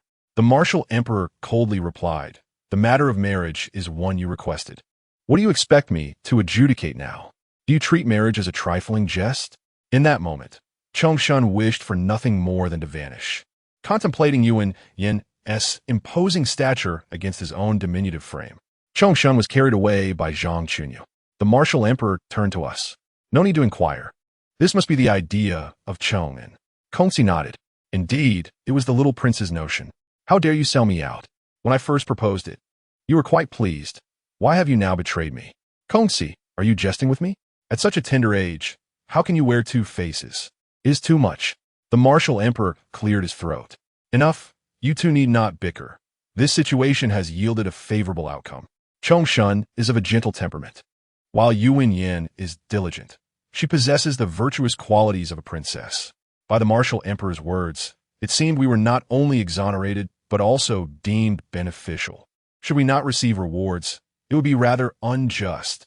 I had underestimated the martial emperor's audacity. He had no intention of bestowing us any accolades. Furthermore, he sought to dismiss us, which was truly astonishing. Kongsi led me outside. "Kongsi, shall we not venture beyond the city, but rather amuse ourselves within its confines?" Kongsi, intrigued, asked what entertainment awaited us in the city. "There is indeed much to enjoy. Let us consider a visit to the Tianxiang Pavilion." Kongsi appeared hesitant, but my persuasion was insistent. Ultimately, she acquiesced. I felt as though I bore the blame. Yet Kongsi likely shared my eagerness for the Tianxiang Pavilion. As per our usual arrangement, Kongsi would lead the way, but today I would don male attire. "Little prince, you wish for me to masquerade as a man?" "Naturally. How else could one venture into a brothel?" Certainly, such a statement cannot be made lightly. Adopting male attire does offer considerable convenience. Kong Ci mumbled to herself but ultimately acquiesced, for one's beauty renders any garment appealing. We have arrived near Tianxianglu. Your Highness, you did not inform me this is a brothel. If the Emperor were to find out I brought you to such a place, it would surely cost me my life. Indeed, to take the prince to a brothel would endanger not just my life but that of my entire family. What is there to fear? Let us enter without delay. We shall not seek the company of women, but rather engage in conversation and discourse. Kong Ci pouted, but nonetheless guided me inside. The atmosphere was filled with laughter and merriment, with numerous ladies eagerly soliciting patrons. Kong Ci could not suppress her astonishment. So this is what a brothel looks like. Following this prince will surely broaden your horizons. Be silent, Kong Ci. Let us venture to where the crowds gather. We approached to discover an auction of Western women. The matron was enthusiastically calling out, "Esteemed guests, do take a look.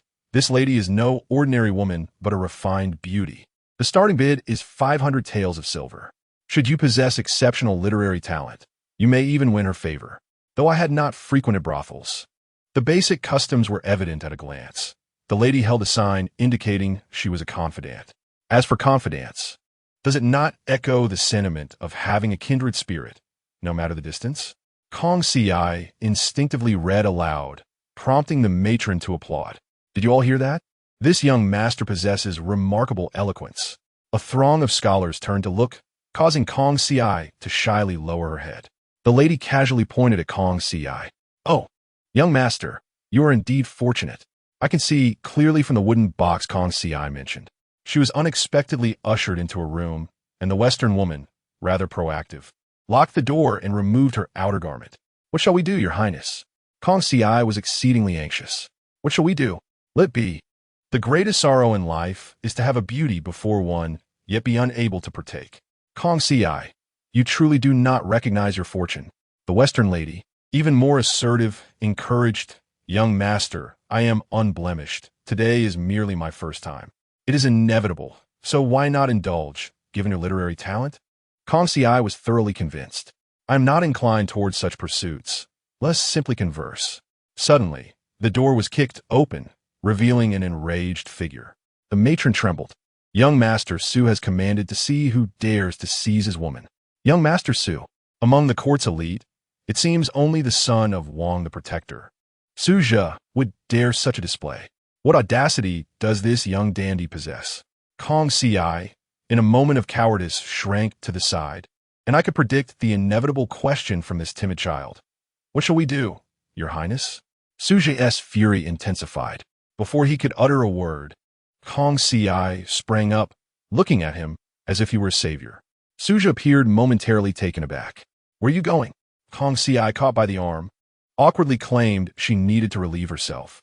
Su Zhe could not suppress a derisive laugh. "Ah, so you are nothing but a coward. You might as well leave now." Laughter erupted from the crowd, and I could no longer contain my temper. "We are all human. Why should you mock us?" Kong Ci, stand your ground. They have spoken so of you, yet you choose to flee. Do you not aspire to anything? If you fear him, simply avert your gaze to the right or left. Extend your right hand, raise your thumb, and with a clockwise motion, jab forcefully. Gasps of astonishment arose from those surrounding us. This was the first time Su Zhe had been provoked. "You scoundrel, dare you repeat that gesture?" Su Zhe was truly enraged. "Do it. He may spare us." Chapter 42. I shall turn hostile. Su Zhe smashed his cup to the ground, and only then did Kong Ci realize the trouble we had stirred. She could not help but reproach me. "Your Highness, you have truly led me into a predicament. This has nothing to do with me. I instructed you, and you complied. When I told you to disrobe, why did you not do so?"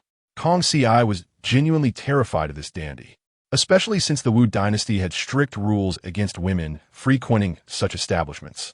If word spread, it would invite ridicule. The crux of the matter was that Su Zhe was excessively arrogant, spreading his legs and adopting a half-squat position.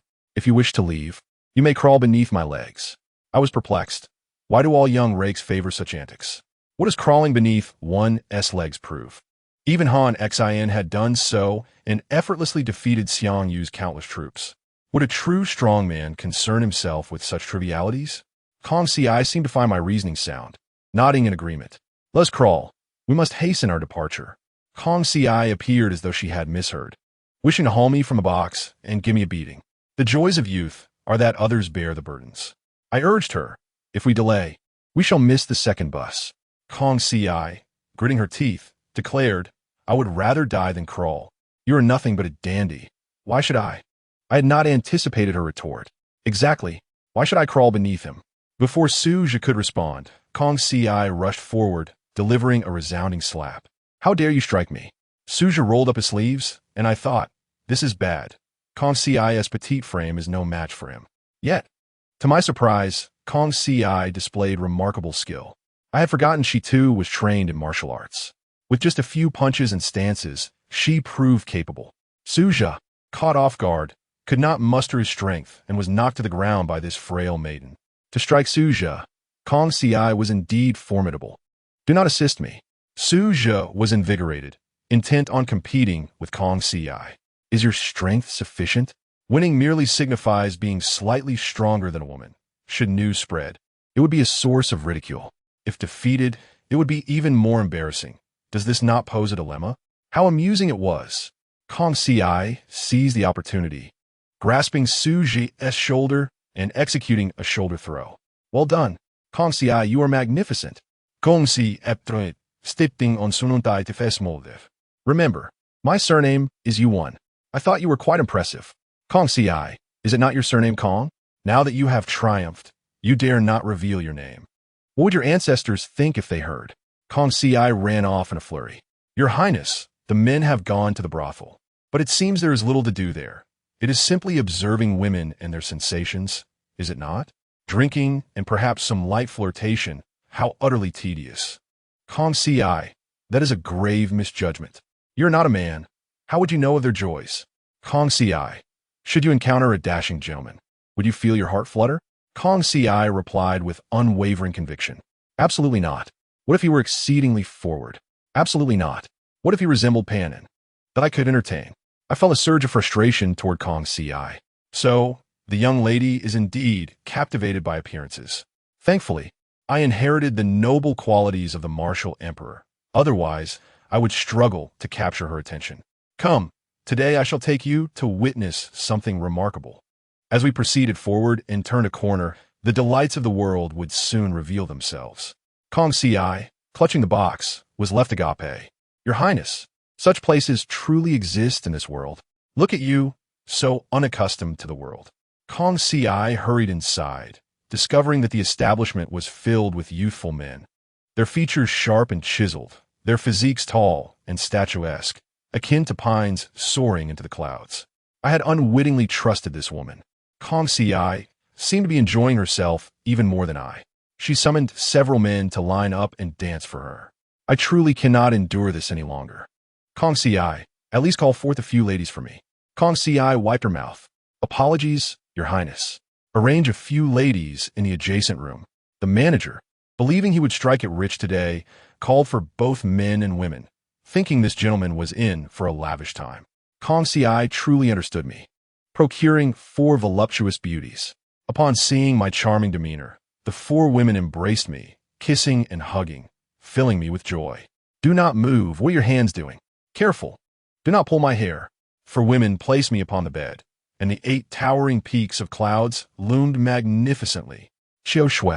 This child's attire and adornments unmistakably signify affluence. Such garments are clearly of extraordinary fabric. Why concern oneself with my clothing? I neither relieved myself, nor did anything untoward. Surely, these women intend to toy with me? I arrived to peruse the brothel, not to be paraded about. Should this continue, I shall summon assistance. Alas, Kong Si seems oblivious to my plight, perhaps lost in her own joy. I am utterly astounded by these courtesans. Neither dancing nor singing, they are instead massaging my back. It feels delightful. I implore them to continue. Particularly, the one named Xiao Shui possesses an exceptionally gentle touch, nearly lulling me to slumber. Next to me, Chun Mei, unwilling to cede the spotlight, lifts me and gently caresses my back, eliciting a near exclamation of pleasure from me. The sight of her alluring figure momentarily captivates me, and I wish to freeze time in that blissful moment. Chun-Mei gasps, exclaiming, "Why is this child bleeding from her nose?" I am in bliss, a sentiment she cannot comprehend. Time must be drawing near. I have been privy to these four women-esque gossip for quite a while. They regale me with tales of love between a courtesan and a teapot, and stories of women abducted while fetching firewood. The brothel is indeed a place of drama. Yet, these individuals are pitiable, in good fortune, who would willingly plunge into such a life. It is merely fate. Thank the heavens, Kong Ci has finally remembered me. I came to seek this child. You all may step aside. The manager promptly follows suit, shooing everyone away while clutching an abacus. Young master, your total expenditure amounts to 200 taels of silver. Will you be paying with tickets or silver? Kong Ci looks as innocent as ever. I came to the brothel without engaging in such activities. Must I still pay? Goodness, sister, what are you thinking? Even a mere glance requires compensation. Not to mention that you've had the audacity to make them dance for so long. Kong Ci pathetically checks herself, finding no silver concealed about her person. What a predicament. How could one venture out without any coin? Please, ensure we are not apprehended, she implores, searching desperately. After some time, she confirms that she indeed possesses no silver. This situation has become quite lively. The manager retreats, stowing away his abacus, and claps his hands gently. The dancers from earlier rush in, looking fearsome and menacing. Kong Ci, in her innocence, addresses them. Chung Gongzi, Sun Gongzi by Gongzi, did you not claim you would willingly share even the most meager of meals with me? What do you wield those clubs for? Goodness, do you not comprehend?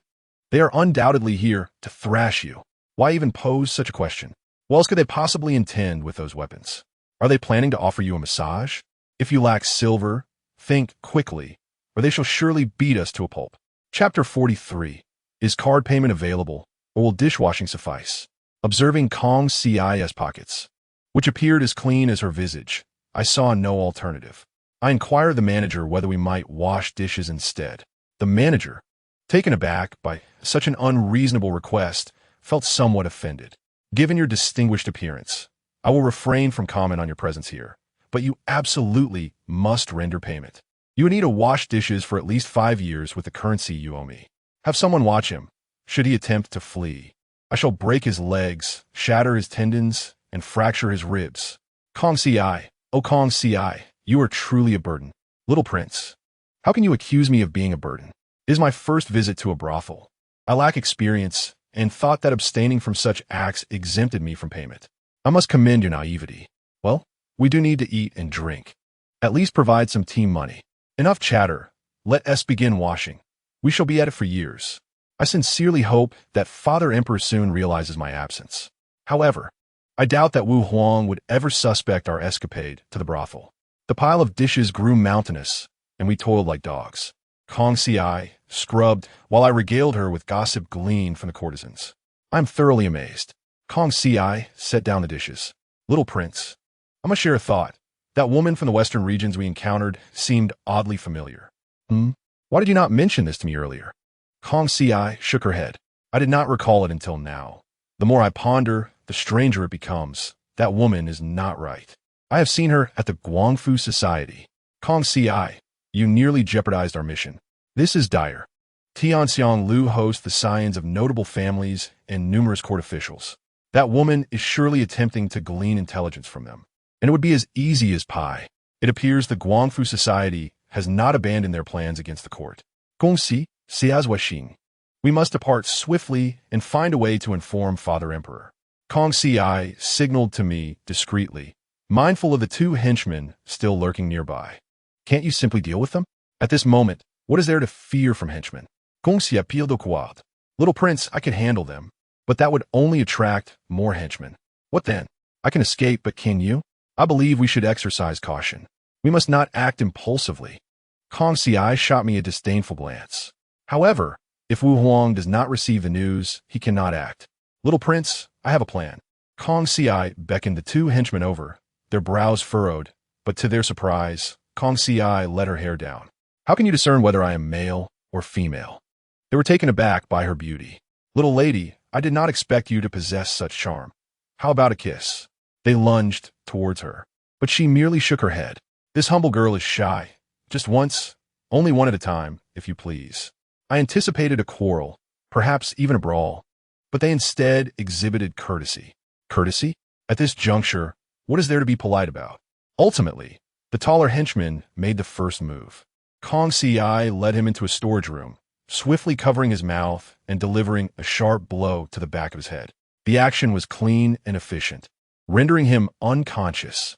She paused, opened the door, and beckoned with her finger. I have arrived, little lady. Bah, soon you shall understand my prowess. Before Kong Si could act, she beheld a large man sprawled on the ground. Just as she was about to assist him, she delivered a swift kick, knocking him out as well.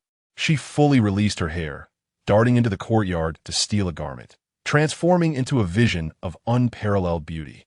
This is our disguise. Surely the manager will not recognize us. Kong Si run. Alas, Wu Huang was convening with ministers in the Ministry of Personnel. Kong Si called Zhang Chunyu to the side. Zhang Gonggong, you must inform the emperor that the Guangfu society is once again stirring. If we delay, it will spell trouble. Zhang Chunyu wore a look of helplessness. The emperor is engaged with the ministers. We cannot simply intrude. Kong Si warned Zhang Chunyu. Regardless, I have informed you. If you do not convey this to the emperor, he will hold you accountable. Zhang Chunyu was at a loss, feeling utterly unrelated to the matter. There was no choice but to muster the courage to approach Wu Huang.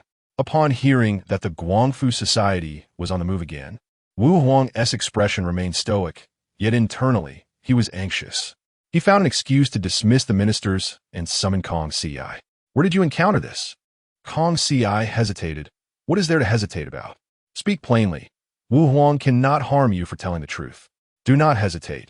If this escalates into a grave incident, we shall both suffer the consequences. Kong Si steeled herself. Your Majesty, I accompanied the little prince to the brothel. It was his request. Zhang Chunyu's eyes widened, hurriedly pretending not to hear. Wu Huang turned his gaze towards me. Do not look at me. I am unaware. Chong'an, what business do you have in such a place? I could only stare blankly and fabricate a tale. Father Emperor, I ventured there to gather intelligence. Consider it. Corrupt officials with riches only seek that particular vice. I did not anticipate encountering that suspicious woman from the Guangfu society.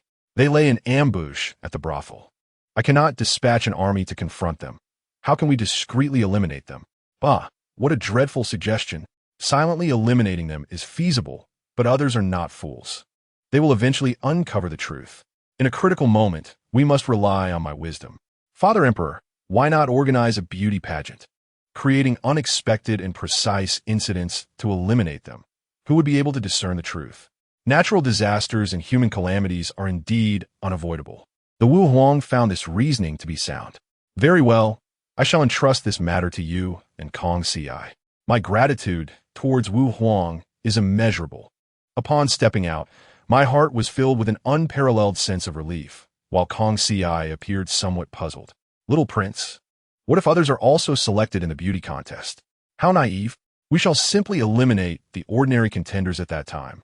Furthermore, the final interpretation lies with me. Kong Si, heed your prince's words. Let those women from the brothels showcase themselves, for I believe we shall undoubtedly uncover the issues therein. Moreover, we must spread the word in advance and enlist some high-ranking officials as judges. This way, those unscrupulous individuals will surely feel they have a chance to approach the officials. They are merely pawns in my hands. Kong Si's speed was commendable, especially with the support of Wu Huang.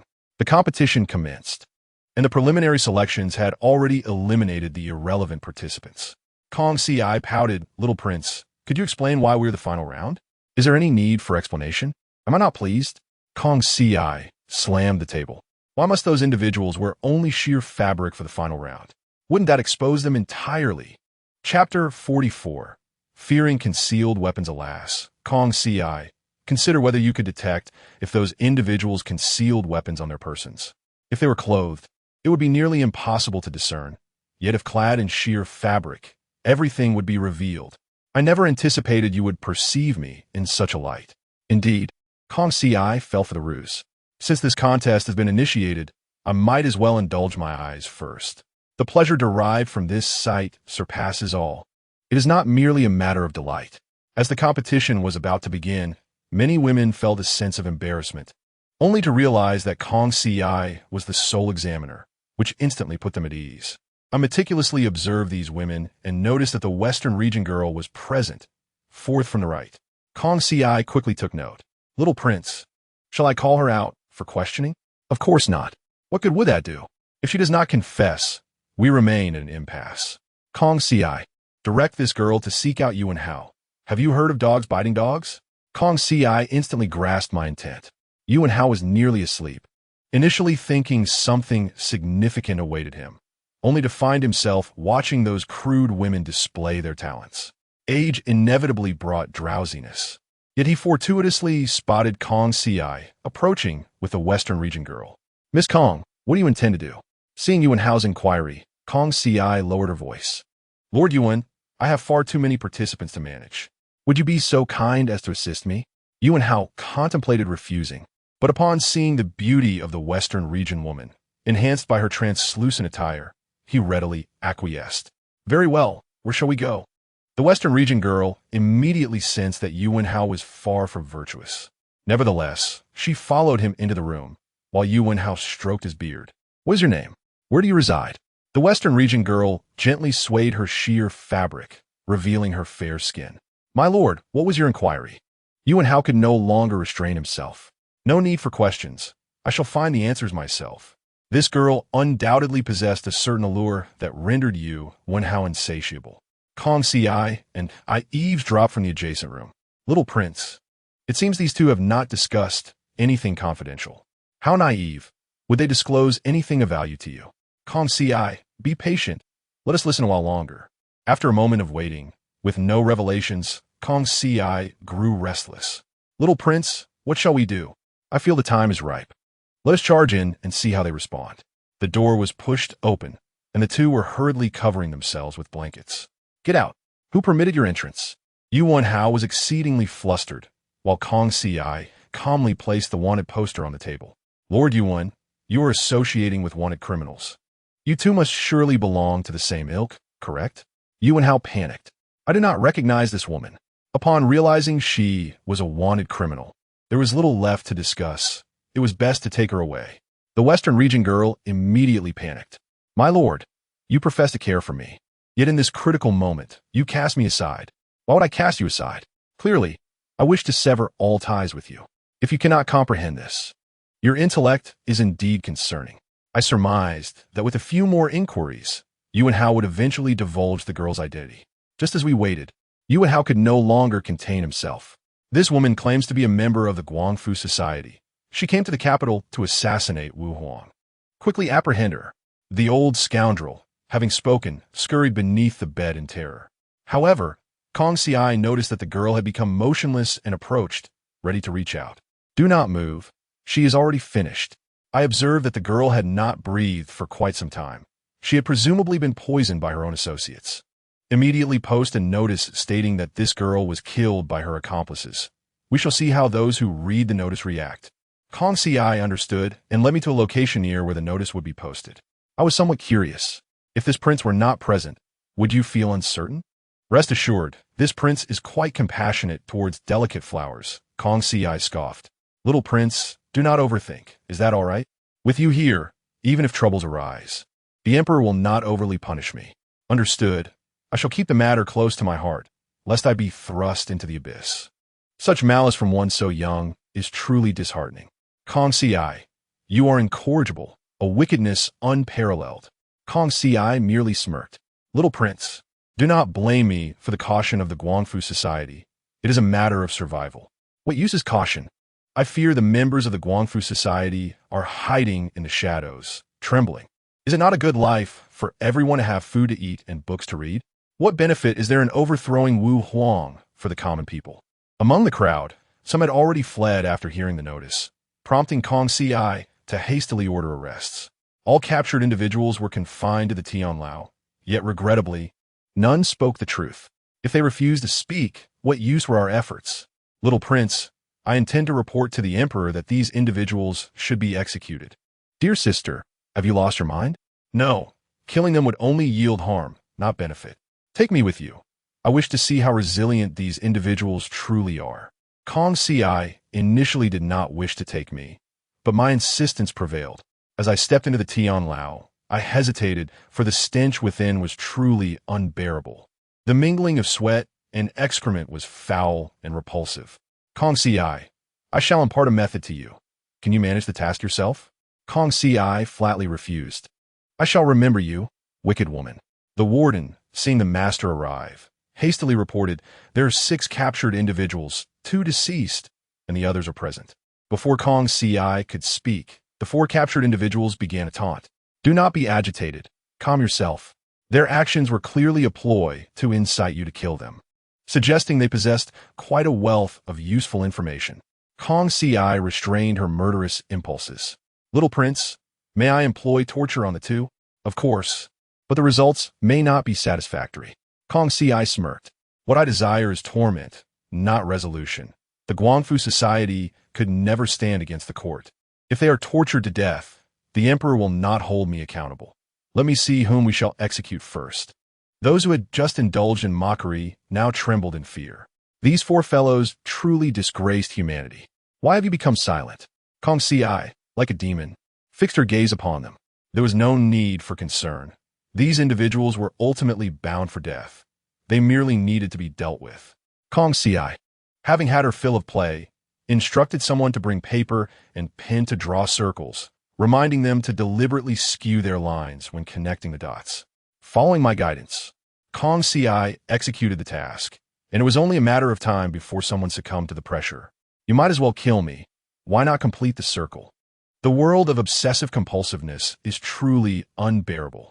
In Chapter 45, next time, don't seek out the obsessive. Kong Ci seized the opportunity to interrogate.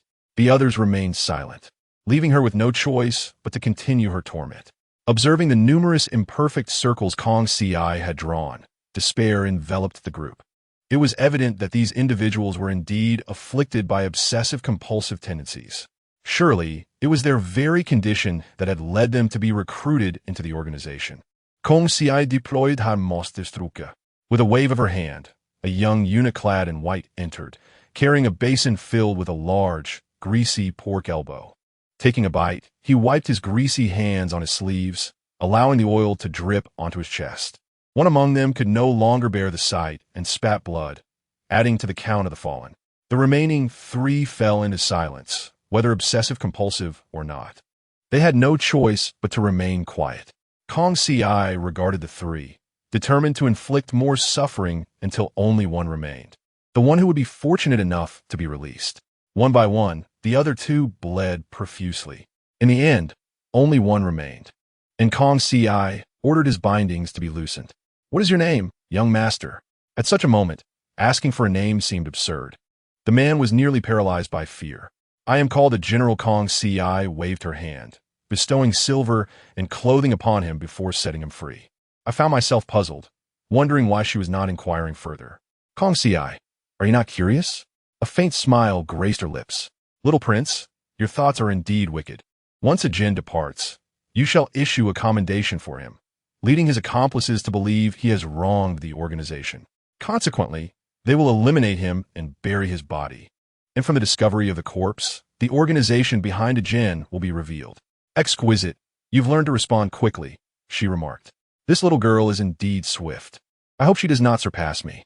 Before an explanation could be provided, the swift blade silenced her, and the body was cast into the river. The authorities downstream promptly discovered the corpse and reported it to the Imperial capital, revealing its proximity to the city. The Wu Huang received the news with astonishment. Given the circumstances, dispatch troops to suppress the situation, but do your utmost to avoid harming innocent citizens. This was the calamity wrought by the Guangfu society. And even the Wu Huang emphasized the need to avoid collateral damage, rather than simply stating that no harm should come to the populace. These individuals concealed themselves among the common folk, making them nearly impossible to detect.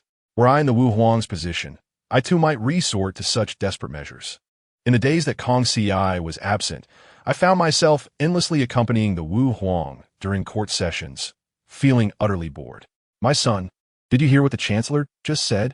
Father, this son heard it. The Chancellor's strategy is commendable, It could effectively address the issues of the Yellow River. And I support it. The Wu Huang did not inquire whether you support it. He did not even ask you. How presumptuous. The Wu Huang sought to spare Chong Shun from embarrassment. Well said, refrain from speaking next time. I found great amusement in this. The Wu Huang cast me a knowing glance. Father, the Chancellor intends to divert the river, but the Yellow River stretches for thousands of miles. How many diversions must be made? Would it not be wiser to construct larger reservoirs for irrigation and flood control? Many drought-stricken areas could become fertile lands. Would that not be a boon? Regardless, I lack expertise in water management, so whether he listens is up to the Wu Huang. Indeed, the Wu Huang chose not to pursue my outlandish suggestions. However, Chancellor Niu Qiyun would not relent. Your Majesty, if you do not address the Yellow River, I shall not leave until I starve myself to death. This old man dared to jest about fasting. Should he perish in the Grand Hall, the entire realm would hold the Wu Huang accountable. The Chancellor's virtuous reputation would be established, while the Wu Huang would bear the eternal disgrace of being labeled a tyrant. Father, Niu Qiyun's fasting at such a critical moment is clearly aimed at you. It appears he seeks to win over members of the Guangfu society. You must not fall into his trap. The Wu Huang was well aware. Chancellor, at your age, do not emulate those unruly ministers. Yet, Niu Qiyun persisted. I shall be a loyal minister. The Wu Huang, exasperated, slowly stood to withdraw from the court. Father, where are you going? This old man was clearly trying to gain ground, and you, by avoiding him, only bolstered his arrogance. Since he wishes to be a loyal minister, let him hear a parable about tasting excrement. The corners of the Wu Huang's mouth twitched. My stomach feels unsettled. I wonder if it is due to the food I have consumed, or perhaps an ailment. I have heard that in ancient times, loyal ministers would taste excrement for their sovereign. Healthy waste is bitter, while unhealthy waste is salty. Would the Chancellor be willing to do the same?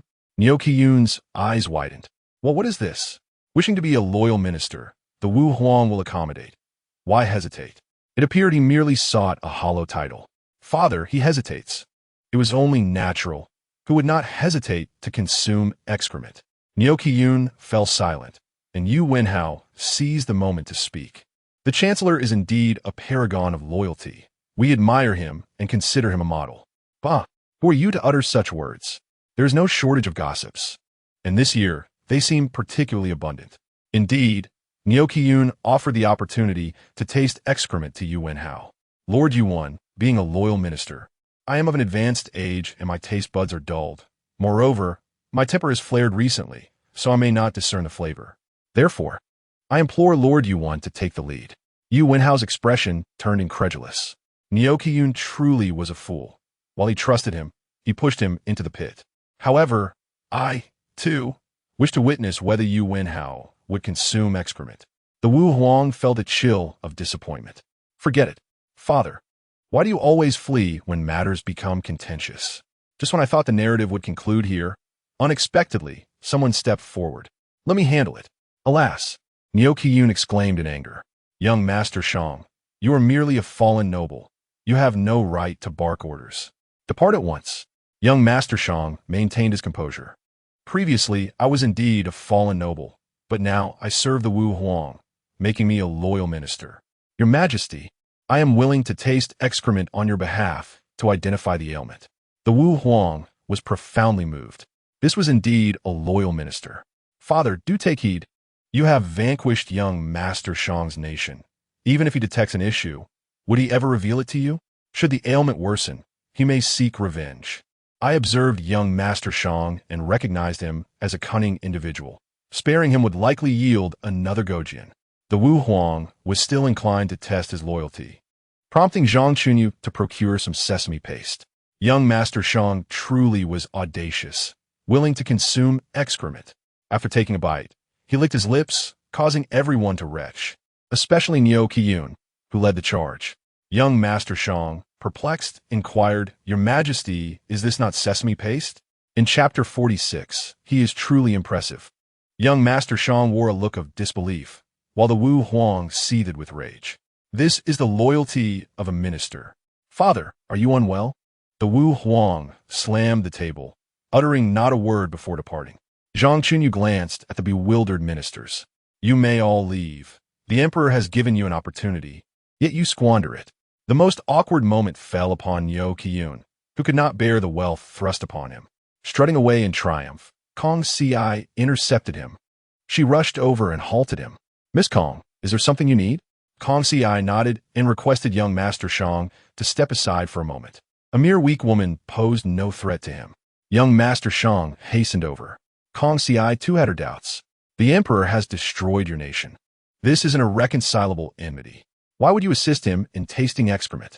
I am astonished. Why would one inquire about such distasteful matters? A direct question regarding intentions and plans would suffice, along with inquiries about the timeline for execution." Gongzi Shang chuckled softly. "Miss Kong, you jest. To taste what the Emperor deems foul is indeed an honor bestowed upon me. You are remarkable. Even in such a disgraceful act, I find your audacity commendable. The theatrics are complete, and it is evident that the ministers are no match for Gongzi Shang, particularly when Yeo-Kiyun is clamoring joyously. Yet when the time comes for true action, they cower like frightened children, retreating far away. Miss Kong, do not linger. Let us compel Gongzi Shang to reveal his true intentions, for this individual possesses a multitude of capabilities for the future. Fortunately, I have acquired the narrative in advance. Gongzi Shang is akin to Go Jian. This young man shall be dispatched to the surrounding areas in 2 months to gradually win the hearts of the people. When the time comes, the leader of the Restoration Society will reclaim the nation. Who would have thought this youthful figure could wear 2 faces? Young Prince, are you jesting? He hardly seems the type. Nonsense. Have you never heard that one can know a person's face but not their heart? It appears that captivating this Gongzi Shang will indeed require considerable effort. Temptation. Who could resist the allure of Miss Kong? As anticipated, Gongzi Shang appeared somewhat embarrassed. Yet to my surprise, he produced a handkerchief to cover his face, insisting that Miss Kong bind him with rope. Miss Kong was filled with curiosity. What purpose does the rope serve? Gongzi Shang remained unfazed. I fear I might commit an act that would bring harm to the lady. Thus, I request my hands be bound, rendering my life and death inconsequential to you. Miss Kong was momentarily taken aback. It seems this man is indeed a gentleman. A gentleman, you say? If he is a gentleman, then he is a false one. I'm utterly exasperated by this naive girl. So innocent. Does she not value her own life? Miss Kong scolded me, pouting. Gongzi Shang, speak candidly. Do you wish to restore the nation? If so, how may I assist you in rallying troops? Gongzi Shang immediately discerned that the young lady was guiding him. Setting aside the number of troops that could be rallied, it is likely that those forces are currently loyal to the Wu Emperor and would refuse to pledge allegiance to him, even if the generals were to incite a rebellion. How could these soldiers gamble their families' lives? Thus, this simplistic probing was quickly recognized by Gongzi Shang. The lady jested. Matters of restoration are not to be trifled with. Everything is orchestrated by the heavens. We need only to await the passage of time. Truly, this fellow is exceedingly hypocritical. Miss Kong found herself at loss. Clearly lacking wit, I had already indicated temptation. She hesitated momentarily, but ultimately complied with my suggestion. Gongzi Shang was taken aback. What is the meaning of this? What are you doing? My lady, you ought to possess more self-respect. Miss Kong, having begun to harbor thoughts, was abruptly reprimanded by him. Cradling me, Miss Kong bore a puzzled expression. Young Prince, how are we expelled? Is it not obvious? Had you not faltered, we would not have been driven out. This truly vexes me. I underestimated this rascal. It seems his sole aim was to expel us. His words are eloquent, yet he is undeniably flawed. If that is the case, let us seek the Emperor's command. What is your rush, my lords? The Emperor is deliberating significant matters. Trade prices with neighboring nations are set to rise. Neighboring nations? What neighboring country possesses the means to increase prices in this vicinity? Miss Kong led me to a side hall to avoid detection. She nodded and quietly guided me, allowing me to hear the words of the Wu Emperor. The envoy from Luobu has conveyed that if prices are not raised, trade will cease. Is that correct? The Luobu envoy nodded. Please forgive us, your majesty. Our country produces iron goods at consistently low prices, and we can no longer reduce them further. Is not the Luobu envoy from the neighboring nation? This fellow is utterly deceiving the Wu Emperor. The iron prices from Luobu have never been low. Had the Wu Emperor not received their assistance during his conquests, would he have purchased their goods? Our nation's iron price stands at 4 coins per pound, and with transportation costs, it would amount to 6 coins per pound. Apart from this specialty, what else do they possess? How dare they approach the Wu Emperor to discuss price increases? The audacity of the Luobu envoy is astounding. If the Emperor finds it untenable, let us dispatch troops to annihilate them. One decisive blow will suffice. Why should we divide what is ours? The Wu Emperor cleared his throat, requesting that I refrain from causing disturbances. This is a matter of state.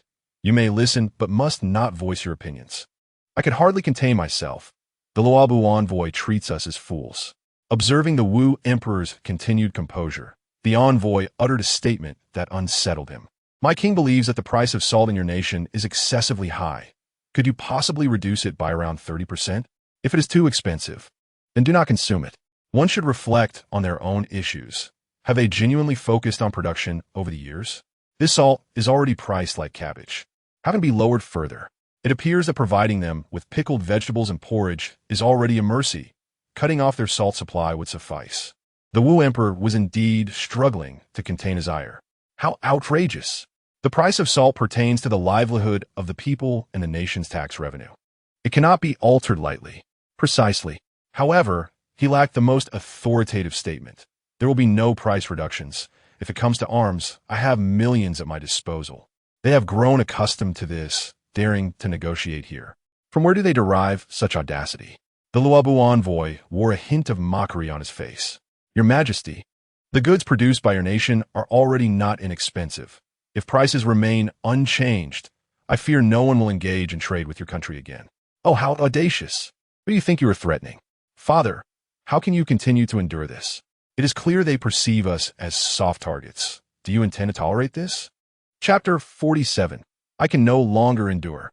Father, do not use state affairs as an excuse for my lack of involvement. Every subject of the Wu dynasty has the right to safeguard the nation's interests. I am unconcerned with the contributions of Luobu. This behavior is nothing short of contempt for imperial authority. We ought to dispatch a force to strike at their homeland first. A tiger does not reveal its fangs. And you truly believe I am a mere kitten? Gazing at the Luobu envoy, the Wu Emperor showed signs of anger. Yet this blind fool still intends to procure more critical materials. Your Majesty, my king also mentioned that if we could acquire fine steel and valuable timber, all matters would be negotiable. This should strike at the Wu Emperor's core. Fine steel serves no other purpose than for weaponry. Guarding the vast empire of Wu while seeking to produce weapons. One can imagine the consequences. The Wu Emperor slammed the table in fury. This is unacceptable. As an emperor, one must possess such resolve. Unwavering concession breeds perceptions of fear. Everything must be approached without trepidation. If necessary, we shall dispatch troops to eradicate their homeland. Father, I commend you. The Luobu envoy, witnessing the Wu Emperor's genuine fury, took a moment to react. Your Majesty, there is no need for anger or haste. Perhaps my intentions were not adequately conveyed. I comprehend your meaning. You wish to incite rebellion while remaining undetected by the Wu Emperor. Am I correct? Truly, they treat us as fools. The Wu Emperor, capable of sweeping across the realm, does not require the assistance of your small nation. The Luobu envoy attempted to test the waters twice, yet the Wu Emperor remained unyielding. This fellow finally began to panic.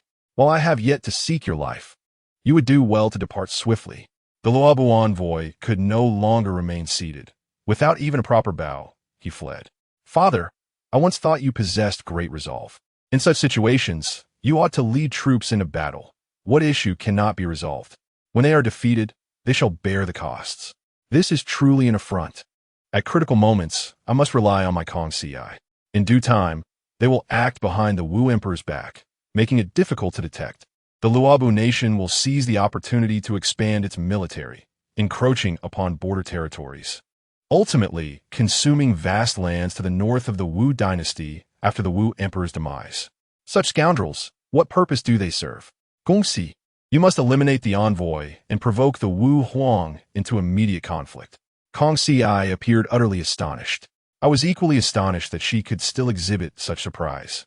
If we do not engage in battle soon, the Luobu kingdom will truly reach its full potential. Gongxi contemplated following my instructions.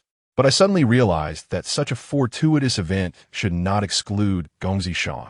Naturally, I intended to bring the two together, to employ one's blade to slay another.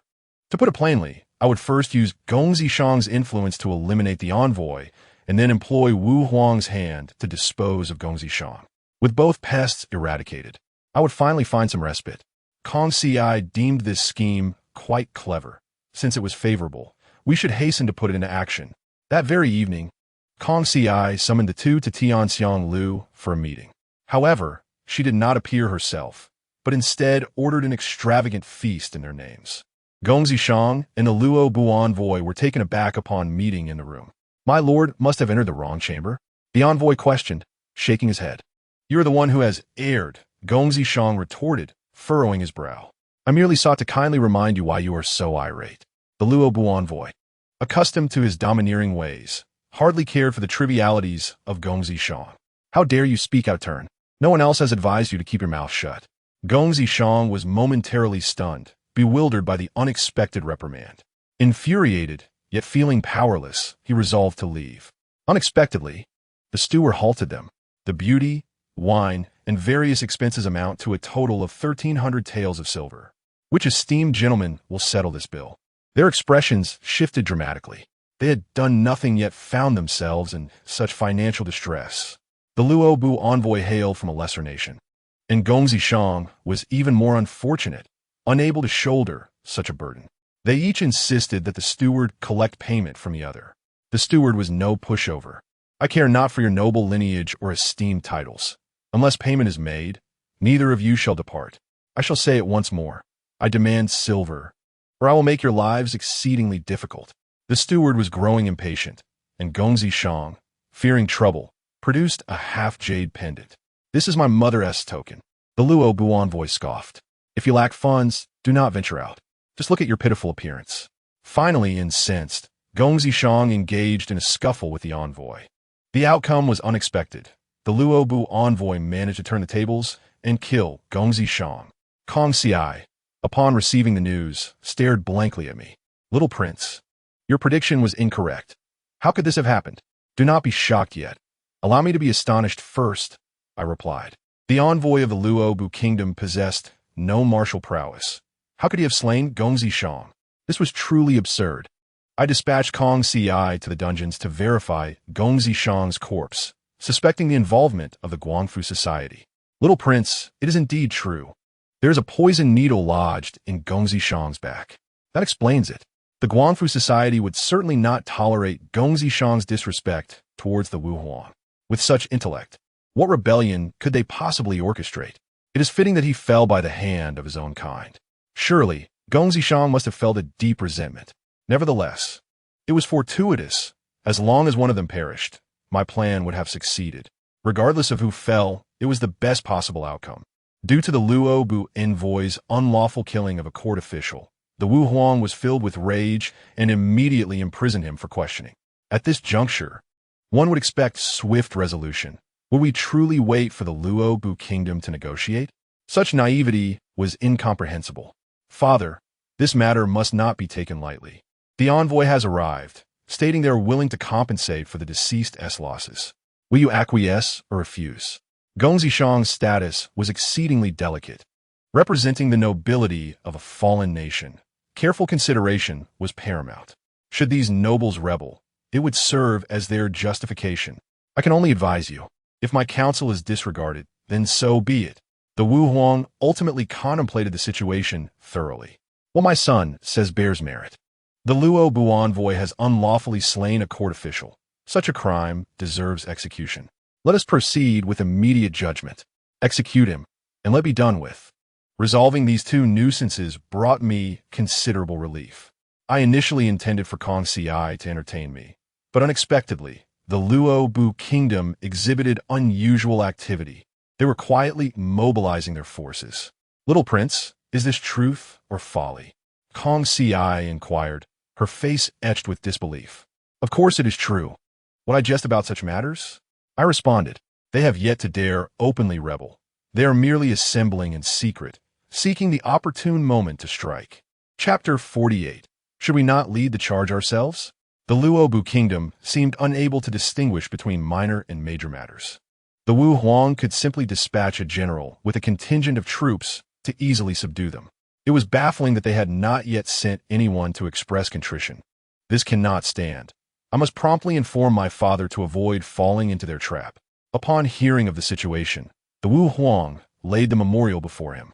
The king of the Luobu kingdom had previously submitted a statement claiming that they were gathering troops to combat natural disasters. Thus, there was no cause for concern. What a farce! What disaster are they combating? The Luobu kingdom has enjoyed favorable weather for years. They are not combating disasters, but rather harboring treachery. Wu Huang, is the cost of error in ruling truly this low? Father, you must not be deceived. The Luobu kingdom has long harbored rebellious intentions. They have merely awaited the right opportunity. The envoy's death would surely be perceived as that opportunity. I advised, you must dispatch someone to the borders immediately and set an ambush along their path. Within 7 days, the enemy will surely launch a surprise attack.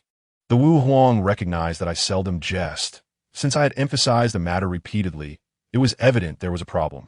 However, he had never anticipated such audacity from the Luobu kingdom. It was understandable. The one who assisted the Wu Huang was the old king, who had passed away 2 years prior. The current ruler, a new king, possessed a rebellious spirit. He had long been amassing strength, preparing to confront the Wu Huang. This individual would become one of the most renowned monarchs in the history of the Luobu kingdom, his strategies rivaling those of the Wu Huang. Dispatching troops to set an ambush now presented a slim opportunity. If we delayed any further, the chance might truly vanish. The Wu Huang regarded me and nodded. What do you think of personally leading the charge? Do not jest. It is excessive for a sovereign to bully a mere village. To refer to the Luobu kingdom as a village was already an exaggeration. It was barely more than a speck of land, its capital nestled within a secluded mountain. Yet each individual harbored rebellious thoughts. I too am taken aback. The Wu Huang urgently summoned General Sun Butong, entrusting him with the Empire's elite Wushuang army. Victory is assured. Failure is not an option. Sun Butong bowed deeply. Rest assured, Your Majesty, the Wushuang army shall achieve swift success. Under the cover of night, they departed quietly. Even if the Luobu sought to initiate conflict, they would have to pass through a place known as Shuangshui Wei. This area, a valley flanked by towering mountains, would render them vulnerable to a surprise attack. Tudemble, Luobu. Sun Butong and his troops arrived at Shuangshui Wei, having prepared provisions for 7 days. During this time, they refrained from lighting fires or making noise, maintaining silence. The objective was to inflict a devastating blow on the enemy. And indeed, on the 3rd day, they detected movements among the enemy forces. Sun Butong refrained from immediate attack, instead dispatching scouts to ascertain the enemy's movements and launch a fierce ambush from behind. They trapped the enemy in the valley and gathered the surrounding populace on the hillsides. They hurled wooden debris and flammable materials into the valley, and when the sun reached its zenith, they ignited a fire that consumed the enemy forces completely. Father, my strategy was quite effective, was it not? The Wu Huang nodded, expressing great admiration. Not merely effective. Had you been born sooner, you could have unified the realm. That praise delighted me. You speak the truth, my dear father. Had I arrived decades earlier, there would have been no need for Elbu to court Diaochan. Stand aside and let me take charge. The Wu Huang issued a counterattack order, and Sun Butong surged through the passage, battling all the way to the foot of the Luobu kingdom stronghold. Yet, even after several days of assault, they had yet to breach the city walls. The Wu Huang was beside himself with worry. What shall we do? Sun Butong's command capabilities are formidable. Why can we not conquer this trivial territory? Unable to conquer, it must inevitably be influenced by certain factors. The unmatched army's combat prowess is indisputable, being the most formidable force of the Wu dynasty. The problem lies in the fact that this mere patch of land is still a cornered beast fighting fiercely. My father, the emperor, I have another plan. The Wu emperor urged me to speak quickly and not keep him in suspense. The totem of the unmatched army is a tiger. Why not create a totem of a tiger and have someone conceal it within? The Wu emperor slammed the table. Brilliant. I wonder how the Luobu kingdom will react upon learning of my strategy. Kong Si gazed at me. How could you conceive such a ruthless scheme? This is hardly my malice. I merely proposed a strategy, having no intention to implement it myself. It is akin to capturing Lu's son. What relation does it have to me? Zhou Shuren. However, Sun Butong does possess some fighting capability. The moment the totem was lowered, it was recognized, and they decided to forcibly attack the city.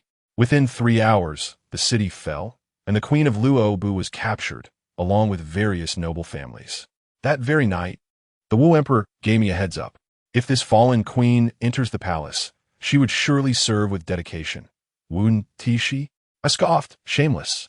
Is it not merely her enticing figure that you crave? How despicable. Yet, I have also heard that the Queen of Luobu possesses extraordinary beauty. If that is the case, I must take a look. I instructed Kong Si to lead me to the midway point for a glimpse. Kong Si Puted, little prince. This is not appropriate. Those women are foreign maidens. What is there to see? This statement is misguided. What are foreign maidens? They are distinctly unique. Forget it.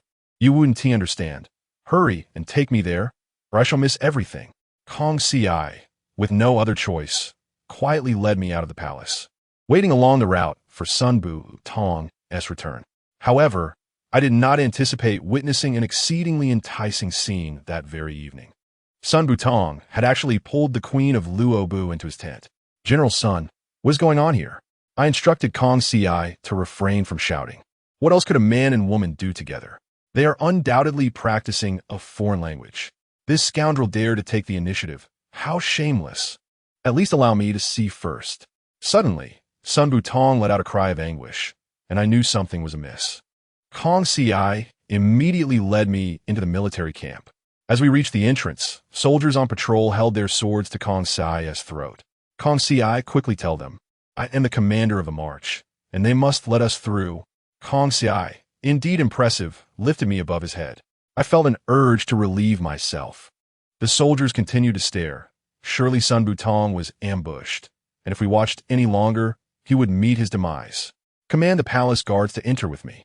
Kong Si followed my instructions and entered the tent, only to discover that Sun Butong was already lifeless. Brother, are you not embarrassed? His lower half was drenched in blood. He must have met his end at the height of passion. The Queen of Luobu, how ruthless. Chapter 49, Woman. You are ruthless. The Queen of Luobu stood nearby, straightening herself defiantly. This woman is intriguing. Even at this juncture, she dares to provoke. Kong Si, how shall we take this woman's life appropriately? Kong Si drew her knife and tossed it to the ground. We are both women. There is no need to force yourself to an untimely end. The Queen of Luobu picked up the knife, glanced at it, and suddenly aimed it at me. Damn it, beast. I am but a child. Kong Si stepped back, and the guards knocked her down, while the Queen of Luobu shouted profanities. I curse you all. May you perish regardless of gender. Even children shall not escape punishment. Oh, come on. What does this have to do with children? Truly shameless. Strip this woman of her garments and hang them outside. Let her understand true disgrace. The Queen of Luobu was momentarily stunned, now truly unable to seek life or death. Unexpectedly, this woman offered me a surprise. I have news of the Restoration Society. Grant me a path to survival, and I shall divulge it. Kong Si deemed it a deception, yet I sensed she might genuinely possess knowledge. Should she deceive me, I would have her hanged afterward. After being released, the Queen of Luobu wrapped herself in a blanket. I shall not conceal from you. The headquarters of the Restoration Society is located in Luobu. Grant me a path to survival, and I shall live as an ordinary person from henceforth. Kong Si gazed at me. You are the master. You decide whether to grant her clemency. How ungrateful. You aim to ruin my merits, don't you? However, it seems this woman truly has retreated, preferring to live as an ordinary person rather than re-enter the Imperial family. Yet, all of this is beyond her control. Upon realizing she would still be hanged, the Queen of Luobu screamed desperately, but alas, it was too late. Father, it is all Kong Si's fault for being so curious about the majesty of the army that caused me to follow along. Kong Si is certainly not a good companion. Your Majesty, the little prince is lying. It's over. The Wu Emperor's expression shifted. Kong Si, can you hear what the little prince is saying? I saw the Wu Emperor's hand resting on his blade, unable to suppress my scorn for Kong Xi's incompetence. How could such words be uttered? To see through but not speak of it. One can still be friends. Father, Kong Xi knows nothing. Rest assured, this woman knows nothing. If you do not believe me, listen to me curse her. Kong Xi understood well that if the Wu Emperor realized I could be heard, it would mean her death. After all, state secrets are often our topic of discussion. The Wu Emperor remained unconvinced. Kong Xi, what did the little prince just say? I did not hear clearly. Could you repeat it? If you cannot repeat it, then you are guilty of treason. Goodness, how insidious. Kong Xi would truly be in dire straits if she spoke. I silently prayed that as long as Kong Xi remained silent, all would be well. At that critical moment, Chong Shun, that foolish one, appeared, making me burst into laughter. Father, please look at your son. I am nearly beaten to death. You and Yen's fists are as heavy as stones. Chong Shun cried with increasing sorrow, snot and tears flowing freely. The Wu Emperor frowned. This is all your own choice. Coming to me now is of no help. Furthermore, in a quarrel, is there ever a need to resort to violence? This is indeed well said. In a quarrel, is violence necessary? I suspect the Wu Emperor fears that Chong Shun might not survive the beating. Though he is foolish, surely a father must feel some concern. The Wu Emperor displayed no such worry, remaining remarkably calm. Chong Shun gazed at the Wu Emperor. If father cannot rescue me, I shall have to renounce the world to escape. Otherwise, I shall be beaten to death. Take care, father. Chong Shun unexpectedly attempted to flee, leaving me utterly astonished. In such a scenario, how could you hope to escape? If father were to leave, you and Hao would have something to say. If the imperial decree of marriage could be disregarded, who would heed your authority in the future? Elder brother, you must not leave. Before marriage, you still wish to run? You and Yen, you owe me a favor. Otherwise, on the day of the wedding, if the groom is absent, it would be quite the spectacle. The Wu Emperor's countenance darkened, seemingly having forgotten about Kong Xi understanding my words. Kong Xi, that fool, remained there listening, if not now, when? We both dashed out far, and Kong Xi plopped down onto the ground. Little prince, I was truly terrified just now. No jest, you nearly scared me to death. Kong Xi was utterly aggrieved, even wanting to withdraw. What nonsense! Kong Xi, without you, I would be unhappy. Just accompany me. Kong Xi pouted, and I pondered taking her to a pleasant place. Within the harem, there exists a hot spring alongside a sauna. Upon our arrival, I instructed Kong Xi to lock the door. Little prince, I sense your intentions are not pure. What a statement. Is this prince such a person? Do not speak carelessly. This is the sauna designated by the emperor himself. Spending a moment here can indeed prolong one's life. The temperature within the sauna escalated rapidly, and Kong Xi soon found it intolerable. Little prince, do not gaze at me. I will look. I refused to turn away. Kong Xi removed his outer garments, yet he still found the heat overwhelming. Rising to exit, he discovered that the lock could only be opened from the outside once it had been secured. He glared at me in fury. Chong'an, was this your intention? Oh dear, how dare you call me by my true name? Boldly, do you presume to address the crown prince in such a manner? Do not speak nonsense. It was not intentional, I assure you. Denial is my ultimate weapon. Kong Xi felt helpless, nervously wringing his hands. What shall we do? If this continues, we shall be cooked like dumplings. Prince, may I call for someone to open the door? Would that even work? Go ahead and shout. If someone comes, they will surely place you in a proper steamer. If you are too hot, then remove your clothing. Calling for help is certainly not an option. Do you not fear for your life? Helplessly, Kong Xi removed another layer, even going so far as to use his outer garment as a shield between us. How shameless! I am but a child. Allow me to see what is the matter. Little prince, I believe your intellect rivals that of an adult. It would be wiser to exercise caution. Very well, if your arms do not tire, then continue to hold the garment aloft. In any case, I am quite comfortable and may as well enjoy the view of your lovely legs. How delightful! Chapter 50. A prominent birthmark. Kong Xi could no longer endure the heat, tossing his garments aside and collapsing into a chair, panting heavily. I was quite curious. Why had he ceased to hold the garment? This little girl still wished to contend with the crown prince. I noticed a large birthmark on the back of Kong Xi, reminiscent of what had been written in the tales about the fallen Wang Wu dynasty. I believe this to be the case. Kong Si, have you had this birthmark since childhood? Kong Si looked intrigued. Naturally, I have had it since I was a child. Little prince, why do you inquire? This is quite the revelation. Could it be that Kong Si's origins are shrouded in mystery? When did your mother pass away? I'm merely curious. Please share. Kong Si sat up straight, counting on his fingers for quite some time. I sensed that something was amiss with this young girl. Could you refrain from straining yourself? You risk breaking your fingers. Kong Si, wake up. Alas, Kong Si was truly dazed. Fortunately, a maid passed by, noticed the locked door, and hurriedly opened it, allowing us to exit. The emperor did not intervene, which was a relief. However, the esteemed consort Liu, responsible for matters within the harem, confronted us. This is the emperor's private space. How could you two have intruded?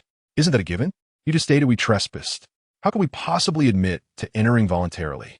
The expression on consort Liu's face was quite displeasing. Scoundrels, drag them out and punish them. Kong Si appeared ready to faint. Sister, how can you possibly faint in this situation? Kong Si steadied himself. We could not be bested by this woman. Why not question this lady about the pair of porcelain vases secretly removed from the Empress Dowager's quarters? What was her intention? Quickly ask. Follow my lead. Kong Si did as instructed, and indeed, Consort Liu was momentarily stunned. This matter was known only to her and the maid beside her. No one else was privy to it. How did Kong Si come to know? Who have you heard speak of it? Kong Si shook his head. I have heard no one. You merely need to confirm whether this matter is true or false. You had possession of a jade rui and a sutra adorned with gold threads. Consort Liu commanded her to cease immediately.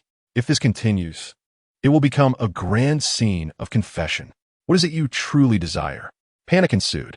Kong Si demanded that this vile woman release us, or we would reveal all.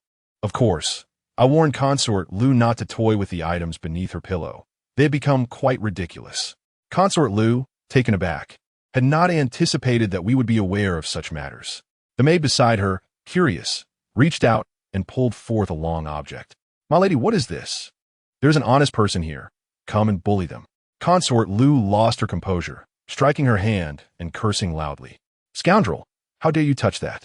I have recently found great amusement in Consort Liu's loss of composure. Kong Si, do you recognize that object? Kong Si's face flushed, and my heart sank. This little girl had not done anything behind my back, had she? I regard you as my future bride. You would not consider me a jinx, would you? Kong Si's eyes were filled with regret, seemingly conveying that she too wished to remain oblivious. It seemed that understanding life at a glance was not an easy endeavor. Consort Liu's expression darkened. You little wretch, you must have kept a close watch on me. You insolent creature, had I not found you clever, I would have taken your life. Why would I pay attention to you? Consort Liu could not genuinely believe herself to be beautiful. Could she? Will you allow us to leave, Your Highness? Kong Si felt anxious. What if Consort Liu refused to let us go? Consort Liu ground her teeth. Keeping you would only mean I must provide for you. Now be gone. What sort of nonsense is that? Eating a couple of meals from you will not impoverish me.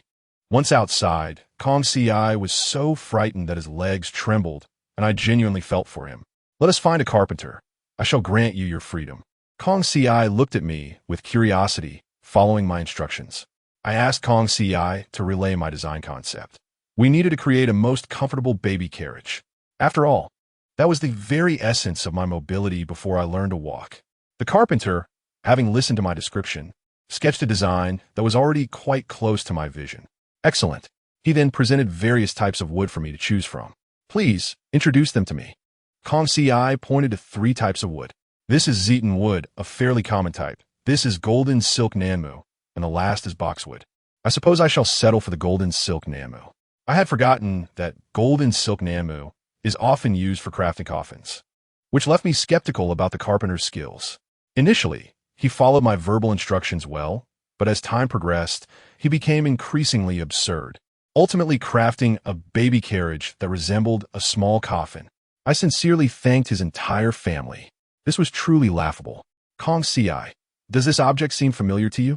Kong Si examined it closely, but found nothing remarkable. I instructed Kong Si to open the lid. The carpenter had been quite considerate, designing a sliding cover. What on earth? Little prince, why does it resemble a coffin so closely? Naturally, That was my intention. Kong Ci furiously questioned the carpenter about his meaning. The carpenter was momentarily taken aback. My lord, did you not request a coffin? I observed that the child you brought was motionless for quite some time. Did you not desire this item? Well done. You might as well use it as well. This was truly infuriating. Kong Ci quickly clarified. This is a carriage to place the baby inside so that it can be pushed along, freeing our hands. To my surprise, the carpenter was quite adept, effortlessly creating a carriage that exceeded my verbal description. Time is of the essence. Otherwise, I could have designed something even more exquisite for you. This is already quite beautiful. Quickly, place me inside. Once seated, I felt the soft embrace of the natural wood aroma, which was quite refreshing. Yet, I felt as though something had flown past my eyes. Kong Ci, did you see that? Kong Ci, puzzled, suddenly heard Chong Shun's voice. What are you two playing at? Let me join. Chong Shun, that foolish child, expelled us and took his place on the carriage, allowing two little eunuchs to push him along. I truly could not comprehend this. By the time Chong Shun had his fill of play, the wheels of the carriage had been lost. I had no specific purpose for being here. I merely intended to have a word with Chong, and a brother should support his younger sibling. You are still young, and as your elder brother, I must consider your future. Yu Wenyan is a fine woman. I plan to offer her to you without question, even if you agree. What? When did I ever consent to this? Chong Shun, you scoundrel. If only I could communicate with you, I would undoubtedly seize your head and play with it. Kong Ci, quickly help me scold him. Unfortunately, Kong Ci lacks the strength to do so. Chong Shun, I curse you, I will not sign this marriage contract, nor will I place my handprint on it. Alas, it is too late. The marriage contract has been imposed upon me. Chapter 51. Either slim down or perish. Chong Shun, you scoundrel. This is a disaster. I cannot deny it, but I suspect that the martial emperor, for the sake of his pride, will certainly side with Chong Shun. Yu Wenhao, on the other hand, is indifferent. Marrying any prince will suffice as long as the one who weds Yu Wenyuan is a prince. Let all perish. I am truly exhausted. Little prince, he has already fled. Kong Ci, what does it matter if he has run away? Kong Ci looked perplexed. What do we need to find him for? To lose weight, perhaps? Is there an intention to marry her? Chong Shun, brimming with enthusiasm, went to the Yuan residence and relayed the situation, gleefully observing Yu Wenhao. From this day forth, we are no longer bound by our marriage contract. I implore you to have the women in your household lose some weight. What a state of plumpness they have reached. Yu Wenhao's expression darkened. Chong Shun departed with a cheerful demeanor. Yu Wenyuan insisted on entering the palace to clarify matters. What are you going for? Let me be frank with you. Chong Shun's mind is as innocent as that of a child, and he could not possibly harbor such devious thoughts. It is likely that the martial emperor is backing him.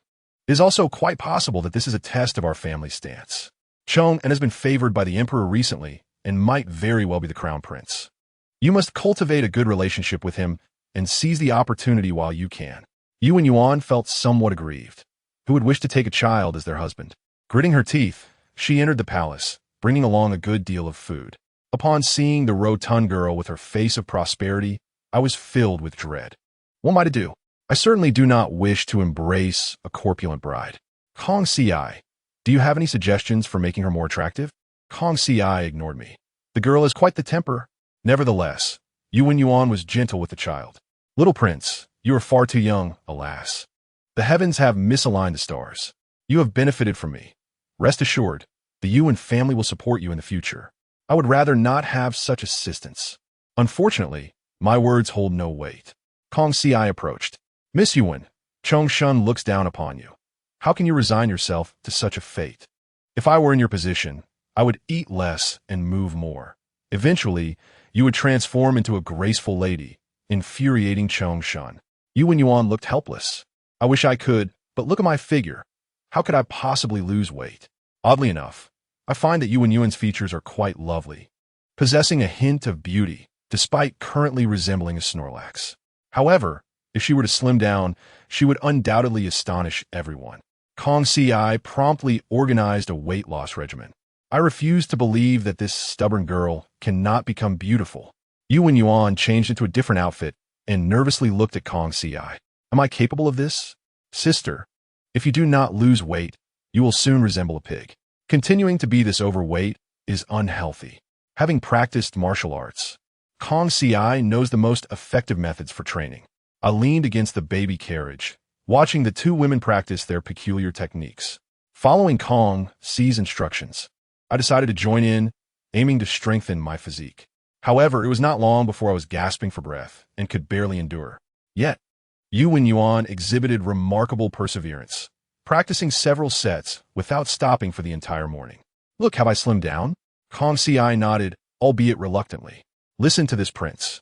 Go fetch a rope to measure your measurements. We will see the results in due time. As we were enjoying our practice, that scoundrel Chongshun returned. A woman like you is unbearable for this prince. He has surely found favor with Chongin, that little brat. Yuan frowned. It was you who sought this marriage, and it was you who withdrew. Surely you are the most hypocritical villain in the world. Chongshun remained unfazed. After all, the engagement has been dissolved. How could Yuan possibly confront him? Gongxi stuck to Yuan. Focus on your training. Why waste words? I was genuinely curious about how effective this would be. Kong Ci instructed me not to speak recklessly. This is a practice of Tai Chi. With sufficient personal insight, one can easily lose dozens of pounds in a single day. In truth, I was once quite overweight. Ah, so you speak from experience. However, I still find it hard to believe. Should we perhaps also cut off food? It would be best to secure a chain to restrain her, controlling her appetite, and forcing her to exercise. Would that not lead to her demise? Unexpectedly, at mealtime, Kong Ci prepared a feast of meat but forbade sweets and rice. Meat could be consumed freely, even oily dishes, but rice was strictly off limits. Eating rice would sap one's energy and leave one empty within. Yuan looked helpless. After just a few bites, she found herself unable to continue due to the grease. I have come to understand. The intention is to make one feel sick, thus reducing food intake and effectively leading to weight loss. However, much to my surprise, within the time it took to have a meal, I noticed Yuan's chin seemed to be becoming more pronounced. Am I imagining things? Kong Ci. Yuan's chin is indeed showing. Kong Ci nodded. It is normal. If she persists, she will surely slim down. After glancing in the mirror, Yuan discovered that her chin had indeed become more defined and practiced even harder. I wonder how that scoundrel Chongshun will react upon seeing this? To be fair, Yuan possesses high cheekbones and delicate features. Yet her current plumpness makes her nose appear flattened. Just then, the martial emperor arrived. My child, what are you all doing? Losing weight. Cannot you see? Father, Miss Yuan is losing weight. Her excessive weight is unhealthy. Do you not think she appears to have slimmed down a bit? The martial emperor awkwardly smiled. Indeed, she seems to have lost some weight. That scoundrel, is he afraid of offending someone? To be honest, what is there to fear? However, it is understandable. For someone like Yuan, who resembles a Snorlax, losing a few dozen pounds might not even be noticeable. The martial emperor turned to gaze at me. After all, Chongshun is my firstborn son, and marrying someone like this would indeed tarnish the royal image. Very well, I shall disregard my own dignity. Truly a scoundrel. Father, no need to say more. I am fully aware, but you must promise me one thing. Miss Yuan shall not marry anyone else. She can only marry me. How about that? The martial emperor was taken aback. He had never heard such a request in his lifetime. Do not be angry. Do not speak in anger. I am joking. Who would say such things in anger? I would never do such a foolish thing as to punish myself for the mistakes of others. In any case, the martial emperor must agree to my request today. Very well, I shall agree. I will ensure that no one competes with you. Furthermore, I am quite concerned about your mental state. No need. That is entirely unnecessary. Spending too long in the palace, who does not go mad? The martial emperor decided to say no more and simply departed. Chapter 52. Whose ex-wife? Your ex-wife. Yuan, I have placed all my hopes on you. Do not let me down. Fortunately, Kong Ci is quite dependable. After a day of practice, she truly lost a considerable amount of weight. The contours of her face were already beginning to show. Persistence is key. Let us forego sleep tonight and continue practicing. While they can manage, I cannot function without sleep. Recently, the palace has indeed been much more peaceful, devoid of the meddling of concubines. It is simply delightful. Life in ancient times is no easy feat. One must retire early, and my biological clock is nearly normalized. How can one live without going mad? Suddenly, Gongsi Shukmelwak. Little prince, come and see. This is our achievement. What do you think? I believe Kong Ci is exaggerating. What achievement warrants waking me? After just a glance, I was fully awake. The person before me seemed so unfamiliar, with high cheekbones and large eyes, embodying a mature, exotic charm. Staring at me intently, the other person tapped my forehead. Little prince, do you no longer recognize me? I am Yuan. What a ridiculous jest. How long did I sleep? I slept for quite a while. Yet it seems others have already shed their excess weight. Kong Ci advised me to remain calm, stating that I had merely slept for 2 hours. Little prince, I observed that Miss Yuan's body primarily suffers from excessive dampness. If we can effectively eliminate this moisture, she will naturally become slimmer. Surely, such moisture cannot account for such rapid weight loss, can it? Yet, she appears perfectly fine. Yuan excitedly leaped into the air. Wow, I didn't realize I could jump this high. This weight loss method is indeed quite healthy. Yuan gazed at me intently. Little prince, let us seek out Prince Chongshan and compel him to abandon his reckless pursuits. Splendid, that was my exact thought. With curfew approaching, we must hasten our pace. That scoundrel Chongshan is rather merry, having summoned several palace maids to drink with him. Upon seeing us three, Chongshan remained remarkably composed. What brings you here in the dead of night? Kong Ci urged Chongshan to take a closer look. Do you not recognize this beauty? Chongshan felt a sense of familiarity, but could not recall where he had encountered her. This fool. Yuan could no longer contain herself, and nearly frightened Chongshan with her outburst. Is that the Snorlax? How does he know about Snorlax? Chongshan looked on with excitement, even preparing to approach. Kong Ci restrained him. He didn't want her then. Now he seeks her? Chongshan wore an awkward smile. We are both princes. Not recognizing such a beauty back then was merely a misunderstanding, nothing serious. Please have a seat. Yuan coldly smiled. What does the prince desire? I understand clearly that if you wish to possess me, will you not dismiss all the women of the palace? Chongshan grew enthusiastic and promptly ordered all the drinkers to leave. He excitedly grabbed Yuan, wanted a drink. This fool still doesn't get it? Yuan shook off Chongshan's hand and fiercely threatened him. Since the moment you decided to abandon me, our fates have diverged. Let this be the end. If you dare cling to me again, I shall ensure you are severely reprimanded. Kong Ci, my husband, let us depart. This is outrageous. How can they flaunt their affection in front of Chongshan? Does this rascal understand? We three felt exhilarated, while Chongshan was left in disarray within the palace. Little prince, Kong Ci, thank you both. I feel as though I've been revived. There is no need for such politeness. If you do not lose weight, what will happen if you are truly to marry this prince? I consider this an investment. Kong Ci urged me to refrain from speaking nonsense. But those two women were indeed unreasonable. They made me sleep in the carriage while they took the bed. Absurd. Bored. I flipped through a book, but wondered why there were no records pertaining to the Guangfu Society. This organization is quite nefarious. How could there be no documentation? Who could have failed to register it? From tomorrow, I must engage in something more substantial. The struggle for royal power is far too intricate. One prince's ascension often necessitates stepping over the corpses of others. I cannot allow myself to be ensnared in such turmoil. In the morning, Kong Ci led Yuan to continue their training. However, the two women were chatting and laughing. Kong Ci, come over. I have something to discuss with you. Kong Ci wiped her sweat, having expelled a significant amount of moisture during practice, leaving her chest slightly damp. It appeared as though her figure was teasingly revealed. Realizing I was staring, she raised her hand and gently smacked my head. Little prince, what are you gazing at? You are still so young. You must not learn such things. I did not wish to look, but my eyes defied my command. Speak, what is it that you require of me? I contemplated for a moment and shared my grand plan with her. Initially, it was merely the two of us striving together. Now with Yuan, do you not think our little group ought to exert even greater effort? I have resolved to establish a formidable organization. What do you think? Kong Ci rolled her eyes. Little prince, are you not aware of the laws of our dynasty? If the emperor were to learn of your intentions, he would be furious, and we would both suffer the consequences. I suggest you refrain from pursuing such an endeavor. Who do you look down upon? If the martial emperor becomes enraged, we shall address that when the time comes. In any case, I must establish an organization. Kong Ci pondered for a moment. If only a ready-made organization existed for us to take over. Wait, a ready-made organization. Does that not imply one already exists? After all, the leader of the Guangfu Society has yet to reveal themselves. Under such circumstances, I shall reluctantly take on that role. Kong Ci, please contact them immediately. We must seek out the Guangfu Society. Kong Ci looked utterly incredulous. Little prince, I was merely jesting. You cannot be serious. The Guangfu Society would leap at the chance to invade the capital.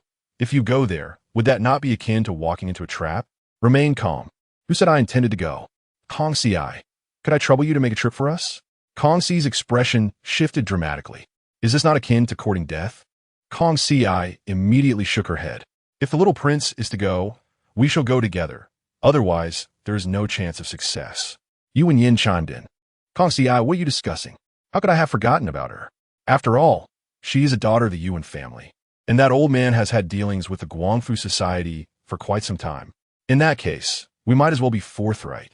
Yuan must surely desire to consolidate all powers in his hands. Excellent. Let us depart immediately for the Yuan estate. Although Kong Ci did not fully grasp my intentions, she proceeded to follow my directives. After leaving the palace, we headed straight for the Yuan estate. Along the way, Yuan Yin was bursting with excitement. Upon entering the estate, Yuan Hao was astonished, repeatedly shaking his head in disbelief that this was indeed his own daughter. Kong Ci reminded him, Sir, please look closely. This is your daughter, Yuan Yin. Yuan Hao's eyes widened, suddenly bursting into laughter. Indeed, anyone who has been in power for too long is bound to lose their sanity. Seizing the opportunity, Kong Ci requested a moment to speak privately. Yuan Hao led her into the study, urging her to speak freely. Kong Ci was unreserved. Since you have made such an assertion, I shall dare to inquire. Have you been in contact with the Guangfu Society recently? Why have their leaders gone silent? Yuan Hao regarded Kong Ci with suspicion. Traitor. Someone, seize this traitorous woman. Kong Ci stood her ground. Very well. Should I choose to divulge certain truths to the Emperor, threatening your position, do not blame me. For instance, I shall certainly reveal that you receive a letter each night. Yuan Hao looked as if struck by lightning. How could anyone know about his nightly correspondence? This matter was known only to him. Indeed, it validates the saying, if one wishes to keep a secret, one must not act upon it. Yuan Hao scrutinized Kong Ci.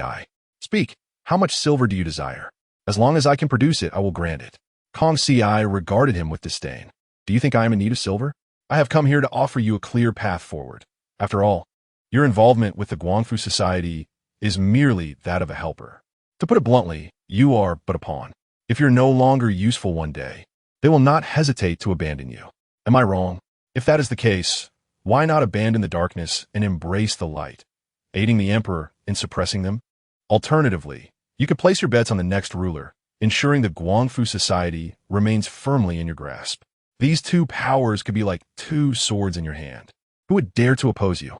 I shall raise the banner for Yuan and see who dares to confront him. Yuan Hao had pondered this before, but the risks were too great. It is nearly time for me to speak. Kong Ci, your performance was commendable. If we could strike a deal with you, Yuan Hao, Yuan Yin may ascend to the position of Empress, while you must become the noble consort, and he shall be the national uncle. Apart from this, we must find a way to elevate me to the throne. All else is inconsequential. Kong Ci conveyed my words. Yuan Hao remained silent, holding a teacup. Yuan Yin, having eavesdropped outside for quite some time, could no longer contain herself. Grandfather, what harm is there in being a bit bolder? Since childhood, I have endured the scorn of all. If I can ascend to the position of Empress, the Yuan family will undoubtedly become the foremost clan in the realm. I beseech you, for the sake of our family's future, to acquiesce to Miss Kong. Yuan Hao, ever cunning, retorted, why should I trust a mere girl?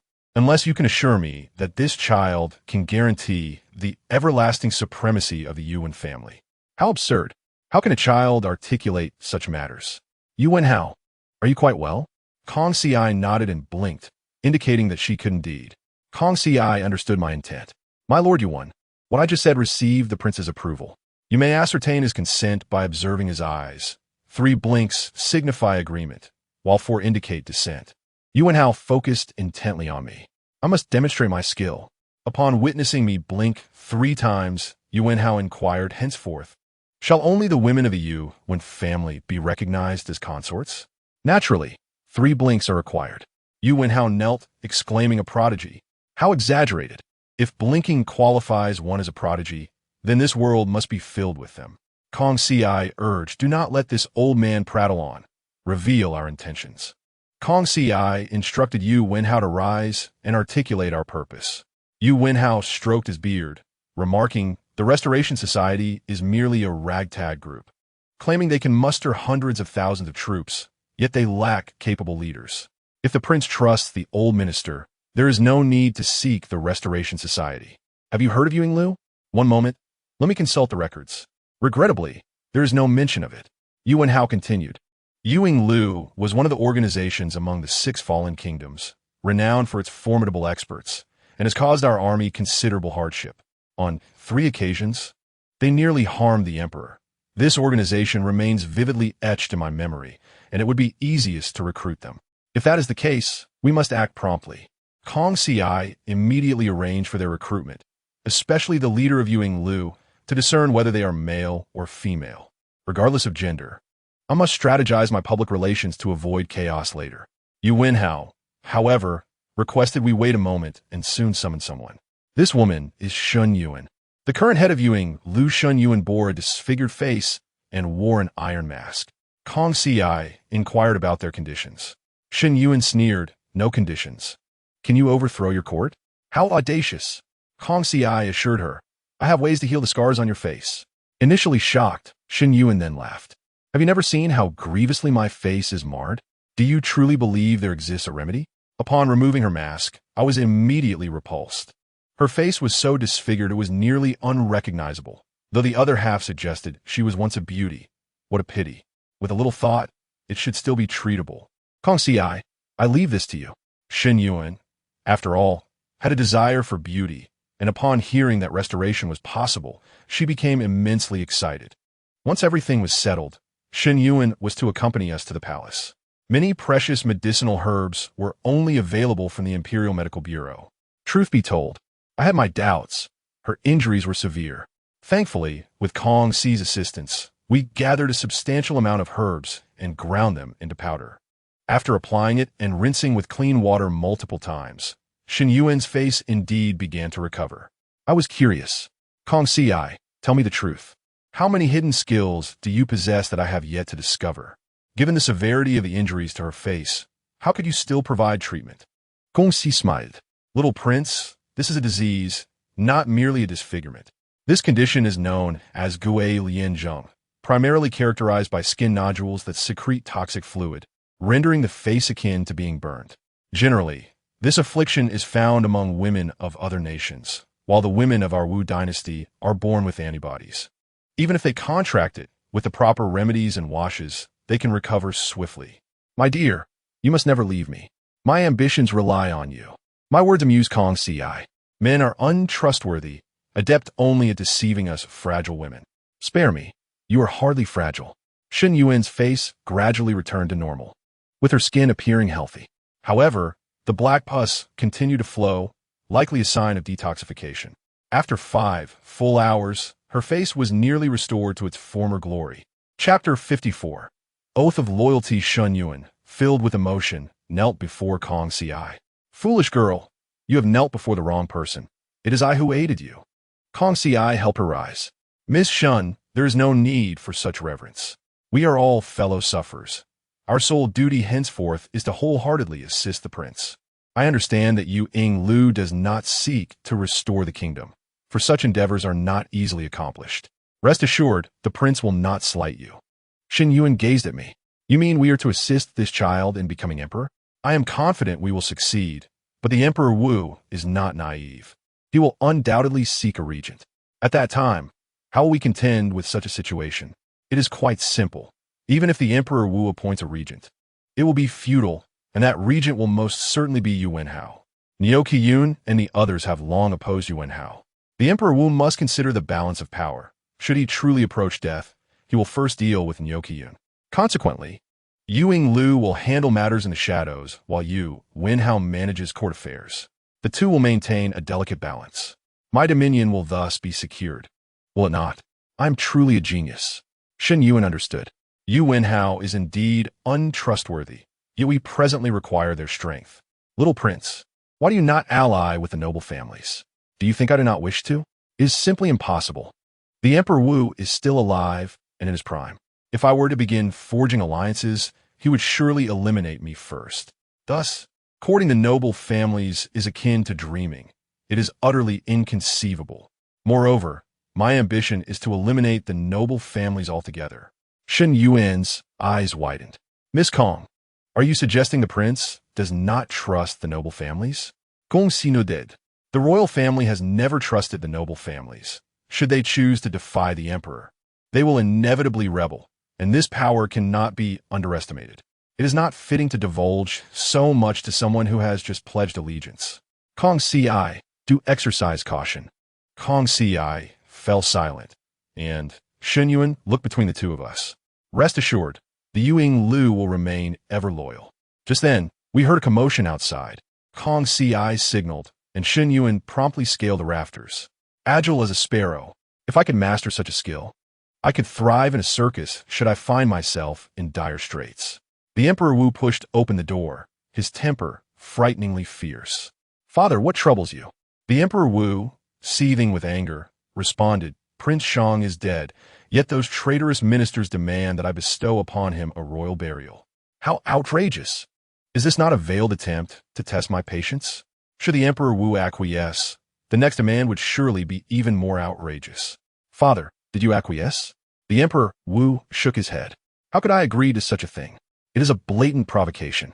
However, should they create too much of a ruckus, I may have no choice but to comply. Is this a joke? It is unacceptable, regardless of the uproar.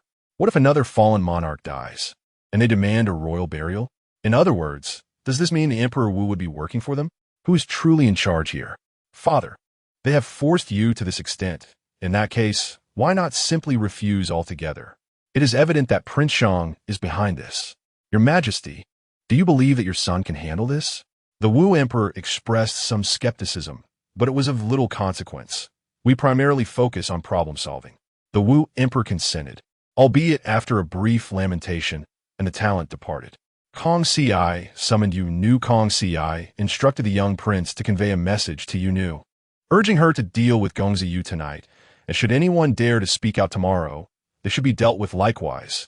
In short, all must be eradicated without mercy. Upon receiving the command, Shen Yu stealthily slipped away. Most of the deposed ministers resided in Chili village, located west of the Imperial city. Shen Yu easily located the area. Little did she anticipate that Gongzi Yu would dare to gather others for a clandestine meeting. Eavesdropping, she overheard the following. Gentlemen, this foolish monarch will certainly not acquiesce. If we wish to achieve great endeavors, we must compel him to comply. Gongzi Yu asserted, and the others nodded in agreement. Observing their reactions, Gongzi Yu revealed his innermost thoughts. The Restoration Society has secretly contacted me. If we proceed cautiously and continually test the waters, we will eventually secure our freedom, and at that time, we shall raise the banner against the Wu dynasty and eliminate the Wu Emperor. Shen Yu was taken aback. Had these men lost their minds?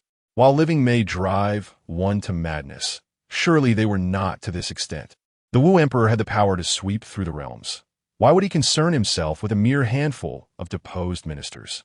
Killing these men would only leave a fleeting sentence in history. It was not worth risking one's life. Shen Yu chuckled coldly and waited. After a while, the assembly dispersed, and she entered the room. Who are you? Gongzi Yu had never seen Shen Yu before, but her beauty was striking.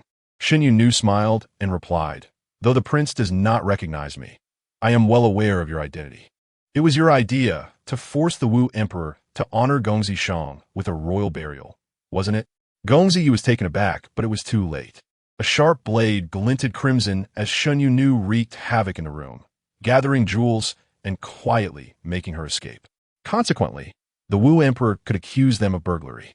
As expected, chaos erupted that very night, with these deposed ministers brandishing knives, pleading for the Wu Emperor to execute them. The Wu Emperor was bewildered, observing the crowd blocking the city gates. Chong'an, what do you think their intentions are? They do not seem to be here to seek death, he responded. Isn't that obvious? Your Majesty, they are merely making a loud fuss to show the world that they are loyal subjects, not treacherous villains. It matters little. They all shout loudly, but none are willing to place a blade to their necks. Perhaps you should let them try? The Wu Emperor was momentarily taken aback.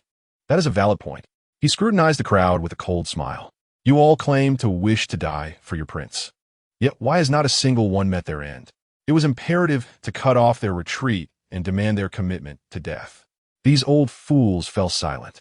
Their clamor had been a torment to his ears. The Wu Emperor commanded the soldiers to discard their swords. I shall fulfill your desire to be known as loyal subjects. Throw away your dull knives and shovels and use these instead. They finally quieted down. I find it amusing that you all have suddenly become mute. Your Majesty, they now resemble a group of mutes, observed Chong'an. The Wu Emperor snorted. I surmise they do not wish to die. If they did, they would have already sacrificed themselves when the city fell. Such eloquence. Is it your assumption? Would you have managed without my counsel? Chapter 55. Total annihilation. The Wu Emperor had nearly dozed off, while these individuals showed no intention of action. Shall I provide them an opportunity to retreat and have them return tomorrow? Such a benevolent emperor was rare to find. Your Majesty, this is absolutely inadvisable. These individuals are not to be trusted, and you must remain steadfast. Of course, I can wait a little longer and deal with them harshly. The Wu Emperor was puzzled, but then heard thunder rumbling in the sky. He had long anticipated this. A rare downpour was to commence this night. The area around Chili village, being the lowest in elevation, would soon be submerged. In other words, tonight's deluge would surely flood that region. Hearing the thunder, the crowd grew increasingly anxious, yet none departed. Kong Si, why are you not making your move? Kong Si discreetly donned a disguise, positioned herself beside these men, and then departed. Without uttering a word, she incited a herd mentality. One by one, they began to leave. As anticipated, they could not bear to lose face. Witnessing someone lead the way, they hesitated not to follow suit, heading homeward. These men were merely opportunists. Your Majesty, the matter has been resolved.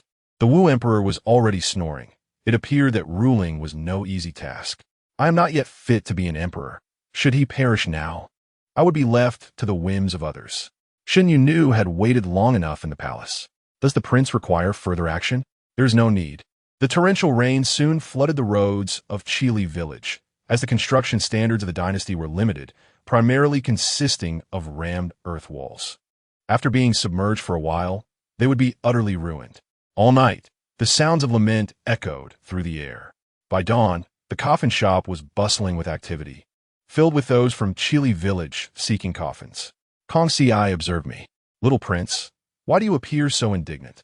Kong Si, you do not understand. I should have opened a coffin shop yesterday. Alas, I neglected to consider that.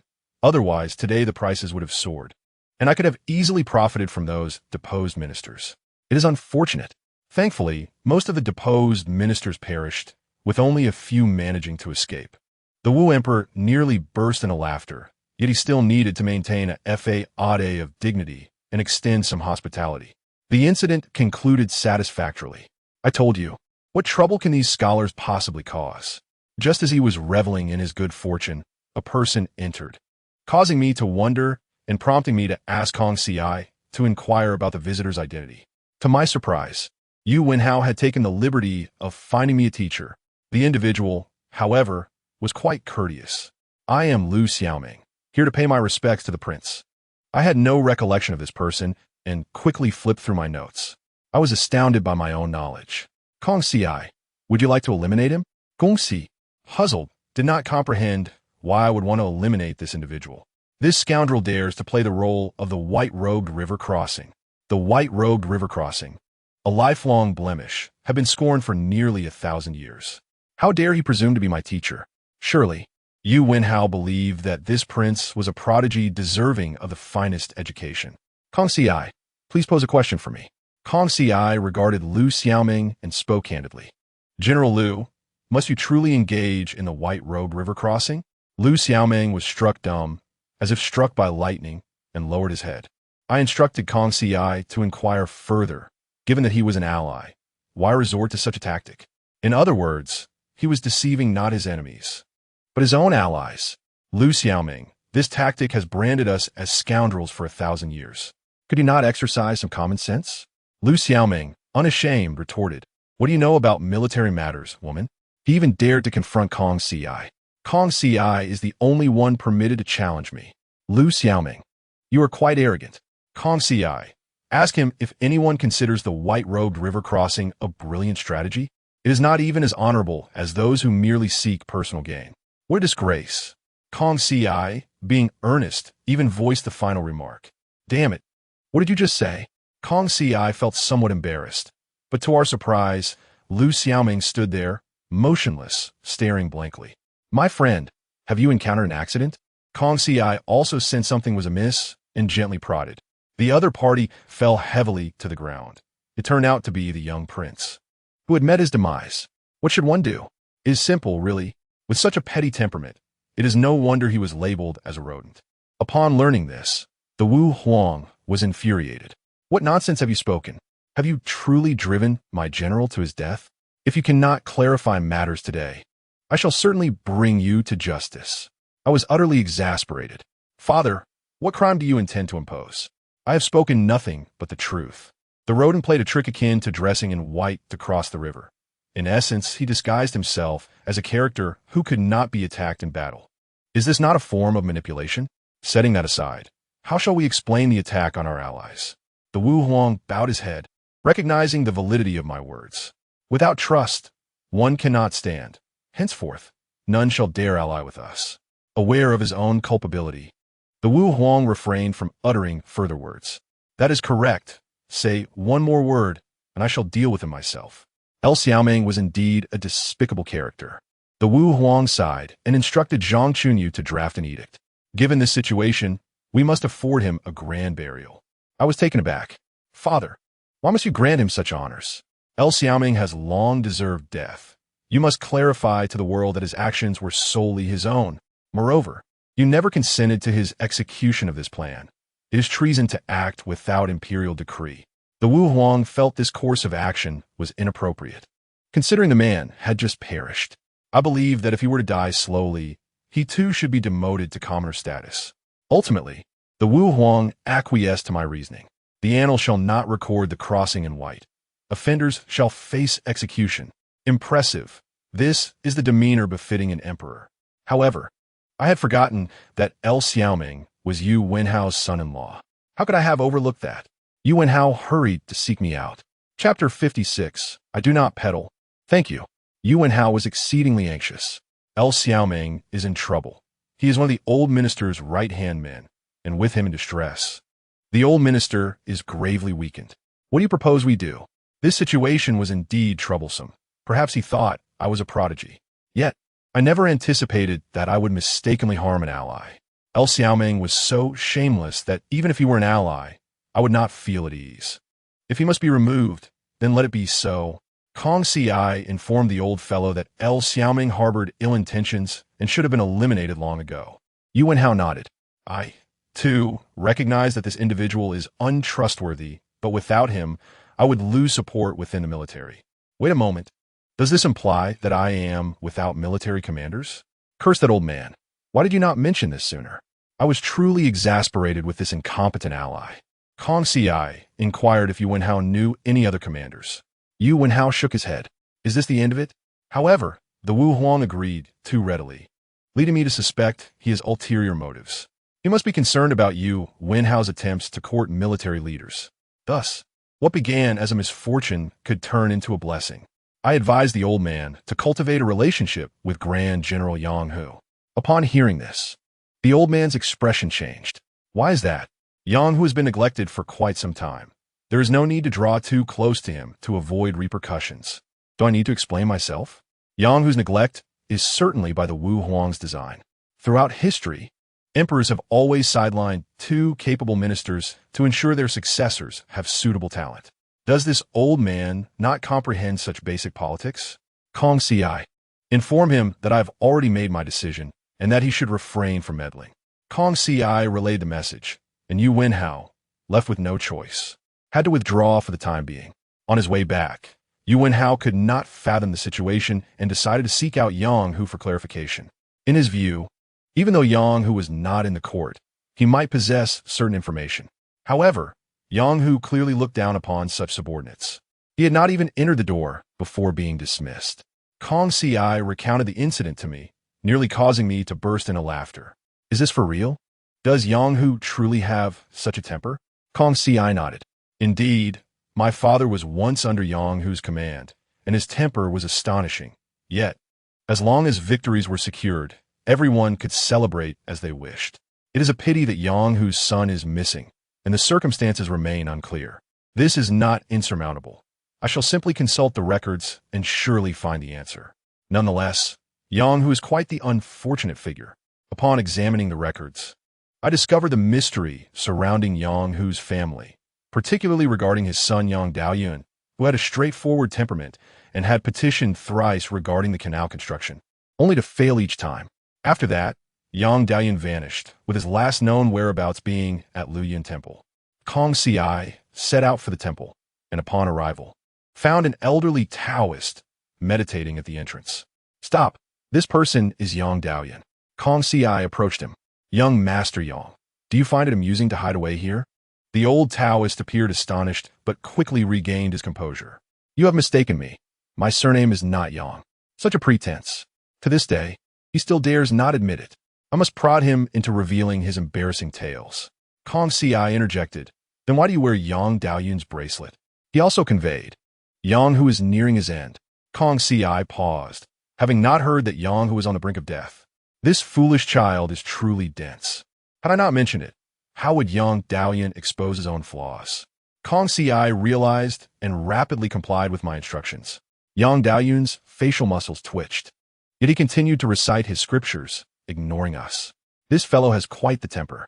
Kong Ci, growing more incensed, scolded Yang Daoyun, but it seemed to have little effect. In that case, I must resort to drastic measures. Kong Ci proclaimed, tell Yang Daoyun that the matter concerning his late fiancée, he has nothing to do with Yang Hu. He fled for 3 reasons. The first 2 are absurd, but the last is even more ridiculous.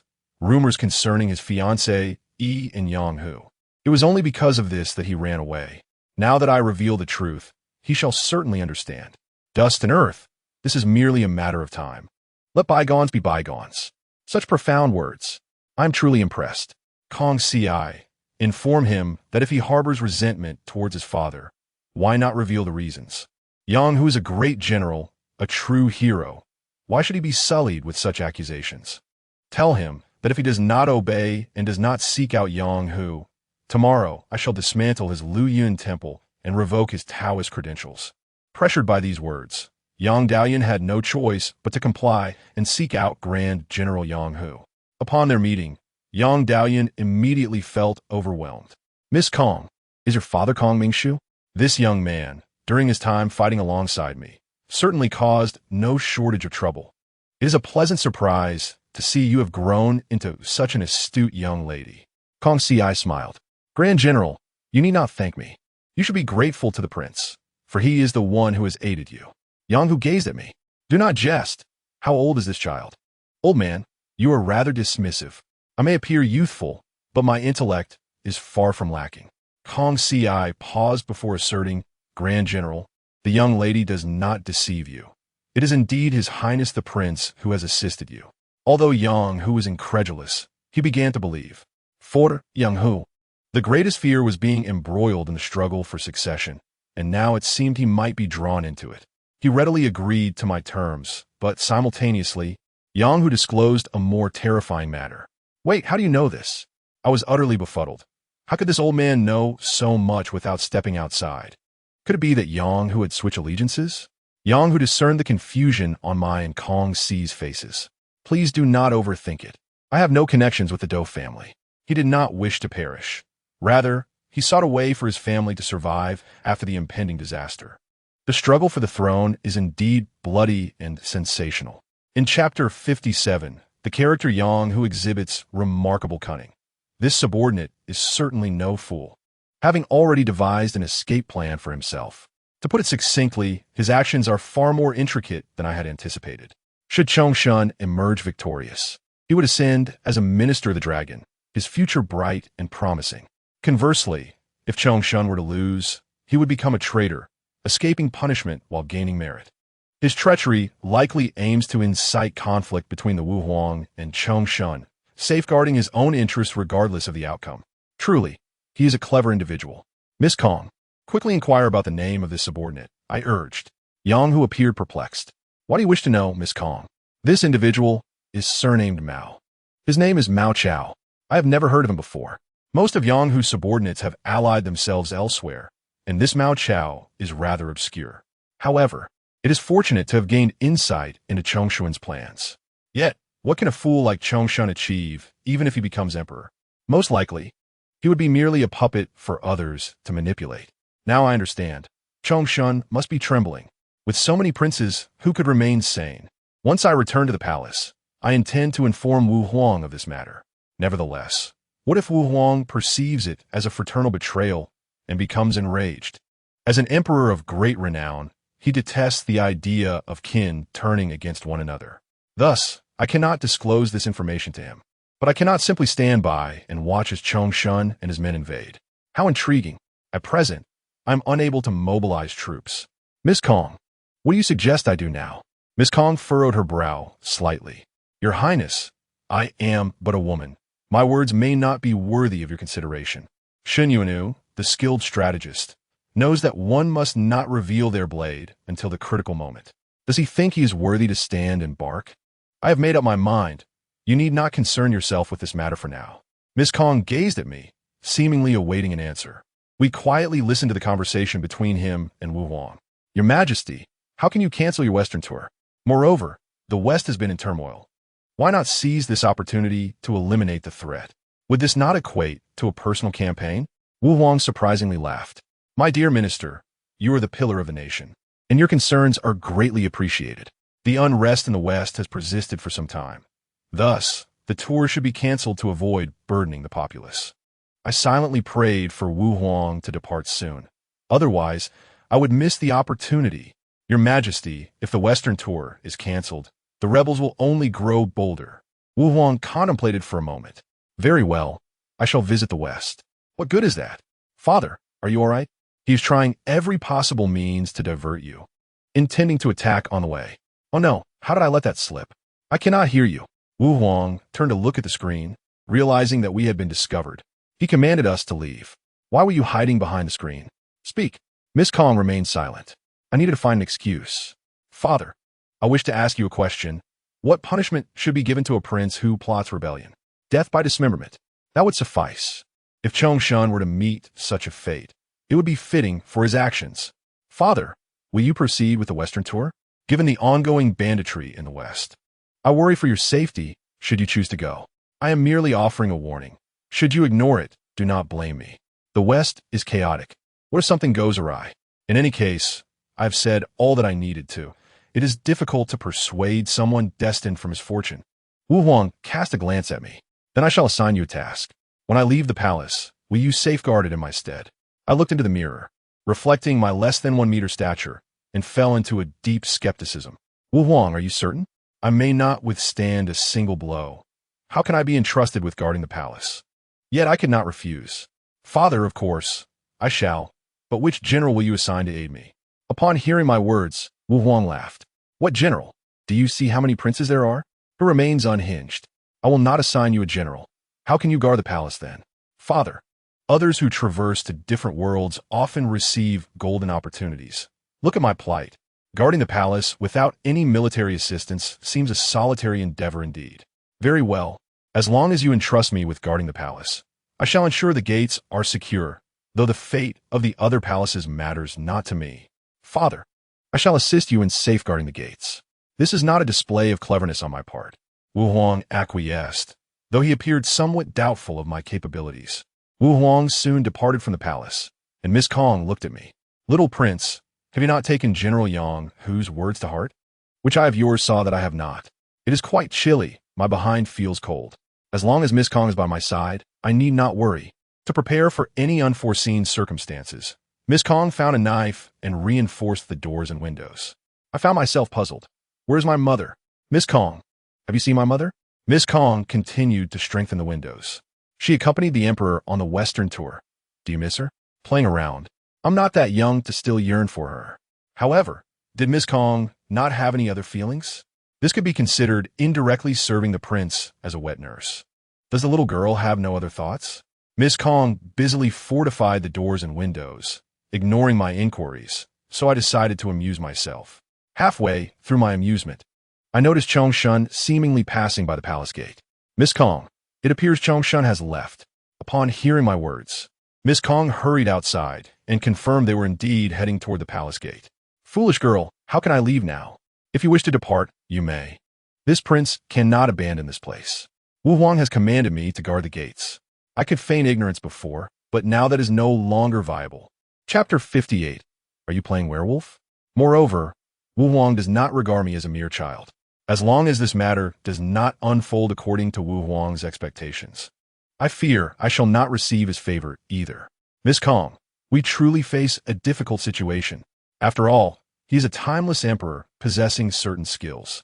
Miss Kong secured all the doors in the courtyard, and after nearly completing the task, she sat down, drenched in sweat. The sky darkened, as if the heavens were aware of the impending events. Shen Yuanu suddenly appeared. Miss Kong, something feels amiss tonight. Should you seek refuge elsewhere? Miss Kong shook her head. But the little prince is here. I cannot hide.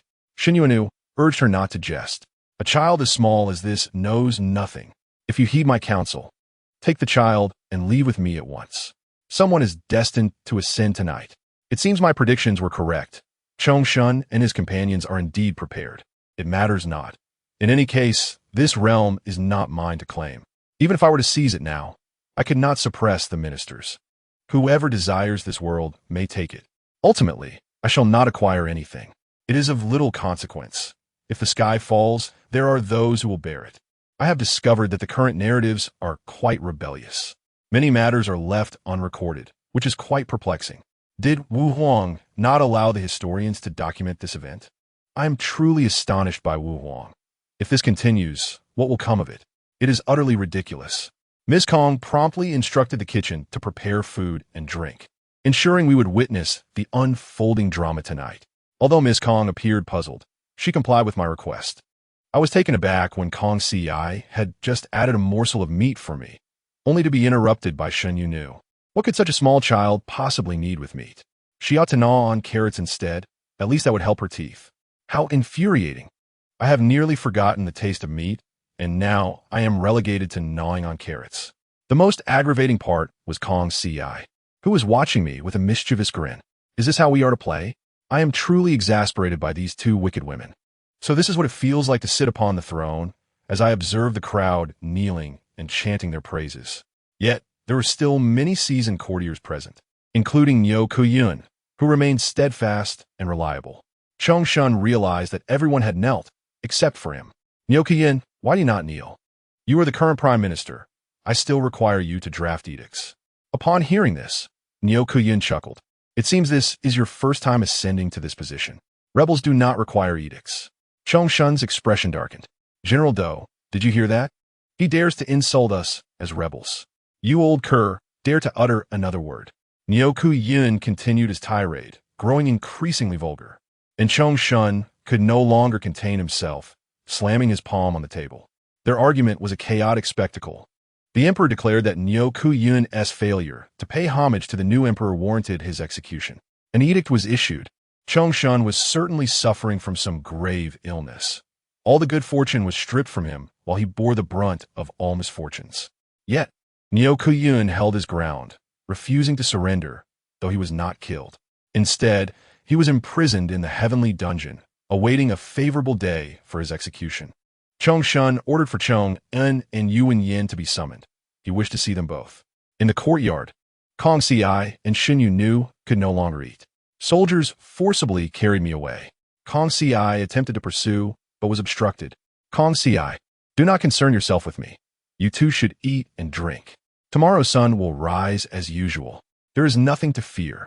I do not believe Chongshun dares take my life. Moreover, I suspect the Wu Huang has already received word. Once brought to the Grand Hall, I felt a chill. Chong-en, I am now emperor. Have you ever contemplated this? What a display of hubris. Shun had even arranged a small chair for me to sit upon. I am but a child. How could I possibly remain seated? Ultimately, I fell to the ground, which was quite painful. Yin was brought in, still hurling insults, her words making me blush with embarrassment. I couldn't help but wonder if she was indeed a lady of refinement. Her curses were worse than those of a country bumpkin. Shun was trembling with rage. Yin, how dare you insult me? Yin replied coldly, I am insulting you. What of it? Do you intend to harm me? Do not speak nonsense.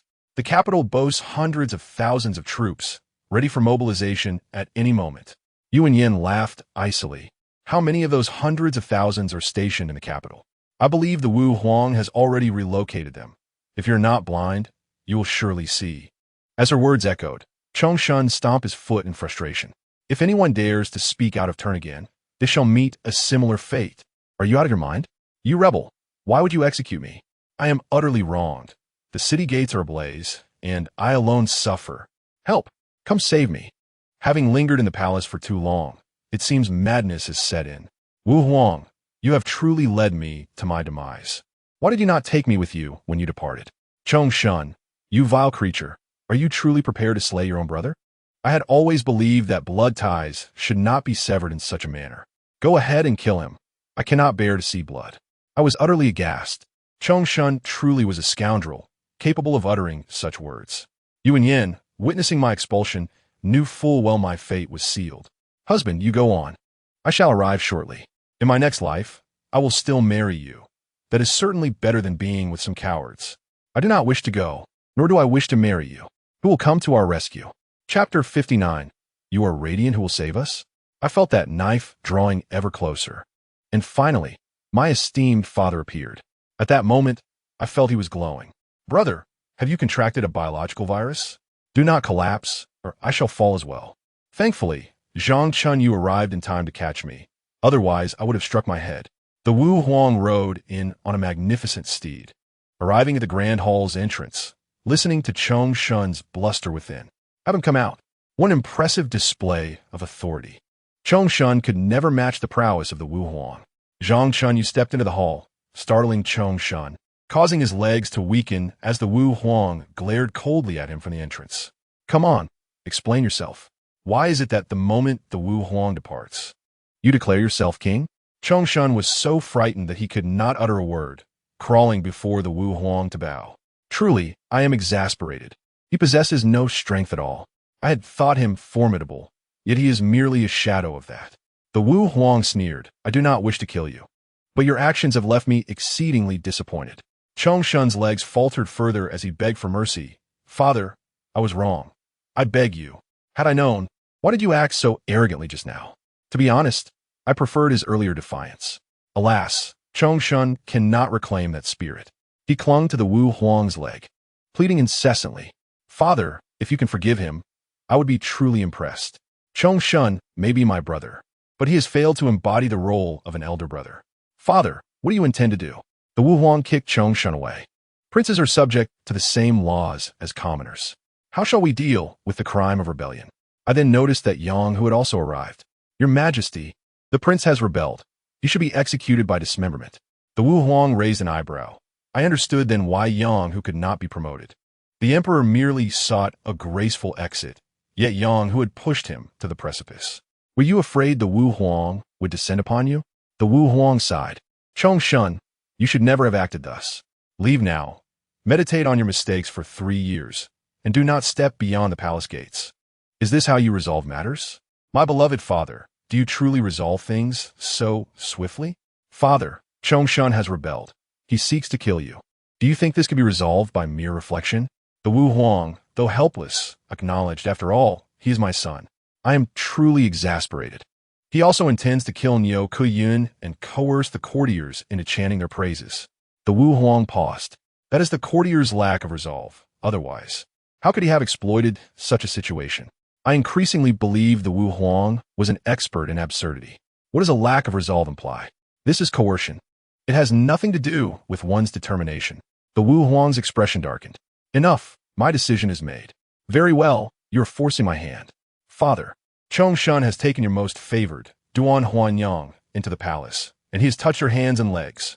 The Wu Huang exhaled deeply, gazing skyward. Execute him. Take him out and behead him. The Wu Huang shouted furiously, truly exasperated. What use is this? Niuku Yun and the other ministers hastened to persuade the Wu Huang to spare Chongshun's life. If Chongshun were to die, the Wu Huang's reputation as a tyrant would be solidified. Thus, Chongshun could not be allowed to perish. This is the advantage of being born early. Had it been anyone else, they would have been eliminated by the Wu Huang for even contemplating rebellion. After an entire hour of commotion, the Wu Huang fixed his gaze upon me. What is there to see? You have long since discerned my appearance. The Wu Huang spoke in the future. Princes must not be close to ministers. Do you agree? To a yo-yo, perhaps. How can a prince cultivate his own influence if he does not foster relationships with the ministers? Furthermore, the prince's instructors are all ministers. How can they not be close? Unless the princes have no desire to learn, in which case I would also be liberated. Alas, the Wu Huang does not agree at all. However, I can't shake the feeling that Wu Huang is warning me to avoid interacting with the ministers. Father, do you not trust me? What about the fundamental trust between people? Wu Huang remained silent, merely gazing at me with a calm demeanor. How exasperating. Finally, Kong Ci was summoned and, upon seeing that I was unharmed, heaved a sigh of relief. Little prince, do you know you nearly scare me to death? I truly did not expect Chongshun to dare to rebel. You are not alone in your surprise. Even I did not foresee it. Thankfully, Chongshun did not cause a grave error. Otherwise, we would be left with nothing but regret. However, this matter cannot simply be overlooked. Kong Ci immediately took me to seek out Duan Huanyang. I had something to convey. Kong Ci attempted to dissuade me from delving into this murky water. Do you think I desire this? Upon hearing that Chongshun's rebellion had failed, Duan Huanyang was anxiously confined within the palace, seemingly oblivious to the chaos outside. It is evident to anyone with sense that Chongshun's rebellion is certainly connected to Duan Hua. Why do you say that, little prince? Kong Ci doubted that Duan Huanyang possessed such audacity. This woman is no innocent. She is filled with cunning. Gongxi, do not be deceived by Duan Hua's seemingly harmless appearance into thinking she is virtuous.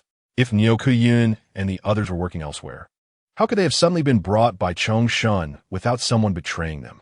Thus, the traitor must be Duan Hua. Kong Ci chuckled. Duan Huanyang, you were so close to becoming the Empress. Why are you so flustered now? Isn't it obvious?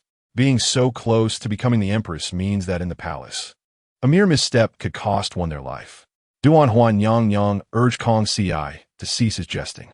In truth, what intrigues me is not Duan Hua's involvement in the rebellion, but rather when Chongshun and she became entangled.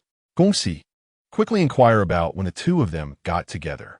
Following my suggestion, Kong Ci sat down and asked Duan Hua, but it seems she was filled with dread. It appears you both are aware. It seems I am destined for a grim fate. If you are to perish, then who else shall? You are on the brink of death, so spill the beans and let everyone know. Once Wu Huang arrives, there will be no opportunity. Chapter 60. Am I not being clear enough in my hints? Duan Hua took a couple of sips of tea, calming her nerves and preparing to speak candidly. Gongxi, you must plead for me. Duan Huanyang, in her desperation, turned to Kong Ci, who is merely the daughter of a general, for assistance. Knowing well that this is a grave crime of treason. If Kong Ci were to intercede, would her entire family survive? Truly vexing. Just as she was about to speak, Wu Huang unexpectedly entered. What are you two doing here? Just a step away from savoring the juicy details, it seems fate denies the revelation of this fruit. Wu Huang's face darkened, and Duan Hua immediately understood, kneeling and voluntarily offering her life. Your Majesty, please take my life. I am already tainted. Wu Huang's heart softened in an instant. After all, she is his most favored consort. How could he bear to take her life? Do not speak nonsense. When have I desired your life? Oh, your Majesty, you were not saying that earlier. Upon hearing that Duan Hua had entered the harem, you glared at Chongshun, ready to take his life. Were you not here to demand accountability? Wu Huang, how many faces do you possess? Why do you seem so foreign to me? Duan Hua feigned a pitiful demeanor, which made me feel an odd discomfort. Yet I knew the truth. Wu Huang sighed. In any case, she has already died. Killing you would change nothing. Your frail self cannot alter anything. Yet I would be the one at fault. Truly, what a splendid farce. So we are all victims of great grievances? If you too wish to indulge in a scandalous life, there is no need to gamble with our lives. This is excessive. Does father not wish to know what else Duan Huan Yang Yang has done? Wu Huang glared, and I understood. This expression was a clear signal for me to hasten my silence. All right, I shall be silent. It is utterly infuriating. However, if I do not speak, it truly feels unsatisfying. Kong Ci instructed the Imperial kitchen to prepare several dishes. Stir-fried leeks, boiled leeks, stir-fried spinach, fried spinach balls, stir-fried rapeseed, and a dish of fish with green Sichuan pepper. Kong Ci seemed curious. Little prince, why are all these dishes green? The fish is also covered in a heap of green pepper. How can one eat that? Why you concern yourself with such trivialities? Do you not grasp the implications? How many questions must you ask? Kong Ci hurriedly complied with my command. And when the dishes were served, Wu Huang held Duan Hua's hand, unable to let go. How revolting! Wu Huang gazed at the sea of verdant dishes with an unexpected tenderness, urging Duan Hua to sit. These dishes are all your favorites. I am utterly astounded. This is the epitome of sycophancy. After spending too long in the palace, one inevitably loses their sanity. Is my hint not clear enough? What must I do to ensure he comprehends? I'm utterly exhausted. Why are all these dishes so green? Wu Huang, with a curious expression, surveyed the entirely green offerings. What could this possibly signify? Especially that fish, which had even burst its gallbladder, staining the meat with green bile. This chef truly understands my heart. Once I ascend to the throne, he shall be the head of the Imperial kitchen. Brother, you must hold on. It won't be long before I become the emperor. Duan Hua, however, quickly sought an excuse to have the eunuchs remove the dishes. Father, this is the people's sustenance. How can it be discarded so carelessly? You must at least take a taste. Wu Huang felt I was being too talkative and stopped the eunuchs, while cold sweat streamed down Duan Hua's forehead. This is too amusing. Duan Huan Yang Yang, if you wish to keep your actions hidden, you must refrain from wrongdoing. Do you understand? My heart feels relieved, yet Wu Huang finally grasped the situation. Did that wretch rebel? Did you receive any prior news? Duan Hua shook her head. I certainly did not receive any news. He merely sat here for a short while and did nothing. Please rest assured, Your Majesty. With such a statement, how would he be at ease? Wu Huang grasped Duan Hua's hand tightly and forcefully tore open her chest, revealing a hidden strawberry. Kong Ci, do not look. This is not for us. Hurry, hold on to me, and let us flee. If we delay any longer, we shall be trapped. Wu Huang's fury grew, and he struck her with a resounding slap. You truly are a wretched woman. Duan Huan Yang Yang dared not utter a word, quickly kneeling on the ground. This is beyond amusing. A wretched person is merely being pretentious, and now she has been subdued. Father, what are you waiting for? The evidence is irrefutable. Should you not act swiftly? Have you forgotten the royal family's dignity? Wu Huang commanded, Duan Hua is implicated in the rebellion. Annihilate her entire clan and drag her out. This is the correct course. How could she be allowed to remain? Duan Hua desperately pleaded, but it was all in vain, as Wu Huang dragged her out for execution. As we prepared to leave, Wu Huang cleared his throat. You both witnessed the events. This tarnishes the royal reputation. Should either of you dare to spread word of this, I shall not spare you. Rest assured, we would rather die than speak a word. We shall only say, upon returning to the palace. Kong Ci clung to me anxiously. Little prince, life in this palace is unbearable. If it becomes too difficult, shall we leave? Sister, what kind of international joke are you making? With Chong Shun out of the picture, do you think any other princes could rival me? Therefore, it is certain that I shall be the heir. Where we go if we leave now? It is better to stay and wait for Wu Huang's demise. Kong Ci, trust me, it will not be long before the emperor names me the crown prince. At that time, you shall be the crown princess. What do you think? Kong Ci tugged at my ear. You rascal, do you think to deceive me? Is not Yu Wenyin the crown princess? I suddenly recalled that I had made such a promise. But let us set that aside for now. I must at least keep Kong Ci steady. Unfortunately, Kong Ci is determined to leave for the farthest North Liang in the west. If you wish to go, then go. This prince shall not accompany you. The mountains are high and the roads are treacherous, filled with wolves and tigers. What if you were to be devoured? Kong Ci gazed at me. If I were to be eaten, It would merely indicate that we are fated to be apart. You should remain with the Emperor, Crown Prince. Is it true that you are really going? As Kong Si packed her belongings and prepared to leave, she seemed utterly heartless. Very well, take me with you. Kong Si regarded me. I can take you, but if we quarrel later, do not blame me. Rest assured, on this matter, I could argue with her for a lifetime. Whenever we argue, I shall say, just look at this ridiculous idea you proposed. I hardly wish to discuss it. Yet, following the martial emperor carries risks. One never knows when one's head might roll. It is better to accompany Kong Si. At least I could steal glances at her legs when time allows. Just as we were about to bid farewell to the martial emperor, Zhang Chunyu arrived. Young prince, Miss Kong, the emperor has decreed a banquet tonight. Please arrive early. By the way, if you two do not attend, the emperor will be displeased. See, I told you this was a sign that I was to be made the crown prince. Chapter 61. A bit too much to eat. Kong Si hesitated. How is it that, as soon as we spoke of leaving, the martial emperor decrees a banquet? Young prince, could it be that the martial emperor seeks to trouble us? Does he not intend to let me go? I do not believe so. No matter how ruthless the martial emperor may be, how could he possibly harm Kong Si? Fear not. We shall soon discern if he is merely inviting us for a meal. Kong Si silently hoped so. Before the feast began, we had already arrived, and upon seeing the abundant spread before us, I realized I could hardly eat any of it. My father truly loves me, preparing a feast filled with dishes I cannot enjoy. To my surprise, only princes and a handful of ministers attended. Kong Si, do not get too close to my father. Sit near the entrance. Although she did not understand my reasoning, Kong Si complied. We took our seats near the entrance, and, just as we settled, the martial emperor arrived. Why are you seated here? Is it not better to sit at the edge? I urged Kong Si not to agree. Something was off tonight. Kong Si quickly bowed. The martial emperor's gaze was laden with meaning. He strode purposefully to the main table, and the princes took their seats in turn. Before we could even eat, the martial emperor spoke. You all should be aware of what transpired today, correct? I am curious as to why not a single prince has reported to me. Chongshun must have contacted you all privately. I knew the martial emperor would surely seek to find fault. The chaos caused by Chongshun was too great, and he even stole Duanhua. If the martial emperor does not lose his temper, then there is indeed something amiss. The princes remained silent, and the martial emperor's expression darkened. If you do not speak, I shall be compelled to interrogate you. Look at this group of useless ones. I must take matters into my own hands. Father, even if the princes are aware, they likely do not dare to report it, for there are thieves among your ranks as well. Instantly, the martial emperor's countenance soured, as he suspected Zhang Chunyu first. It is no wonder. He is the most likely culprit.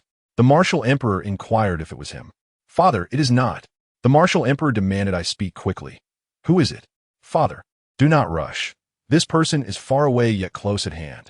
The martial emperor's gaze fell upon the scribe, Wang Rong, watching him coldly. Has Chongshun ever contacted you? How foolish. At such a time, would he admit it? I thought it unnecessary to ask. A good scare should suffice. Wang Rong shook his head. Your Majesty, he has indeed not contacted this old servant. Why do you suspect me? See, I told you they were already prepared. I am uncertain whether this old eunuch is involved, primarily because he looks down on me as a prince. If we do not eliminate him, who knows if he will spread rumors about our plans to North Liang. Wang Rong was swiftly taken away, protesting his innocence. The martial emperor addressed the princes. You are all royal offspring. What I grant you, you may take, but what I do not wish to give, you cannot seize. Do you understand? From today forth, all your teachers will be replaced. You must diligently complete the assignments given. Do you comprehend? I understand. This is a warning. The martial emperor's gaze was icy, and I turned to Kong Si. What should we do? Shall we still leave? Kong Si hesitated. It seemed the martial emperor had caught on. Chong and Kong Si, do you two have something to say to me? While I'm still in a decent mood, speak your minds. Kong Si stood.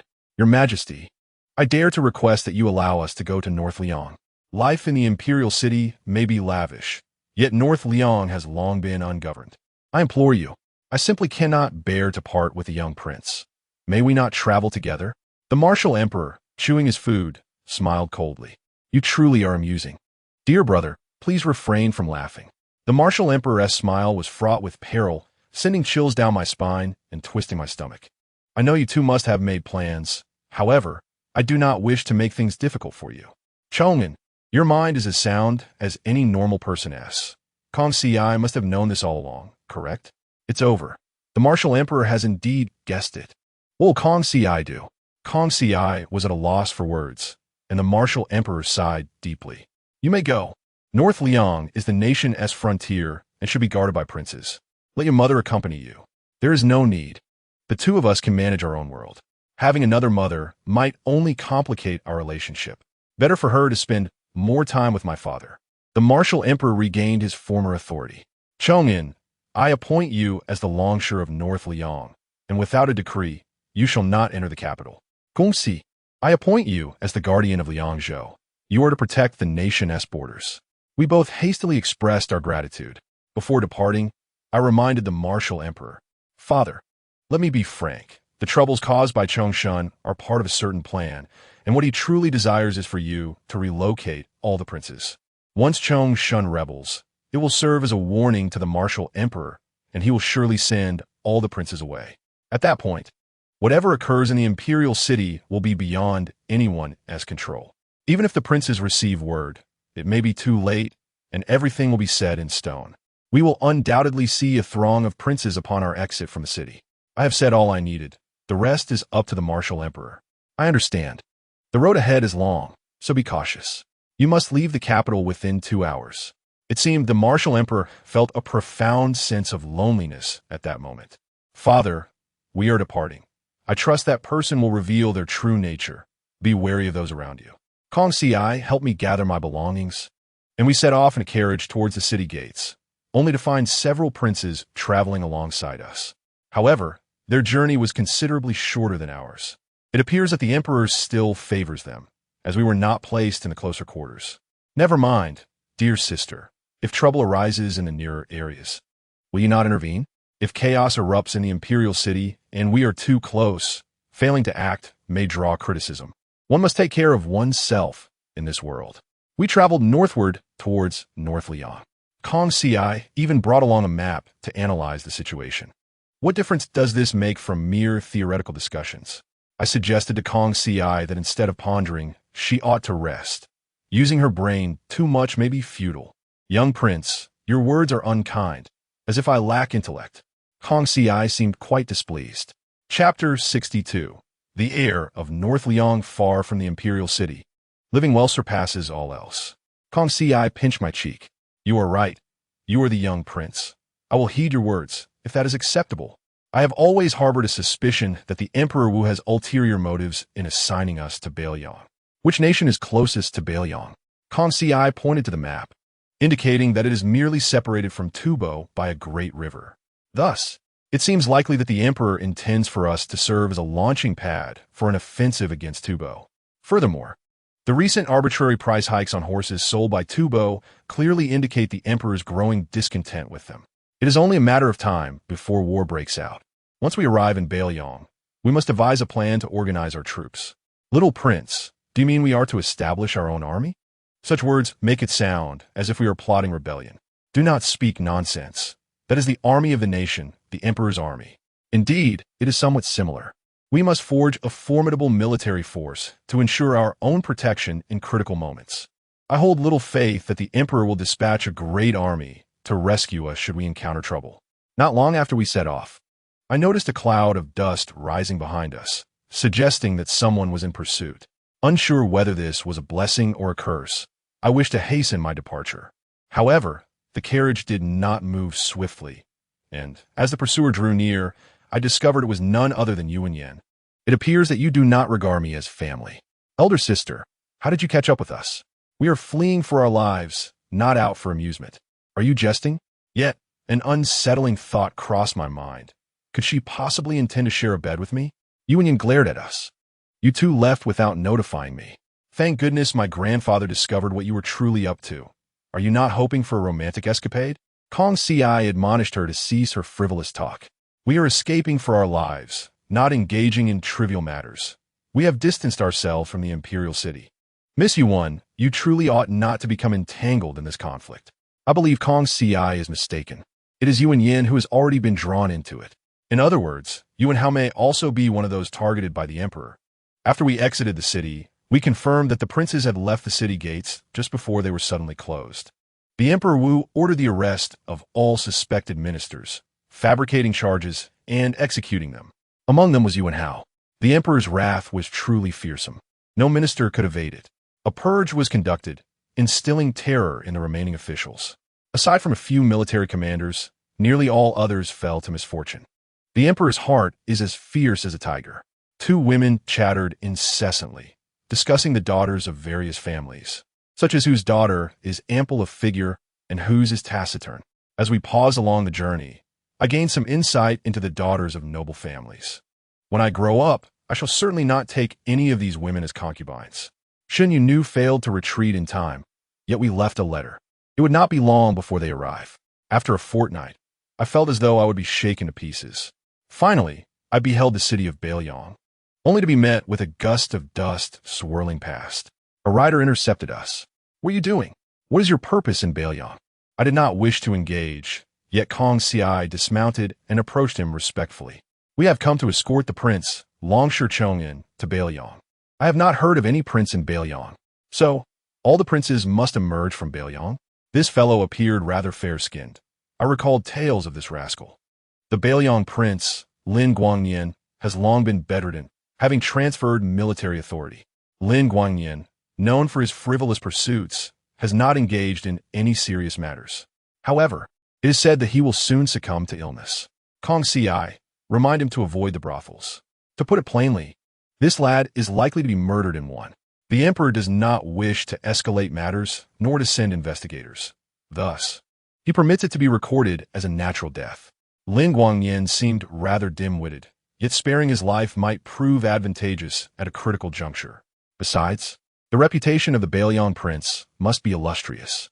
We cannot allow his notoriety to be forever linked to debauchery.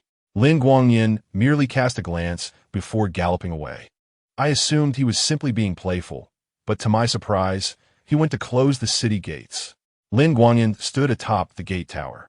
"You lot were warned. You shall endure the wind and sand outside tonight." Kong Ci was furious. "Prince, did you hear that? This rascal dismisses your warning and intends for us to suffer in the elements." "I heard. This fool is courting disaster. Why not inquire if the cauliflower is good?" Kong Ci appeared puzzled. After all, cauliflower is merely a vegetable. How could it be amusing? Nevertheless, she proceeded to ask, as I instructed. Lin Guangyan's face turned pale. How did Kong Ci learn about his cauliflower cultivation? Could it be that she's a courtesan? I suggested to Kong Ci that she should threaten him further. Surely he would open the gates for us then. Before the second demand was finished, Lin Guangyan could not bear it any longer and hastily ordered the gates to be opened, allowing us entry. Our accommodations were suitable for a royal residence. We could not stay in the main hall, but the side courtyard was acceptable. The place was kept tidy, and with the original staff from the Imperial city, it was quite comfortable. To my surprise, the courtyard was rather empty, and the 2 women conferred, deciding to share a bed. "What about me? Am I to sleep between you two?" Kong Ci pinched my nose. "That is certainly out of the question. Do you not understand the propriety of male-female relations? That if I kiss and deny it, does it not count? Why must we be so stringent?"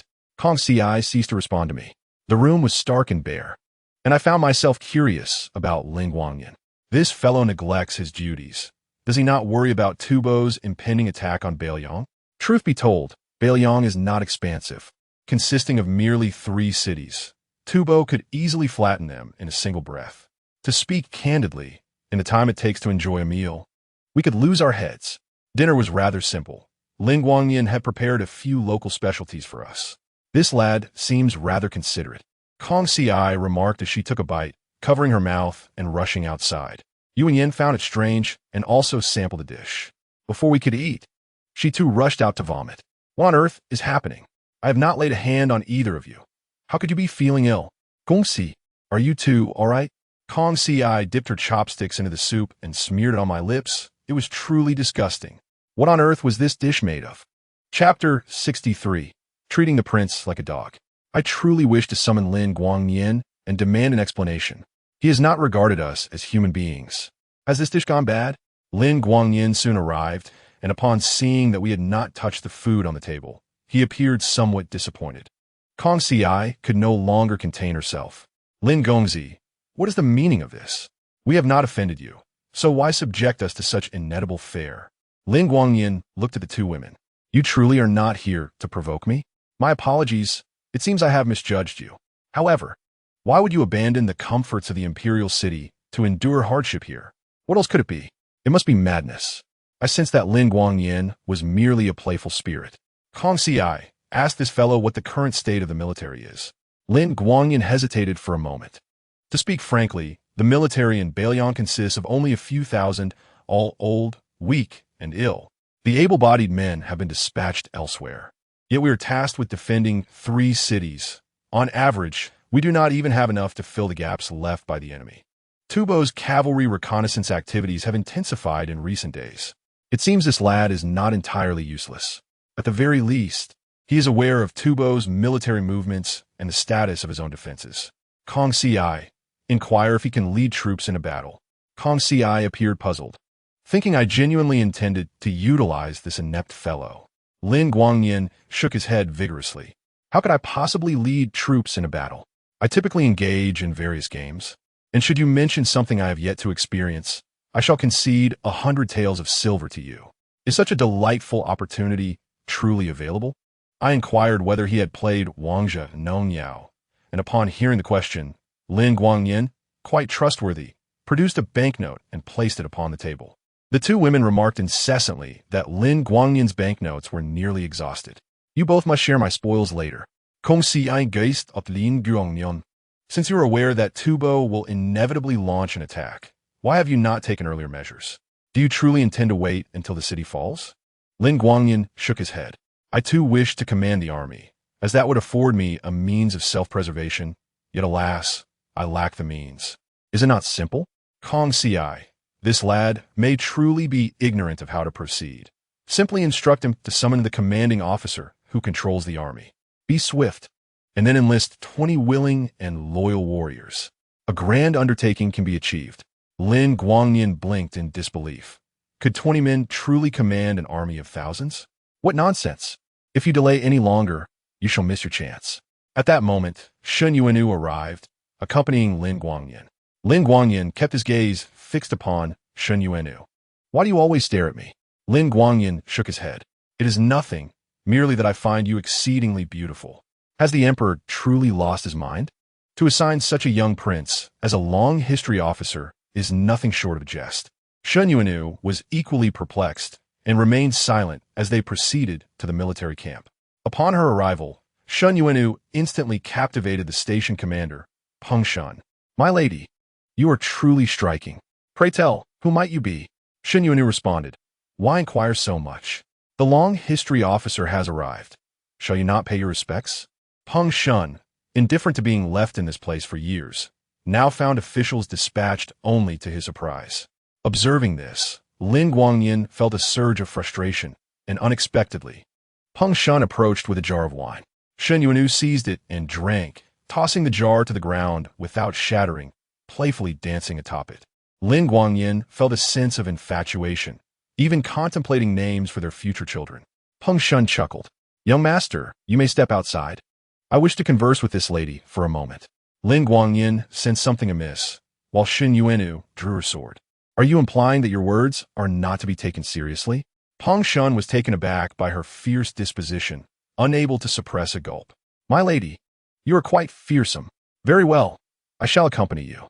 Witnessing Shun Yuanu's readiness to draw her blade, Peng Shun feared for his life. Acknowledging that even the law would not protect him, he even contemplated bringing his personal guards. Shun Yuanu could not help but laugh. Such a cowardice. Provoked by her taunt, Peng Shun commanded his men to withdraw, leaving without even donning his armor. Upon reaching the courtyard, Peng Shun looked around in curiosity. I came to pay my respects to the long history officer. Why is there no sign of them? After searching for a while, he wondered aloud, where is everyone? Shun Yuanu had already unsheathed her sword. What do you intend to do?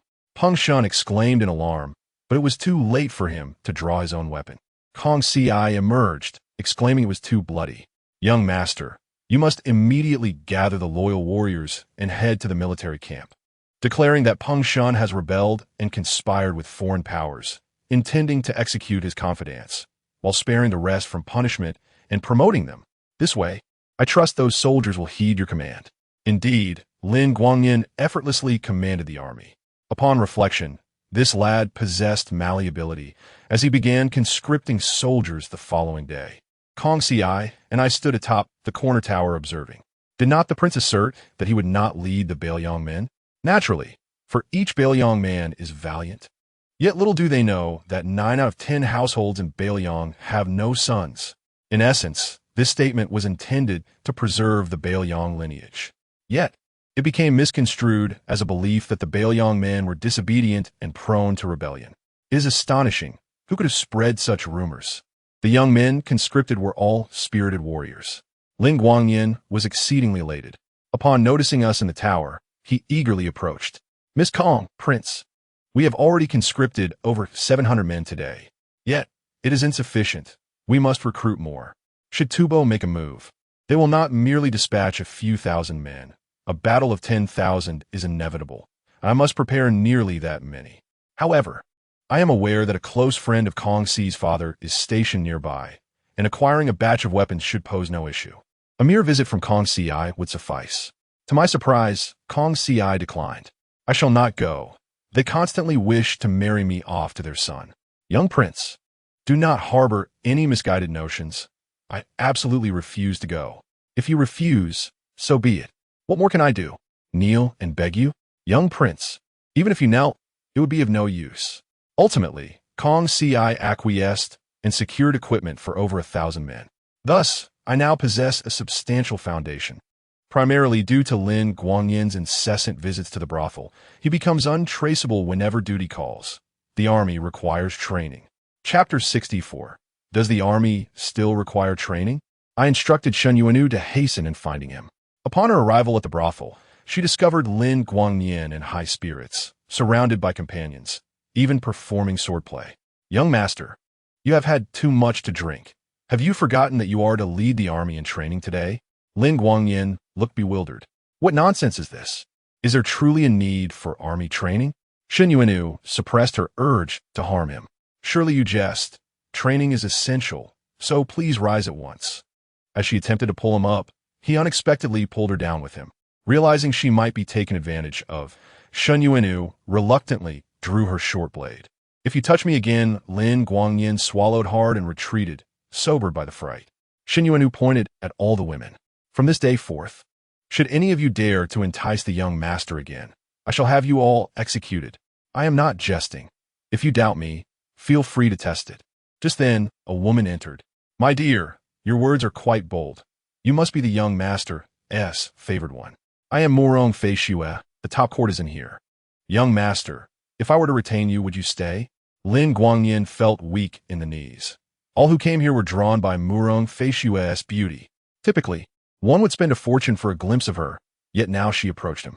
He felt compelled to show her respect and eagerly moved forward. Witnessing Lin Guangyin's reaction, Shen Yuanu grew furious and struck him on the head. "If you dare to behave like a dog again, I will see to it." Lin Guangyin immediately complied, and Shen Yuanu stepped forward, sheathing her dagger before delivering a slap. "Wretched woman! Young master, let us depart." Lin Guangyin dared not utter a word. Hastily following Shen Yuanu outside, Murong Fei Shue glared at them with malice. "How dare you strike me? You vile woman! All of you get out." The crowd dispersed in an instant. Murong Fei Shue clapped 3 times, and a man promptly entered the room. "Fei Shue, how may I serve you?" Murong Fei Shue's gaze was sharp. "Immediately inform Prince Kong that the time to act has come. The young master is clearly not capable of commanding the army. We shall seize Bailiang as a launching pad for our offensive. I refuse to believe that the martial emperor would wage war against Tubo for such a trifling remnant of land." Her subordinates sprang into action. "I am truly exasperated. How can this rascal persist in frequenting brothels? Kong Si, teach him a lesson." Kong Si raised her hand and delivered 2 resounding slaps. Lin Guangyin, taken aback, "Dare not speak again. Without training the army, how can we confront Tubo? Moreover, I've already ascertained the timing of Tubo's movements. How can this fool still remain idle?" Kong Ci instructed Lin Guangyin to arrange for some commoners to impersonate soldiers atop the city walls tonight. However, he emphasized the utmost importance of not sending any troops for assistance. Do you understand? Kong Ci nodded and directed Lin Guangyin to proceed accordingly. Once night fell, the Tubo forces indeed initiated their operation, with Wang Kong personally leading 20,000 elite troops in a surprise attack. On the journey, Wang Kong was elated. If they could conquer Beiliang, it would be a remarkable achievement, inevitably leading to promotions and titles. His subordinates cautiously reminded him of the possibility that their movements might be discovered, prompting a call for reinforcements. Wang Kong merely beckoned with his finger and lightly tapped his helmet. Why waste words? From the very beginning, I dispatched scouts to monitor the situation. Their lack of a distress signal indicates they remain blissfully unaware. Do you understand? Upon reaching the city wall, everyone was taken aback. Was it not said that Beiliang was defenseless? This hardly resembled a situation of emptiness. Wang Kong rubbed his eyes in disbelief. What is this? Why are there so many people?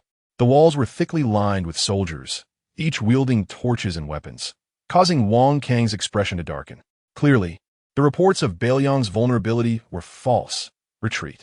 That wretched Murong Fei Xue will pay for this. One day, I shall have her head. Wang Kang's army retreated in disarray. Inside the city, Murong Fei Xue had waited long without hearing the sounds of an assault. What is happening? Was this the plan? Could it be that Wang Kang's inebriation had led to incompetence? How could the king send such a feckless fool to accompany me?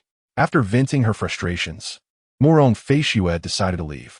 Lin Guangyin, witnessing this scene, hastily rode to report. Miss Kong, it seems Murong Fei Xue indeed poses a threat. As soon as the enemy retreated, she too departed. Need I say more? It is my foresight that has brought us to this point. This group of inept comrades has exhausted their wits. Kong Ci looked at me, inquiring about our next course of action. We still have some time, though not much. Organize the soldiers and set more traps. Any delay is advantageous, and we shall gather the newly recruited soldiers to raid the Tubo's supplies.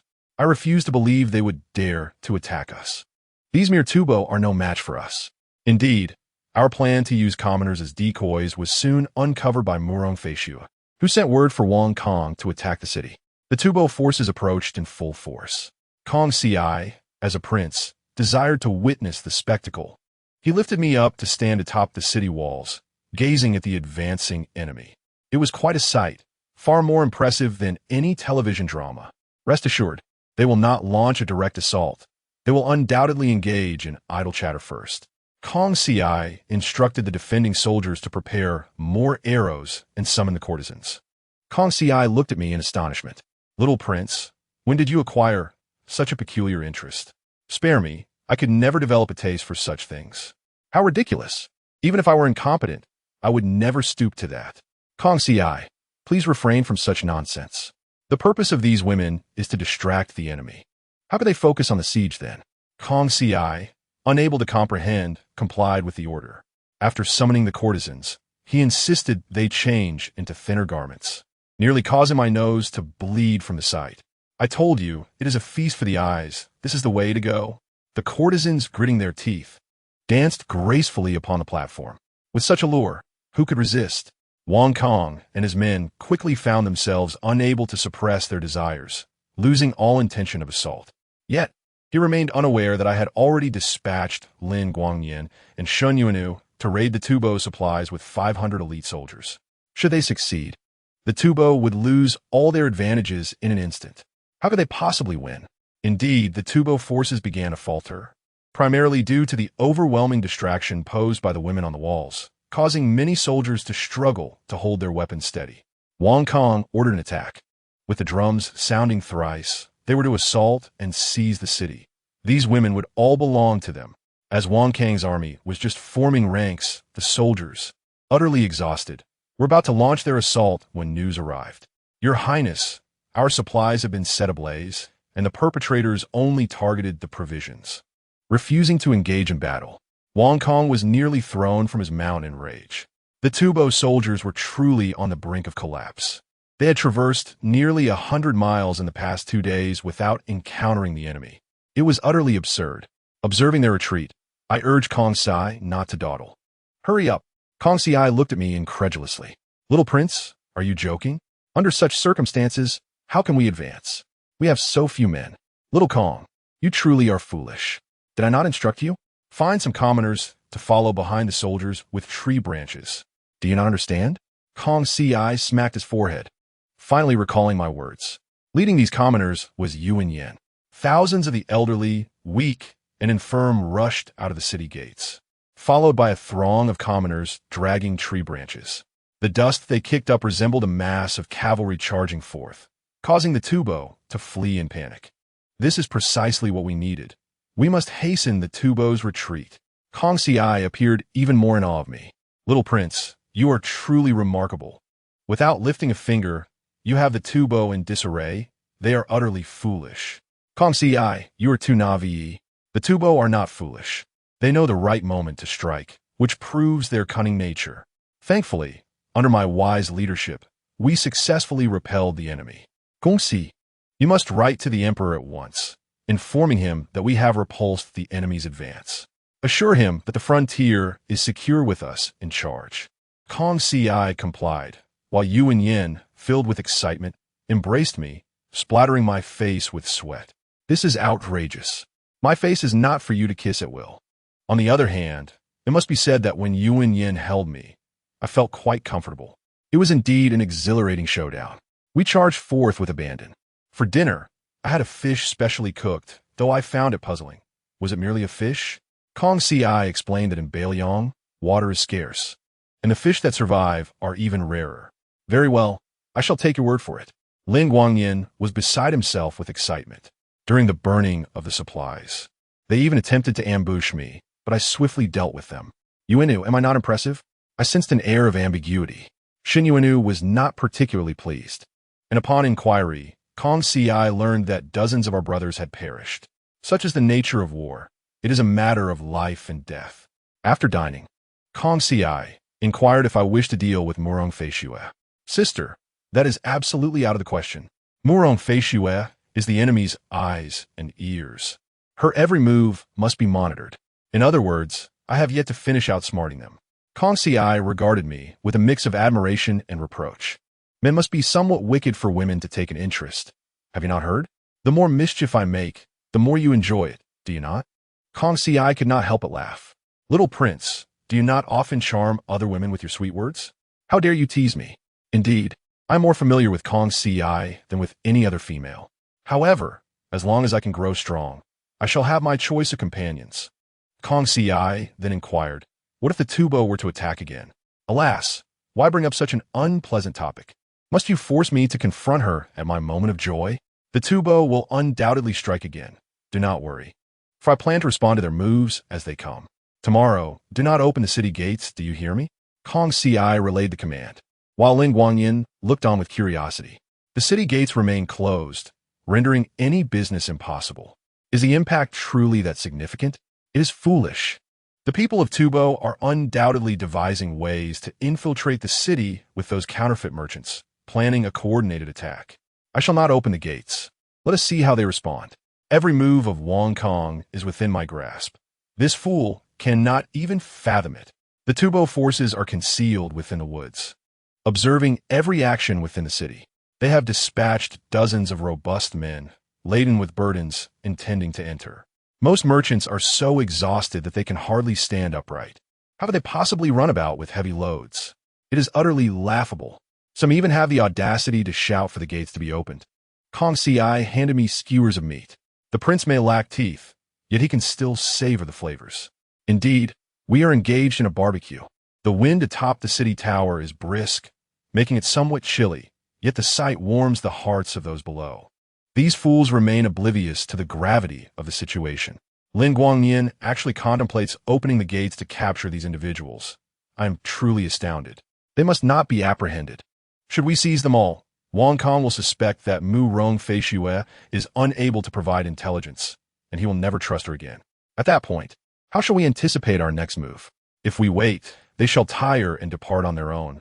We need not intervene. Indeed, they soon became fatigued and discarded their burdens before leaving. Merchants forsaking their loads is quite the sight. Lin Guangyin was left astonished. Silly child, What is there to be surprised about? Following a series of defeats, Wong Kong will likely refrain from further action for some time. Once the barbecue concludes, we must contemplate our next strategic moves. We must strengthen our military forces. To be candid, their subsequent offensive will be fierce and swift. Kong Ci. The next encounter may very well result in a fierce battle. Kong Ci gazed at me. What if I am captured? What about you? Need it be said? I would undoubtedly be captured as well. In my current predicament, where could I possibly escape? If you are taken, then I shall be taken too. Kong Ci's face flushed slightly, unable to stifle a laugh. I too spoke without thinking, asking that question. What if I were captured? Kong Ci hésita-t-elle, exclaiming, "Oh dear." I would then have to earn 100,000 taels of silver through tears of anger. Suddenly, I realized that the 100,000 taels was a bounty issued by Tubo. Quite the game you're playing, aren't you? I truly misjudged you, you little rascal. I'm genuinely growing angry. Seeing my silence, Kong Ci sought to appease me. How could that be? I was merely jesting. The young prince is so magnanimous that he would surely not take it to heart. If you remain steadfast, I shall ensure our lives are intertwined. Chapter 66. As long as one is brave, never mind. This prince will not stoop to quarrel with a young lady. Though I'm quite vexed, I find myself powerless against Kong Ci. When it comes to waging war against Tubo, do you have any idea of our chances of victory? Kong Ci répondit seriously. The strength of Tubo is formidable. As a mere girl, I cannot claim to understand it fully. Precisely. Warfare is not a matter a woman can accurately predict. Lin Guangyan and Shun Yuanu seemed inseparable. Kong Ci observed their playful antics. Young prince, if you were to ascend the throne, would you bestow marriage upon these two? What nonsense is this? Why bestow marriage upon them? Naturally, you should first arrange a marriage for us. Rest assured, if I were to become a prince, you would undoubtedly be the princess consort. Kong Ci continued her inquiries. And if you were not a prince? Implicitly asking what would become of me after I became emperor? Need it be said? This young lady would surely be the foremost general of our dynasty. Furthermore, she would guard the borders, permitted entry to the capital only upon summons. Kong Ci gazed at me, clearly sensing my ulterior motives. You wouldn't truly send me to the borders, would you? Alas, can this young lady read my thoughts? I must henceforth be cautious in my considerations, exercising due vigilance. Young prince, I am fully aware of your contemplations. You even envision me as the foremost general. Either I am to be the empress or the dowager empress. How audacious! I find myself quite taken aback by Kong Ci pinching my cheek. We are in a rather passive position. It is always Tubo provoking us, young prince. What do you think we should do to take the initiative? At present, it seems that taking the initiative is but a dream. The situation is rather precarious. We must devise a plan to stay vigilant. Tubo is likely more anxious than I am. Wong Kong, in a fit of rage, believes that Mu Rong Fei Xue is no longer under his control, fuming with anger. This wretched woman seems to be opposing me. Send word to imprison all of Mu Rong Fei Xue's family. When the next battle arises, they shall be executed. The generals hastily interjected, urging caution. Mu Rong Fei Xue has sacrificed much for your grand ambitions. Wong Kong dismissed their concerns, insisting on punishing Mu Rong Fei Xue's family. I am dealing with Mu Rong Fei Xue's family. Why are you all so agitated? Silence fell upon the assembly. Wong Kong smiled slightly. That's right. We should stand united against external threats. This evening, I plan to launch a night raid. What do you propose we do? The generals were dumbfounded. Having not yet assessed the situation within the city, to proceed with a night raid would be sheer folly. However, Wong Kong had already made up his mind, and none dared to voice dissent. The night raid was ultimately quite successful, though they were discovered before reaching the city gates. Thus, only the night of the raid was realized. Kong Ci excitedly relayed the news to me. Young prince, it appears that Wong Kong is no match for you. He has successfully been driven away. Can we now return to our normal lives? Sister, think of another scheme. Wong Kong may have retreated, but what of the spies within the city? Kong Ci called upon Lin Guangyan. Let us investigate this Mu Rong Fei Xue. When it comes to brothels, none possess more experience than Lin Guangyan. To my surprise, however, he declined. Kong Ci, how can you venture to such places? We are pillars of the court, capable of going anywhere, except for those places. Do you understand? Kong Ci pouted. Isn't it your turn to go? To be frank, We do have matters to attend to, but we are not very familiar with that place. I urged Kong Si to refrain from speaking, as I sensed something amiss with Lin Guangyan. Kong Si, this fellow is making excuses. He must have ulterior motives. Open the cupboard. Let's see if anyone is hiding inside. Indeed, upon opening the cupboard door, there was none other than Shun Yuanu. Lin Guangyan, you rascal. How on earth did you end up with Yuanu? Allow me to explain. It is not as you think. The two of them went back and forth, utterly failing to reach a consensus, leaving Lin Guangyan in an awkward position. Enough of this. We must find Mu Rong Fei Shua immediately. There are pressing matters at hand. Shun Yuanu felt a bit embarrassed, but still accompanied us. Along the way, Shun Yuanu inquired how a group could venture to a brothel. Speak only when you have something to say. Otherwise, remain silent. I am truly exasperated. What do you mean by a group going to a brothel? We are certainly there to conduct serious business. Mu Rong Fei Shua is a Tubo operative, and there are more spies embedded in this city. If we cannot identify and eliminate these individuals, who knows what chaos may ensue? Upon our arrival at the brothel, Lin Guangyan's presence sent the courtesans into a frenzy. To my surprise, with Shun Yuanu present, he seemed somewhat restrained. Is Miss Fei Shua here? Mu Rong Fei Shua stood at the top of the stairs, maintaining her previous demeanor. The heir has arrived. Please come in. I cautioned Kong Si to be vigilant. Young prince, what have you discovered? Since our arrival, more than 3 individuals have been watching us, stationed at the stairway and the second floor. This already clarifies the situation. Kong Si, listen to this woman's tone before we proceed. Kong Si nodded as Mu Rong Fei Shua closed the door, chuckling playfully. Why have you brought 2 women and a child with you? Lin Guangyan furrowed his brows. Why are you asking so many questions? This heir has come to inquire about one matter today. How proficient is Tu Fan's language? Mu Rong Fei Shua's expression changed instantly. Why do you ask this? Shun Yuanu drew her knife, pressing it against Mu Rong Fei Shua's neck. Answer my questions without any nonsense. I will ask you once more. When did Tu Fan send you? Realizing she had been exposed, Mu Rong Fei Shua quickly warned Kong Si. She has poison in her mouth. Pry it open immediately. Kong Si acted faster than I anticipated. I intended for her to strike, but she kicked instead. Mu Rong Fei Shua was struck and fell heavily to the ground. Hearing sound from outside, Kong Si quickly shielded me. Someone is coming. Be cautious. Fortunately, we reacted swiftly, as those at the door were keeping a close watch on our movements. However, when they reached the entrance, they were reprimanded by Mu Rong Fei Shua, who spoke in Tu Fan language. I told you not to enter. Who are you people? Mu Rong Fei Shua, now wary, dropped the poison from her mouth. Kong Si divulged our entire plan to this woman. Kong Si appeared astonished, clearly not expecting me to say such things. Chapter 67. Is it sufficiently frank? After listening to Kong Si, Mu Rong Fei Shua's face expressed disbelief, but she soon regained her composure. Are you implying that you intend to wage war against Tu Fan? I must have misheard. Do you understand the strength of Wang Kong?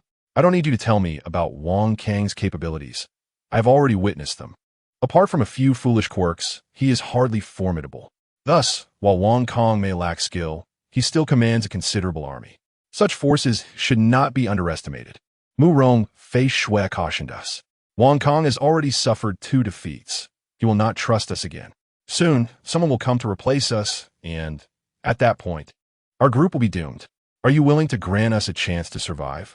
That was precisely the statement I desired. Kong Si led them all into the palace.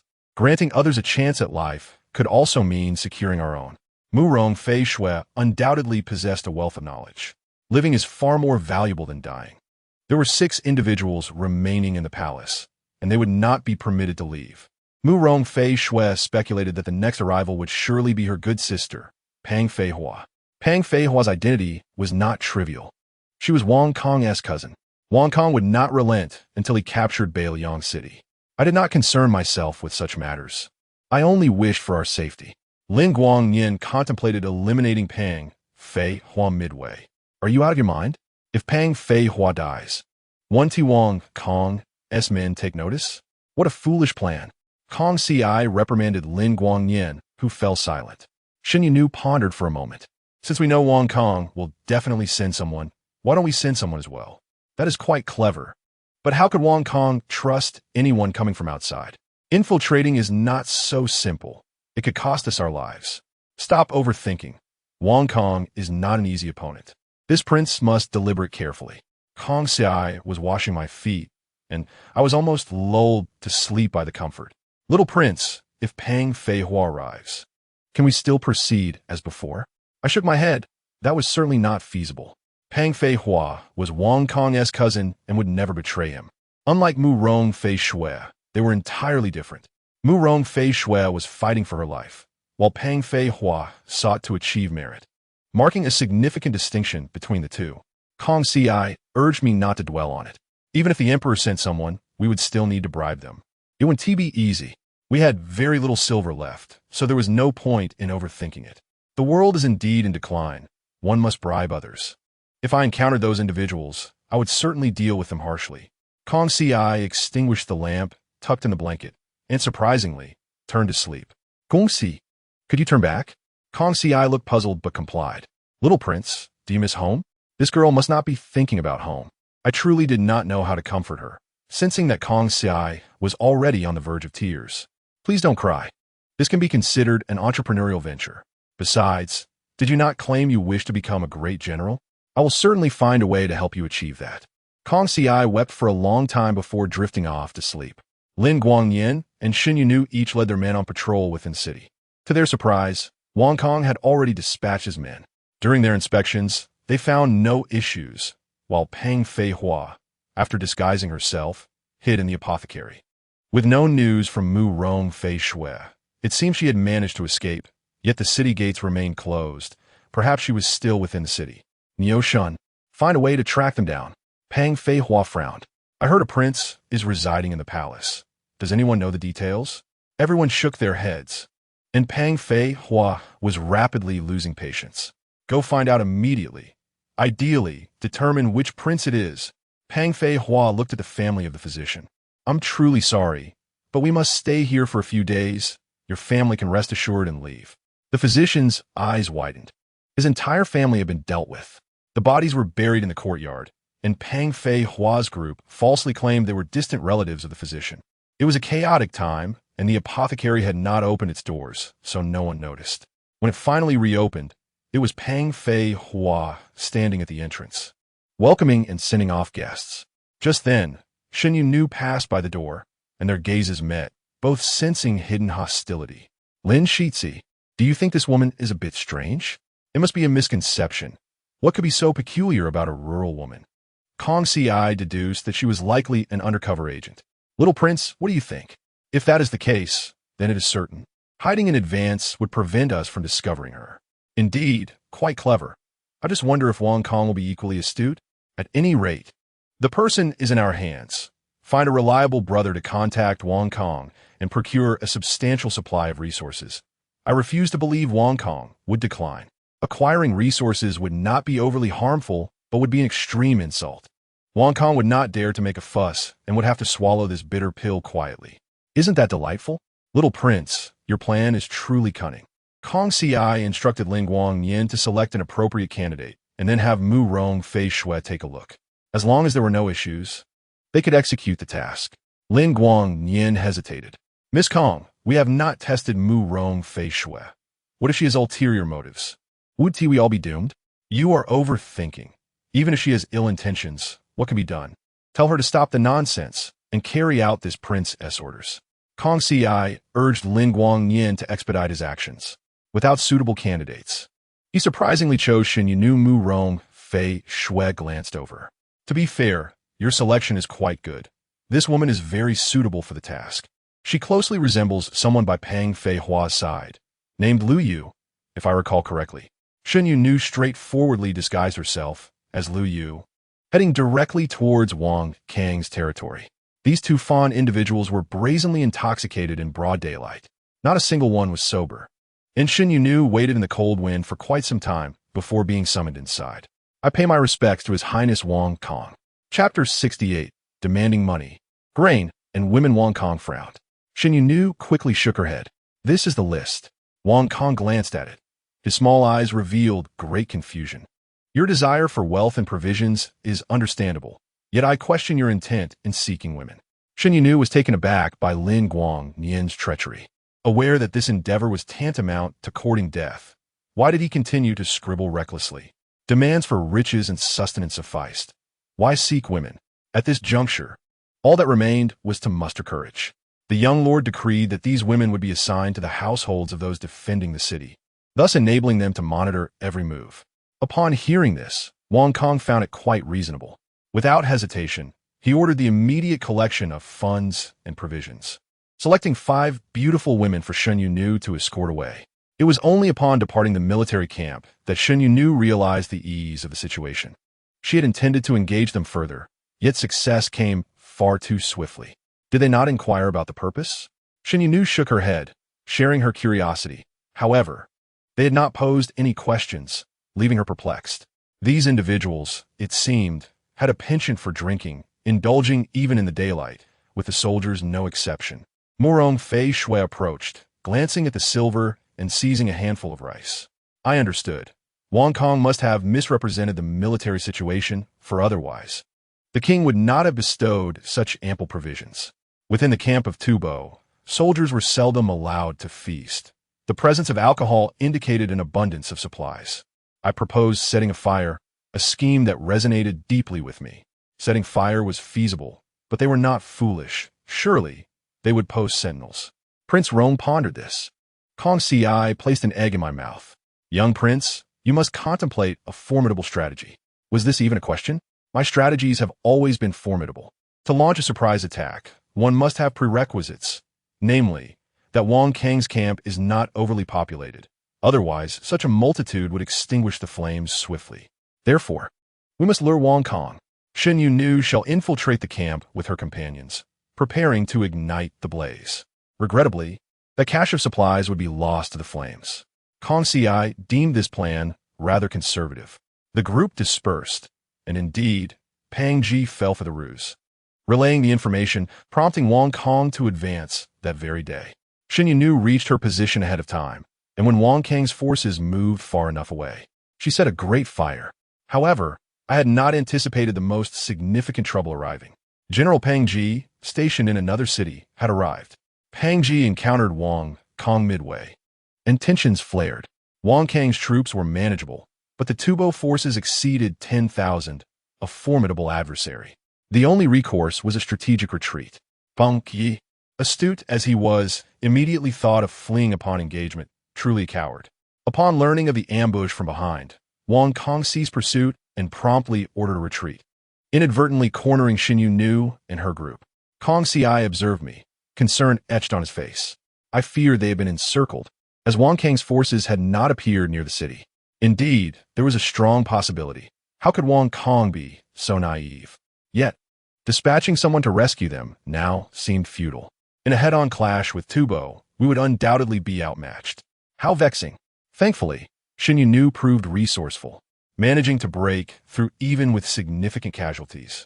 Kong Si instructed her to sit and inquired about the specifics. Upon learning that Pang Ji's forces had not delayed, I realized the fire had ignited. Knowing the enemy was in a hasty retreat, yet failing to intercept them was indeed infuriating. Kong Si, summon him. I wish to see what this rogue intends to do. Kong Si complied and fetched Pang Ji. This scoundrel, oblivious to his peril, dared to jest with Kong Si. Who would have thought such beauty existed so far from Yangzhou? Pray tell, is this lady already betrothed? Kong Si suppressed the urge to eliminate him. Young lord and generals, we have awaited your presence. Please proceed, as important matters require discussion. Pang Ji was insufferably smug. If you wish for me to attend, how about a kiss first? Kong Si's anger flared, and he retaliated with a slap. To my astonishment, Pang Ji welcomed the opportunity, intent on taking advantage. Shen Yunu, worried that Kong Si might fail to bring him forth, rushed over. General Pang, is it not excessive to bully a defenseless woman? The young lord awaits your arrival. Pang Ji had taken a drinking. Very well, I shall first converse with the young lord, then attend to you 2 lovely ladies. Do await my return, understood? Pang Ji galloped towards the palace's perimeter, but Kong Si had already prepared for this. Lin Guang Nian had ambushed the palace's outskirts, with Murong Fei Shui tasked with guiding them in. Unexpectedly, Pang Ji exhibited remarkable caution. Within Liangzhou, I am not your match. Would it be convenient for the young lord to emerge? Murong Fei Shui's expression darkened. The young lord is occupied. I implore you to enter for discussion.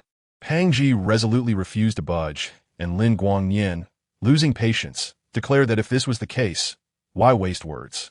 Eliminate him. Pang Ji had not anticipated that being summoned would lead to violence.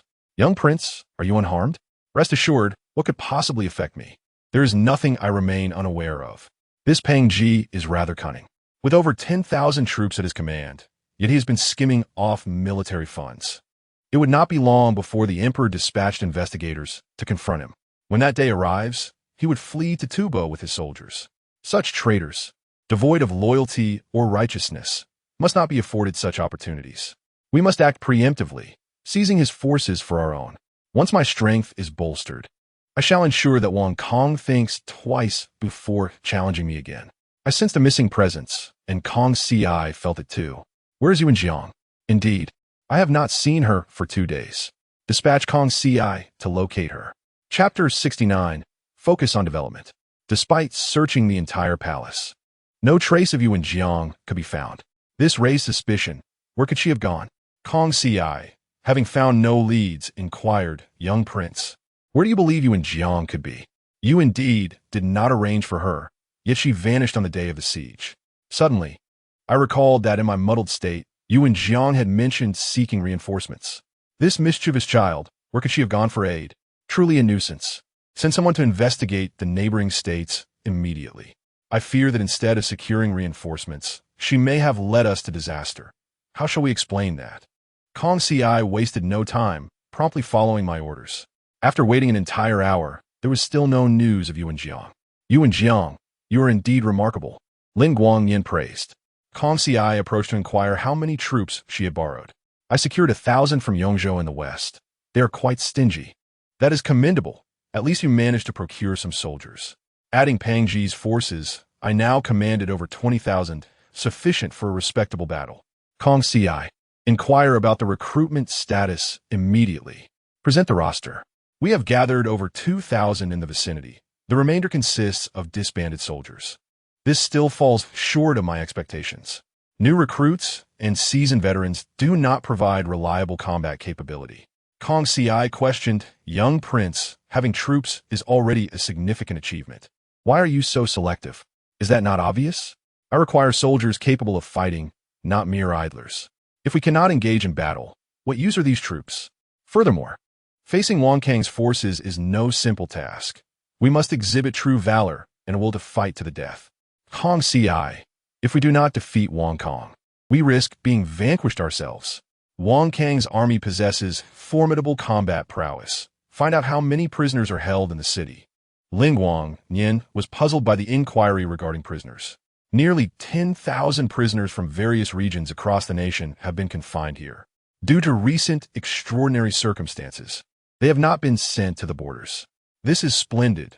These individuals possess remarkable skills. I was troubled by the lack of main forces, and now they have arrived. Kong Ci released these prisoners, informing them that they could earn redemption through merit. Each group of 5 would be shackled together, allowing them to move only forward, never backward. Slaying 3 enemies would grant them immunity from death, while killing 5 would raise their rank, accompanied by substantial rewards. Do you understand? Kong Ci was further perplexed. Your Highness, in such dire times, how can you still ponder these matters? This is strategy, you know nothing. If we do not proceed, as I have instructed, when Wang Kong strikes again, we shall all perish. We must seize this opportunity and act swiftly. Lin Guangnian, as I instructed, release all the prisoners and clearly state the conditions. Anyone who dares to incite trouble shall be executed immediately. Ultimately, these individuals were indeed subdued by fear. The next step will be the contest against Wang Kong. Upon hearing that we would take the initiative, everyone refused, especially Lin Guangnian. Are you out of your minds?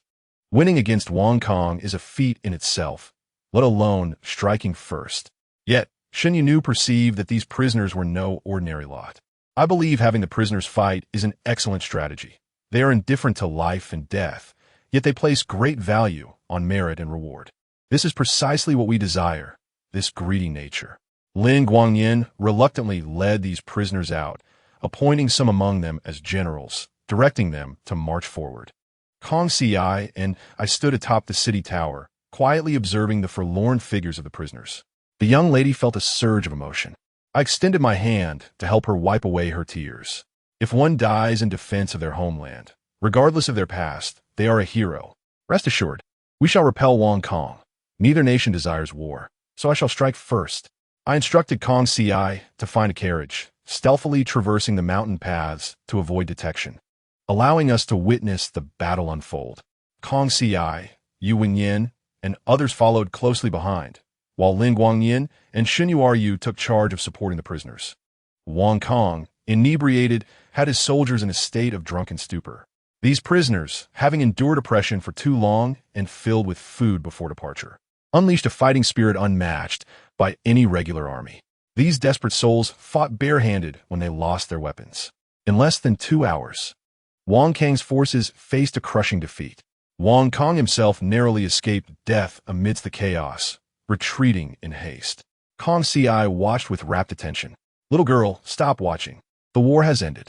Let us tally the spoils and establish a military camp here. As long as we set up sentries, the Tubo people will find it far from simple to act again. Kong Si promptly ordered the necessary arrangements. Wong Kong, the fool, was utterly defeated and even lost vast territories. The emperor placed the memorial aside, feeling elated. I knew these young individuals were bold and daring. These prisoners indeed proved useful, managing to inflict a significant defeat upon the renowned Tubo cavalry. A decree was issued to dispatch prisoners from all regions to the borders, led by the heir of Baoyong, Lin Guangyin, with all participants receiving promotions and titles. The emperor truly honored me. On the surface, Kong Si was appointed as the supervising general, yet behind the scenes, I held the reins. Anyone who participated in defending Baoyong would attain official positions, which greatly pleased me. When we next meet, these individuals, clad in official attire, shall be exceedingly proud, especially Kong Si, in her supervising general's garb, exuding a certain elegance. Your Highness, the Emperor will not keep us stationed here indefinitely, will he? Ridiculous. What else would you think? The Emperor bestows rewards upon everyone to keep them here, does he not? Chapter 70. An envoy? Does he still have the audacity to send an envoy? This young lady has been weeping increasingly often lately. I can barely console her. Fortunately, Kong Si did not abandon me, for without her, no one would understand my words, and that would be truly distressing. Lin Guangyin hurriedly approached. Miss Kong, would you be so kind as to accompany me for a moment? Wong Kong has sent an envoy. This truly took me by surprise, to think that Wong Kong, with such a mindset, could still send an envoy. How intriguing. I must go and see. Kong Si and I hurried over to find the envoy, Su Haloa, waiting outside. Kong Si, puzzled, inquired, Dear envoy, what brings you here? Upon seeing that no one else had asked, Su Haloa, aware of Kong Si's significance, introduced himself. I bring good news for you all. The crowd perked up, curious about the good news he bore. Su Haloa presented a letter, revealing that Wong Kong wished to bestow official titles upon us. The offer was quite generous, far exceeding that of the emperor. How amusing. This fellow seeks to bribe us. Kong Si's expression darkened. Dear envoy, did you not inquire about the titles the emperor has granted us before coming here? Furthermore, we are subjects of the Wu dynasty. Why should we accept your Tubo's bestowal? Su Halua awkwardly smiled. My dear lady, do not be upset. Wong Kong does not mean it that way. What do you mean by that? Is it not clear that he wishes to win us over because he cannot prevail? We have seen such tactics many times. They are utterly juvenile. To be frank, Wong Kong must be lacking in capability. Otherwise, why resort to such desperate measures? Kong Si, you need not waste your breath on this fellow. I knew they would not relent. Hence they have sent someone. Su Halua promptly took his leave. Kong Si remained perplexed. Why converse with them when we could simply engage in battle? Little girl, you do not understand. They have sent an envoy not to reconcile, but to plan a thorough assault. Do you comprehend? Kong Si looked incredulous. After suffering such a great loss, if Wong Kong could still reconcile, would he not be foolish? Thus, I concluded that Wong Kang's intention was to strike against us. He must be mobilizing troops, intending to launch a surprise attack. Kong Si urged Lin Guangnian and the others to act swiftly, lest we be caught off guard. However, I contemplated that mere action would not suffice. We must devise a strategy to ensnare Wang Kong. Thus, each of us prepared our own schemes, fully aware of the other's intentions. Wang Kong seeks to compel us to express gratitude, intending to ambush us en route. Yet we plan to lure Wang Kong to the site of the award ceremony, creating a harmonious atmosphere while simultaneously launching an ambush against his forces. I must admit, both our sides calculated too astutely. Unexpectedly, Wang Kong saw through our plan. He not only failed to appear, but even diverted his forces toward Yongzhou. Kong Si, what shall we do? Your Highness, how do you propose we resolve this matter? I knew you would come seeking my counsel at this critical moment. In truth, this situation is not overly complicated. The Tubo must cross a river to advance, and the water is too deep. Without boats, it is impossible. Moreover, the side of the river belonging to the Wu dynasty lacks any trees. If we destroy their means of crossing, let us see how they proceed. Kong Si could not help but shake her head, deeming this tactic too ruthless. Furthermore, there are no villages near Liangzhou and Yongzhou. They will struggle to find sustenance. When these individuals are on the brink of starvation, we can strike decisively. Your Highness, I knew you would have a solution. This task must naturally be entrusted to the prisoners. Under the cover of night, we stealthily approached the riverbank, leaving a portion to launch a surprise attack, while the remainder prepared to destroy the boats. The blazing flames erupted, startling Wang Kong, who fell from his bed. What on earth was happening? How could there be such a tremendous noise? Outside, chaos reigned as Wang Kong hurriedly donned his clothes and rushed out, only to see the distant riverbank ablaze. Wang Kong possessed the gift of eloquence. At such a critical moment, how could one dampen the morale of the troops?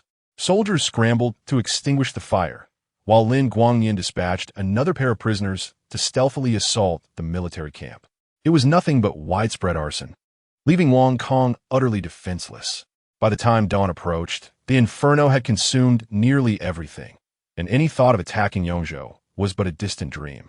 This night truly left me parched. Miss Kong had already implemented your strategy, successfully blocking the Tubo people on this side of the river. Kong Si nodded, indicating that there was no need to rush the remaining matters.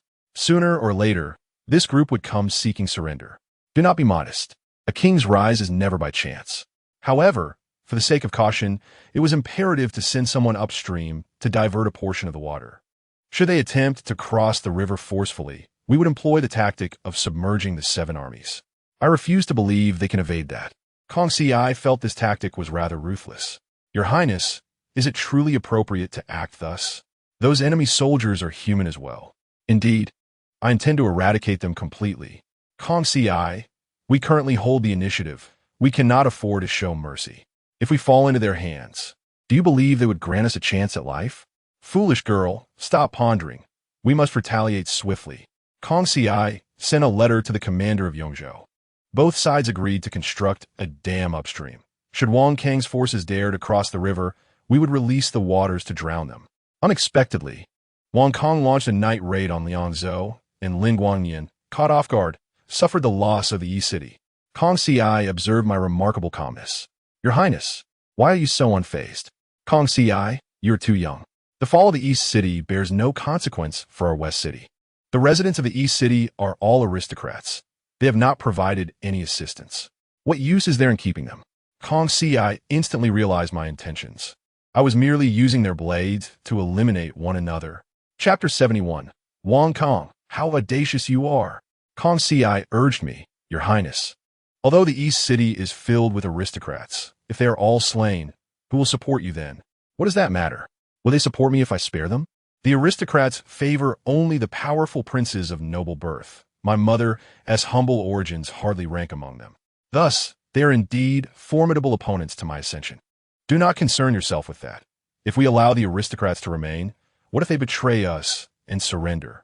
I truly have a knack for foreboding. Just as I finished speaking with Kong Si, Shun Yuanu rushed in breathlessly. Miss Kong, you must take His Highness and leave at once. The 3 aristocratic families in the East City can no longer hold out and have surrendered to Wang Kong. They are leading the charge to attack the West City. Alas, Wang Kong, how audacious you are. By eliminating the aristocrats, you could secure your position. Yet, if you turn your attention to attack me, would that not lead to a bitter struggle? You may fight this battle. Not a word shall be uttered in protest. Kong Ci, stop dawdling and take His Highness away. Amidst the tumult of war, it was paramount to ensure His Highness remained unharmed. Yet, Kong Ci gazed at me with unwavering determination. This was dire. For I had forgotten she hailed from a martial lineage. Your Highness, I cannot flee, nor can I retreat. My Kong family has always prided itself on virtue. If I were to perish in battle today, it would be my destined fate. I will arrange for someone to escort you away. Wait, are you serious? If the chaos of battle ensues, and they mistake me for an ordinary child, forcing me into a life of toil, how shall I endure? I heard the relentless shouts of battle from outside. Under the guidance of traitors, Wang Kong swiftly breached the West City, leaving Lin Guangyan unable to defend himself. He could only fight while retreating, with every street littered with corpses. Even bringing forth the prisoner army proved futile. The defeat was catastrophic, as the fighting prowess of these barbarians was truly unexpected. Lin Guangyan gathered Murong Feishue and others. Miss Kong, you must escort His Highness to either Yongzhou or Qianzhou immediately. I must venture forth to rescue my father. This shall be our farewell. Your Highness, this is blood. Do not be afraid. Is that truly what you wish to say? Who does not fear blood? Kong Ci, what is the situation outside? There was no time for Kong Ci to explain. She hastily grabbed a few items and rushed outside. This was my first encounter with the brutal warfare of the cold weapon era, filled with bloodshed and savagery. Wounded soldiers raised their weapons in surrender only to have their heads severed. It was utterly ruthless. The stench of blood hung thick in the air, sending chills down my spine. Yuan Yin and Murong Feishue did their utmost to carve a path for us to escape the city. Yet, Su Feihua blocked our retreat. Do you still wish to struggle? Drop your weapons and surrender. Otherwise, you shall be annihilated. Is this truly necessary? To threaten us with death upon our first encounter is utterly absurd. Kong Ci, I regret not having dealt with this wretched woman beforehand. I suspect the enemy has already laid ambushes along our escape routes. It matters not where we run. It seems I am destined to perish alongside you today. Kong Ci remend and fazed. To die for one's country is a noble fate. Surrendering to the barbarians? Bah, my family cannot afford to lose face. Yuan Yin also reached out, pinching my cheek. It appears this is destiny. The disparity in our ages is meant to grant us a chance to be reborn and achieve a harmonious union. Spare me that nonsense. Your gaze is eating me alive. I trust you not. You simply need to do your best. As for the rest, leave it to fate. Heaven shall surely arrange for you a boyfriend who has yet to enter kindergarten. Bah, how presumptuous. I could not help but feel pity for Murong Feishue, who had just surrendered, only to find her compatriots invading. I deemed this the most tragic of circumstances. Unfortunately, the barbarians showed no inclination to engage in conversation. Su Feihua issued orders. Kill them all, except for the child. Kong Ci held my face, despair evident in her eyes, as tears streamed down. Forgive me, Your Highness. I cannot allow them to capture you. To have the prince captured would be a disgrace beyond measure. The martial emperor could not bear such humiliation. My unease grew. Kong Ci, what are you planning?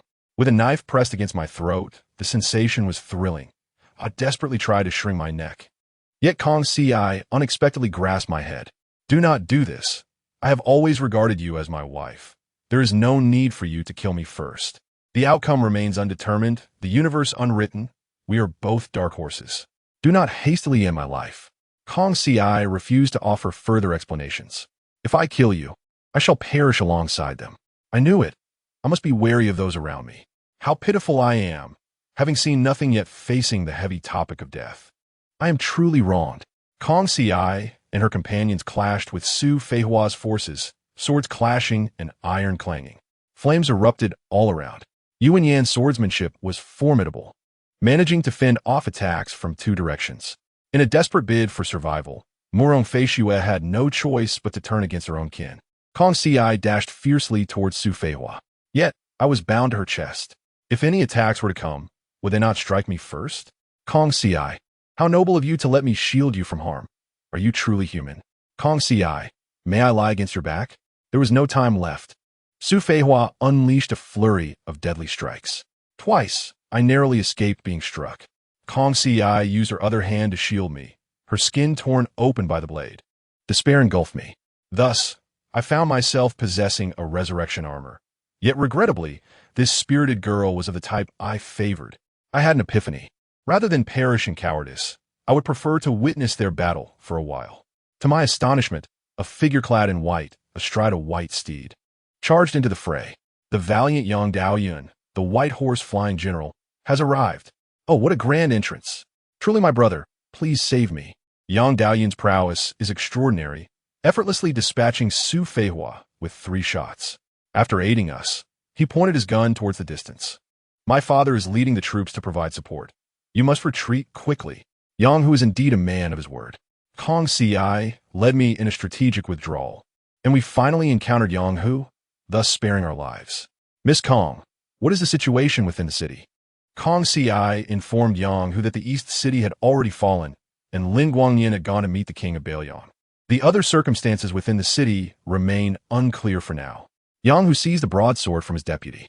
All soldiers, charge with me. In that moment, I felt as if Yang Hu radiated light. He took the lead, wielding his broadsword as he plunged into the fierce battle within the city. Years of watching dramas have not been in vain. I had learned this maneuver from Zhang Fei at Changban's slope. Kong Ci and her companions cut many branches, tying them to the horses' tails, galloping forward as the rising dust obscured our shadows. This could be seen as a morale booster for the citizens within the city. While I may not excel at combat, I can create a ruckus. The King of Kong had intended to annihilate the defenders within the city, but he did not foresee Yang Hu and Yang Feiyun charging in. After a brief but intense struggle, we retreated to East City. The King of Kong noticed the rising dust and mistakenly believed it to be enemy reinforcements. The 2 armies exhibited an unexpected synchronicity in their withdrawal from the city. Kong Ci gazed at the retreating forces, her small eyes filled with great confusion. Little prince, what does this mean? Do not ask me. How would I know their intentions? Why on earth did they all withdraw? Quickly notify Yang Hu to enter the city. The enemy has retreated. General Yang, hurry and seize East City. The enemy forces are fleeing. Yang Feiyun turned his horse towards East City at the fastest pace, blocking the city gates and arranging archers atop the walls, prepared for any eventuality. The King of Kong is truly skeptical at the wrong moments, and at other times, he questions everything without reason. As we re-entered the city, it felt as though we had escaped death. Miss Kong, how does it feel to follow this prince in a battle? Kong Ci's mood lifted significantly, urging me to refrain from foolish talk. We all exerted ourselves, and everyone bears blood on their hands. Little prince, what have you done? Do I even need to say? I told you. I led you all in a battle. Yang Feiyun and Yang Hu have gone to discuss strategies with Lin Guangyin. The king of Bailiang narrowly escaped death, almost losing his head to the bandits. This prince expresses regret over his predicament. After arranging accommodations, Murong Feishua rushed in, declaring that several girls had been abducted. Kong Ci slapped her thigh, almost forgetting this matter. How could we overlook the fact that those barbarians delight in seizing money, grain, and women? Kong Ci took me to seek out Yang Hu. General Yang, I must inform you that the bandits have taken many girls. Yang Hu lo get troubled. Miss Kong, our current priority is self-preservation. Discussing rescues is out of the question. We truly have no means. We can only hold our ground. The 10,000 soldiers I brought are nearly depleted. Yang Feiyun is also injured. Let the military doctor tend to his wounds. He winced in pain. Lin Guangyin fared worse, having had his head smashed by an unknown assailant, wrapped in bandages yet still deliberating strategies to repel the enemy. Kong Ci was somewhat displeased. How could we allow our compatriots to fall into the fire pit? Lin Guangyin sighed. Miss Kong, we do not desire this, but we truly lack soldiers at present. Miss Kong, I must address you. To save the people, you cannot send them into battle recklessly. However, if you tell them that the bandits present a weakness, offering them a chance for glory, would they not be eager to join? Allow me to instruct you on what to say. The bandits have retreated to the riverside. Can they even cross? Gather more firewood. The wind will blow northward in the coming days, and we can roast the pigs over the flames, which would be delightful. Kong Ci pinched my waist. Why didn't you mention this sooner? All right, so this is how we shall play it? You treat me as one of your own. I am destined to be emperor. Once I ascend, I shall make you the finest general of this dynasty. Yang Hu and Yang Feiyun reacted quite differently. Yang Hu fervently advocated for my strategy, while Yang Feiyun found it lacking. Though the plan was sound, what if the fire fails to ignite and the cavalry charges us? At that point, we would suffer a crushing defeat. We cannot afford to lose now. Yang Hu frowned. Do not speak foolishly once the fire is ablaze. What does it matter how many cavalry come charging? Their morale will waver. Yang Hu believed that amidst the chaos, engaging the enemy would surely fulfill our military objectives. The bandits would have no opportunity to retreat. I suddenly recalled that we had constructed a dam upstream. Kong Si the dam. Kong Si quickly remembered and rushed to inform Yang Hu. When night fell, Yang Hu issued military orders. Yang Feiyun, maneuver downstream to block the enemy's escape route. Lin Guangyan, you will set the fire. I shall personally lead the charge.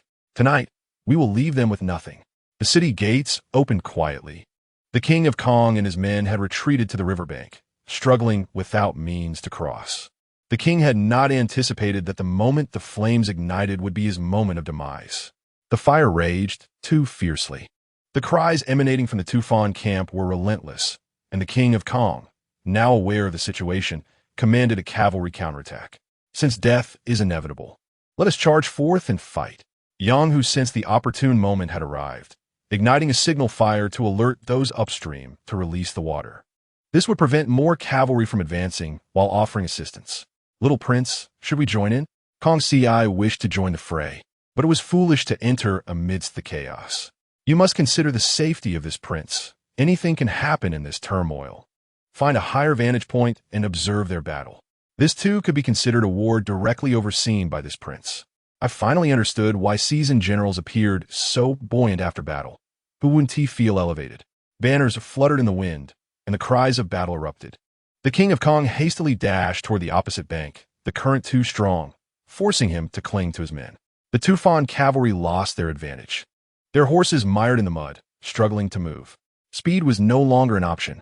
The scattered Tufan forces fled in all directions. The tide had turned, and I had transformed adversity into opportunity.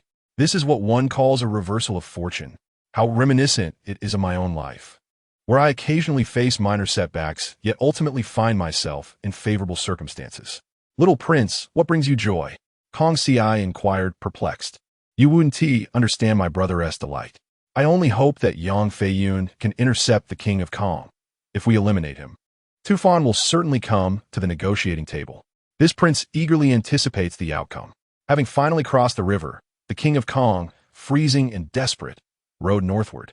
Yet, the silence surrounding him was unsettling, devoid of even a bird's call, prompting him to sense danger. He slowed down, instructing his men to advance. But before they had gone far, a rope ensnared him, causing him to tumble. An ambush! Just as the king shouted, an arrow pierced his throat. Yang Feiyun appeared before them, brandishing his spear. Did you think to retreat without consulting me? How predictable! His words were filled with a commanding presence.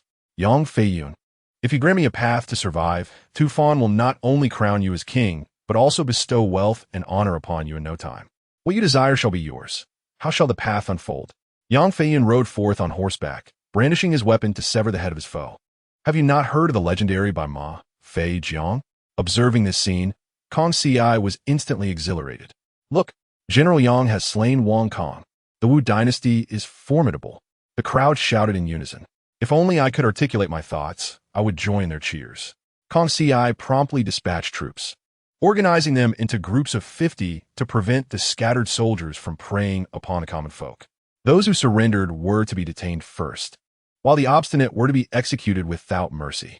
They toiled throughout the night, despite the rapid defeat of their enemies. The capture of individuals was a painstaking endeavor, with chaos prevailing everywhere. Yang Hu even procured 2 sheep, preparing a hearty soup for everyone to enjoy with noodles. Ever since I ascended to the rank of general, I had intended to confront Wang Kong, and now my aspirations have been fulfilled. Come now, is that truly the case? All these circumstances were established by me. Do you not see? Without me, the prince, could you all have wreaked such havoc? Kong Si served me sheep's soup, chuckling. Little Prince, your audacity is remarkable. This victory was earned with our lives. How many strategies did you contribute? Yet, why was the combat prowess of the Tubo army so dismal? Come now, do you truly believe their combat ability is lacking? Had the Wu dynasty's army been in their position after days of wandering without an escape route, they would have scattered like birds and beasts. The Tubo army is exceptional, having established dominance in the north, which attests to their strength. It remains uncertain when Tubo will send envoys. Kong Ci suspected that messengers would soon be dispatched. I concur. Tubo must be anxious about our potential offensive. Quickly inquire with Yang Hu if the Wu Emperor has given the order to advance. Following my suggestion, Kong Ci asked, but Yang Hu merely smiled awkwardly. There was no need for further explanation, as it appeared the Wu Emperor had no intention of engaging in a prolonged conflict with Tubo. Kong Ci need not inquire further. Once we finish our meal, we shall find a place to rest for a while. Lin Guangnian and Yang Hu busied themselves with the ruins of the city, while Yang Feiyun was tasked with contacting the garrison commander of Yongzhou. Kong Ci tossed her bloodied garments into a basin, scrubbing them vigorously, adorned in a rare, apricot-colored dress. Little prince, why do you gaze at me so? What do you mean? Is this prince not allowed to look? Just looking, just looking.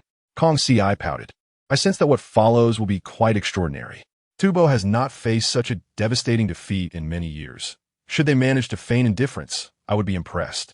Yet, I fear they are already rallying their forces nationwide, preparing to march towards Liangzhou.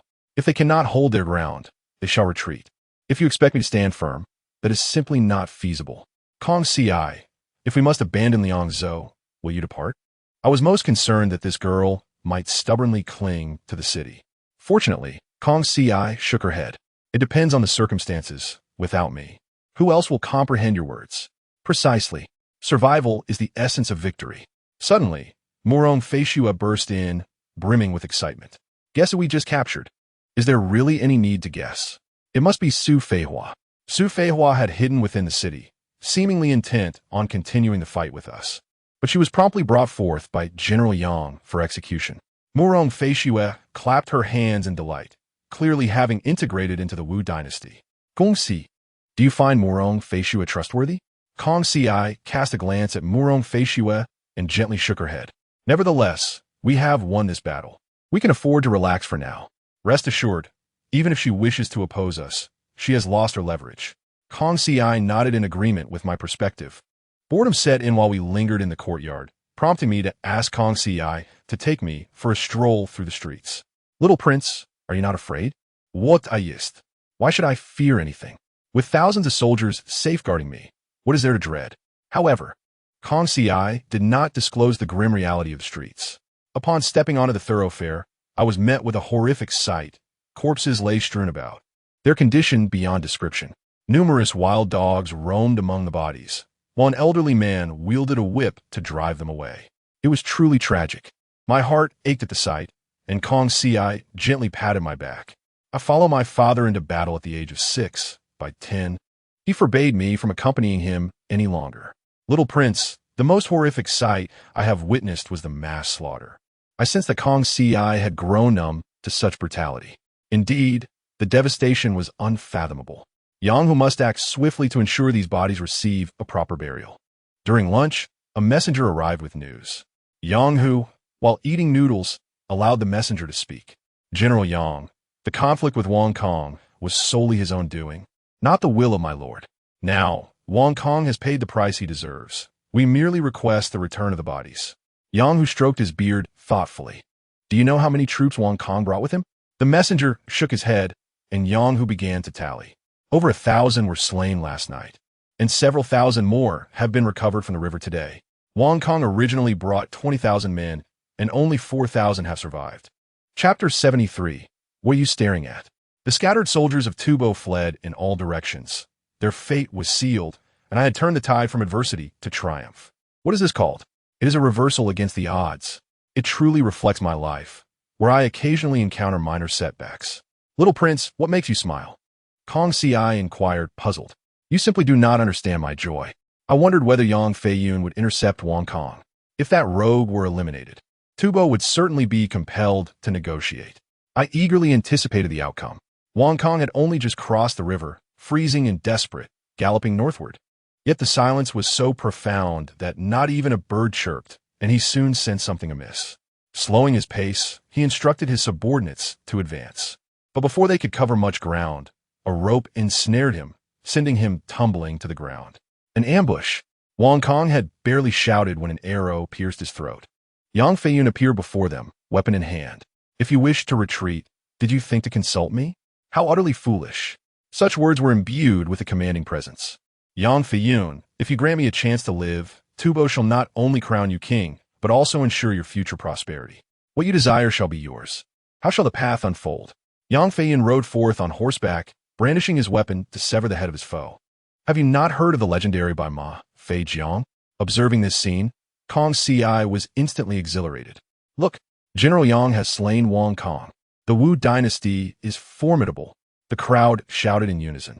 If only I could articulate my thoughts, I would join in their cheers. Kong Ci promptly dispatched troupes, organizing them into groups of 50 to prevent the scattered soldiers from preying upon the common folk. Those who surrendered were to be detained first, while the obstinate were to be executed without mercy. They toiled throughout the night, despite the rapid defeat of their enemies. The capture of individuals was a painstaking endeavor, with chaos prevailing everywhere. Yang, who even procured 2 sheep, preparing a hearty soup for everyone to enjoy with noodles. Ever since I ascended to the rank of general, I had intended to confront Wang Kong, and now my aspirations have been fulfilled. Come now, is that truly the case? All these circumstances were established by me. Do you not see? Without me, the prince, could you all have wreaked such havoc? Kong Ci served me sheep's soup, chuckling. Little prince, your audacity is remarkable. This victory was earned with our lives. How many strategies did you contribute? Yet, why was the combat prowess of the Tubo army so dismal? Come now, do you truly believe their combat ability is lacking? Had the Wu dynasty's army been in their position after days of wandering without an escape route, they would have scattered like birds and beasts. The Tubo army is exceptional, having established dominance in the north, which attests to their strength. It remains uncertain when Tubo will send envoys. Kong Ci suspected that messengers would soon be dispatched. I too share the sentiment.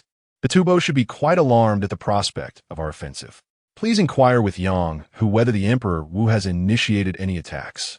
Following my instructions, Kong Ci asked, but Yang merely offered an awkward smile.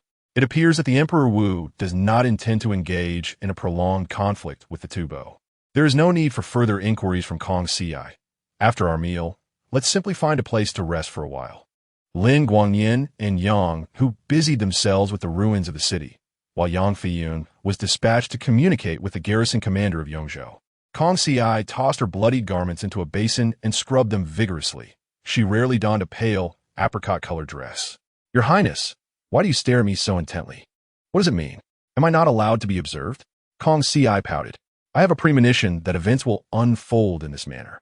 The Tubo have not endured such a devastating defeat in many years. If they can feign indifference, I would indeed respect that. However, I fear they are undoubtedly rallying their forces nationwide, intending to march towards Liangzhou. If they cannot hold their ground, they must retreat. To expect me to remain steadfast is simply improbable. Kong Ci, if we must abandon Liangzhou, will you leave? My greatest concern is that this young lady may be foolish enough to think that the city's fate is intertwined with her own. Fortunately, Kong Ci shook her head. It depends on the circumstances. Without me, who else would comprehend your words? Precisely. Survival is the essence of victory. Morong Feishue burst in with excitement. Guess who we just captured? Is it not Su Feihua? Su Feihua was hiding within the city, seemingly intent on continuing the fight. He has already been executed by General Yang. Morong Feishue clapped her hands in delight, indicating her full integration into the Wu dynasty. Kong Ci, do you find Morong Feishue trustworthy? Kong Ci glanced at Morong Feishue and gently shook her head. Nevertheless, this battle has been won, allowing for a temporary reprieve. Rest assured, even if she wishes to oppose us, she has lost her leverage. Kong Ci nodded, in agreement with my perspective. Remaining in the courtyard is dreadfully tedious. I asked Kong Ci to accompany me for a stroll in the city. Your Highness, are you not afraid? What nonsense! Why would I be afraid? I am protected by thousands of troops. What is there to fear?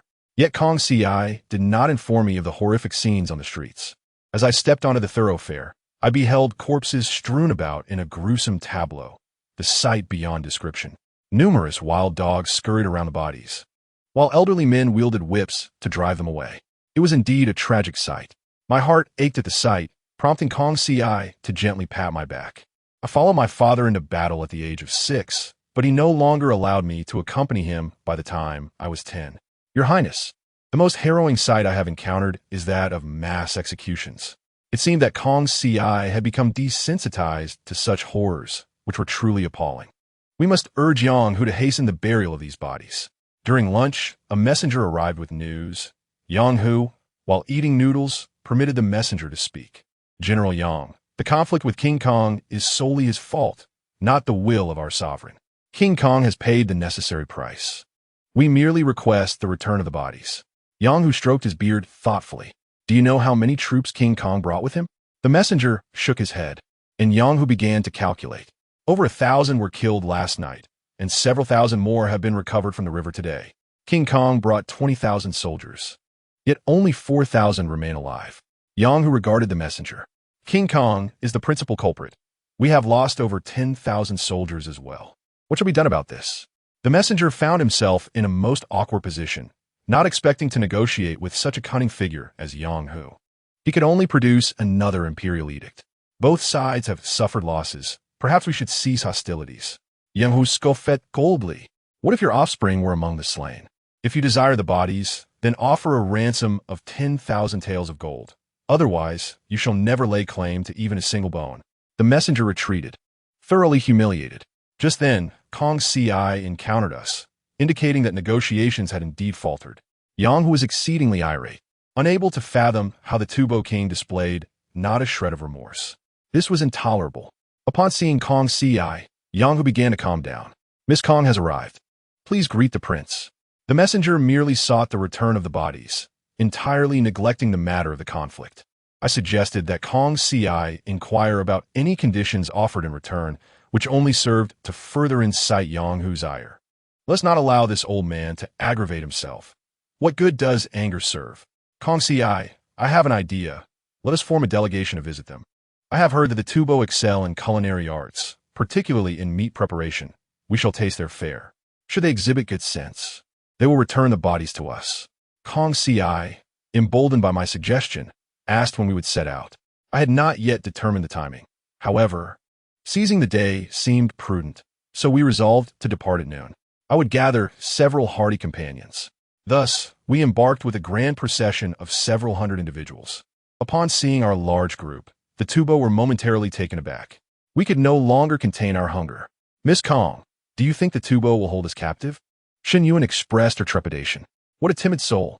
Do the Tubo possess the audacity to turn against us now? They are quite compliant at present. I am merely the puppeteer, directing as I please. The group entering the city to replace King Kong was led by the Liang Wang. Upon hearing of our arrival from the Wu dynasty, initially thought he had misheard.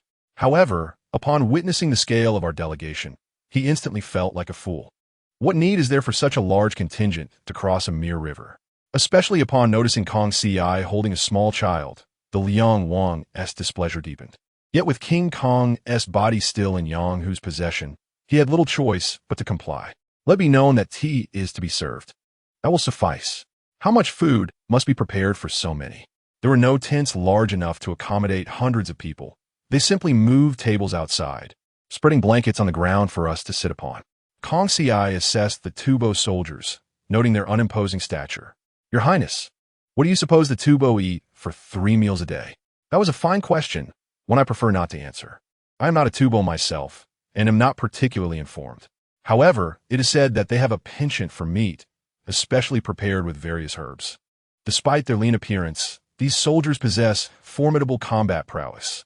Kong CI nodded, repelled by the pungent odor of the milk tea, which she instinctively pushed away. Truth be told, I was also struggling with the scent. I nearly retched earlier. If one did not know better, they might think I was intoxicated by milk. I found it impossible to remain seated any longer. Kong CI, according to protocol, is it not time for the dishes to be served? After her reminder, Kong CI agreed that it had been long enough. We had sat for quite some time and consumed several vats of milk tea. Why has the food not yet been brought to the table? Your Highness, perhaps they are hastily preparing the dishes? Why wait for them? It is evident that they do not regard us as important. Upon hearing that we intended to handle the bodies ourselves, the Liang Wang finally made his appearance. He exuded an air of authority, refusing to acknowledge us, and after sitting down, he began to drink alone. He truly could not discern the difference in rank. How could one approach a favor in such a manner? Kong Ci sensed my indignation. Your Highness Liang, have you had enough to drink? We are still hungry. If you do not intend to return the bodies, kindly state so. We have no time to waste with your idle chatter. The Liang Wang did not expect such a fierce retort from the young lady. Yet he still sought to maintain his facade, deliberately ignoring us. I have truly extended him courtesy. Kong Ci, let us depart. Upon seeing us prepare to leave, the Liang Wang finally spoke. This prince was just pondering the reason behind the dispatch of so many of you. What is your intention? Please, take a seat. Let us discuss matters amicably. Had you mentioned this earlier, it would have sufficed. Wang Liang is quite perceptive and promptly arranged for roasted lamb and beef. I instructed Kong Ci to refrain from drinking, as I wanted her to indulge later. Young prince, you cannot consume meat. Do you not feel anxious merely watching? Kong Ci's remarks were intentionally piercing, truly heart-wrenching. I have you in my thoughts, yet you have truly led your brother astray. Little girl, cease your nonsense. This prince may not indulge in meat, but I am securing benefits for you all. Hundreds of individuals shall not impoverish him, yet he may very well be overwhelmed by the feast. Wang Liang had not anticipated that our sole objective was to dine. Once satisfied, I intended for Kong Ci to fabricate an excuse for our departure, denying Wang Liang the opportunity to speak. To my surprise, Wang Liang slammed the table, and soldiers gathered around us, glaring intently. There was no need for such theatrics. If he possessed the capability to act, would he have endured thus far? Kong Ci boldly advanced, for he would not dare to harm us. Following my instructions, Kong Ci found that Wang Liang was utterly powerless. Thus, it is evident, without the means, what pretense do you uphold? With audacity, you have undertaken what even this general would not dare. I suspect Yang, who is sweating profusely. Should we encounter trouble, how could he absolve himself of responsibility? Yet, what astonished me further was that Yuan Yin had even pilfered a leg of lamb. Goodness, it was truly a sight to behold. Placing the lamb leg upon the table, I urged Yang Hu to enjoy it while it was hot. Yang Hu stroked his beard, while Yuan Yin remained unfazed. When I arrived, I merely carried a bag, blending into the crowd, and they failed to notice. Chapter 74. The essence of the feast, what a delightful experience it was to partake in a feast with others. I believed it already quite audacious. Yet who could have imagined that Yuan Yin had mastered the essence of feasting? Sated and well-fed, she even managed to secure a leg of lamb to take away. Yang Hu, enjoy your secret amusement. Kong Ci jested with a smile. Yang Hu ordered a fire to be lit, placing the lamb leg to roast. And we continued to drink. My curiosity piqued. Were we not to be vigilant while drinking? Kong Ci shared my doubt and directly inquired of Yang Hu. General Yang, what if the enemy were to launch a surprise attack? Yang Hu beckoned Kong Ci to observe. We have already established a defensive formation with our backs to the river. Unless they appear on our flanks, they cannot breach our front. Moreover, with Wang Kong slain in battle, even if they wished to ambush us, their strength would be lacking. You were not present earlier. The Emperor dispatched someone with a confidential order. The directive pertains to the Guangfu Society. How could this organization resurface to create chaos? Kong Ci exclaimed in astonishment. They have audaciously seized 300,000 taels of military funds. General Yang, is this your purpose for this mission? The true objective of Yang, who was revealed. Surely, we have remained in Liangzhou City. When someone transported a substantial sum of silver, we were not blind to it. Kong Ci went to summon Lin Guangyan. Upon his arrival, Lin Guangyan candidly confessed that he had not observed any silver being transported. Yang Hu smacked his forehead.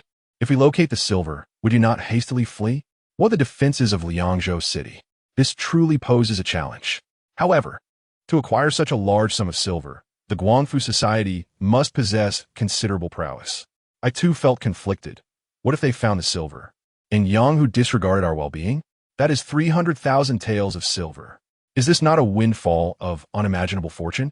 Opening the record, it indicated that this sum had fallen into the hands of a prince of Tubo. Curiously, this silver is currently within Liangzhou City. It shall not be transported away for another 6 days. What an opportunity this presents. Kong Ci expressed her confusion. Is there something that cannot be disclosed now? I suggested that if she had no business, she should inform Yang Hu. He turned and departed. How can we maintain our guard? Until a peace treaty is signed with Tubo, Yang Hu's forces cannot withdraw. Kong Si deemed this the wisest course of action.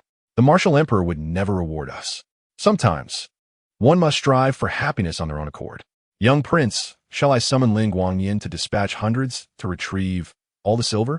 I find this feasible.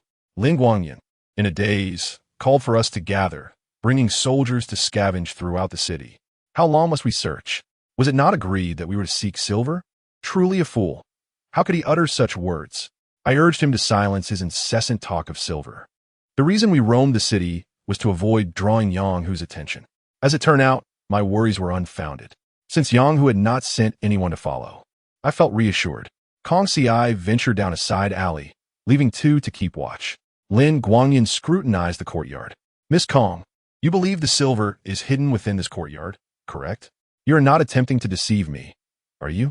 The soil here shows no signs of disturbance. I instructed Kong Si to remain silent and allowed myself to confront him. His eyes were as if they were set ablaze. You tread upon familiar earth. The bricks have been disturbed. Did you not notice that the patterns are misaligned? The Guangfu Society had initially intended to remain in Liang'o for 2 days before transporting the silver, yet they did not anticipate our city closure. This is indeed an incredible fortune that must be seized.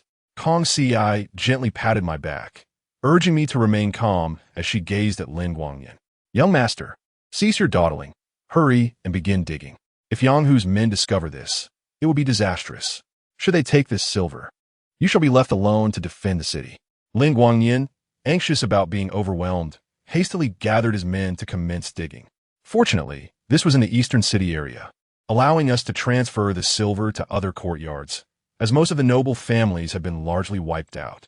The sum of several 100,000 taels of silver was indeed overwhelming.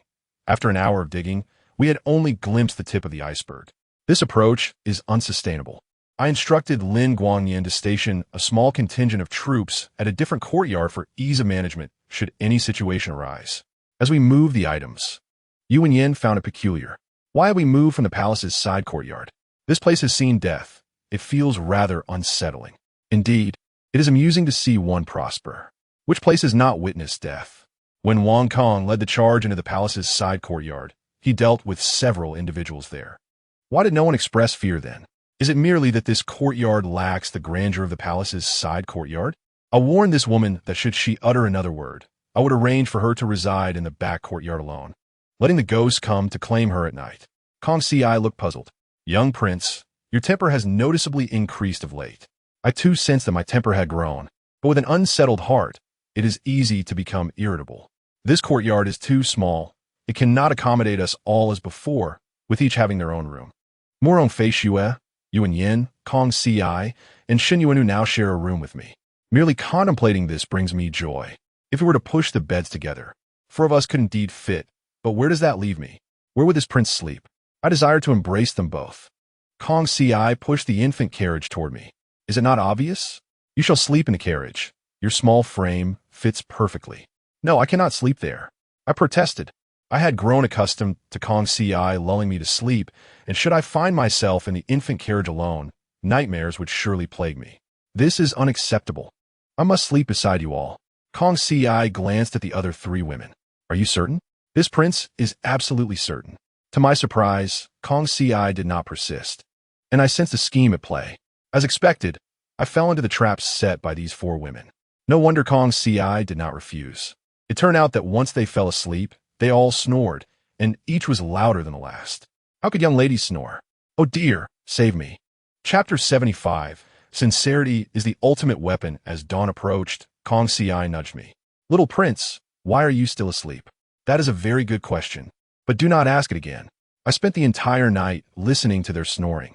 When would I have had the chance to sleep?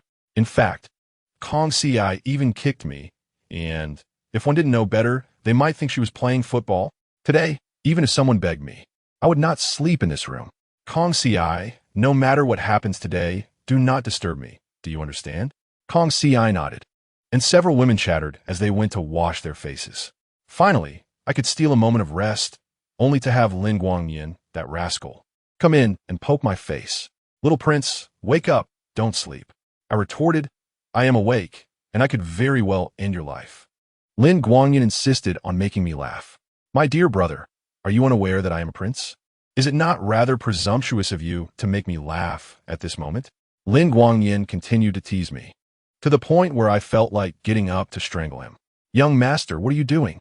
Lin Guangyin hastily set me down and spoke of matters occurring in the courtyard. If we do not transfer this silver, I fear that Yang Hu and his men will discover it. What do you think we should do? Kong Si approached and gently stroked my back. Little prince, what do you say? I replied, you two can discuss it amongst yourselves. Do not involve me. In other words, I had already taken the initial steps toward the chaotic slaughter. Do not speak of it, I warned. Kong Si immediately began to unearth the silver, instructing Yang Hu to establish a defensive base by the river. We must leave this place at once. Although Kong Si did not fully grasp my meaning, she still followed my instructions. They dug up the silver, loading it onto more than 100 large carts. However, a new problem emerged. With so many carts leaving the city, Yang Hu would have no reason not to notice. How would we explain this to him? Will we fabricate some nonsense? That would not be appropriate. So how should we address Yang Hu? Kong Si, have Murong Feishua supervise them. After we depart, let Lin Guangyin hold the fort. Kong Si nodded and immediately instructed Lin Guangyin to comply. We borrowed 2,000 soldiers, setting forth directly towards the Imperial city. I was uncertain how long Lin Guangyin could maintain his position. I merely hoped that Yang Hu would not discover our plan too soon. Half an hour after leaving the city, Yang Hu expressed some confusion. Young master, why haven't Miss Kong and the others arrived? Lin Guangyin, holding a fishing rod, assumed a mysterious demeanor. Do not speak, do not scare away my fish. Yang Hu was about to inquire further when Yang Daoyan rushed forward to snatch the rod from him. Why haven't Miss Kong and the others arrived? Have they perhaps already found the silver? Lin Guangyin's eyes widened, but he shook his head. Yang Feiyin ceased his questioning and turned to Yang Hu. Miss Kong and her companions have no reason not to come here, but their absence at this hour indicates that something is amiss. Perhaps they've already left and taken the little prince with them. Could this be the emperor's strategy? Yang Hu hesitated, acknowledging that there was indeed a possibility. The father and son conferred and decided to refrain from taking any action for the time being. Yang Hu felt considerably relieved, commanding the soldiers to expedite the construction of defensive positions. Lin Guangyin, caught between laughter and tears, initially thought he would need to concoct some excuse, only to find that no such explanation was required. This was preferable, as it spared him from offending anyone. With several carts of goods, we could not increase our speed. Kong Si worried that Lin Guangyin might not be able to handle this task. Do not fret, although he may seem useless if he cannot manage this. That would be truly pathetic. Just wait until the prince tells you. Do not underestimate Lin Guangyin, for he is sharp when it matters, understand? Kong Si nodded. Let us hope so. That was indeed a very good question, one I had not considered. Surely, without a prince by his side, he must have had his fill of solitude. Do not worry. The emperor will certainly keep us here, I wager. The passage was somewhat arduous. After all, we lacked a royal edict and tokens, making it difficult to pass through. Luckily, the guards recognized Kong Si and thus allowed us to proceed. As we approached the capital, I felt quite apprehensive. Who knows what the martial emperor would say to us? Moments later, Zhang Chunyu emerged to greet us. The phrase "listen and heed" indicated that the martial emperor missed us dearly.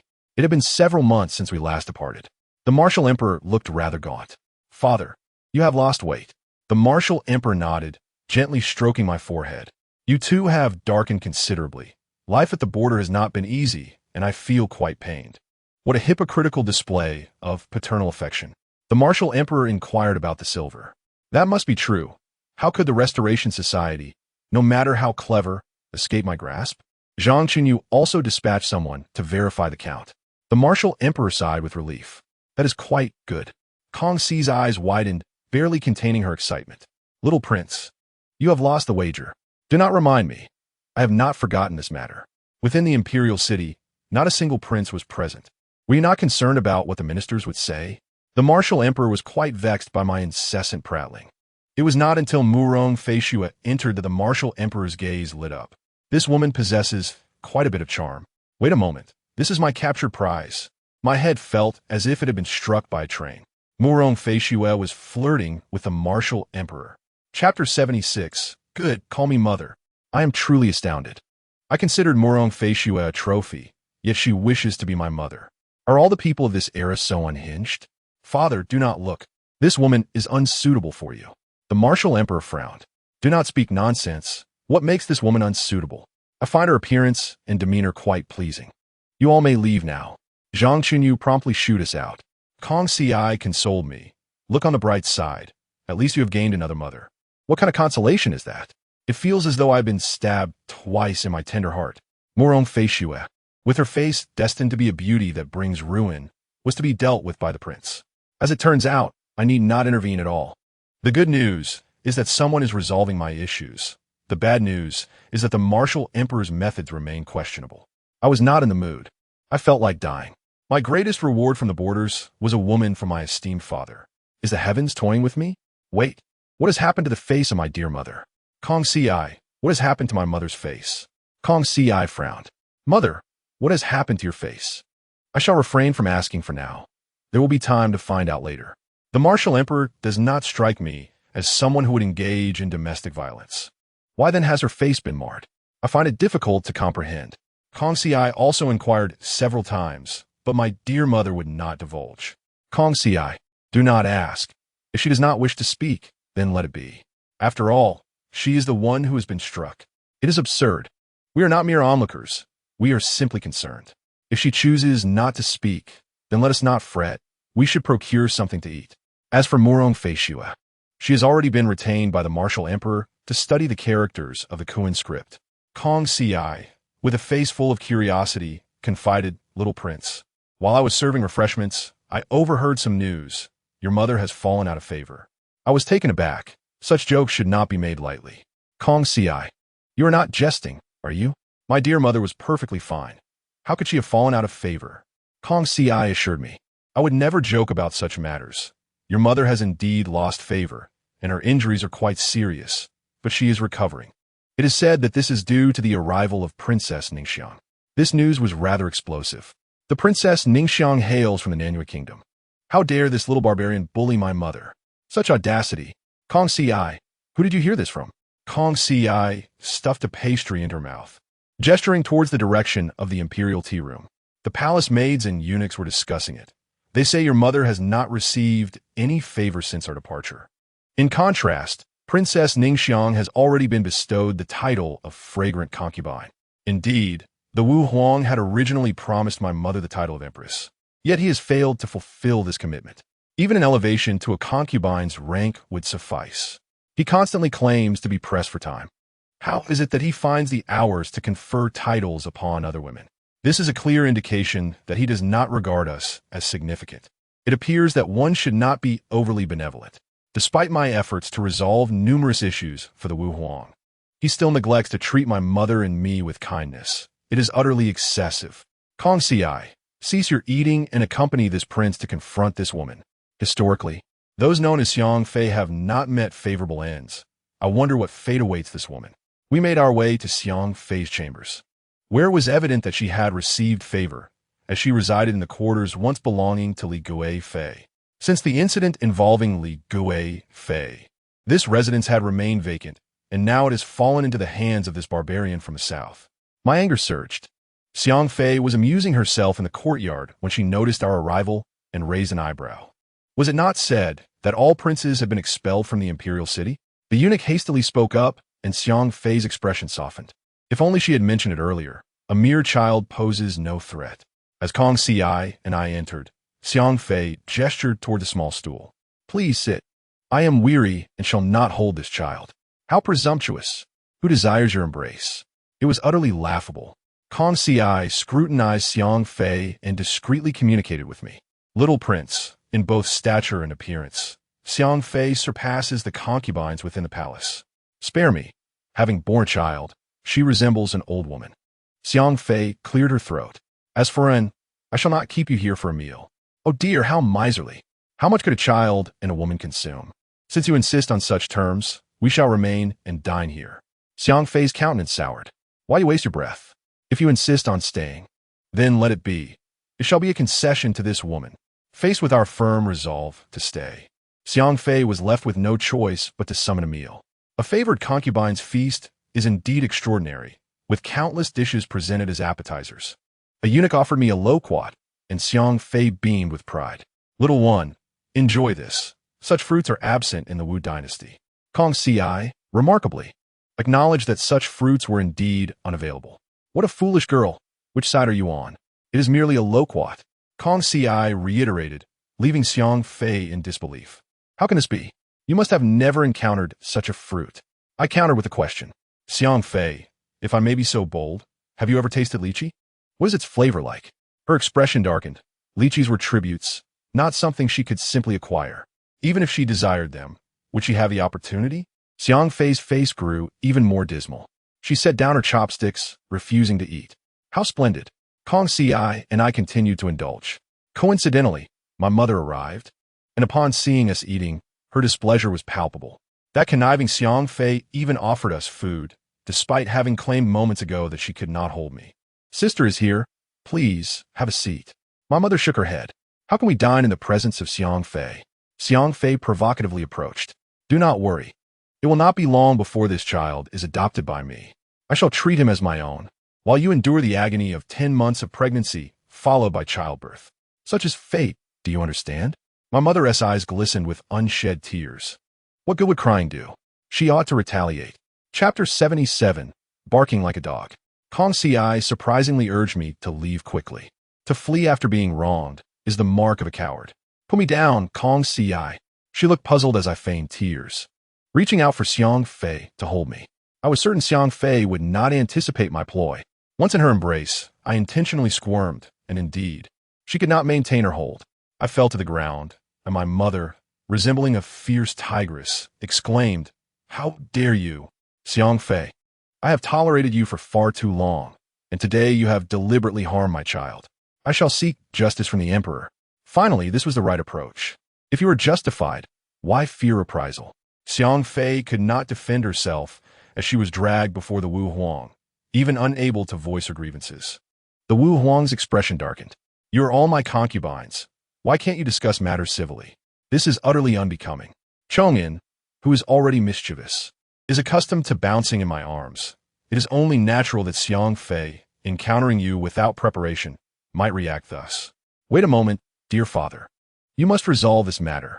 I genuinely wished to confront the Wu Huang. Father, your child has been dropped. Why do you side with Xiang Fei? The Wu Huang glared at me coldly. I suspected you instigated this incident. The tranquility of the harem is vital for the stability of the state. Do you know who Xiang Fei's father is? He is Zhao Wu Bing, the king of Nanyu. I had intended to win him over. How do you suppose Nanyu would react if I were to punish Xiang Fei? I was uncertain how Nanyu would respond, but I could clearly see the Wu Huang's bias. Both the palm and the back of the hand are flesh. This is true, yet it cannot justify preferential treatment. Is this not bullying the innocent? My mother, having endured so much, ultimately faced this outcome. Father, if you wish to eliminate Nanyu, why go to such lengths? Truth be told, Nanyu is well positioned by the sea. Yet, what if pirates were to raid? With just 100,000 taels of silver, you could ensure they are frequently troubled by pirates, and then you could infiltrate their territory. By the time the king of Nanyu realizes, it would be too late. It would not be about placating a woman with subservience. The Wu Huang's expression darkened to my words. Cease your bickering. This matter ends here. Peace in the harem is of utmost importance. Such an emphasis on harmony. Upon returning, I had already devised a strategy. I instructed Kong Ci to take me to see Zhang Gui Fei. Little prince, are you still unwilling to relent? Nonsense. Am I refusing to relent? I am merely avenging a wrong. If one has the power, why remain lowly? Kong Ci resigned. Let me to confront Zhang Gui Fei. Zhang Gui Fei and Xiang Fei were rivals. Thus the enemy of my enemy is my friend. Miss Kong, what brings you and the little prince here? My belly has betrayed me. I bore a daughter, and she is no match for the little prince. Kong Xiuguadli smiled. Zhang Gui Fei, Xiang Fei is nearly riding on your neck. Will you allow this? Your Majesty, currently there is trepidation towards Xiang Fei, primarily due to concerns over the military of Nanyu. However, if we can expose her true nature and render her unfavored, I believe the Emperor would not hesitate to act. Zhang Gui Fei's countenance darkened. These matters do not concern me. The women of the harem must not interfere in politics. Kong Ci, tell Zhang Gui Fei that the emperor intends to bestow her the title of Empress. Zhang Gui Fei's face was filled with disbelief. Do not speak such nonsense. The matter of the Empress is of national significance. Yet she could not resist probing further. Who told you this? As long as it takes root, the matter will be easier to manage. Do they not all desire the title of Empress? I pondered whether I could eliminate all the harem's women for the sake of the Empress title. Gongxi informed Zhang Gui Fei that it was Xiang Fei who obstructed this matter. Indeed, Zhang Gui Fei exploded with rage. Once we exited, I instructed Kong Ci to go back to Xiang Fei with this news. Xiang Fei, things have escalated. Zhang Gui Fei just unleashed a tirade. Xiang Fei looked perplexed. Whom did she scold? How foolish. Who else could she be scolding? I was truly at my wit's end. Xiang Fei slammed her palm on the table. She had never been fond of Zhang Gui Fei, and now she had the audacity to insult her. In that case, let's all suffer together. We shall clash until the end. Xiang Fei stormed off to confront the Wu Huang. Kong Ci could not help but smirk. Little prince, you are indeed quite mischievous. As the two women engaged in yet another quarrel, the emperor would undoubtedly perceive it as a sign of the untrustworthiness of Xiang Fei. Indeed, this is precisely the effect I aim to achieve. By reporting Xiang Fei's grievances intermittently, how long can the Wu emperor endure this? Furthermore, the strength of the Nanyue kingdom is inherently weak. It is merely a ruse that the Wu emperor thinks I am oblivious to. Unexpectedly, Zhang Chunyi arrived. My lord, Miss Kong, may we speak privately? Following Zhang Chunyi to the study, I could already envision the explosive countenance of the Wu emperor. Zhang Chunyi merely glanced at us before departing. The Wu emperor hurriedly entered. Kong Ci, you may withdraw. Chong En, the Nanyue kingdom has taken action.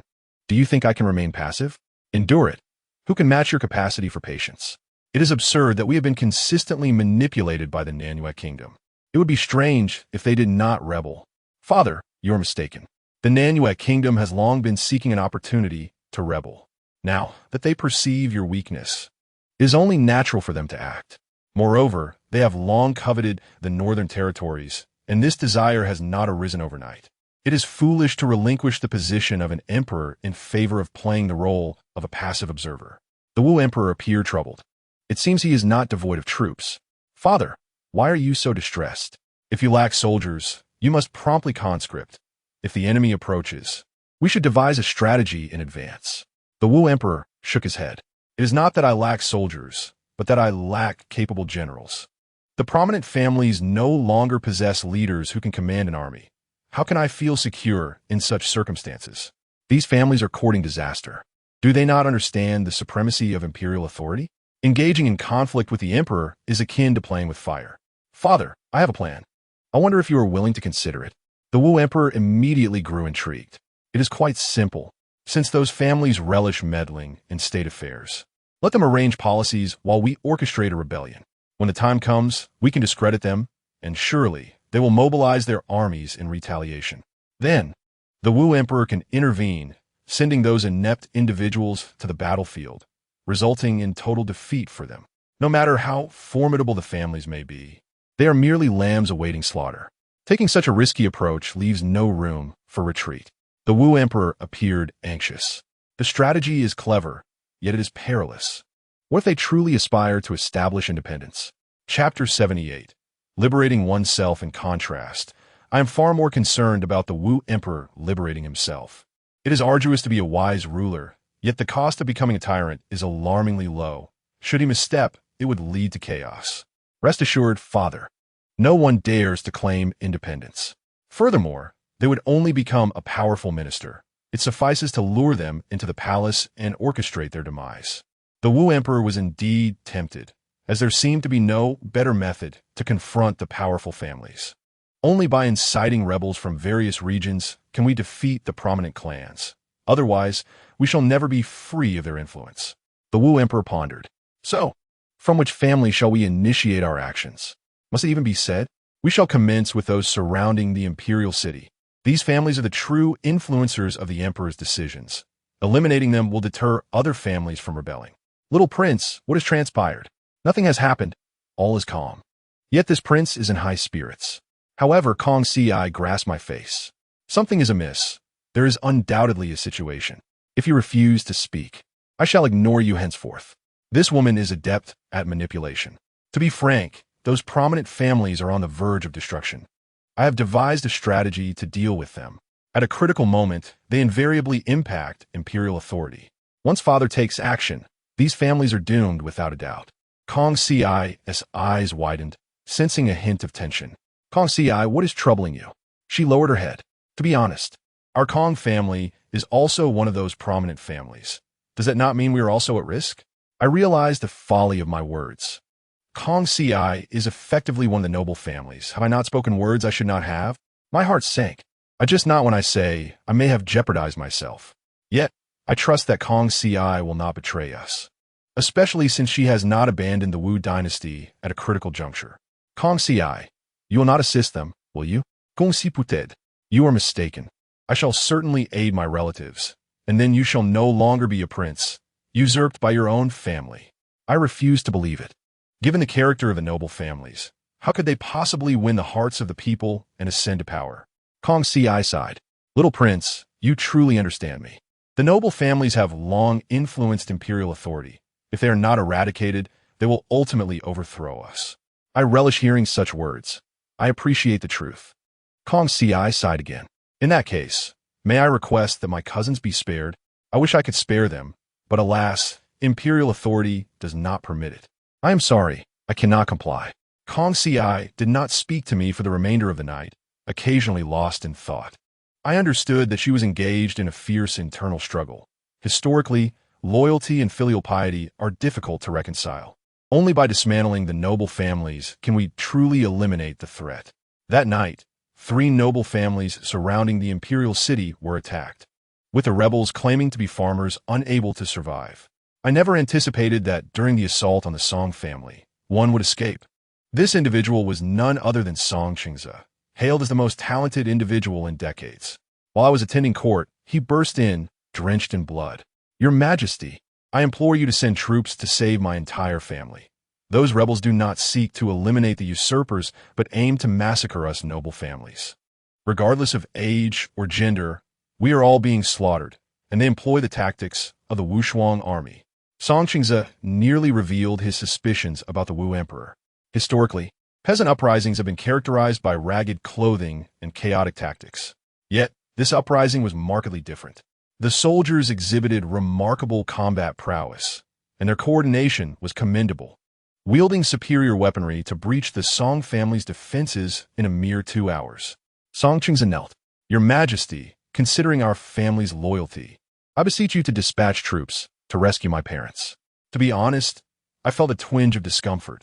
However, when they wielded power over the emperor, did they ever contemplate this day?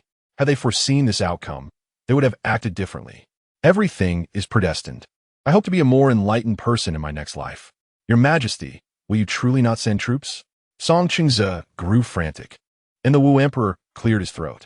I Qing Song, I did not say I would not send troops, but gathering an army requires time. Please wait. I shall undoubtedly send someone to rescue your family. I sensed the Wu Emperor's performance was lacking. His lips quivered. Does he truly wish to save them? Song Qingze laughed uproariously.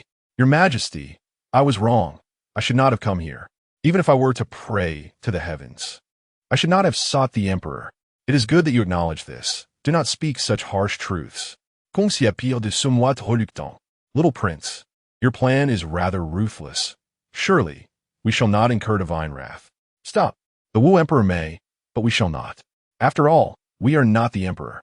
Our words do not hold weight. Heaven surely will not punish us. As Song Qingze turned to leave, he collapsed to the ground after taking only a few steps. The courtiers watched with cold indifference. This is how it should be. Whoever aids the Song family is a traitor. The Wu Emperor would not speak at that moment, but would undoubtedly settle accounts later. This could be considered a victorious opening. As Song Qingze mentioned, these battle-hardened rebels swiftly targeted another noble family. In the ensuing conflict, the Cui family was quickly overwhelmed, with men, women, and children all slaughtered. Only the last of the Hua family remained, yet the Wu Emperor ultimately showed leniency and did not exterminate them entirely. To my surprise, the Huifang Association seized the opportunity to act. In Lingchuan, over 100 miles from the capital, They too raise their banners in rebellion, while others feign strength. They are genuinely formidable. Chong'an, the Yang family has rebelled. The Wu Huang let out a sigh, his gaze filled with murderous intent. It was inevitable. The Yang family was likely terrified, thinking that Wu Huang intended to strike against them. They had no idea that his intentions were quite the opposite. He even contemplated sparing them. Father, it seems the Yang family has long harbored rebellious thoughts, so there is no need for your sorrow. However, this matter bears the shadow of the Guangfu society, so you must consider it thoroughly before taking action. Wu Huang nodded, and Murong Feishue entered, carrying bird's nest soup. Your Majesty, I have prepared bird's nest for you to taste. Oh my, this truly is a remarkable transformation. Murong Feishue even reached out to pinch my cheek. It appeared I should eliminate this woman first. Father, are you truly with Murong Feishue? Wu Huang regarded me. Must I seek your approval for my decisions? It is no longer your concern. Depart at once. Chapter 79. I have another plan. Kong Si, why are you still dawdling? They've ordered us to leave. As we stepped outside, Kong Si could not contain her complaints. Little Prince, ever since Murong Feishue arrived at the Imperial city, she seems to have transformed into a different person. She used to curry favor with us, but now she treats us as if we were invisible. Is this not obvious? That woman has indeed risen to prominence and no longer regards us. But this is beneficial. I now have an ally. Ally? What do you mean? Kong Si could not grasp my implication. When Murong Feishue emerged, we approached her directly. Miss Kong, Little Prince, what brings you here? Murong Feishue was startled, placing a hand over her heart. Clearly, Wu Huang was unaware of her true nature. Kong Si informed her that if she wished to keep her secrets from the Emperor, she should collaborate with us. Murong Feishue immediately grew anxious. What are you planning? We have faced life and death. There is no need to make things overly unpleasant. I have been waiting for this moment. I can no longer endure that insufferable Xiang Fei. I offered Murong Feishue a lifeline, directing our efforts against Xiang Fei. Upon hearing that we would target Xiang Fei, Murong Feishue quickly devised a plan. She urged Kong Si not to rush. Xiang Fei has become quite arrogant of late. She has offended not only you, but also other concubines. Zhang Guifei has also stated that she will make her pay tonight. I sensed that Murong Feishue's intellect was somewhat lacking. She believed Zhang Guifei's words too readily. What naivety! It is better to believe in ghosts than to trust Zhang Guifei's deceitful tongue. Zhang Guifei may have already contacted Xiang Fei in the north. Murong Feishue, you must take double precautions tonight. I was certain an entertaining spectacle awaited us. Coincidentally, Wu Huang had received a pair of flying dragons as tribute from a distant land. Essentially a rare delicacy. One was sent to the Empress Dowager, as she was still his nominal mother, while the other was delivered directly to Xiang Fei, completely disregarding the other concubines in the harem. He had indeed shown extreme favoritism. However, Wu Huang did not anticipate the sight that greeted him upon entering. He stumbled upon an extraordinarily provocative scene. Xiang Fei was playfully tussling with two young eunuchs, her sheer garments unable to contain her allure, revealing much more than intended. Wu Huang's soup bowl clattered to the floor. Xiang Fei was startled. Your Majesty, what brings you here? Wu Huang gestured for Xiang Fei to step back. It seems I have arrived at an inopportune moment. Rest assured, I shall not intrude. Please dress properly before coming out. Xiang Fei, her legs trembling, hastily summoned others. Rushing out before her garments were fully fastened, she found that the other consorts had gathered, lamenting to Wu Huang. Kong Si and I watched the drama unfold. Recognizing Zhang Guifei's cunning, it was clear that Xiang Fei was not a composed character. She had indeed been incited by the two eunuchs to create chaos. Wu Huang's emotions plummeted from the heights of calm to the depths of despair, making him susceptible to irreparable decisions. Your Majesty, I dare to pronounce the death penalty for Xiang Fei. She has brought shame upon the royal family. How could such a barbarous woman assume control of the inner palace? I genuinely feel for you, Your Majesty. I touched Kong Si's face. Do you see now? The dangers of intrigue in the harem? Kong Si nodded. It is truly terrifying. Thankfully, as a mere girl, I have not entered this realm. Little Prince, what if others treated me similarly in the future? It seemed that while Kong Si professed disinterest in marrying me, she had already developed feelings. Do not worry, I will certainly treat you well. As long as I draw breath, I will ensure no one harms you. But you must refrain from actions that would embarrass me. My neck is rather delicate. Kong Si paused, then suddenly realized. So you fear I would cuckold you? Of course, who wouldn't? I may be generous, but I cannot be so in this regard. Kong Si could not help but laugh. Little prince, you are truly adorable. Do not be angry. Wu Huang's mood was a tangled mess. Xiang Fei was destined for the Cold Palace. It was an exhilarating confrontation. Zhang Guifei was immensely pleased, having eliminated this rival. She would now ascend as the matriarch of the inner palace, unassailable in her position. Morong Feishues stepped forward. Your Majesty, you mentioned someone wielding your blade to commit murder. Should not such a person face the gravest punishment? Excellent. I was waiting for this moment. Wu Huang pressed his hand to his heart. What do you want? Morong Feishue produced a letter for all to see.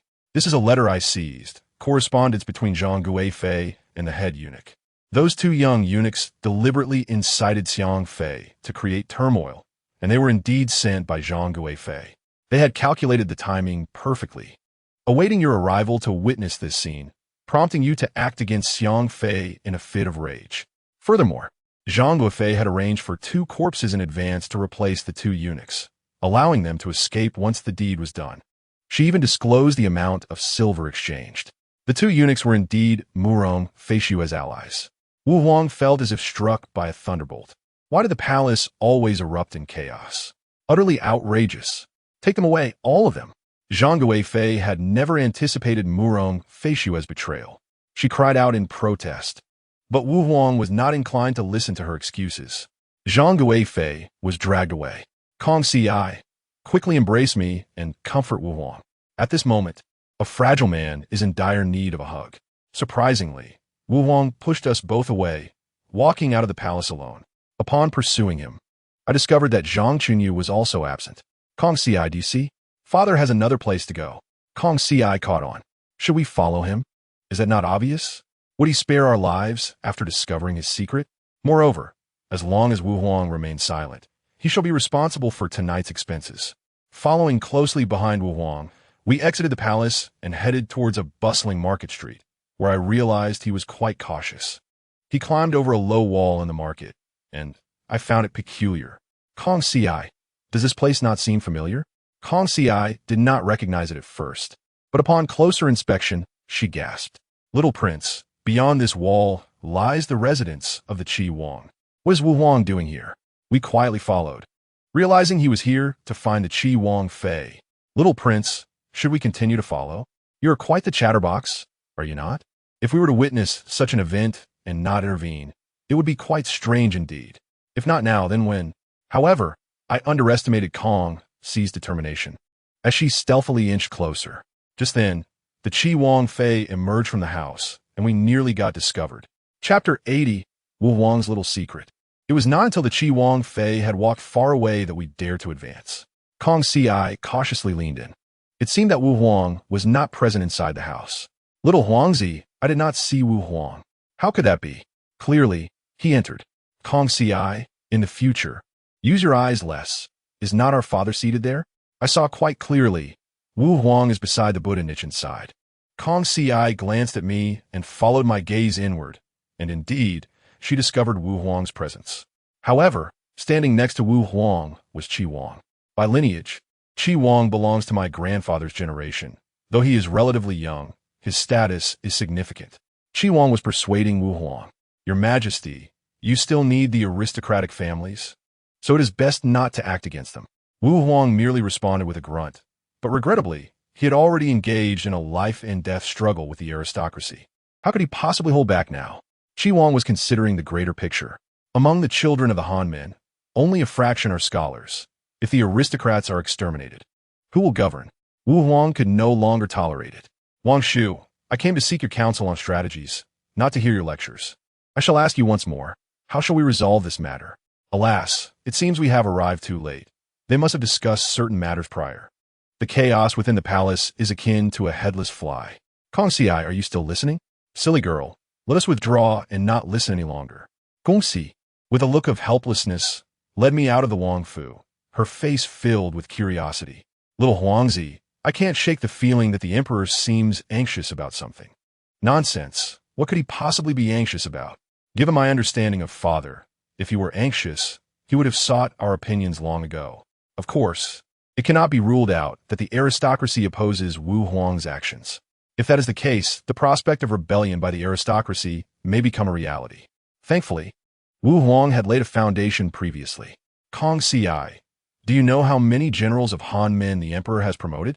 Kong Ci pondered for a moment, counting on her fingers. My father, Yang Hu, and several other great generals in the court.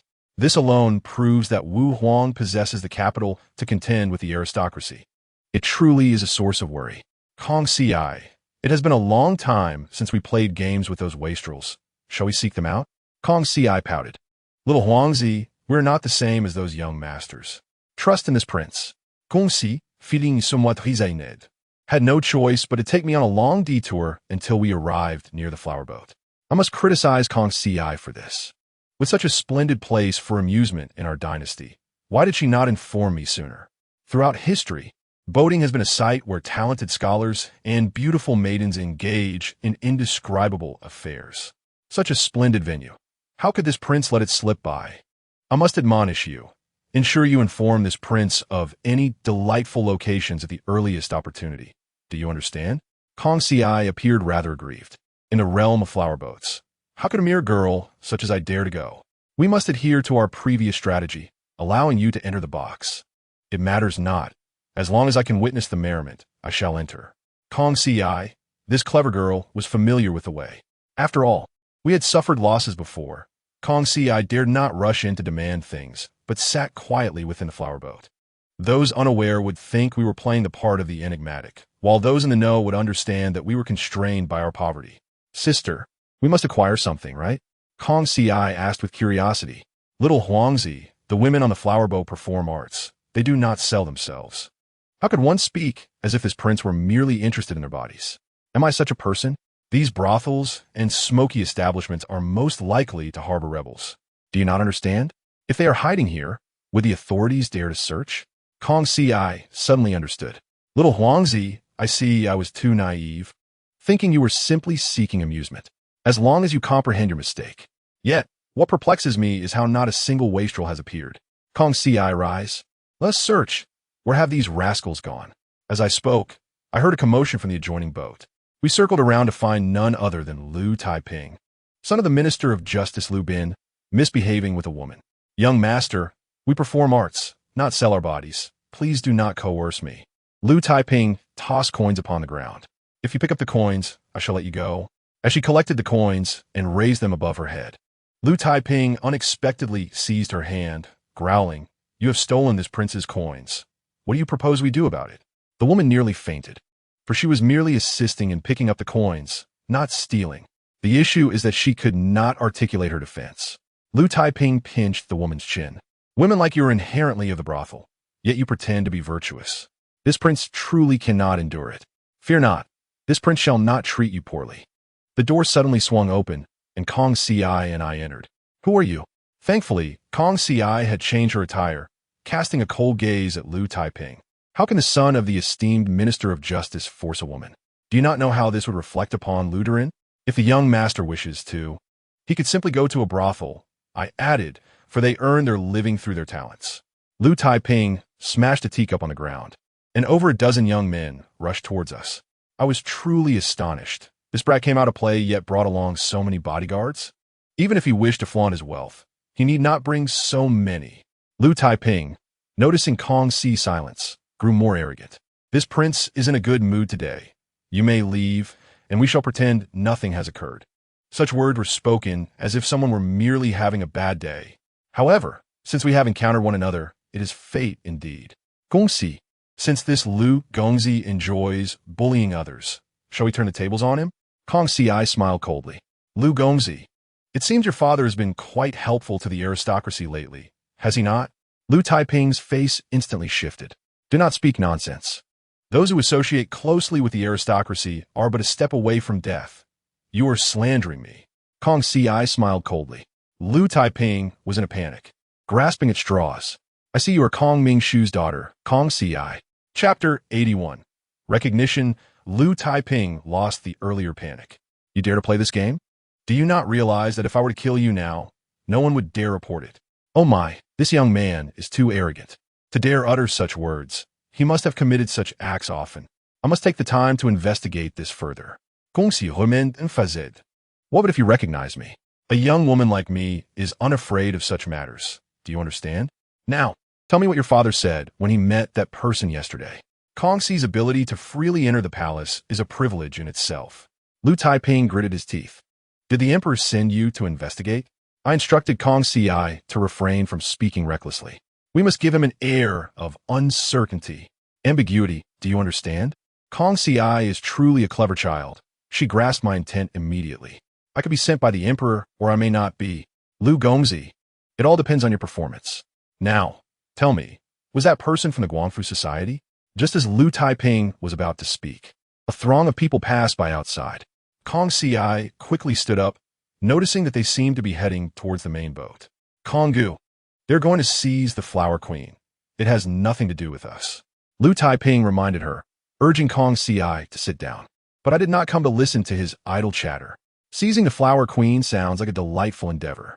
Kongxi, let us go as well. Kongxi shook her head. What can be accomplished by seizing the Flower Queen? Are we to expect her to feed us lotus powder? For goodness sake. One should not strike the face while beating someone or expose their faults while scolding. Kongxi is quite adept at sarcasm. But what use is it to engage in idle chatter with Lu Taiping? The Guangfu Society has now devolved into an organization for certain individuals to amass wealth. Thus, it is of little consequence. It will not be long before the reputation of the Guangfu Society becomes thoroughly tarnished. Kongxi, shall we go take a look? Kongxi reluctantly allowed Lu Taiping to escort us in pursuit of the flower mistress. Lu Taiping was taken aback, feeling he had misheard, until Kongxi reiterated his request. The bow of the lead ship was still crowded with people lingering about. It was not until the fireworks began to ascend that Lu Taiping hastened his pace. There were 3 rounds of fireworks, and after the third, we could seize the flower mistress. Upon arriving at the lead ship, there were no spots left. It was teeming with people, and scarcely any wealthy young masters could be found, for they had all sent their servants instead. How clever they are. Kongxi, do you suppose the flower mistress on that flower boat is beautiful? Kongxi shook his head. I believe she must be mediocre. The flower mistress's worth lies in her talent, not her beauty. Nonsense. Without beauty, who would be willing to pay? Yet, when the flower mistress appeared, I felt that all talents paled in comparison to her innate gifts. A wave of overwhelming emotion surged forth, as if a chasm had opened before us. The flower mistress held a flower basket in her hand, resembling a swan as she arched her neck to its fullest, and truth be told, what significance does this action hold? As the third round of fireworks concluded, the flower basket was cast aside. Kongxi reached out, watching as the flower basket brushed right over our heads. I thought you would catch it.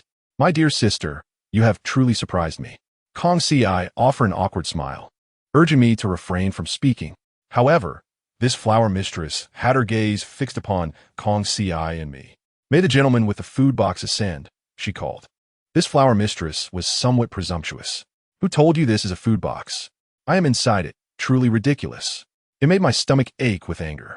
Nonetheless, we were unexpectedly invited up, indicating that the flower mistress's judgment may not be so discerning after all, having chosen the 2 poorest among us.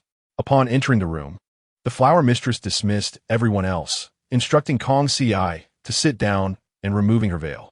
I began to believe Kongxi's assertion. Beauty truly holds little value on the flower boat, as this flower mistress was not particularly attractive. Her voice was tolerable at least. Is this your first visit here? Young master? I am Pinger. How may I address you? Kongxi remained silent, likely still haunted by the last encounter, fearing they might demand money from us. Observing Kongxi's reluctance to speak, Pinger adjusted her dress and sat beside her.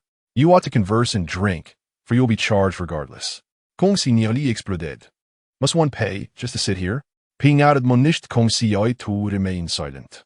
You are a woman. How dare you intrude upon the flower boat? Do you realize the implications should word of this spread? As long as you remain silent, it will suffice. We will not be foolish enough to disclose it ourselves. However, this also implied that we would not indiscriminately spread rumors. Should anyone learn of our visit to the flower boat, it would be attributed to this wretched woman. Kongxi picked up an orange, breaking it into 2 segments and tossing one into the box. Little prince, just sip the soup, do not consume it. Ping placed her hand atop the box. You have not put this box down since entering. What is inside? Goodness, truly remarkable. What is contained within the box is none of your concern. Constantly prying. Despite her lack of beauty, Pinger was refreshingly honest. I should have thought to ask Lu Taiping earlier. To my surprise, the 2 women engaged in lively conversation. Pinger seemed quite animated. Let me tell you, the previous flower mistress was enamored with an oil vendor. No amount of persuasion could dissuade her, and in the end, she eloped with him. Being a flower mistress holds great promise. Just look at me. Kong Si nodded, noting the exquisite handkerchief the flower mistress used. The 2 women had struck up a lively exchange. Sister, would you grant me a glance? We must find an excuse to leave. Conversing incurs a fee. Do you understand? Very well, I am worthless, I retorted. Kong Si entirely ignored me, and I thought, you will see what I bring when it comes time to settle the bill. I was growing weary of their chatter, as they had already moved on to discussing the 4th flower mistress. Remarkable indeed. Yet, Kong Si gleaned valuable information. For Pinger was acquainted with most of the young scions. Kong Si quickly inquire which of these scions is the wealthiest, and ask who harbors the greatest ambition. This prince seeks to win over a few. Kong Si scoffed, clearly unimpressed, yet I could sense her pondering my thoughts. What a jest! However, Pinger shook her head. Sisters, I am afraid I must ask you to leave. The flower mistress's time has come, and she does not stay overnight. The rules are quite strict. It is unfortunate that we did not uncover the information we sought, but we came here for amusement, so any tidbit will suffice.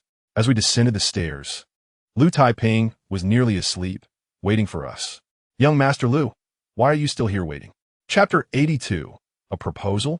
Lu Taiping chuckled. I was waiting for you. How was your conversation with the flower mistress? Kong Si shook her head, indicating it was rather unremarkable. Lu Taiping gestured toward the adjacent room, inviting Kong Si and me to join him. He wore a mysterious expression, and upon entering, we discovered a woman suspended from a beam. This woman was sent by the Guangfu Society. Miss Kong, do you perceive any issues with this woman? Kong Si did not see any problems and urged Lu Taiping to cease his theatrics.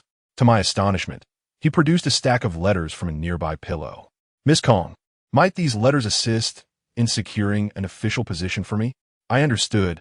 He sought to establish a connection. However, Lu Taiping's expectations were rather naive, were they not? What use could these letters hold? The Guangfu Society has already lost its influence over the court. Miss Kong, please take a look. Kong Si casually selected 2 letters, only to discover that nearly all were correspondence with prominent families. One glance was enough to ascertain their falsity. Yet I had already deduced Lu Taiping's intention to utilize these letters to fabricate public sentiment, enabling Wu Huang to gain control over the remaining aristocratic families. However, this was clearly not Lu Taiping's handiwork. Kong Si directly inquired whether his father had instructed him to do this. Lu Taiping merely chuckled awkwardly, failing to deny it, which confirmed my suspicion. Perfect. Given that we have no place to go, I suggest you prepare a late-night meal and arrange for a clean room. Let us rest for the night and discuss matters thereafter. Kong Si's eyes widened. What do you mean by us sleeping for a night? I was truly astonished by this girl. How could she conjure such thoughts? You sleep your way, and I shall sleep mine, Kong Si firmly rejected. What if something happens to you? Honestly, if I were to become emperor, I would first silence Kong Si's incessant chatter. A fine child, yet so prone to speaking. The late-night meal was rather modest, consisting of 2 pastries, a steamed fish, and a bowl of porridge. Lu Taiping excused himself, for he wished to rely upon us for his political aspirations. Little prince, do you trust this individual? Certainly not. However, one must acknowledge the adage, to bite the hand that feeds you. Lu Taiping held an advantage. He was not a scion of a prominent family, but rather a product of their faction. Yet if we were to confront the aristocracy, he would support us, and such a person would stop at nothing for fame and fortune. However, this evening, Wu Huang had unexpectedly visited the residence of Qi Wang, and it would not be long before Qi Wang publicly opposed him. Employing 2 individuals like Lu Taiping would surely be quite effective against Qi Wang.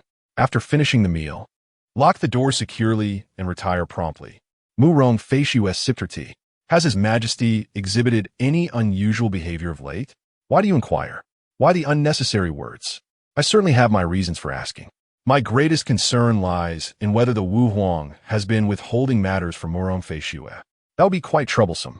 Furthermore, the flaws in Zhang Guifei's situation are glaring, and I fear that Wu Huang may already be wary of Mu Rong facius. Rest assured, the Emperor continues to shower me with affection as always. The crux of the matter is that I am not at all reassured. Mu Rong facius said while somewhat smugly displaying the gifts awarded by Wu Huang. I must pour cold water on this. Kong Ci, do you see any distinction between this pile of gifts and those of the other consorts? Xiang Fei also had similar fabrics before her incident. Kong Ci nodded, yet refrained from voicing her thoughts, not wanting to embarrass Mu Rong facius. It is imperative that Mu Rong facius takes good care of me, as my poor mother is inherently fragile. The consorts in the palace can be bullied by anyone. If this continues, will it not lead to her demise? Mu Rong facius assured us. Do not worry. We are all in the same boat and will never allow her to be mistreated. Isn't that my uncle? Kong Ci interrupted. Enough of this idle chatter. Father Emperor has concluded the morning court. We must hurry. As I was carried over, we arrived just in time to witness Wu Huang meeting my uncle. The two seemed to be conversing quite amicably, Kong Ci informed us. Little prince, your uncle is no ordinary individual.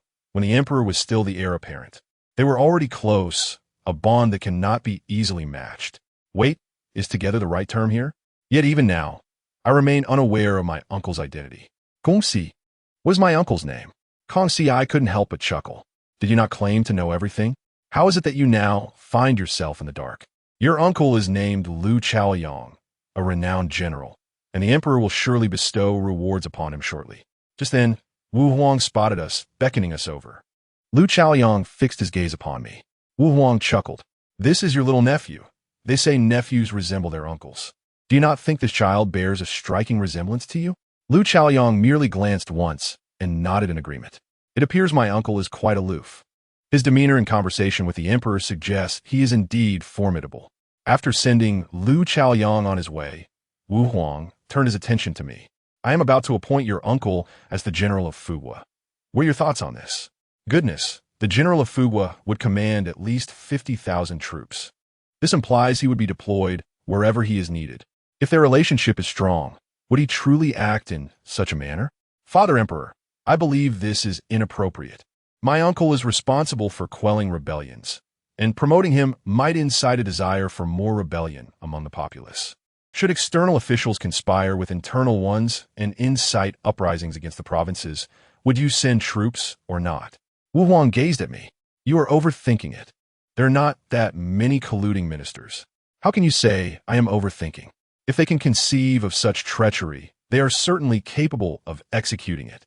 Moreover, these individuals are devoid of moral boundaries. Father Emperor, please exercise caution. Do not place too much trust in your ministers. The expenditures are astronomical, and if this continues, our treasury will be depleted. They will not extinguish the rebellion in one fell swoop. The principle of once the birds are gone, the good bough is hidden applies here. Wu Huang fixed his gaze upon me. Do not speak nonsense. Distrust is not the way to govern, understand? Yes, you are the Emperor. Your words are always correct. I find it truly perplexing. Is it necessary to have such unwavering faith in your ministers? Chapter 83. The way of a sovereign. Wu Huang regarded me. One day, you will understand that the path of a sovereign is not so simple. If there is mutual suspicion between you and your generals, regardless of the outcome of the war, we will ultimately lose. Very well, you are the Emperor. Your word is final. Wu Huang then shifted the conversation. If you do not wish for your uncle to be granted a high position, what office would you prefer him to hold? To be frank, it would be best if you were not appointed at all. I would prefer to personally issue a decree of appointment once I ascend the throne. Surely my uncle would not refuse to serve me? Father Emperor, I believe that any position you confer upon him now would be inappropriate. It would be best to let some time pass before discussing it further. Lu Chaoyang is not an ordinary person. He will understand your good intentions. Although Wu Huang found this strange, he did not press for further details. Under such circumstances, I could hardly tell him the truth. Wu Huang dismissed us. And I suddenly remembered that Liu Taiping aspired to hold an official position as well. Father Emperor, what do you think of Liu Taiping, the son of the Minister of Justice? Upon hearing this, Wu Huang appeared intrigued. I have heard a little about him. He is well-read and inquisitive. A true scholar indeed, learning to indulge in pleasures and inquiring about debauchery, drinking, and feasting. I must concede that these young scions truly live a charmed life. As long as you are happy. Father Emperor, if Liu Taiping wishes to hold an official position, what role do you deem appropriate? Wu Huang remained silent. Understood. It seems he does not wish for Liu Taiping to enter the court. How duplicitous, praising someone for being well-read while dismissing them. Wu Huang bid us farewell. And with nothing to occupy our time in the palace, Kong Ci suggested, Little Prince, there is little to do in the palace. How about I play the guqin for you? Spare me. Your playing is hardly pleasing. I enjoy many things, but I particularly dislike Kong Ci's guqin. Gong Ci, I'm not fond of music, so there is no need for you to exert yourself. Have you ever explored the most mysterious places in the palace? Gong Ci appeal de curieux. What mysterious places could possibly exist in the palace? Young girl, you do not understand. With nearly 10,000 rooms within the palace, there are undoubtedly some astonishing locales. In truth, I have always been most curious about the Cold Palace. How do the consorts exiled there manage to survive? Moreover, some even manage to turn their fortunes around. They're truly the chosen ones. I am filled with curiosity for this unique group. Kong Ci led me to witness it. Kong Ci had no choice but to navigate through the various halls of the rear palace, pointing toward a row of small houses. Do you see? This is all the Cold Palace. I have heard the consorts here suffer greatly. Not at all. This is a place of tranquility. Once I ascend the throne, I will certainly place you there. Kong Ci took me to the nearest Cold Palace, where I discovered that the consorts residing there were quite aged, clearly of the same generation as my grandfather. Are there not any younger ones? Kong Ci guided me to the second room, where the consort was slightly younger, yet still of considerable age. Little Prince, do you find this person familiar? Strangely enough, is this not a companion of Li Guifei? This is Liu Fei, who fell from grace before Li Guifei.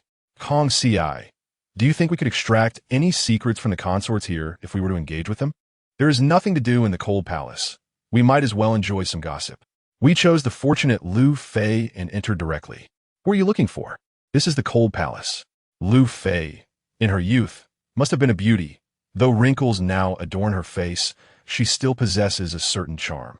True beauty lies in grace, not mere appearance. Liu Fei placed a melon on the table. There is nothing special to offer. Please enjoy. Gong Ci, do not just stand there. You should eat first. I cannot partake. Kong Ci glanced at me, already aware that if there were poison, it would first affect her. This little girl is quite perceptive. Liu Fei turned her gaze toward us. I wonder if the esteemed ones have ever met Princess Yuyao? Kong Ci looked at me, clearly unaware of this person's background. Princess Yuyao is the fourth daughter of Wu Huang, born of Liu Fei. However, I have never encountered this sister.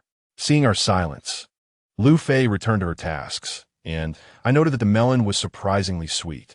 But soon, I observed Liu Fei scooping something from a bucket and scattering it upon the ground. I can no longer eat the melon. Discard it. Even after we leave, it would be better to scatter fertilizer afterward. Gong Ci deemed me overly particulier. Little Prince, are you too particular about things? Isn't it true that all grains must have been fertilized? While that may be said, I simply cannot accept it. Kong Ci cannot help but smirk. I have heard that Princess Yuyao seems to be suffering from an ailment. How dare you speak such words, you reckless girl? Indeed, concubine Liu was anxious. Noble ones, what illness does Princess Yuyao have?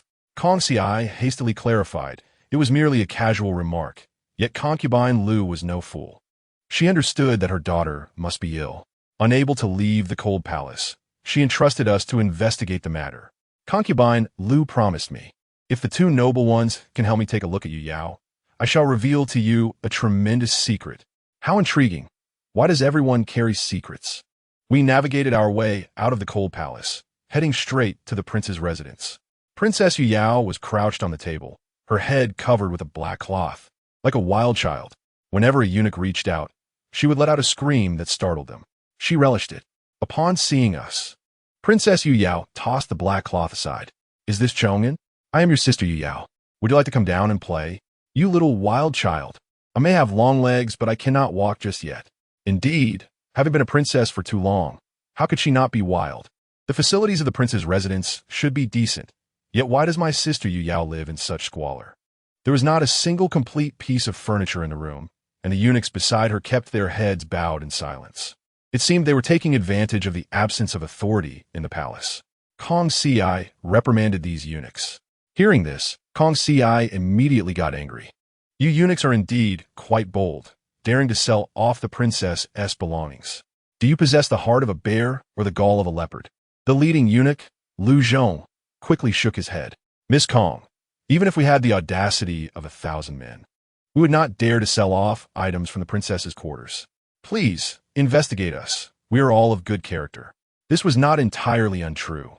They were indeed all castrated. Yet Princess Yu Yao's provisions had not diminished in the slightest. Why then were things missing? Kong Si, do not waste your breath on them. Go seek justice from Father Emperor. Upon hearing Kong Si mention going to the Emperor, the eunuchs begged fervently. Princess Yu Yao leapt down from the table. Let it be, Miss Kong. I appreciate your goodwill. These eunuchs have not enjoyed much fortune with me. It is merely a few items sold off. Perhaps, in a few days, I shall be married, and these things will be of no use. Chapter 84. No marriage alliance. No tribute. No subjugation. Goodness, sister, how generous you are. The money spent is from the treasury. In essence, it is my future emperor's funds. However, Princess Yu Yao did bear some resemblance to Emperor Wu. Sister Yu Yao, how can you be so wild? To my astonishment, Princess Yu Yao could actually hear my words. This is quite astonishing. Chong'an, what did you mean by wild? I quickly clarified that it held no meaning, nor did it represent any opinion. Princess Yu Yao remained silent, merely gazing at us, and I began to harbor doubts. Sister Yu Yao, can you hear me? Princess Yu Yao did not respond. It seemed she could hear at times. Kong Si thought she could be freed, only to be disappointed. Yet I was curious as to why she could only hear just now. Regrettably, concubine Lu was anxiously waiting in the cold palace for news of her daughter. We were powerless to assist. It would have been good if we could bring her to visit. Alas, the princess could not leave the prince's residence. Kong Si observed the princess. Is there anything you wish to convey to your mother? We could deliver a letter.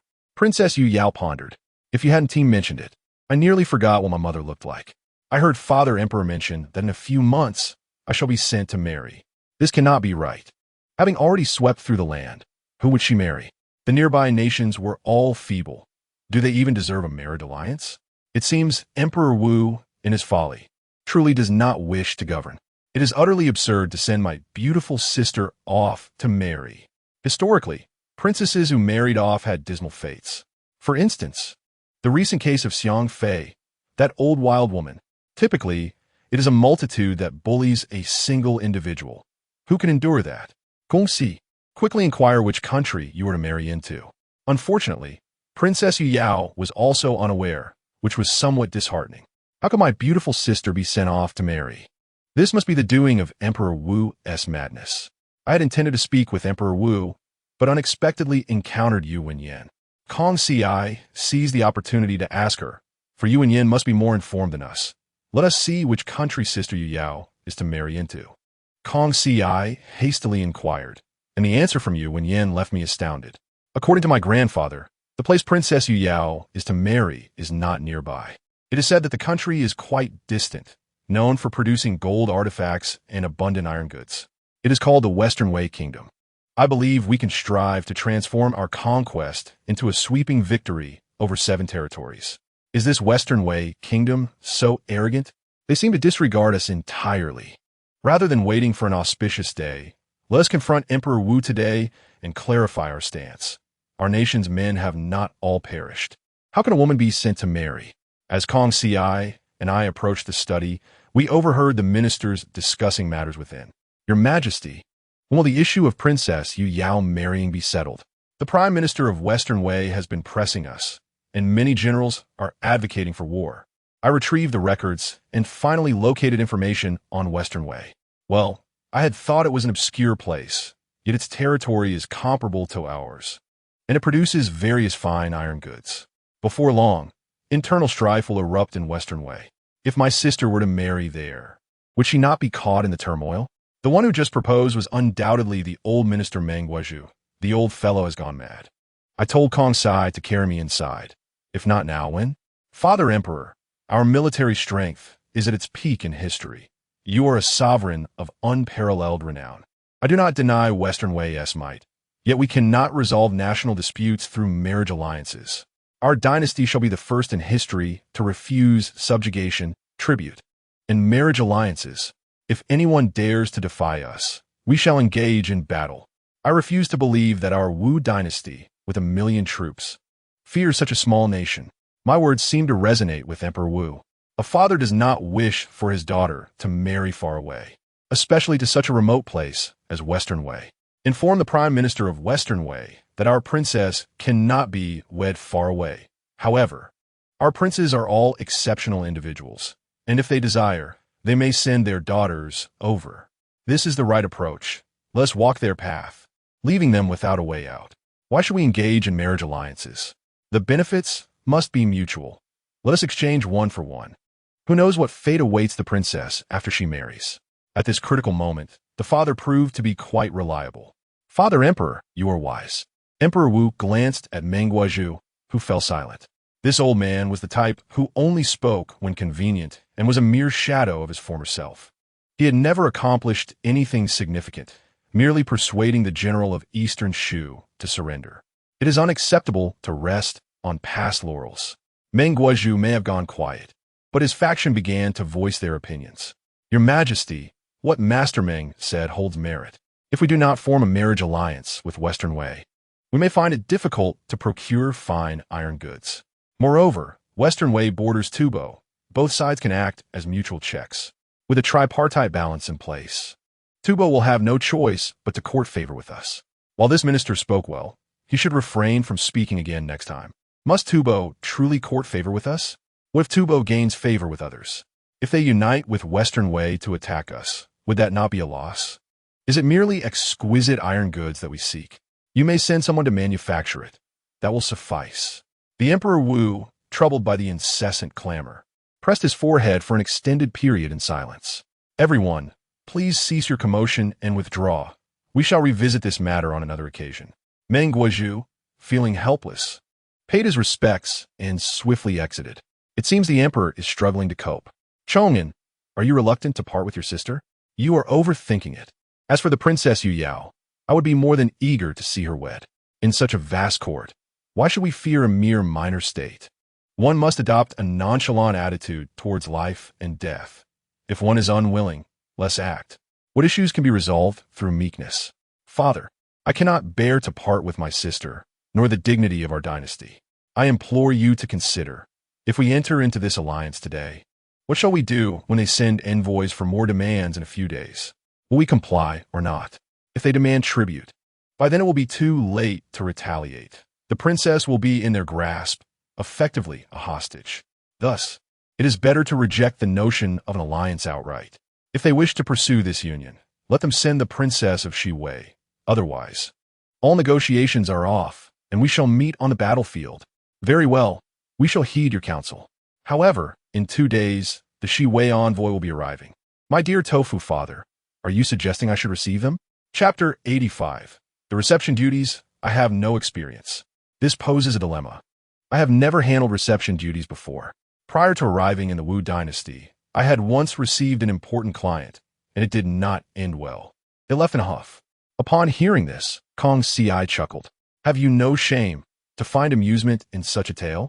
Young prince, might you share the reason for your mishap? It is indeed convenient. Do you wish to hear it? There is not much to it. I had 4 clients, but prepared only 3 cups of tea. What would you have done in my place? Upon hearing this, Kong Ci promptly provided the solution. Divide the 3 cups among them, and engage the remaining person in conversation. I was taken aback, expecting something grander, yet this was the tactic employed. However, serving tea is a matter of etiquette. I later learned I had been set up by a colleague. The supervisor was furious, as that fellow sauntered in with the tea at his leisure, attempting to appear competent. The mere thought infuriates me. If I ever encounter that scoundrel, I would not hesitate to take action. Kong Ci urged me not to dwell on it. Young prince, our immediate concern is that the Emperor has tasked you with receiving the Shi-Wei envoy. This matter concerns the relationship between our two nations. If the reception is mishandled, both sides will bear the brunt of the blame. Moreover, the Shi-Wei envoy appears to be here specifically regarding the Princess Yuyao. So, it seems they are forcefully attempting to secure her hand. Fear not, Kong Ci, for I have anticipated this situation. I possess my own strategies. Kong Ci nodded, choosing not to elaborate further. The Shi-Wei envoy's arrival is merely to discuss the matter of the princess, and such individuals are typically not easily dealt with. If they wish to take my sister Yuyao, it shall not be so simple. Let me show them how to handle such a group. We had scarcely taken a few steps when Zhang Chunyu hurriedly caught up with us. Oddly enough, I must admit, Zhang Chunyu's running style possesses a certain femininity. Yet, I must not dwell on this.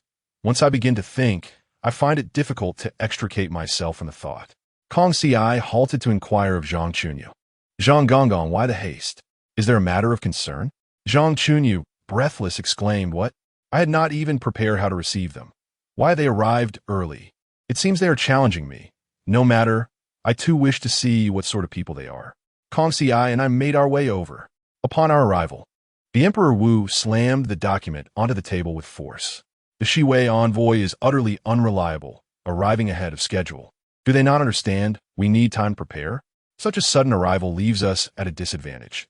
Do they not regard us with any respect? My dear father, you are overthinking this. Their sudden appearance is precisely to catch us off guard. Although I must admit, it is rather underhanded. If the envoy is not well received, it could lead to scandal and diplomatic issues. Thus, it appears that Shi-Wei is indeed seeking trouble. Father need not be anxious. Their actions are likely a test of your disposition. The Emperor Wu furrowed his brow. Have they discerned my stance? Surely not. They have yet to arrive. Father, I suspect they have not anticipated that we have just completed our preparations. However, rest assured, they are merely envoys. I shall handle them with ease. The Emperor was overjoyed and pressed for details. My son, you speak without jest. Naturally, without the capability would I dare undertake such a task. Without the stature, why not a short skirt? They are merely the Shi-Wei envoy. Let me teach them a lesson. After all, I am but a child. It is not quite suitable for me to receive the envoy directly. Thus, the primary reception will be handled by Kong Ci, while I will serve as the mastermind behind the scenes. To be honest, I am far more excited than Kong Ci. I am curious to see what peculiarities the Shi-Wei emissaries possess. Within 2 hours, the envoys had entered the Imperial city, and Kong Ci and I awaited them at the entrance. Upon arrival, they could not help but furrow their brows. I had heard that the Wu dynasty was a grand nation, yet it appears otherwise. How brazen! Kong Ci whispered a warning. Young prince, this man is the envoy Shunsong from Shi-Wei. I surveyed him, noting his pointed features. He certainly did not strike me as a reputable individual. Shunsong appeared rather pleased with himself. What does it matter if one speaks ill of another without understanding their nation? Kong Ci approached this insufferable individual. As Shunsong lifted his gaze, he encountered Kong Ci, momentarily taken aback by her beauty. While not a goddess, Kong Ci was undeniably a striking woman. Shunsong, upon seeing her, seemed momentarily at a loss. Esteemed envoy, you may enter the city. Kong Ci prompted him twice before he regained his composure, awkwardly chuckling. Upon seeing a celestial maiden, I momentarily forgot my mortal status. How brazen! I found this amusing. I was eager to see what further audacious statements he would make. Shunsong followed Kong Ci into the city, his eyes continuously assessing her. He felt quite proud to represent Shi-Wei, believing himself to be among the elite. Surely, he would seize the opportunity to gain favor, thinking the emperor would overlook any improprieties. With this thought in mind, Shunsong became even more jubilant. Miss Kong, where shall we be lodging this evening? The emperor had long since arranged for accommodations. You need only rest assured. Shunsong nodded repeatedly. I tend to snore.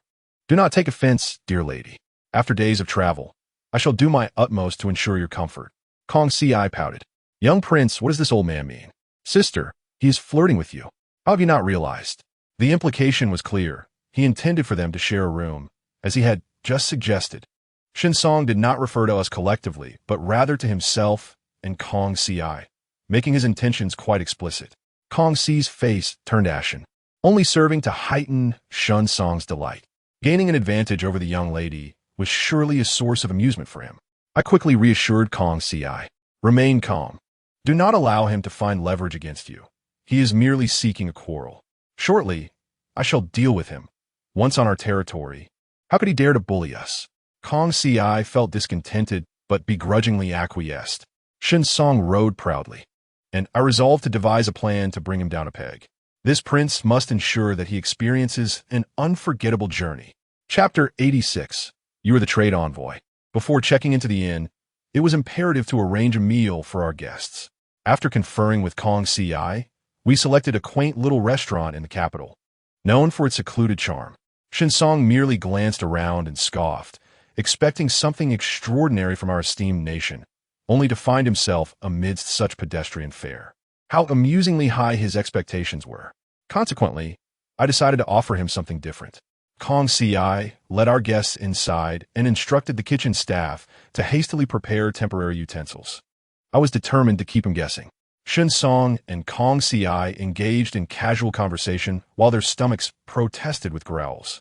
Miss Kong, one would presume that the meal should have been served by now. After our arduous journey, we ought to rest soon, as we have an audience with the Emperor to attend. Kong Ci nodded and clapped her hands, signaling for the food to be brought forth. The assembly was taken aback. Shun Song stared at the raw salad and steak before him, momentarily at a loss for how to proceed. Kong Ci refrained from picking up her chopsticks, eager to witness the envoy's embarrassment. I had ample time to enjoy the spectacle. One envoy could no longer contain himself. We have traversed mountains and rivers to fulfill our mission, yet here we are, dining instead of witnessing your supposed magic. A valid point indeed. Were these not merely edible items laid before us?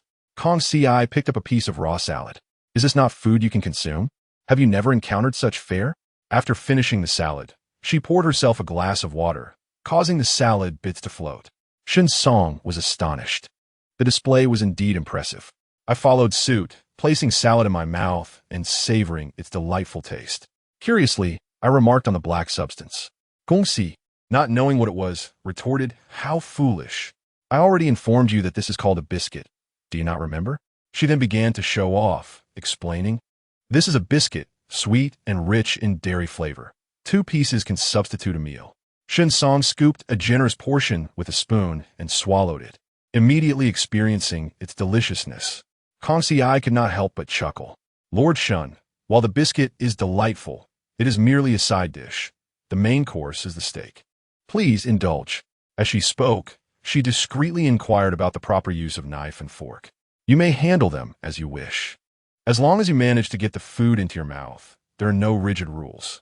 Feel free to demonstrate," I encouraged.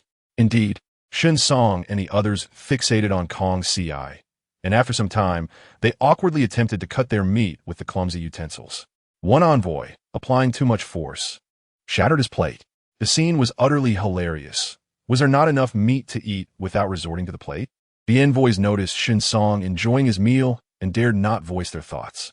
Little did they know, Shun Song had yet to taste the steak itself, having consumed all the side dishes instead, mistakenly believing he was indulging in the meat. Following their departure, Kong Ci found the entire encounter amusing. "Little prince, your scheme was truly entertaining." None dared to admit they hailed from prominent regions. Indeed, such a disgraceful admission would be too embarrassing. Kong Ci had another trick up her sleeve. "Did we not visit the flower boat yesterday?" Suddenly realizing, she grabbed a small box and sought out Shun Song, intending to take him out for a night of revelry. Seeing Kong Ci, Shun Song first smiled, then grew anxious.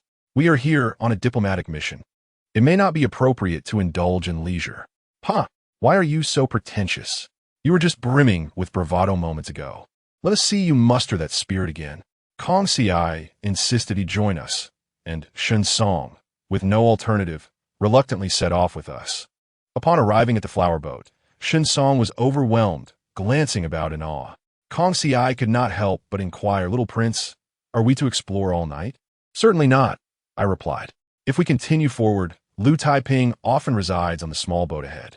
Kong Ci immediately understood and led the way, pushing open the door to find Lu Taiping conversing with 2 singing girls. Upon spotting Kong Ci, He was taken aback. Miss Kong, what brings you here? Kong Ci swiftly explained her introduction of Shun Song. Lu Taiping was puzzled, wondering if envoys also enjoyed flower wine. They may very well do so, Kong Ci responded, urging him to find more singing girls, insisting that money was no object and they must be well entertained. Lu Taiping hesitated, realizing it was rather late. Had you arrived earlier, perhaps we could have gathered more singers. At this hour, they may have already dispersed, leaving behind only the less desirable. A fitting idiom. This prince has a fondness for the less than perfect, Kong Ci declared. She insisted he find singers and dim the lights, as Shun Song's vision was poor. Kong Ci mischievously summoned 5 women, humorously remarking that even the less desirable ones were a bargain for the occasion. Their appearances were quite striking. At this point, they ought to consider a different profession, Lu Taiping explained. Typically, they do not receive guests, but today is an exception. Excellent. Kong Ci, quickly bring Shun Song in. We must not waste this enchanting evening. Kong Ci nodded and called Shun Song inside, but upon seeing the women present, he turned to leave. Ladies, this is utterly inappropriate. I am here on a diplomatic mission, not for frivolities. What difference does it make? You have already been sent here. No one would mind if you indulged a little. Shun Song wished to refuse, but his body would not comply. He reluctantly sat down as the singing girls bombarded him with drink after drink. Meanwhile, Kong Ci and I discreetly stepped out, with Lu Taiping waiting nearby. Should we really allow him to drink continuously? He might become incapacitated. Kong Ci shook her head. Certainly not. We must devise a way to get him to bed, and, in the morning, have someone wake him. This task falls to you. It is essential that he does not miss the morning court session. Understood?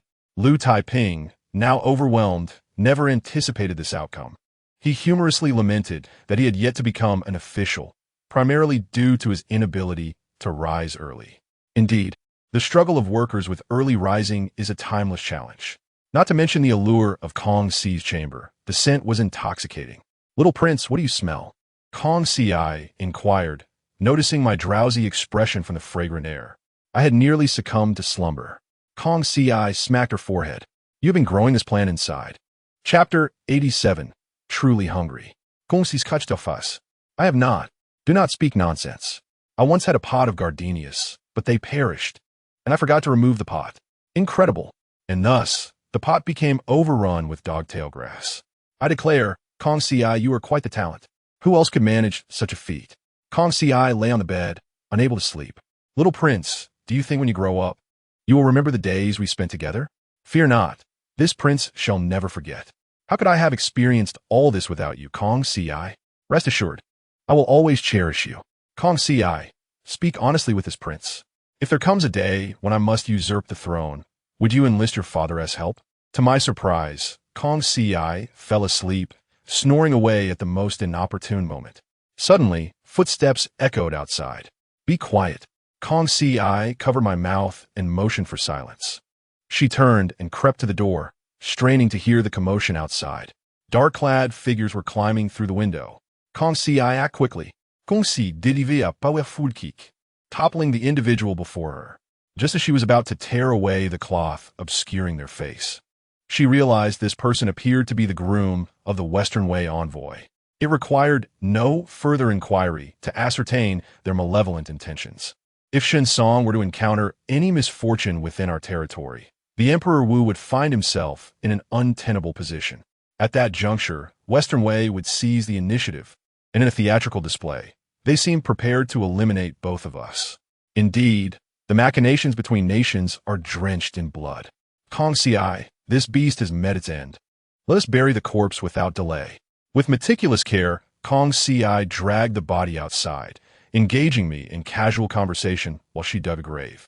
Her psychological fortitude was truly remarkable. Generally, assassins of this ilk would carry poison within their mouths. Thus the cloth concealing their face ought to remain untouched. I concurred with this assessment, yet the cloth itself appeared unremarkable. Kong Ci proposed a bold hypothesis.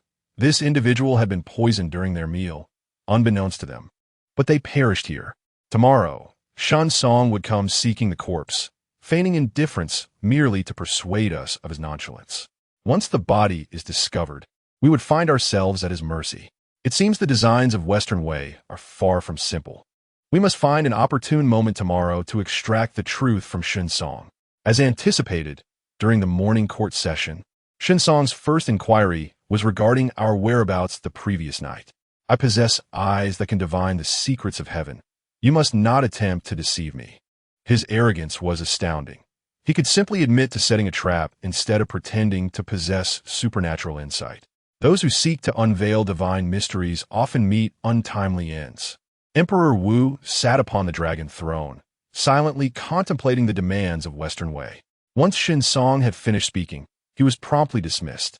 The emperor cleared his throat. Now, let us deliberate on matters of state. What say you regarding the decisions of Western Wei? Needless to say, Xunsong immediately demanded a plethora of concessions. Furthermore, he insisted upon the betrothal of 3 princesses, which was nothing short of absurd. Historically, a singular princess would align with one emperor. Yet such demands effectively coerced Emperor Wu into abdicating.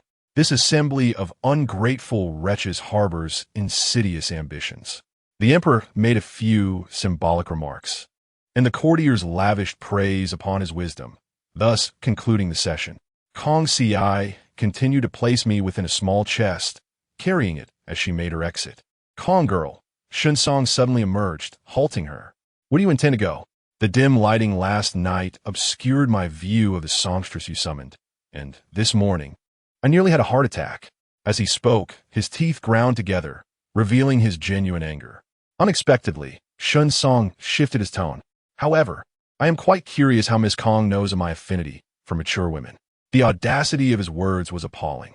Kong Si and I exchanged incredulous glances, unable to bear his insolence. Last night, one of the envoy's members had gone missing. A divine being in a dream mentioned they were at the Kong residence. Might I have a look? This was splendid. Gongguchi, doakuieshe. Without hesitation, she agreed and led Xunsong to the Shun residence, retrieving the necessary items.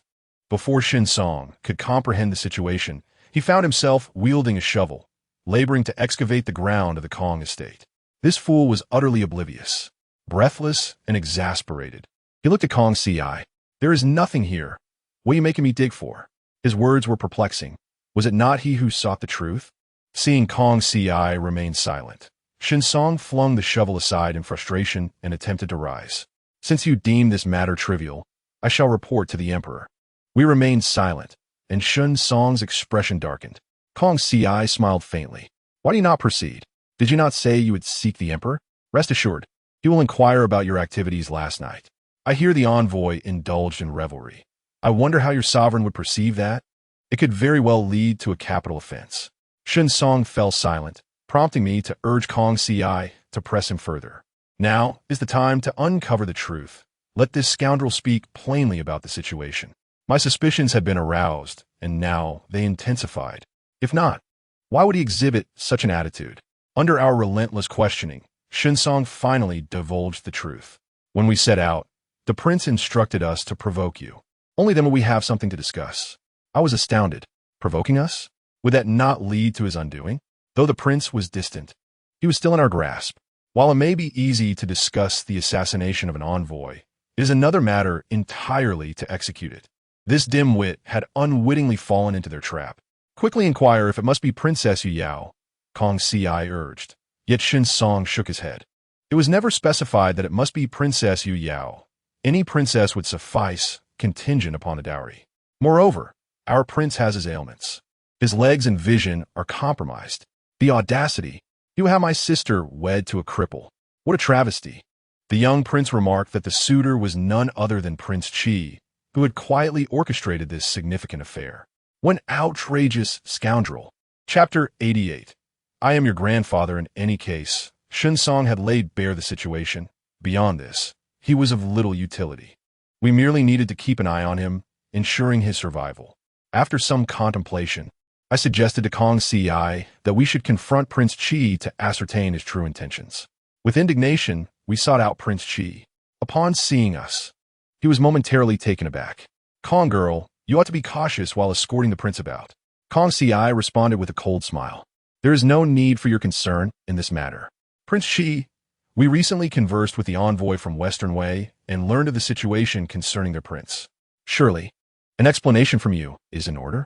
The expression on Prince Chi's face swiftly paled. What do you mean by me explaining anything? Perhaps you should elucidate matters concerning the care of Cao's postpartum. This was indeed amusing, for he was clearly evading discussion about Western Wei. Prince Chi feigned ignorance. Very well, I shall seize the opportunity to deal with you severely. Father, Prince Chi is betraying us from within. How can you allow him to remain? I implored the Emperor for justice. Emperor Wu regarded me. Are you aware of the great merits Prince Chi has rendered? Punishment is out of the question. Abandon this notion. That cannot be. Regardless of his past merits, he cannot rest on his laurels forever. To gamble with a woman's future is one thing. If he loses, others will not hold him accountable. But who speaks for this unfortunate woman? I held a critical view of Prince Chi. I beseech you, Father, to issue an edict of inquiry. Prince Chi is conspiring with foreign powers. Kong Ci remained silent, and indeed, Emperor Wu's attention turned to her. What do you suggest we do? Without hesitation, she asserted that Prince Chi ought to be apprehended. The Emperor sighed. This matter cannot proceed. I have made promises to others, and under no circumstances will I exact punishment, for the throne rightfully belongs to him. I knew it. There was undoubtedly something between Emperor Wu and Prince Chi, and it was related to the throne. Father, since you have no intention of taking action, we shall take our leave. The Emperor nodded, and Kong Ci escorted me away, the young lady seemingly oblivious to the gravity of the situation.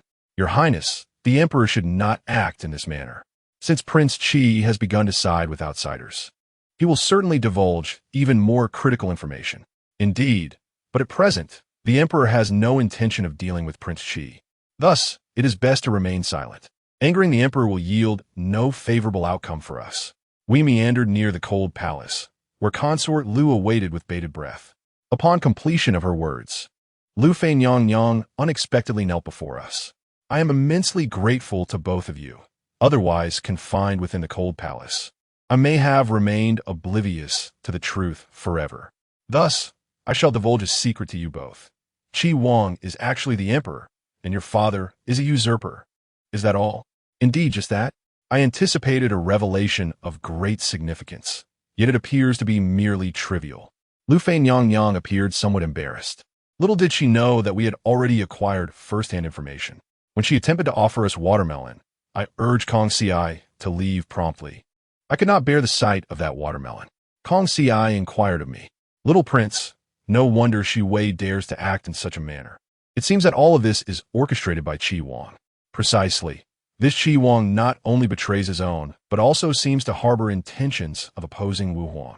The crux of the matter is that your father exhibits an extraordinary degree of patience. Were it I could never endure such a situation. I would confront him head-on. Kong Ci, given the circumstances, discussing it further serves no purpose. Kong Ci nodded, hearing the sound of cards being shuffled from a nearby courtyard. My hands grew restless with anticipation. Kong Ci, quickly take me to play a round. Although Kong Ci was not particularly skilled, she led me nonetheless. Little Prince, I must forewarn you that I am not adept at mahjong. Who cares whether you are or not? Just heed my commands. However, Kong Ci proved to be even clumsier than I had imagined. She struggled to arrange the tiles and took an eternity to play her hand. Seizing the opportunity, I observed the reactions of the other players. These three little eunuchs were quite audacious. It appeared they were nearing a win, yet failed to defer to their master. Under my careful tutelage, Kong Ci not only learned quickly, but also played swiftly, albeit losing just as rapidly. However, this group of eunuchs dared not risk their fortunes, which was commendable. After a while, they finally raised the stakes. Kong Ci, I have awaited this opportunity. Declare your win. Before Kong Ci could comprehend, she declared victory under my guidance. With outstretched hands, she demanded her winnings, and the little eunuchs began examining her tiles. Suddenly, I realized I had miscalculated a tile. Kong Ci, swiftly reveal your hand. Thankfully, we were quick enough that the eunuchs could not seize any evidence against us, and they resignedly handed over the money. If this continues, we might indeed amass a fortune. Little Prince, How about we visit various palaces to earn some money and treat you to a sumptuous meal? The eunuchs and palace maids all have a penchant for gambling. While the methods are sound, if word were to leak, Wu Huang would undoubtedly become enraged. Yet my hands itched for play, so I insisted that Kong Si accompany me for a few more rounds. We emerged victorious, leaving the eunuchs in tears as we exited the palace with a hefty sack of silver. Unexpectedly, Meng Guozhu happened to enter the palace. Kong Ji, where are you taking the prince? How vexing it is to encounter this scion of debauchery once more. Kong Si, ignore him. This old scoundrel insists on prying. Speak, or I shall prevent your departure. This old fool is truly insufferable. Meng Guozhu's meddling caused us to remain trapped within the palace. However, Kong Si was fixated on something in the distance, and I grew curious about what had captured her attention. Following her gaze, I discovered it was merely a physician. Kong Si, what is so intriguing about this physician? Kong Si pouted. Little prince, he is the most handsome physician in the palace. All the ladies vie for his attention when they fall ill. Is that so? I must witness this spectacle. Kong Si, take me over to observe how this physician tends to his patients. Kong Si, eager to see the physician, stealthily guided me closer. We circumvented the watchful eunuchs and leaned against a window, only to discover that this physician employed rather unconventional methods. Is he giving massages? Little prince, does this massage require disrobing? Upon realizing her slip of the tongue, Kong Si panicked. We must flee. Infiltrating the secrets of the concubines is a perilous affair. Chapter 89. Not a glimpse of sight. As Kong Si turned, we encountered the elderly eunuch Guo Wenjian. My lords, where are you headed? Guo Wenjian, seemingly aligned with Lian Guifei, scrutinized the courtyard's arrangements, confirming it was indeed her quarters. What a miscalculation. Lian Guifei, startled, emerged to find us, her eyes filled with indignation. Kong Si, what mischief are you up to with this little rascal? I was just settling down when you disturbed me. Do you comprehend your transgressions? Oh dear, do you believe we have seen nothing? You are not just settling down. You are merely plotting to keep others awake. However, this physician is indeed audacious to covet the emperor's women. Does he wish for his entire family to perish? Any rational individual would refrain from such actions. How intriguing. What is this physician's name? Allow me to peruse my records. Kong Si std interjected. Your Highness, we have seen nothing and are merely passing through. Please do not trouble us further. Lian Guifei responded with a cold smile. If you have seen nothing, then I must inquire why you ventured into this courtyard. Kong Si, you are an astute individual. You understand what should be said and what should remain unspoken. Do you not? I finally located the name of that wretched physician, Dong Jinpeng. We had resolved to withdraw, but Dong Jinpeng's fierce gaze barred our exit. Where do you intend to go, my lords? Might I suggest you join me in my quarters for a discussion? Is it permissible to decline? We were forcefully ushered into the room, left to confront the scowls of Dong Jinpeng and Lian Guifei. Lian Guifei glanced at me. This little rascal has garnered quite a bit of favor recently. My Chongqi does not possess such fortune. Spare me. Does your family's little brat even resemble a human? Yet he bears a slight resemblance to Physician Dong. I sense something is amiss. Look what I have uncovered. Kong Si explained. Your Highness, I assure you that the little prince and I have seen nothing and are unaware of anything. Please grant us our freedom. Trust us. The more Kong Si insisted, the more determined the pair became to detain us. That scoundrel Guo Wenjian even covered Kong Si's mouth, rendering her unconscious. This is disastrous. We place too much trust in them. The true reason for our summoning was to take our lives. Dong Jinpeng smirked coldly. People die in this palace each year. We do not lack for 2 more. May you ascend to the heavens. How dare you? Why don't you ascend instead? Dong Jinpeng's grip tightened around my throat, just as a palace maid rushed in to announce that Wu Huang had arrived. My dear father, you have finally come. I was on the brink of being lost to you forever. Lian Guifei signaled for them to drag Kong Si away. Truly cunning and treacherous. They planned to deal with her once the emperor had departed. Upon entering, Wu Huang paused in surprise at my presence. Why is Chongman still here? I remained silent, knowing I would have my reckoning. Wu Huang cast a glance at Dong Jinpeng. Recently, why have all the concubines sought your assistance? Dong Jinpeng hastily knelt. Your Majesty, please discern that the ladies of the various palaces have been unwell, which has led to my frequent consultations. Wu Huang responded with a cold smile. Is that so? I was unaware. Father, please refrain from questioning. What purpose does it serve? I suddenly recalled that Kong's CI had been taken away. What if they seized this moment to take action against her? Father, please do not inquire. They're indeed involved in something nefarious. Wu Huang pushed aside his teacup, fixing his gaze upon Lian Guifei. Is Kong CI in your palace? Lian Guifei immediately shook her head, but Wu Huang's eyes narrowed with malice as he pressed further. I will ask this only once. Speak the truth. Lian Guifei hesitated, and Dong Jinping's expression shifted dramatically. Wu Huang beckoned. Zhang Chunyu, go fetch her. Guo Wenjian attempted to obstruct Zhang Chunyu, only to receive a sharp slap in return. How dare you stand in my way? Guo Wenjian retreated 2 steps, covering his face. Zhang Chunyu scoured the palace, but found no trace of Kong's CI. Just as he pondered this, he noticed a nearby well, hastening towards it, where he discovered Kong's CI suspended within. Come quickly. Miss Kong is here. The guards rushed over to assist. The Wu Huang remained silent, fixated on the trinket in his hand. Lian Guifei's body weakened, causing her to kneel. It was all that scoundrel Dong Jinping's doing. This has nothing to do with me. Oh, but you weren't saying that just now. I realized, once one becomes a Guifei, none are without shame. The Wu Huang regarded Lian Guifei. It may not concern you, but the incident occurred within your palace. Do you believe you can explain this away? Dong Jinping turned to flee, but was met with the sight of the Imperial guards outside, rendering him speechless. Wu Huang commands you to come here. I must ask you honestly, what have the concubines from the various palaces been seeking from you lately? Father, please don't ask. Such inquiries only torment the heart. Besides, you are constantly preoccupied with these concubines. None of them are easy to deal with. I fear there may be mutual interest between Dong Jinping and them. Then it would be quicker to end it all. The Wu Huang gazed at the pair of scoundrels. Lian Guifei, since you claim nothing has transpired between you and Dong Jinping, then take this knife and prove your innocence. I shall believe you. It became evident that the Wu Huang was toying with Lian Guifei. The two had likely been caught before any misdeed could occur, and Lian Guifei must have been in a state of sheer panic. Indeed, she drew the knife, aiming it at Dong Jinping. You scoundrel! How dare you conspire against me? Seeing the blade directed at him, Dong Jinping dodged swiftly, prompting Zhang Chunyu to hurl a teacup to the ground. Seize him! The guards rushed in, subduing Dong Jinping. The Wu Huang calmly issued his decree: annihilate his entire clan. Excellent.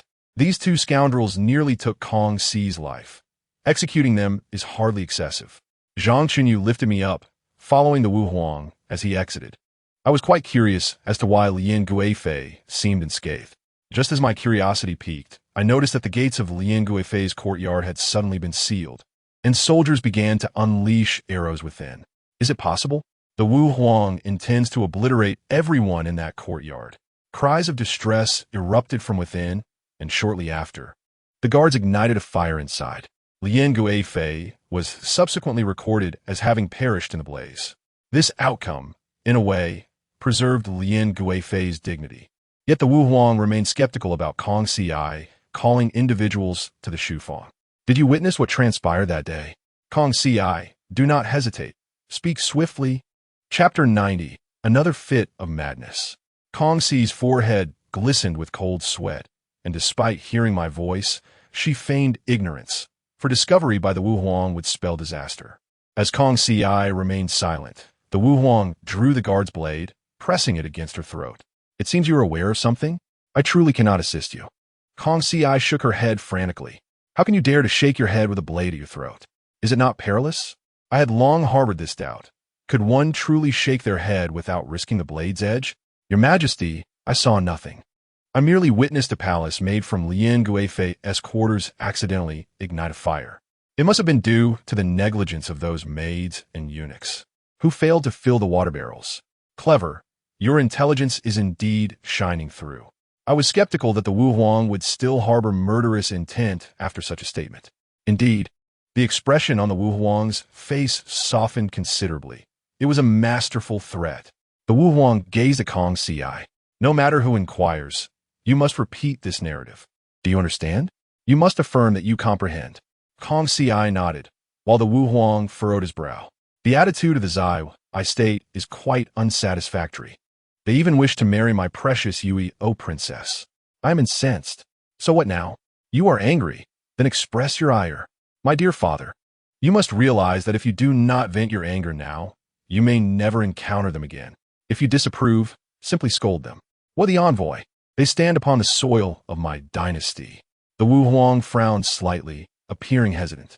I could hardly believe that with a few verbal barbs, the Zaiwai forces could be summoned, unless they had intended to incite war all along, seeking various pretexts. The Wu Huang regarded me. Chong'an, if one day you become a monarch, would you treat foreign states in such a manner? I would not, father. Just because I ascend to the throne does not mean foreign nations cease to exist. Such words were indeed assertive. This reflects the self-cultivation of a sovereign. The Wu Huang's gaze upon me became fervent. If foreign nations were eliminated, our territory would undoubtedly be the largest in history. At that moment, I would have not only face but also the respect of my ancestors, who would surely clear the path for me and elevate me to the highest honor. Yet the Wu Huang regained his composure. While such aspirations are commendable, it is a grand ambition that could lead to becoming a timeless emperor. However, the reality is that the Zaiwai state is on par with us in strength.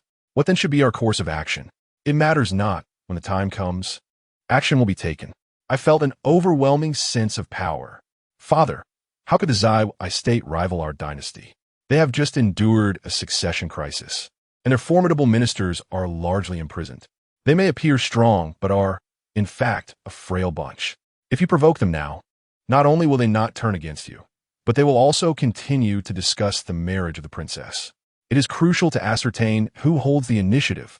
The Zaiwai state is no titan, merely a paper tiger. The Wu Huang was swayed by my words.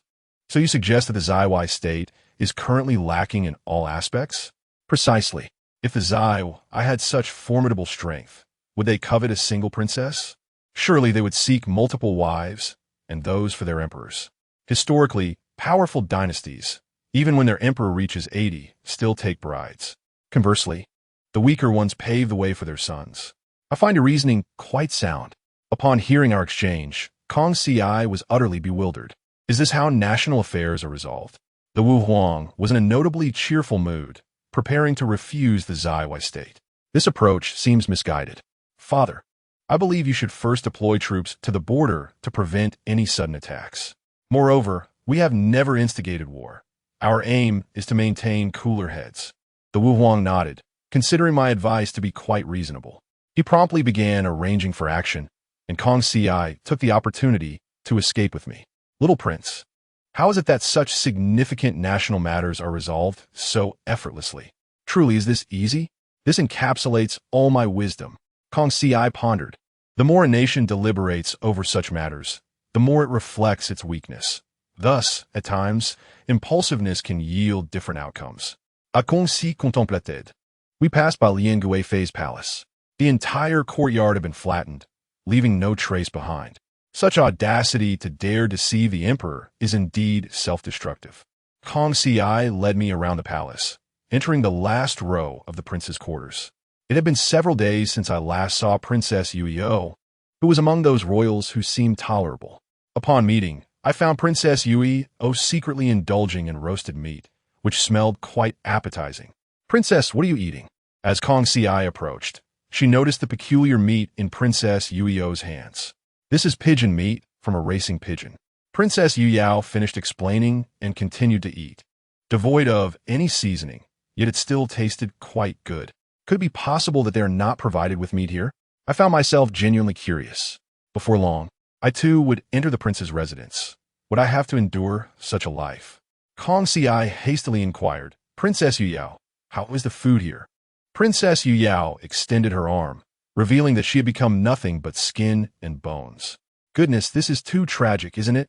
Is this truly a place for a prince? Kong Ci mused. This prince recalls that this place was supported by special funds.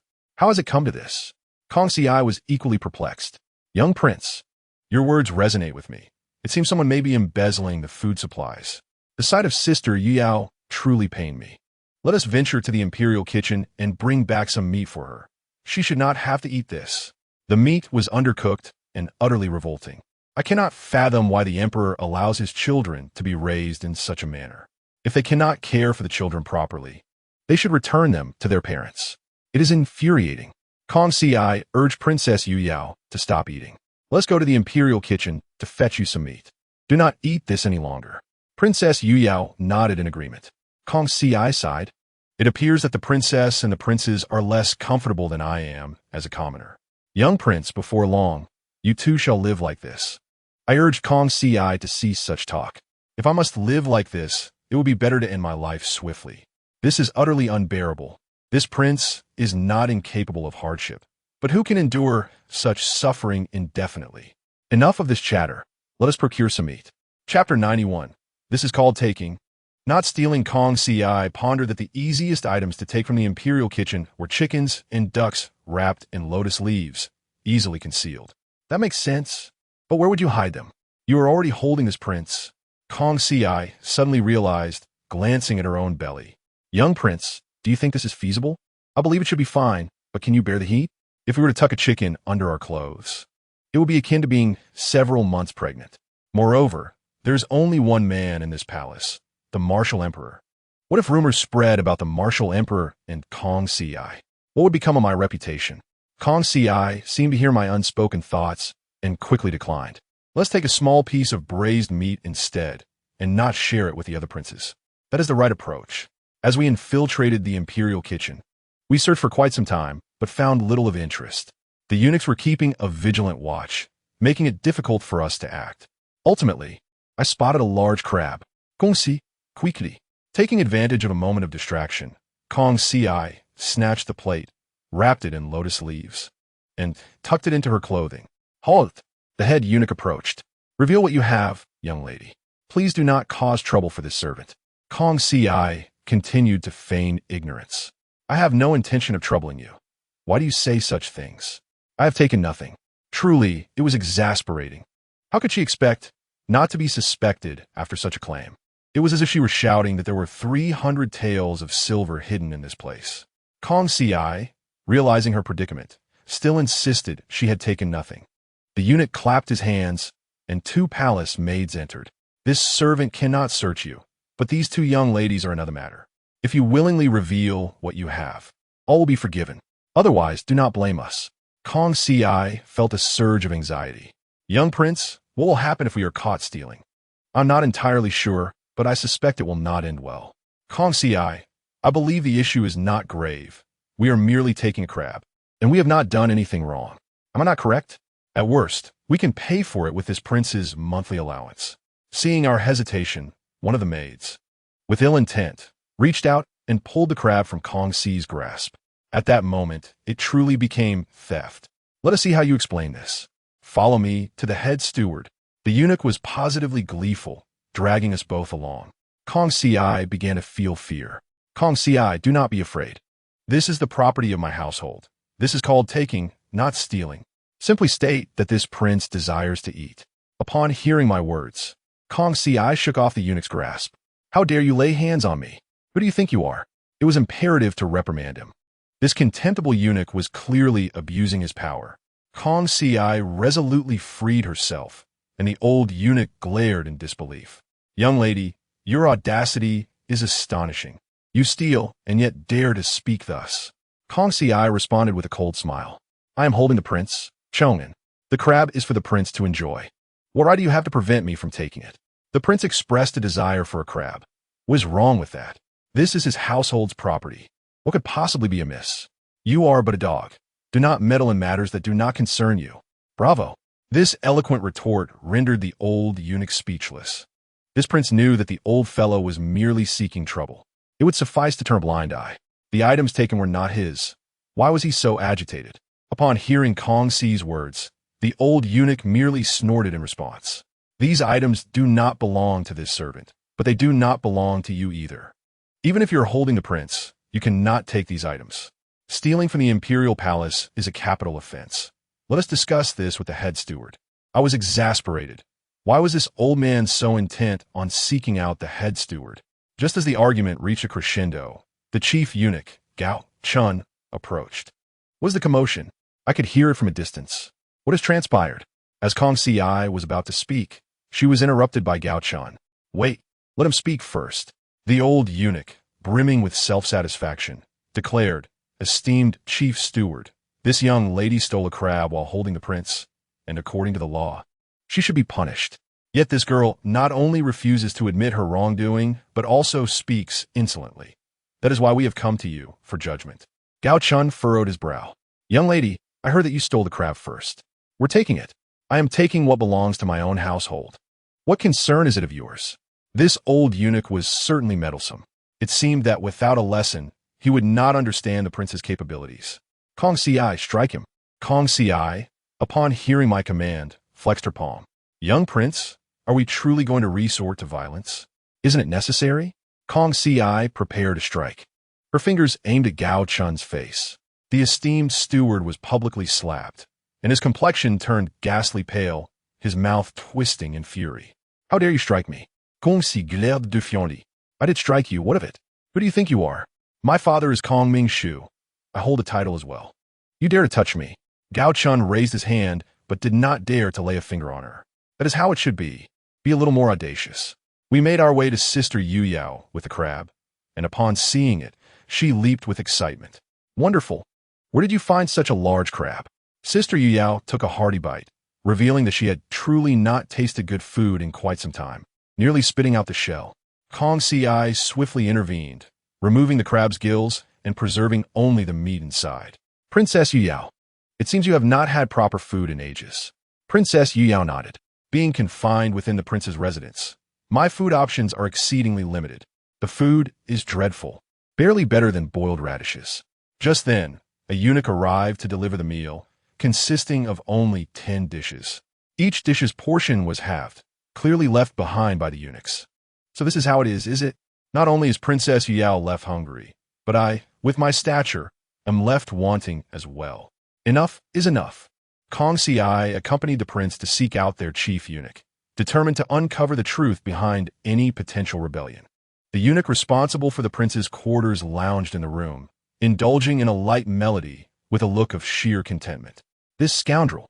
Kong Si pushed the door open, remarking, "What exquisite taste you have, my lord." How the princes and princesses had their fill. The eunuch frowned, tossing a handkerchief onto a plate as if to cover it, and continued to hum his tune. Kong Si, emboldened, commanded, "Execute him. This is the prince's order." Seizing a dagger from the guards, she chased the eunuch through the streets, crying, "Murder! Someone has been killed." Chapter 92. An exhilarating chase, the old eunuch shouted incessantly as a royal carriage approached from a distance. Who might this noble be? A sister with a pale complexion, melancholic demeanor, and slender figure appeared, dressed as though she were already married. "Little prince, do not speculate recklessly. This is Lady Lu." I understood. She was the one referred to as Tai Fei. How perplexing. As a child, my peers were already striving for excellence. What good would my efforts do? Yet, when I finally resolved to work hard, I discovered they were leagues ahead of me. So young, yet already a Tai Fei. Kong Si whispered to me, "Do not underestimate Lady Lu. She entered the palace at just 13 and was favored by the late emperor, the only consort not sacrificed in death. Gulme, let's meet her." Upon seeing Kong Si and me approach, the once dull eyes of Lady Lu brightened. "What is this commotion? Have you slapped me? How dare you offend the royal carriage?" The audacity. I sensed that this Tai Fei still possessed a certain charm. Lady Lu extended her arms. "Come, let me embrace you. This child resembles the Wu Huang remarkably, though your little face is quite chubby. Indeed, if you exert yourself a bit more, I fear I might lose a piece of my visage." I was utterly exasperated. Lady Lu then turned her gaze to Kong Si. "What mischief are you up to? Running around with the prince in the palace? Such a lack of decorum. The prince's quarters are not a playground." Kong Si refrained from provoking Lady Lu further. I realized this must stem from her usual seclusion. In such circumstances, even a dog passing by would receive a slap. Nevertheless, it mattered not. We would take action. I began to gather my strength, focusing it all within. Then I released it. Lady Lu shrieked, clearly amused. "You insolent old hag! You prattle on endlessly." No one could fault my Kong Si. Upon witnessing my act, Kong Si could no longer contain herself, clearly suffering from the urge to relieve herself. Lady Lu was furious, her teeth grinding in frustration, yet ultimately she had no recourse. Following the uproar caused by Lady Lu, The incident with the old eunuch faded into obscurity. Kong Si and I had yet another task added to our daily routine, delivering meat to the prince's quarters.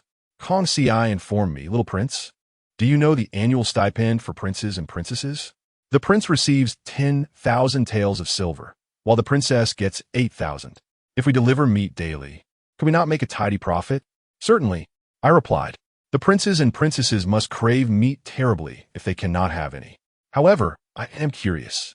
With such generous stipends, could they truly be unable to afford meat? Even if they set aside 1,000 taels a year for meat, it would suffice." The figures did not seem to add up, and I urged Kong Si to calculate our potential earnings. "Little prince, what do you mean by our earnings? Do not misinterpret. It is my profit, not yours." This wicked child. The moment money and profit entered the conversation, she kicked me aside. "A pound of pork costs only 3 copper coins. 1 tael of silver can buy 3 large pigs. A hawk costs 50 taels of silver. Surely that is reasonable? A portion of ribs demands 100 taels. Does that not seem fair? At this rate, would we not become wealthy? What if this prince wishes to invest?" Kong Si surprisingly rejected my proposal, that naughty child. As she munched on grapes, she playfully circled her fingers around my head. "If we continue like this, we could earn at least 300 taels a day, and that is merely from Princess Yuyao. The other princes and princesses would surely bring even more business." Kong Si's calculations were astute, yet I sensed an underlying complexity. Wu Huang must have his reasons for denying them meat. But who could we inquire with? Sister Yuyao would certainly be in the dark. Perhaps we should consult Lady Lu? Let us seek this old woman for clarity. We rushed to Lady Lu's palace, which was merely a wall away from the cold palace. It seemed Lady Lu's fate was sealed, destined to grow old within the palace confines. Inside her quarters were merely a few maidservants. Upon hearing our arrival, they were quite delighted, but upon recollecting the incident, Lady Lu hesitated before allowing us entry. "Speak. What do you two rascals seek?" Kong Si quickly explained, "Tai Fei, we wish to inquire about a matter. Why are the princes and princesses forbidden from eating meat?" Lady Lu, alarmed, placed a finger to her lips, signaling Kong Si to refrain from speaking further. It was evident that this old woman was quite frightened. Our curiosity only deepened. What could be so alarming? Lady Lu sighed in relief, instructing the door to be shut and the maidservants to leave. "My dear, you are remarkably audacious. This rule was established by the late emperor and cannot be broken. Why do you still inquire? The princes and princesses have adhered to it all along. But I have not heard Wu Huang say such a thing. Even if it is a rule from the late emperor, it should be challenged. This is an outdated custom. Children need nourishment to grow. How can they be healthy without meat?" Lady Lu appeared uncertain of the specific reasons, only knowing that it was a decree from the late emperor. However, she did divulge another detail. It is said that the emperor once snuck out of the prince's quarters to eat meat. When the late emperor discovered this, he nearly beat him to death. Since then, no one has dared to leave the prince's quarters without permission. This raised further questions. What kind of meat could provoke such fear? After perusing various texts, I found a plausible explanation. The late emperor was primarily concerned about the princes being poisoned, as toxins concealed within meat are notoriously difficult to detect, only revealing their presence once ingested. Additionally, if the meat was soaked in poison before cooking, it could prove fatal. Yet a silver needle would not reveal the danger. Goodness, how terrifying! Such cruelty and bloodshed. Just then, a loud commotion erupted outside. "Help! A fire has broken out in Lady Ning's palace." Lady Lu's eyes widened in alarm. "This is dire. Lady Ning has just given birth and cannot possibly escape. This is foul play." Kong Si exclaimed, pulling me along as we raced towards Lady Ning's chambers, only to find the flames raging fiercely. "Little prince, your siblings may be beyond saving," Kong Si lamented, stepping forward. "Regardless, they must be rescued. They are royal. If anything were to happen, none of US would escape unscathed. It would be a certain death for all." The maidservants and eunuchs stood frozen in shock. Soon, they too would face the consequences, especially during the rescue. How could the water barrels nearby be empty? Chapter 93. The annual green tea, according to protocol, those barrels were managed by designated personnel. So why were they dry? This question defied logic, and several eunuchs stood idly by, seemingly from Lady Ning's palace. In light of this, their culpability seemed significant. Upon learning of the fire in Lady Ning's palace, Wu Huang hurriedly arrived. "Where's Lady Ning? Quickly, save her." In the scene, no one dared to move, as the guards clustered tightly around the Wu Huang. How absurd. These creatures, are they not meant to alleviate the burdens of their master?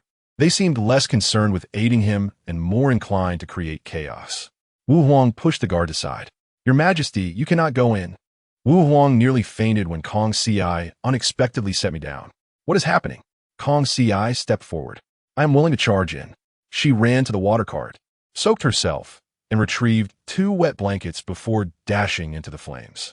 After searching extensively within, she finally spotted the frail Ning Fei and the child in her arms. "I am here." Kong Ci rushed over, grasping Ning Fei, urging her to flee. "I cannot go on. Take the child and leave." Ning Fei, bloodied from the waist down, used her last ounce of strength to push her away. Yet Kong Ci remained undeterred, clutching the child in one arm while desperately dragging Ning Fei with the other. At a critical moment, Wu Huang burst in, cradling me in his arms. "What nonsense is this? To rescue one child, you bring another into the fray." I was genuinely moved. Wu Huang lifted Ning Fei, instructing Kong Ci to carry both children out. However, I soon realized the peril of being set down, vulnerable to treachery. Wu Huang's intelligence at that moment was truly commendable. Once we escaped, those so-called loyal servants of Wu Huang fell silent. It became evident that at a pivotal moment, these scoundrels were utterly unreliable. When the situation was calm, they proclaimed their loyalty, but when real danger arose, they fled without hesitation. Clearly, they relied solely on their acting skills. Wu Huang ordered clean bedding to be brought forth to lay Ning Fei upon and summoned the Imperial physician for treatment. "Extinguish the fire immediately." Wu Huang personally oversaw the situation. "I thought, Father, why are you still here? Shouldn't you be securing the palace and detaining everyone for interrogation?" "Father, I advise you to apprehend all of them immediately. I believe the arsonist is among them." Wu Huang glanced at me. "How can you be certain?" "Heaven conveyed it to me in a dream. What other proof do you require?" They undoubtedly harbored ill intentions. This was evident from the little eunuchs who merely watched the chaos unfold, indicating something was amiss. "Father, if you trust me, it is not too late to seal off the area. You must provide an explanation to Ning Fei and to the child who almost lost their life." This attack was directed at Ning Fei, but it was aimed at you. They sought to extinguish your lineage. Wu Huang finally grew anxious. "Issue a command to surround this palace. No one is to leave. Anyone who attempts to flee will face execution." Now that is the demeanor of an emperor. I wondered who among the schemers would be the first to weep. To my surprise, no concubines approached to lament. They seemed to revel in the spectacle. Ning Fei, typically meek, had been so mistreated at a crucial moment. This story teaches us that even the most innocent can be bullied. Kong Ci shivered under the blanket. "You performed admirably. I decree you must be made Empress." Kong Ci stuck her tongue out at me. "Your method of inquiry is rather simplistic. Father, you need not exert yourself so. Those 3 little eunuchs are the culprits. Apprehend them first. Please, Father, discern the truth of these 3 individuals." They did not attempt to extinguish the fire. Instead, they merely watched. Wu Huang's anger intensified upon hearing that the 3 had simply observed the chaos. It was infuriating. With his wife and child in peril, these servants dared to laugh. Wu Huang acted decisively. "Bring them here, strip them of their clothing, flay their skin, and carve their flesh." The 3 little eunuchs were dumbfounded. Why were they suddenly targeted? They knelt, quickly proclaiming their innocence. Isn't it a bit late to plead innocence? Ning Fei had shown kindness to her servants, who had offered assistance when her life was at stake. Wu Huang regarded the trio. "Your master has treated you well. Why did you merely stand by and watch? I am exceedingly angry. Let 2 of them be executed first. No wonder he is regarded as a great emperor. Such resolve is unmatched." Wu Huang pointed blindly, and the terrified eunuchs scrambled to evade his gaze, pleading loudly not to be chosen. Wu Huang, indeed, selected 2 of those who had not been taken away and executed them on the spot. Blood splattered everywhere as Wu Huang coldly observed. "Now it is your turn. Speak." Upon hearing this, one eunuch immediately confessed. "Your Majesty, I saw a suspicious figure. Before I could act, the person fled." These 2 claimed they were former lovers of Ning Fei. What a disaster. How can this scoundrel speak such lies? Wu Huang maintained his composure. Who claims that Ning Fei had a lover? Does anyone know when your master entered the palace? Ning Fei was merely 10 when she came to the palace. Where would she find a lover? Wu Huang raised his hand, and this eunuch was executed as well. Clearly, he was unfit for this position. Better to eliminate such a threat. Wu Huang intended to investigate thoroughly, and even if I knew who was responsible, I would remain silent. It is often best to keep one's mouth shut. Little prince, you must have been freezing just now. You know who did this, don't you? Tell me now. Why was Kong Ci suddenly so concerned? That would not do. I was in no rush to reveal anything. However, the identity of the perpetrator would surely surprise her. Kong Si peut-être. It would be best if, when the emperor inquires, you do not speak the truth. I would have thought our relationship was quite close. But it seems it is merely superficial. I had not anticipated that Kong Ci would employ such tactics against me.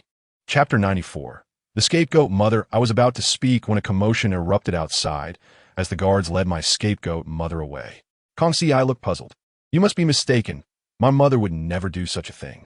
The guards ignored her protests, following Wu Huang's orders to detain her for interrogation. This was disastrous. My mother had become the scapegoat. Kong Ci scolded me, attempting to intervene, but my mother was already taken away. Wu Huang, in a fit of rage, would undoubtedly not go easy on her. Kong Ci hurried me toward the study, where Wu Huang rested with his eyes closed. My mother, having already received 2 lashes, knelt on the ground weeping. Wukka was crying now. Solving the problem was the right course of action. I was utterly exasperated. Upon seeing Kong Ci and me, Wu Huang merely cleared his throat without speaking. The study also housed Lin Guiran and Li Guifei's cousin, and Xiang Fei. How delightful. These two were rivals, especially Lin Guiran, who had been sidelined by my mother. Wu Huang cleared his throat again. Everyone is present. Speak. Why did you attempt to harm Ning Fei? My mother shook her head, covering her wound.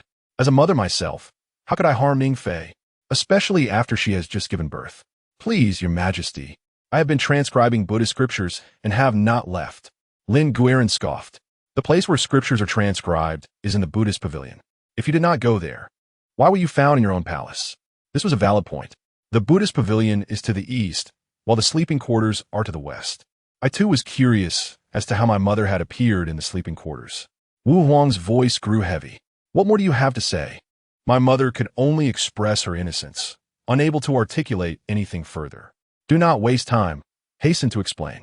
If you do not clarify the situation soon, the opportunity may slip away. I am utterly exasperated. My dear mother, please speak up. You merely pass by. Do not hesitate to voice your thoughts. The Wu Huang slammed the table, glaring at me. Did he harbor discontent towards me once more? Regardless of the circumstances, I must speak candidly. Father, you are well aware of Mother's frailty. Lin Guiran and Xiang Fei have long wished to drag her into their schemes, a fact you understand better than I. The inquiry pertains to the fire in Ning Fei's palace, and my mother lacks the audacity to ignite a fire in broad daylight. If something were to befall Ning Fei, who stands to gain the most? Wu Huang cast a glance at Lin Guiran, then at Xiang Fei. After the incident, these two would benefit the most, without a shadow of a doubt. This inquiry is astute. I too desire to know. Wu Huang turned his gaze towards my mother. She hastily began to explain that she was entirely unaware of the matter and had only just learned of the fire in Ning Fei's palace. My mother wept profusely, while Lin Guifei and Xiang Fei merely sneered. Your Majesty, do not believe this woman. She is merely feigning sorrow. Wu Huang shot a glance at Xiang Fei, who promptly fell silent. Why should she interject? Lin Guiran revealed a significant piece of evidence, requesting the emperor's attention. Wu Huang permitted its presentation upon a mere glance. His fury ignited. Summon the young eunuch Wang Zifu. My curiosity piqued. Wang Zifu knelt upon his arrival and began to accuse my mother. Your Majesty, I witnessed it. This lady cast a fire starter into the charcoal. The moment it landed, it ignited, and I was terrified at the time. The audacity of this lie is astounding. If he saw the fire, why did he not extinguish it? With a mere step, he could have quelled the flames, yet he allowed the fire to escalate, nearly endangering innocent lives. Does this not make him an accomplice in murder? Wu Huang regained some composure. Wang Zifu, why did you flee? Cold sweat dripped from Wang Zifu's face. Enough said. This wretched creature is the arsonist. Observing Wu Huang grasp the situation, Lin Garen's sweat became notably conspicuous. Your Majesty, this young eunuch is also guilty of a capital offense. He should be dealt with accordingly. Father, no. Keeping this young eunuch will yield much information. Wu Huang decisively ordered that Wang Zifu be temporarily detained, with strict surveillance, ensuring that if he were to perish, the guards would face dire consequences. I find it hard to believe that the guards would dare to harm him. Lin Gairen glanced at Xiangfei, the two of them conspiring together. I am truly astounded. Wu Huang has yet to depart, yet they dare to behave in such a manner. And Xiangfei signaled to another eunuch, who rushed forward and seized Wang Zifu by the neck. Father, act swiftly. If you delay, you may be choked to death. Wu Huang swiftly drew his sword, severing the assailant's arm, while Wang Zifu gasped for breath. Your Majesty, it was Lin Gairen who compelled me to throw the fire starter. I resisted, but was threatened with harm to my family. Ah, the case is unraveling. Lin Gairen, unfazed, pointed an accusing finger at Wang Zifu. What evidence do you possess to implicate me? Wang Zifu fell momentarily speechless, having left no evidence behind. At last, Wu Huang turned his gaze towards me. If you possess the ability, do not avert your eyes. Are you not capable? Then you may conduct the investigation yourself. Father, this matter is manageable. Wang Zifu's family has been threatened. They likely have no surviving witnesses. Lin Gairen has orchestrated a situation devoid of evidence. If I may suggest, you should place Lin Gairen in the midst of the fire. The truth will inevitably surface. Wu Huang found this notion absurd yet effective. He commanded the construction of a dragon gate apparatus, curious as to what Lin Gairen would say when the fire ignited. Your Majesty, what purpose does this serve? Wu Huang raised his hand, binding Lin Gairen and hoisting her towards the flames. Your Majesty, I am your loyal subject. Why treat me, a mere woman, in this manner? Such a performance. She is truly a master of deception. Wu Huang remained silent, and as Lin Gairen was on the verge of being consumed by flames, she finally faltered. I confess, it was my jealousy that sought to eliminate Ning Fei, allowing me to ascend to her position. How reluctant her words seem. As I turned, I noticed in Xiangfei signaling again. No matter, we have ample time to play this out. Chapter 95. Such greedy eyes, and Xiangfei immediately felt triumphant. As long as someone confessed, what concern was it of hers? Wu Huang's fury was palpable. Lin Gairen, I detest women who sow discord. Why have you chosen this path? Did you presume I would spare you? Lin Gairen was seized by panic as Wu Huang's expression darkened. Summon those who shall determine how to handle Lin Gairen's actions. Surely, this is not a matter for immediate consequence. Investigate further. There are surprises in store. Moreover, the forthcoming surprises may be quite shocking. Father, I doubt Lin Gairen possesses the courage to undertake such actions. Consider who is most likely orchestrating this affair. Wu Huang finally turned to Xiangfei, though he appeared not to hold her accountable. Until Wu Huang's gaze fell upon Xiangfei's abdomen, I finally comprehended. This woman is pregnant. Does pregnancy justify the murder of another consort? If that were the case, would every pregnant woman in the world become a murderer, and the law turn a blind eye? It is utterly ludicrous. Father, what should I do if I remain perplexed? Wu Huang, maintaining his composure, urged me to speak. What is it that confounds you? There are numerous matters I find perplexing. Is this not a classic case of favoritism? Affection is acceptable, but bias is not. One may deviate from the norm, but not to an outrageous extent. Surely you have already formed your own conclusions. Why not impose punishment? Do you intend to feign ignorance with me? That is utterly impossible. Any discerning individual can recognize the issue. Wu Huang's reluctance to punish this woman speaks volumes. Wu Huang's displeasure was evident. While I may indulge you, it is unacceptable for you to speak recklessly here. And Xiangfei may be pregnant, true, but Lin Gairen has acknowledged her fault. Oh, is this behavior so blatant? I am truly astounded by my father. What farce is this? They are now eager to engage in this charade. As long as someone takes the fall, others may find refuge. Indeed, I must refrain from meddling in the affairs of the sovereign. However, today I demand justice for Ning Fei. Father, should you fail to punish these two, I shall not be satisfied and the court will undoubtedly criticize you. They are clearly at fault. Do not be foolish enough to jeopardize your own reputation. Wu Huang's patience wore thin. How dare you threaten me? You, a son, would not dare to threaten your father. If there is injustice, it must be addressed. In any case, without resolution today, I shall not relent. Kong Si urged me from his side. Young prince, this matter does not concern us. Why involve yourself? Let us remain silent and listen. I refuse to remain passive. My discontent shall be pursued to the end. Wu Huang exhaled deeply, and Xiang Fei, being with child, should not suffer. Ah, so Ning Fei deserves her fate?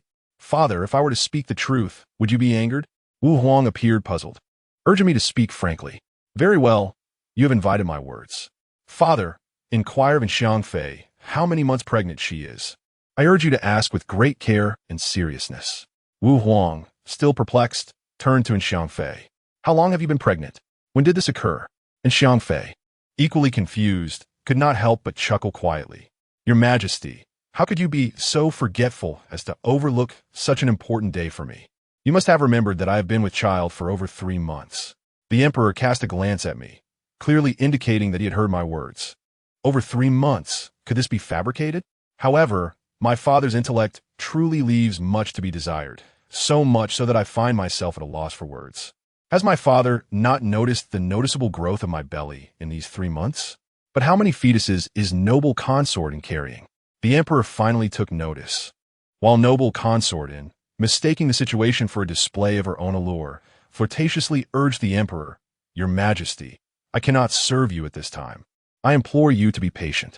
The Emperor grasped noble consort An's hand, initially filled with anger, but softened his demeanor, pondering whether I might be mistaken. I have a question for you. Why is your belly so large? Noble consort An's expression instantly shifted, while consort Lin observed the unfolding drama with keen interest. A 3-month pregnancy should only yield a slight protrusion, not a pronounced bulge as observed in noble consort An. She seemed to sense the scrutiny and fixed a fierce glare at consort Lin, who feigned ignorance, turning her head away. Your Majesty, my waist aches, I am quite fatigued. The child is quite restless. Oh, spare me. That child is no larger than a fingertip. What trouble could it possibly cause? The Emperor took hold of noble consort An's hand. I have always treated you well. During your pregnancy, I stayed by your side all night. You would not deceive me, would you? Confidence, please remove the negativity, for that would surely be a deceitful habit. Women like noble consort and require strict oversight. Otherwise, they would cause chaos. I truly marvel at how this Emperor managed to capture such a woman. It is utterly confounding. Before noble consort and could speak, the Emperor grew impatient. If you deceive me, do not blame me for my wrath. The Emperor appeared ready to release her hand, and noble consort in, as if granted a reprieve, turned to flee. Unfortunately, the Emperor summoned Zhang Chunyu. Call the palace ladies. I have matters to discuss. The annual dramatic confrontation was upon us, and I was fortunate enough to witness it. Noble consort and had not anticipated the Emperor's suspicions.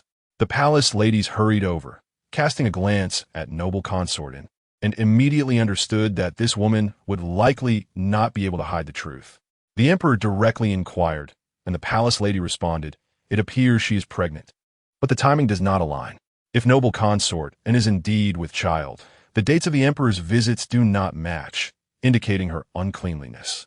Yet if the timing of the pregnancy aligns, then the months do not. This must be deception. Impressive, the palace lady skillfully avoided naming anyone, thus offending no one. Consequently, even if the Emperor wished to unleash his fury, he likely lacked the opportunity. The Emperor's expression darkened further. Do you take me for a fool, you wretched woman? The Emperor roared, nearly beside himself with rage. Father, please remain calm and composed. Noble consort An's actions surely have their reasons. It is all part of a scheme against noble consort Ning. Let us see how you handle this. Chapter 96, A Relentless Pursuit. The Emperor moved aside, gazing at the trees. Noble consort An, you should not toy with me as though I were a fool. Do you understand? Noble consort An realized her ruse was on the verge of exposure, but she had not anticipated the Emperor's swift turn of temperament. Take her away and execute her. Noble consort An let out a couple of cries, but soon fell silent, likely having been beaten to death. However, She brought this upon herself. She chose not to walk the righteous path. Whom can we blame for this? The emperor glanced at me, but said nothing, departing in solitude. Consort Lin quickly scrambled to her feet, wiping the sweat from her brow, having narrowly escaped a brush with death. I regretted not having urged the emperor to deal with her as well. Consort Lin was the true schemer and should not have been spared. Kong Si advised me not to meddle.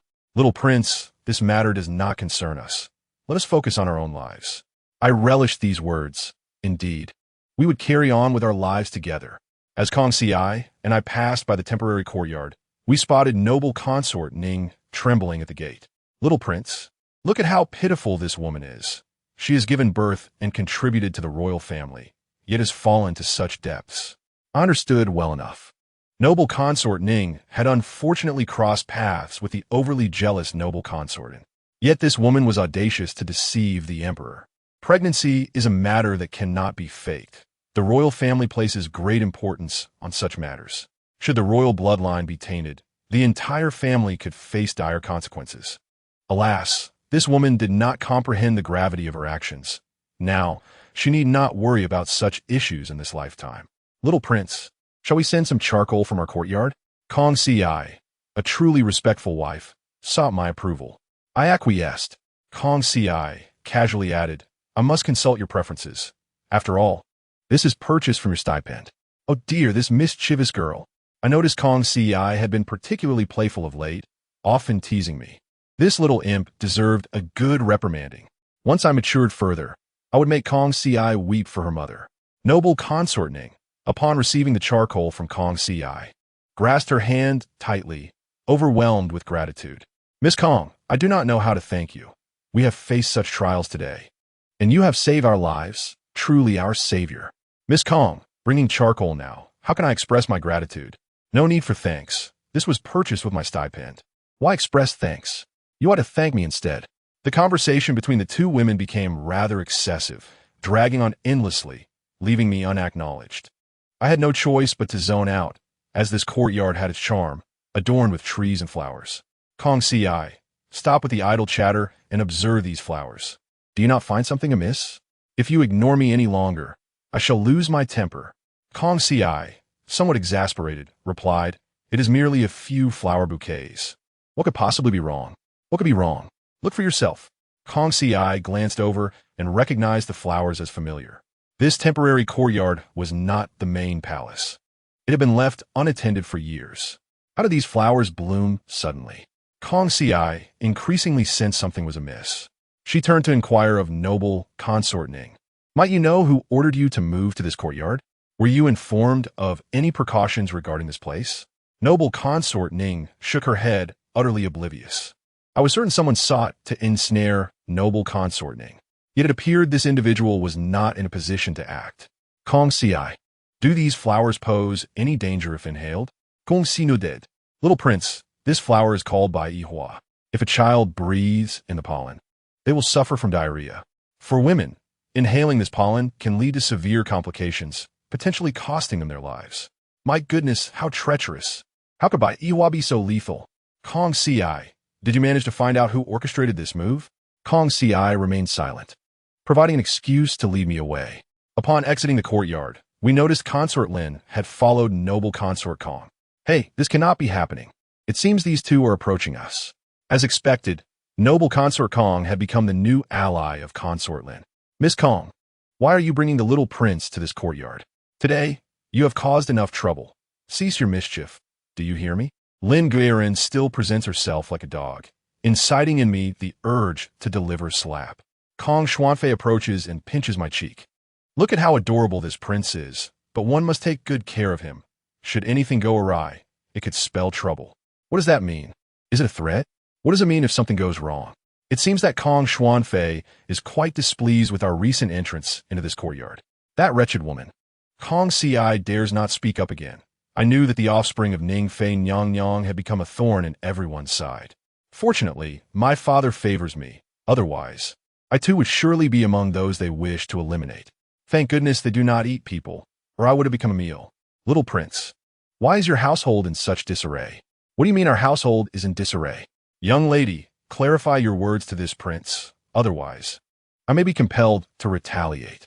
The plight of Ning Fein Yang Yang is truly pitiable, yet there is scant record about Kong Xuanfei. I wonder what this woman will do next. Little prince, this is not merely idle chatter, is it? That voice sounds unsettling, as if the Empress is being chastised by the Emperor. You know nothing. This must be my father's displeasure. He is currently contemplating the matter of providing me with a younger brother or sister. Being the Emperor has its perks. Even the manner of his apologies is uniquely distinguished. In the future, I too shall surpass the blue in excellence. Since we are merely idling, we might as well take another stroll through the prince's residence. Just as we reach the entrance, I spot Lu Taiping approaching. Little prince, Miss Kong, are you both moving into the prince's residence as well? Open your eyes and see if I have reached the appropriate age. Lu Taiping's eyes gleam with greed, as if he wishes to devour Kong Ci. This scoundrel, does he dare covet Kong Ci? She is my childhood betrothed, raised since childhood. Kong Ci does not even deign to look at Lu Taiping. Young Master Lu, you seem to have time on your hands today. What brings you here? Chapter 97. A visit for the prince consort. Lu Taiping grins widely. Miss Kong, you may not be aware, but the princesses in the prince's residence are soon to be wed. Not only does Kong Ci not know, but even I, the prince, am unaware. My father has not mentioned any plans for my sister's marriages. What does this mean? Gong Si, hurry and inquire with father about why he has suddenly decided to marry off the sisters. Lu Taiping lowers his voice. To be honest, the esteemed Yuzhen princess is likely to have some good news in the coming days. I am here to check on behalf of the prince consort. Yuzhen princess has suffered from a skin ailment since childhood, remaining hidden within the prince's residence all these years, never daring to venture out. Why has my father suddenly decided to choose a prince consort? This is intriguing. Kong Ci, let's also go inside to take a look. We sneak into the prince's residence and head straight for Yuzhen princess's quarters, where Lu Taiping follows, carrying items inside. Yuzhen princess sits behind a screen, her voice ringing clear and melodious, akin to wind chimes. She must not be too unsightly. Lu Taiping kneels on the ground, but surreptitiously tilts his head to peek inside. If I could move, I would surely give him a kick, this detestable creature. Yuzhen princess coughs lightly. Leave the items and depart. Do you have any further business? Lu Taiping hastily explains. Your Highness may be unaware, but the heir of the Chu King has entrusted me with a gift to present to you personally, with strict instructions to deliver it by hand. Kong Ci is somewhat puzzled. Is it truly necessary to go to such lengths to deliver an item? She pinches my rear. Little prince, who is the heir of the Chu King? Do not ask me. I truly do not know. The Chu King currently commands a significant portion of southern territory, with a formidable military presence, making him one of the most powerful among the feudal lords. I suspect the heir of the Chu King cannot be lacking in merit. Just as we engage in idle chatter, Yuzhen princess emerges. Lu Taiping's expression shifts from surprise to disappointment. Yuzhen princess is veiled. What is this item that must be presented personally to me? Lu Taiping produces a hairpin and offers it with both hands. Yuzhen princess merely glances at it before handing it to a palace maid, letting out a gentle sigh. The heir of the Chu King resides in the south. Why would he choose to marry a woman from the north? It is said that southerners are gentle and refined, unlike those from the north.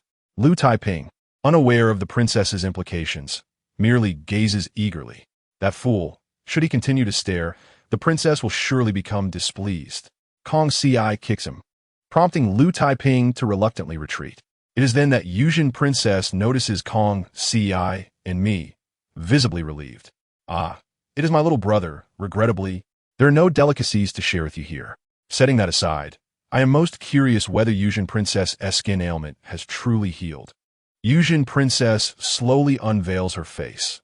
While not breathtaking, she is indeed quite lovely. Her complexion is fair and flawless, not a single blemish in sight. Truly fortunate is the heir of the Chu King. Yuzhen princess extends her arms to embrace me. You are my younger brother. It will not be long before I must leave this place, and you will have to endure here for a while longer. But do take heed of Kong Xuanfei and the scheming Qi Gui Fei behind her. These individuals are full of ambition. After imparting her warning, Yuzhen princess instructs Kong Ci to escort me away. I am indeed curious about the meaning behind her words. Why must we guard against Qi Gui Fei? I glance back at Yuangjia. She appears stable today. However, Yuangjia is also deeply concerned about the palace fire. Upon learning that the fire occurred in Ning, Fein Yangyang's quarters, Yuangjia cannot help but inquire incessantly. The eunuchs urge us repeatedly to leave. Kongxi and I find ourselves rather idle. Little prince, shall we venture outside the palace for some recreation? Being cooped up within the palace yields no fruitful endeavors. It is far better to take a stroll. Do you not agree? My suggestion is that remaining in the palace is preferable. Outside, there is little to gain. It is more intriguing to observe the intrigues among the concubines. Each one is exceedingly duplicitous, much like Lin Guirin, who only knows how to wag her tail for favors. We have not walked far when we encounter Chongqi. What brings that rascal here? Chongqi strides over, brandishing a large stick. Kongxi, what do you two think you are running off to? Have you been bullying my mother? The reputation of Lin Guirin is well known throughout the palace. It is terribly poor. Chongqi approaches stick in hand. The law treats princes and commoners alike, but today, should I slay you both, the emperor may not even seek my life. Indeed, he would not seek your life, but he might just take your mother's. What nonsensical drivel. Even the martial emperor must consider the ramifications before acting. Should the situation spiral out of control, even Lin Guirin's family may find themselves in jeopardy. Chongqi, have you lost your wits? What kind of offspring has Lin Guirin produced? Kongxi, holding me, finds it difficult to flee, yet cannot retaliate. But Chongqi, this wretched creature, is far too tyrannical. He raises the stick to strike, and in an effort to shield me from harm, Kongxi endures the blow. Your Highness, do not go too far. Chongqi sneers. I shall slay you, you wretched servant. Driven to desperation, Kongxi, holding me with one arm, seizes the stick with the other and strikes back. Remarkable. But alas, Chongqi is injured and collapses to the ground, while the two eunuchs flee in fright.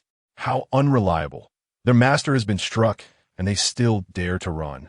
The martial emperor, receiving the news, hastens to Lin Guirin's palace, Fengyu Xian, and upon seeing Chongqi on the bed, feels a pang of sorrow.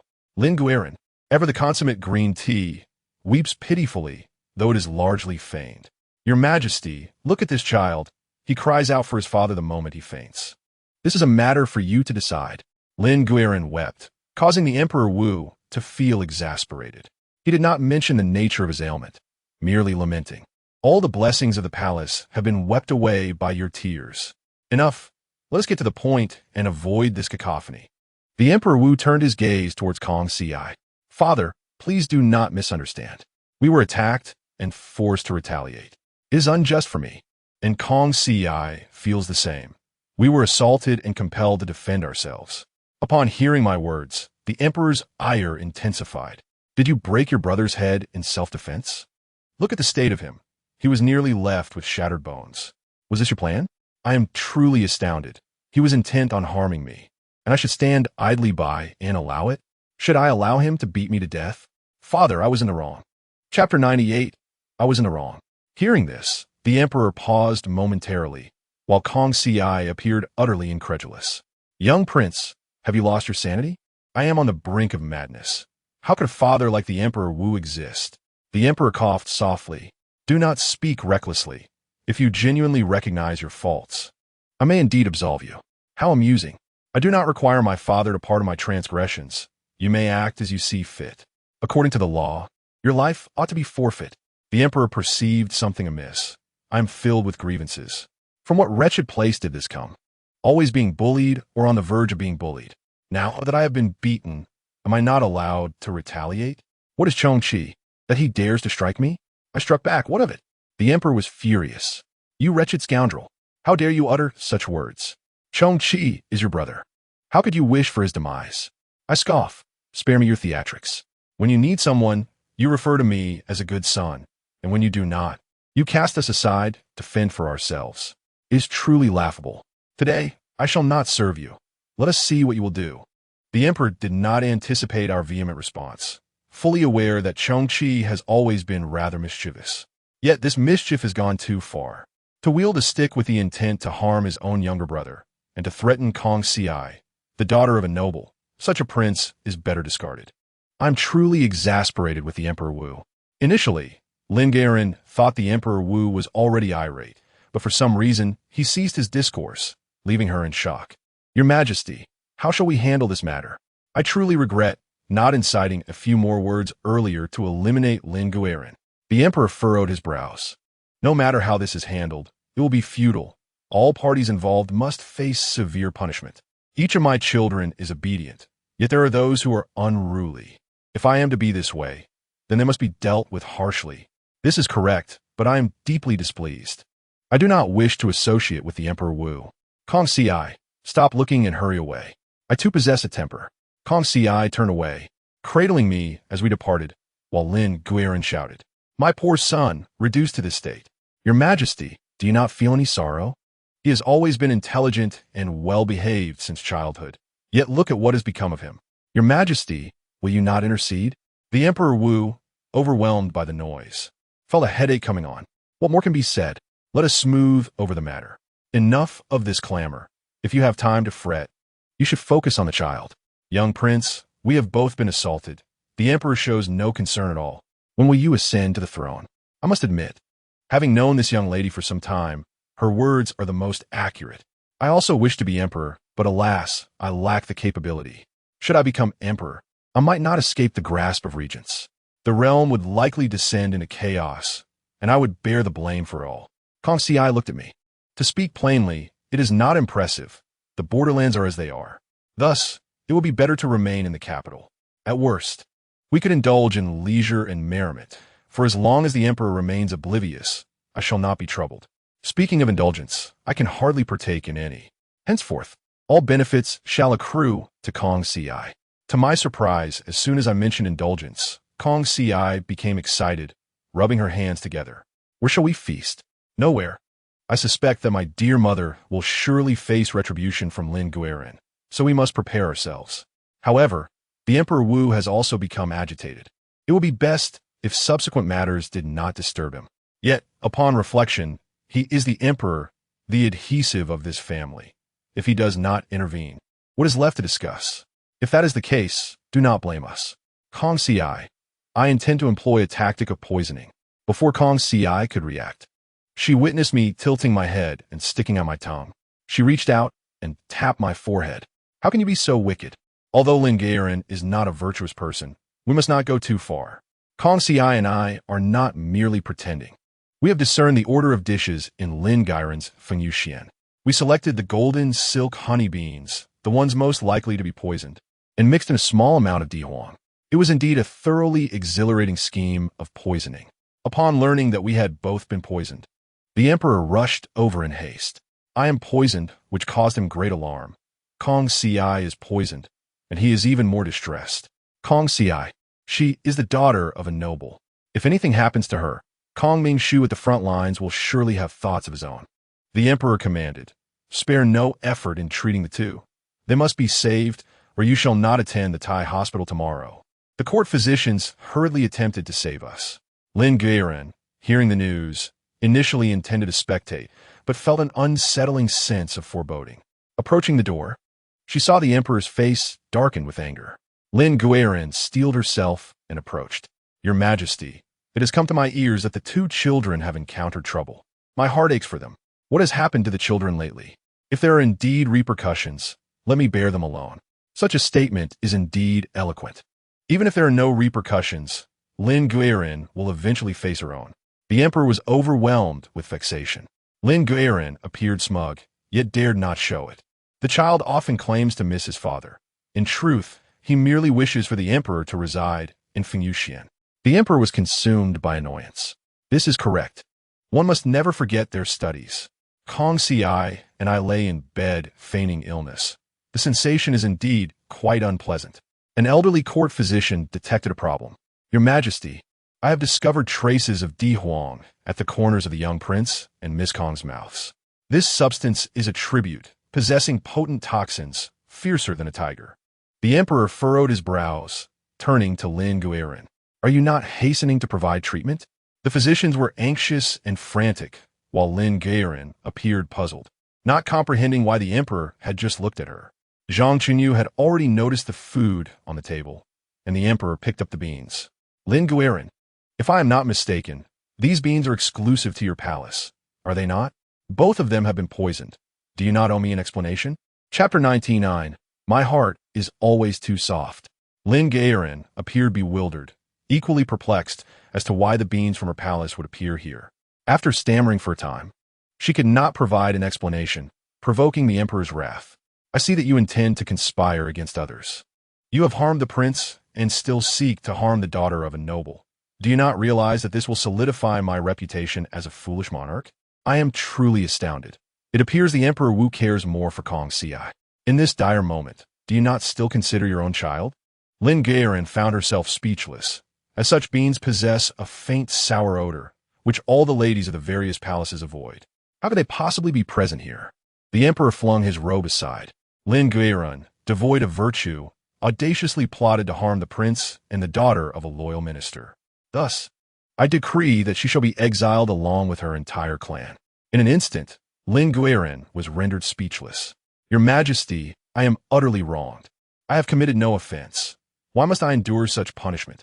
She pleaded, I am truly innocent. Your Majesty, please see clearly. I sensed that this jest had escalated beyond measure.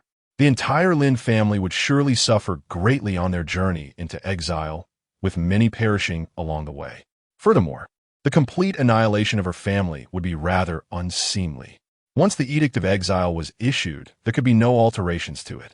I found myself softening my resolve. Father, I am unharmed. It was merely my desire to taste the beans that led me to take one, and later, I inadvertently brushed my lips against Kong Ci's face, which may have caused this unfortunate incident. Please, Father, bestow upon me your punishment. Upon seeing that I was unscathed, the martial emperor finally breathed a sigh of relief. Kong Ci, it is time for you to cease your pretense. Kong Ci, perhaps fearing the emperor's wrath, took a moment before weakly opening her eyes to survey her surroundings. I was genuinely impressed. This young woman was a better actress than I. The martial emperor, drenched in sweat, held me tightly. You have truly frightened me. My existence cannot be without you both. I began to regret my earlier antics. The martial emperor glared fiercely at Lin Gaerin. From this day forth, your palace shall not harbor such pregnant women. Otherwise, I shall make you consume that which you carry. Do you understand? The warning left Lin Gaerin nodding vigorously in fear. There was indeed an unforeseen outcome, as Lin Gaerin was thoroughly subdued by the martial emperor. It seemed unlikely she would dare to provoke us again in the near future.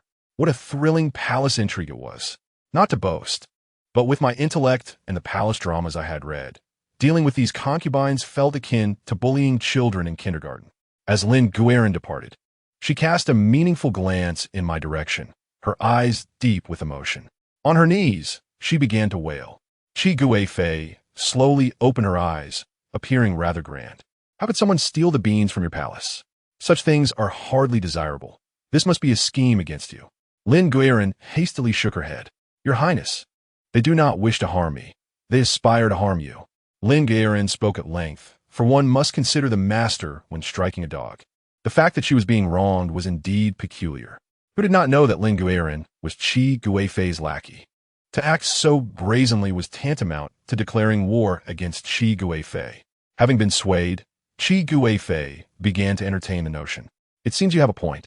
These people are excessively bold to dare lay hands on me. If that is the case, it is likely that Chong'en's birth mother is plotting against us.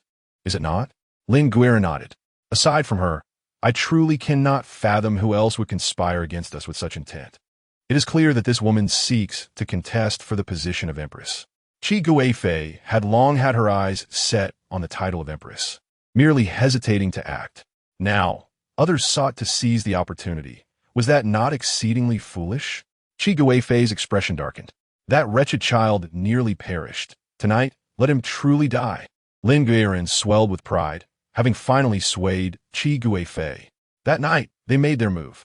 Ever since the incident, the martial emperor had brought Kong Ci and me to the Shangshufang. For reasons unknown, an ominous premonition washed over me as I perused the texts, revealing Qi Guifei's machinations. I resolved to take decisive action. Should I strike preemptively? How would you respond? After spending considerable time with Kong Ci, I could discern her intentions with a mere glance.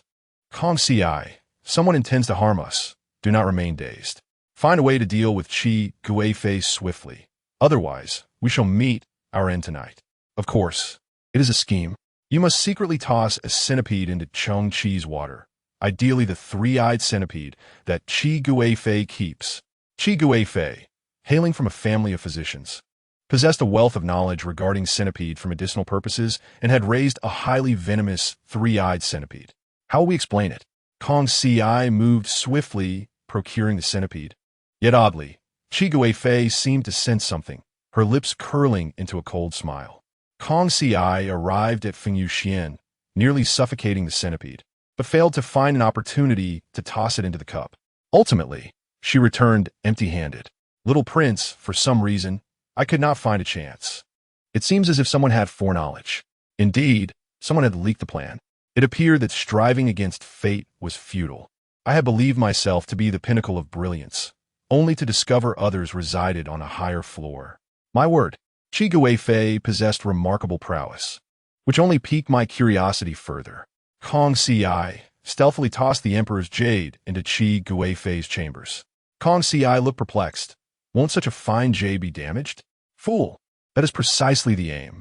When the martial emperor discovers it, Qi Guifei will surely face repercussions. I was determined that this time I would not be thwarted. Unexpectedly, Qi Guifei arrived. Your Majesty, I have recently heard of the methods for nurturing jade for health. Would you care to try? I recalled you have a fine warm jade here. I was aghast. My plans had been unraveled. Kong Ci and I fell silent. While Qi Guifei appeared as a triumphant victor, her gaze fixed upon me with smug satisfaction. You shall see. There will come a time for your tears.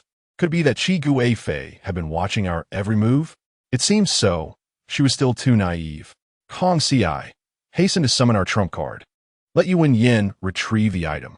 Qi Guifei had secretly raised a white fox in her palace, a fact well known, yet such creatures were strictly forbidden in the palace.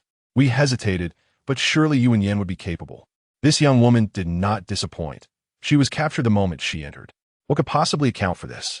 How did Qi Guifei manage to predict so accurately? Chapter 100, The King's Game. When Kong Ci informed me, I found it hard to believe. You must be jesting. Is this not akin to preempting my own predictions? Kong Ci was uncertain, simply relaying what she had heard. Yuan Yin was fixated on Qi Guifei. Your Highness. Keeping a white fox in the palace is against the rules. Are you not afraid the Emperor will find out? Qi Guifei toyed with her jade pendant, remaining silent for a long while.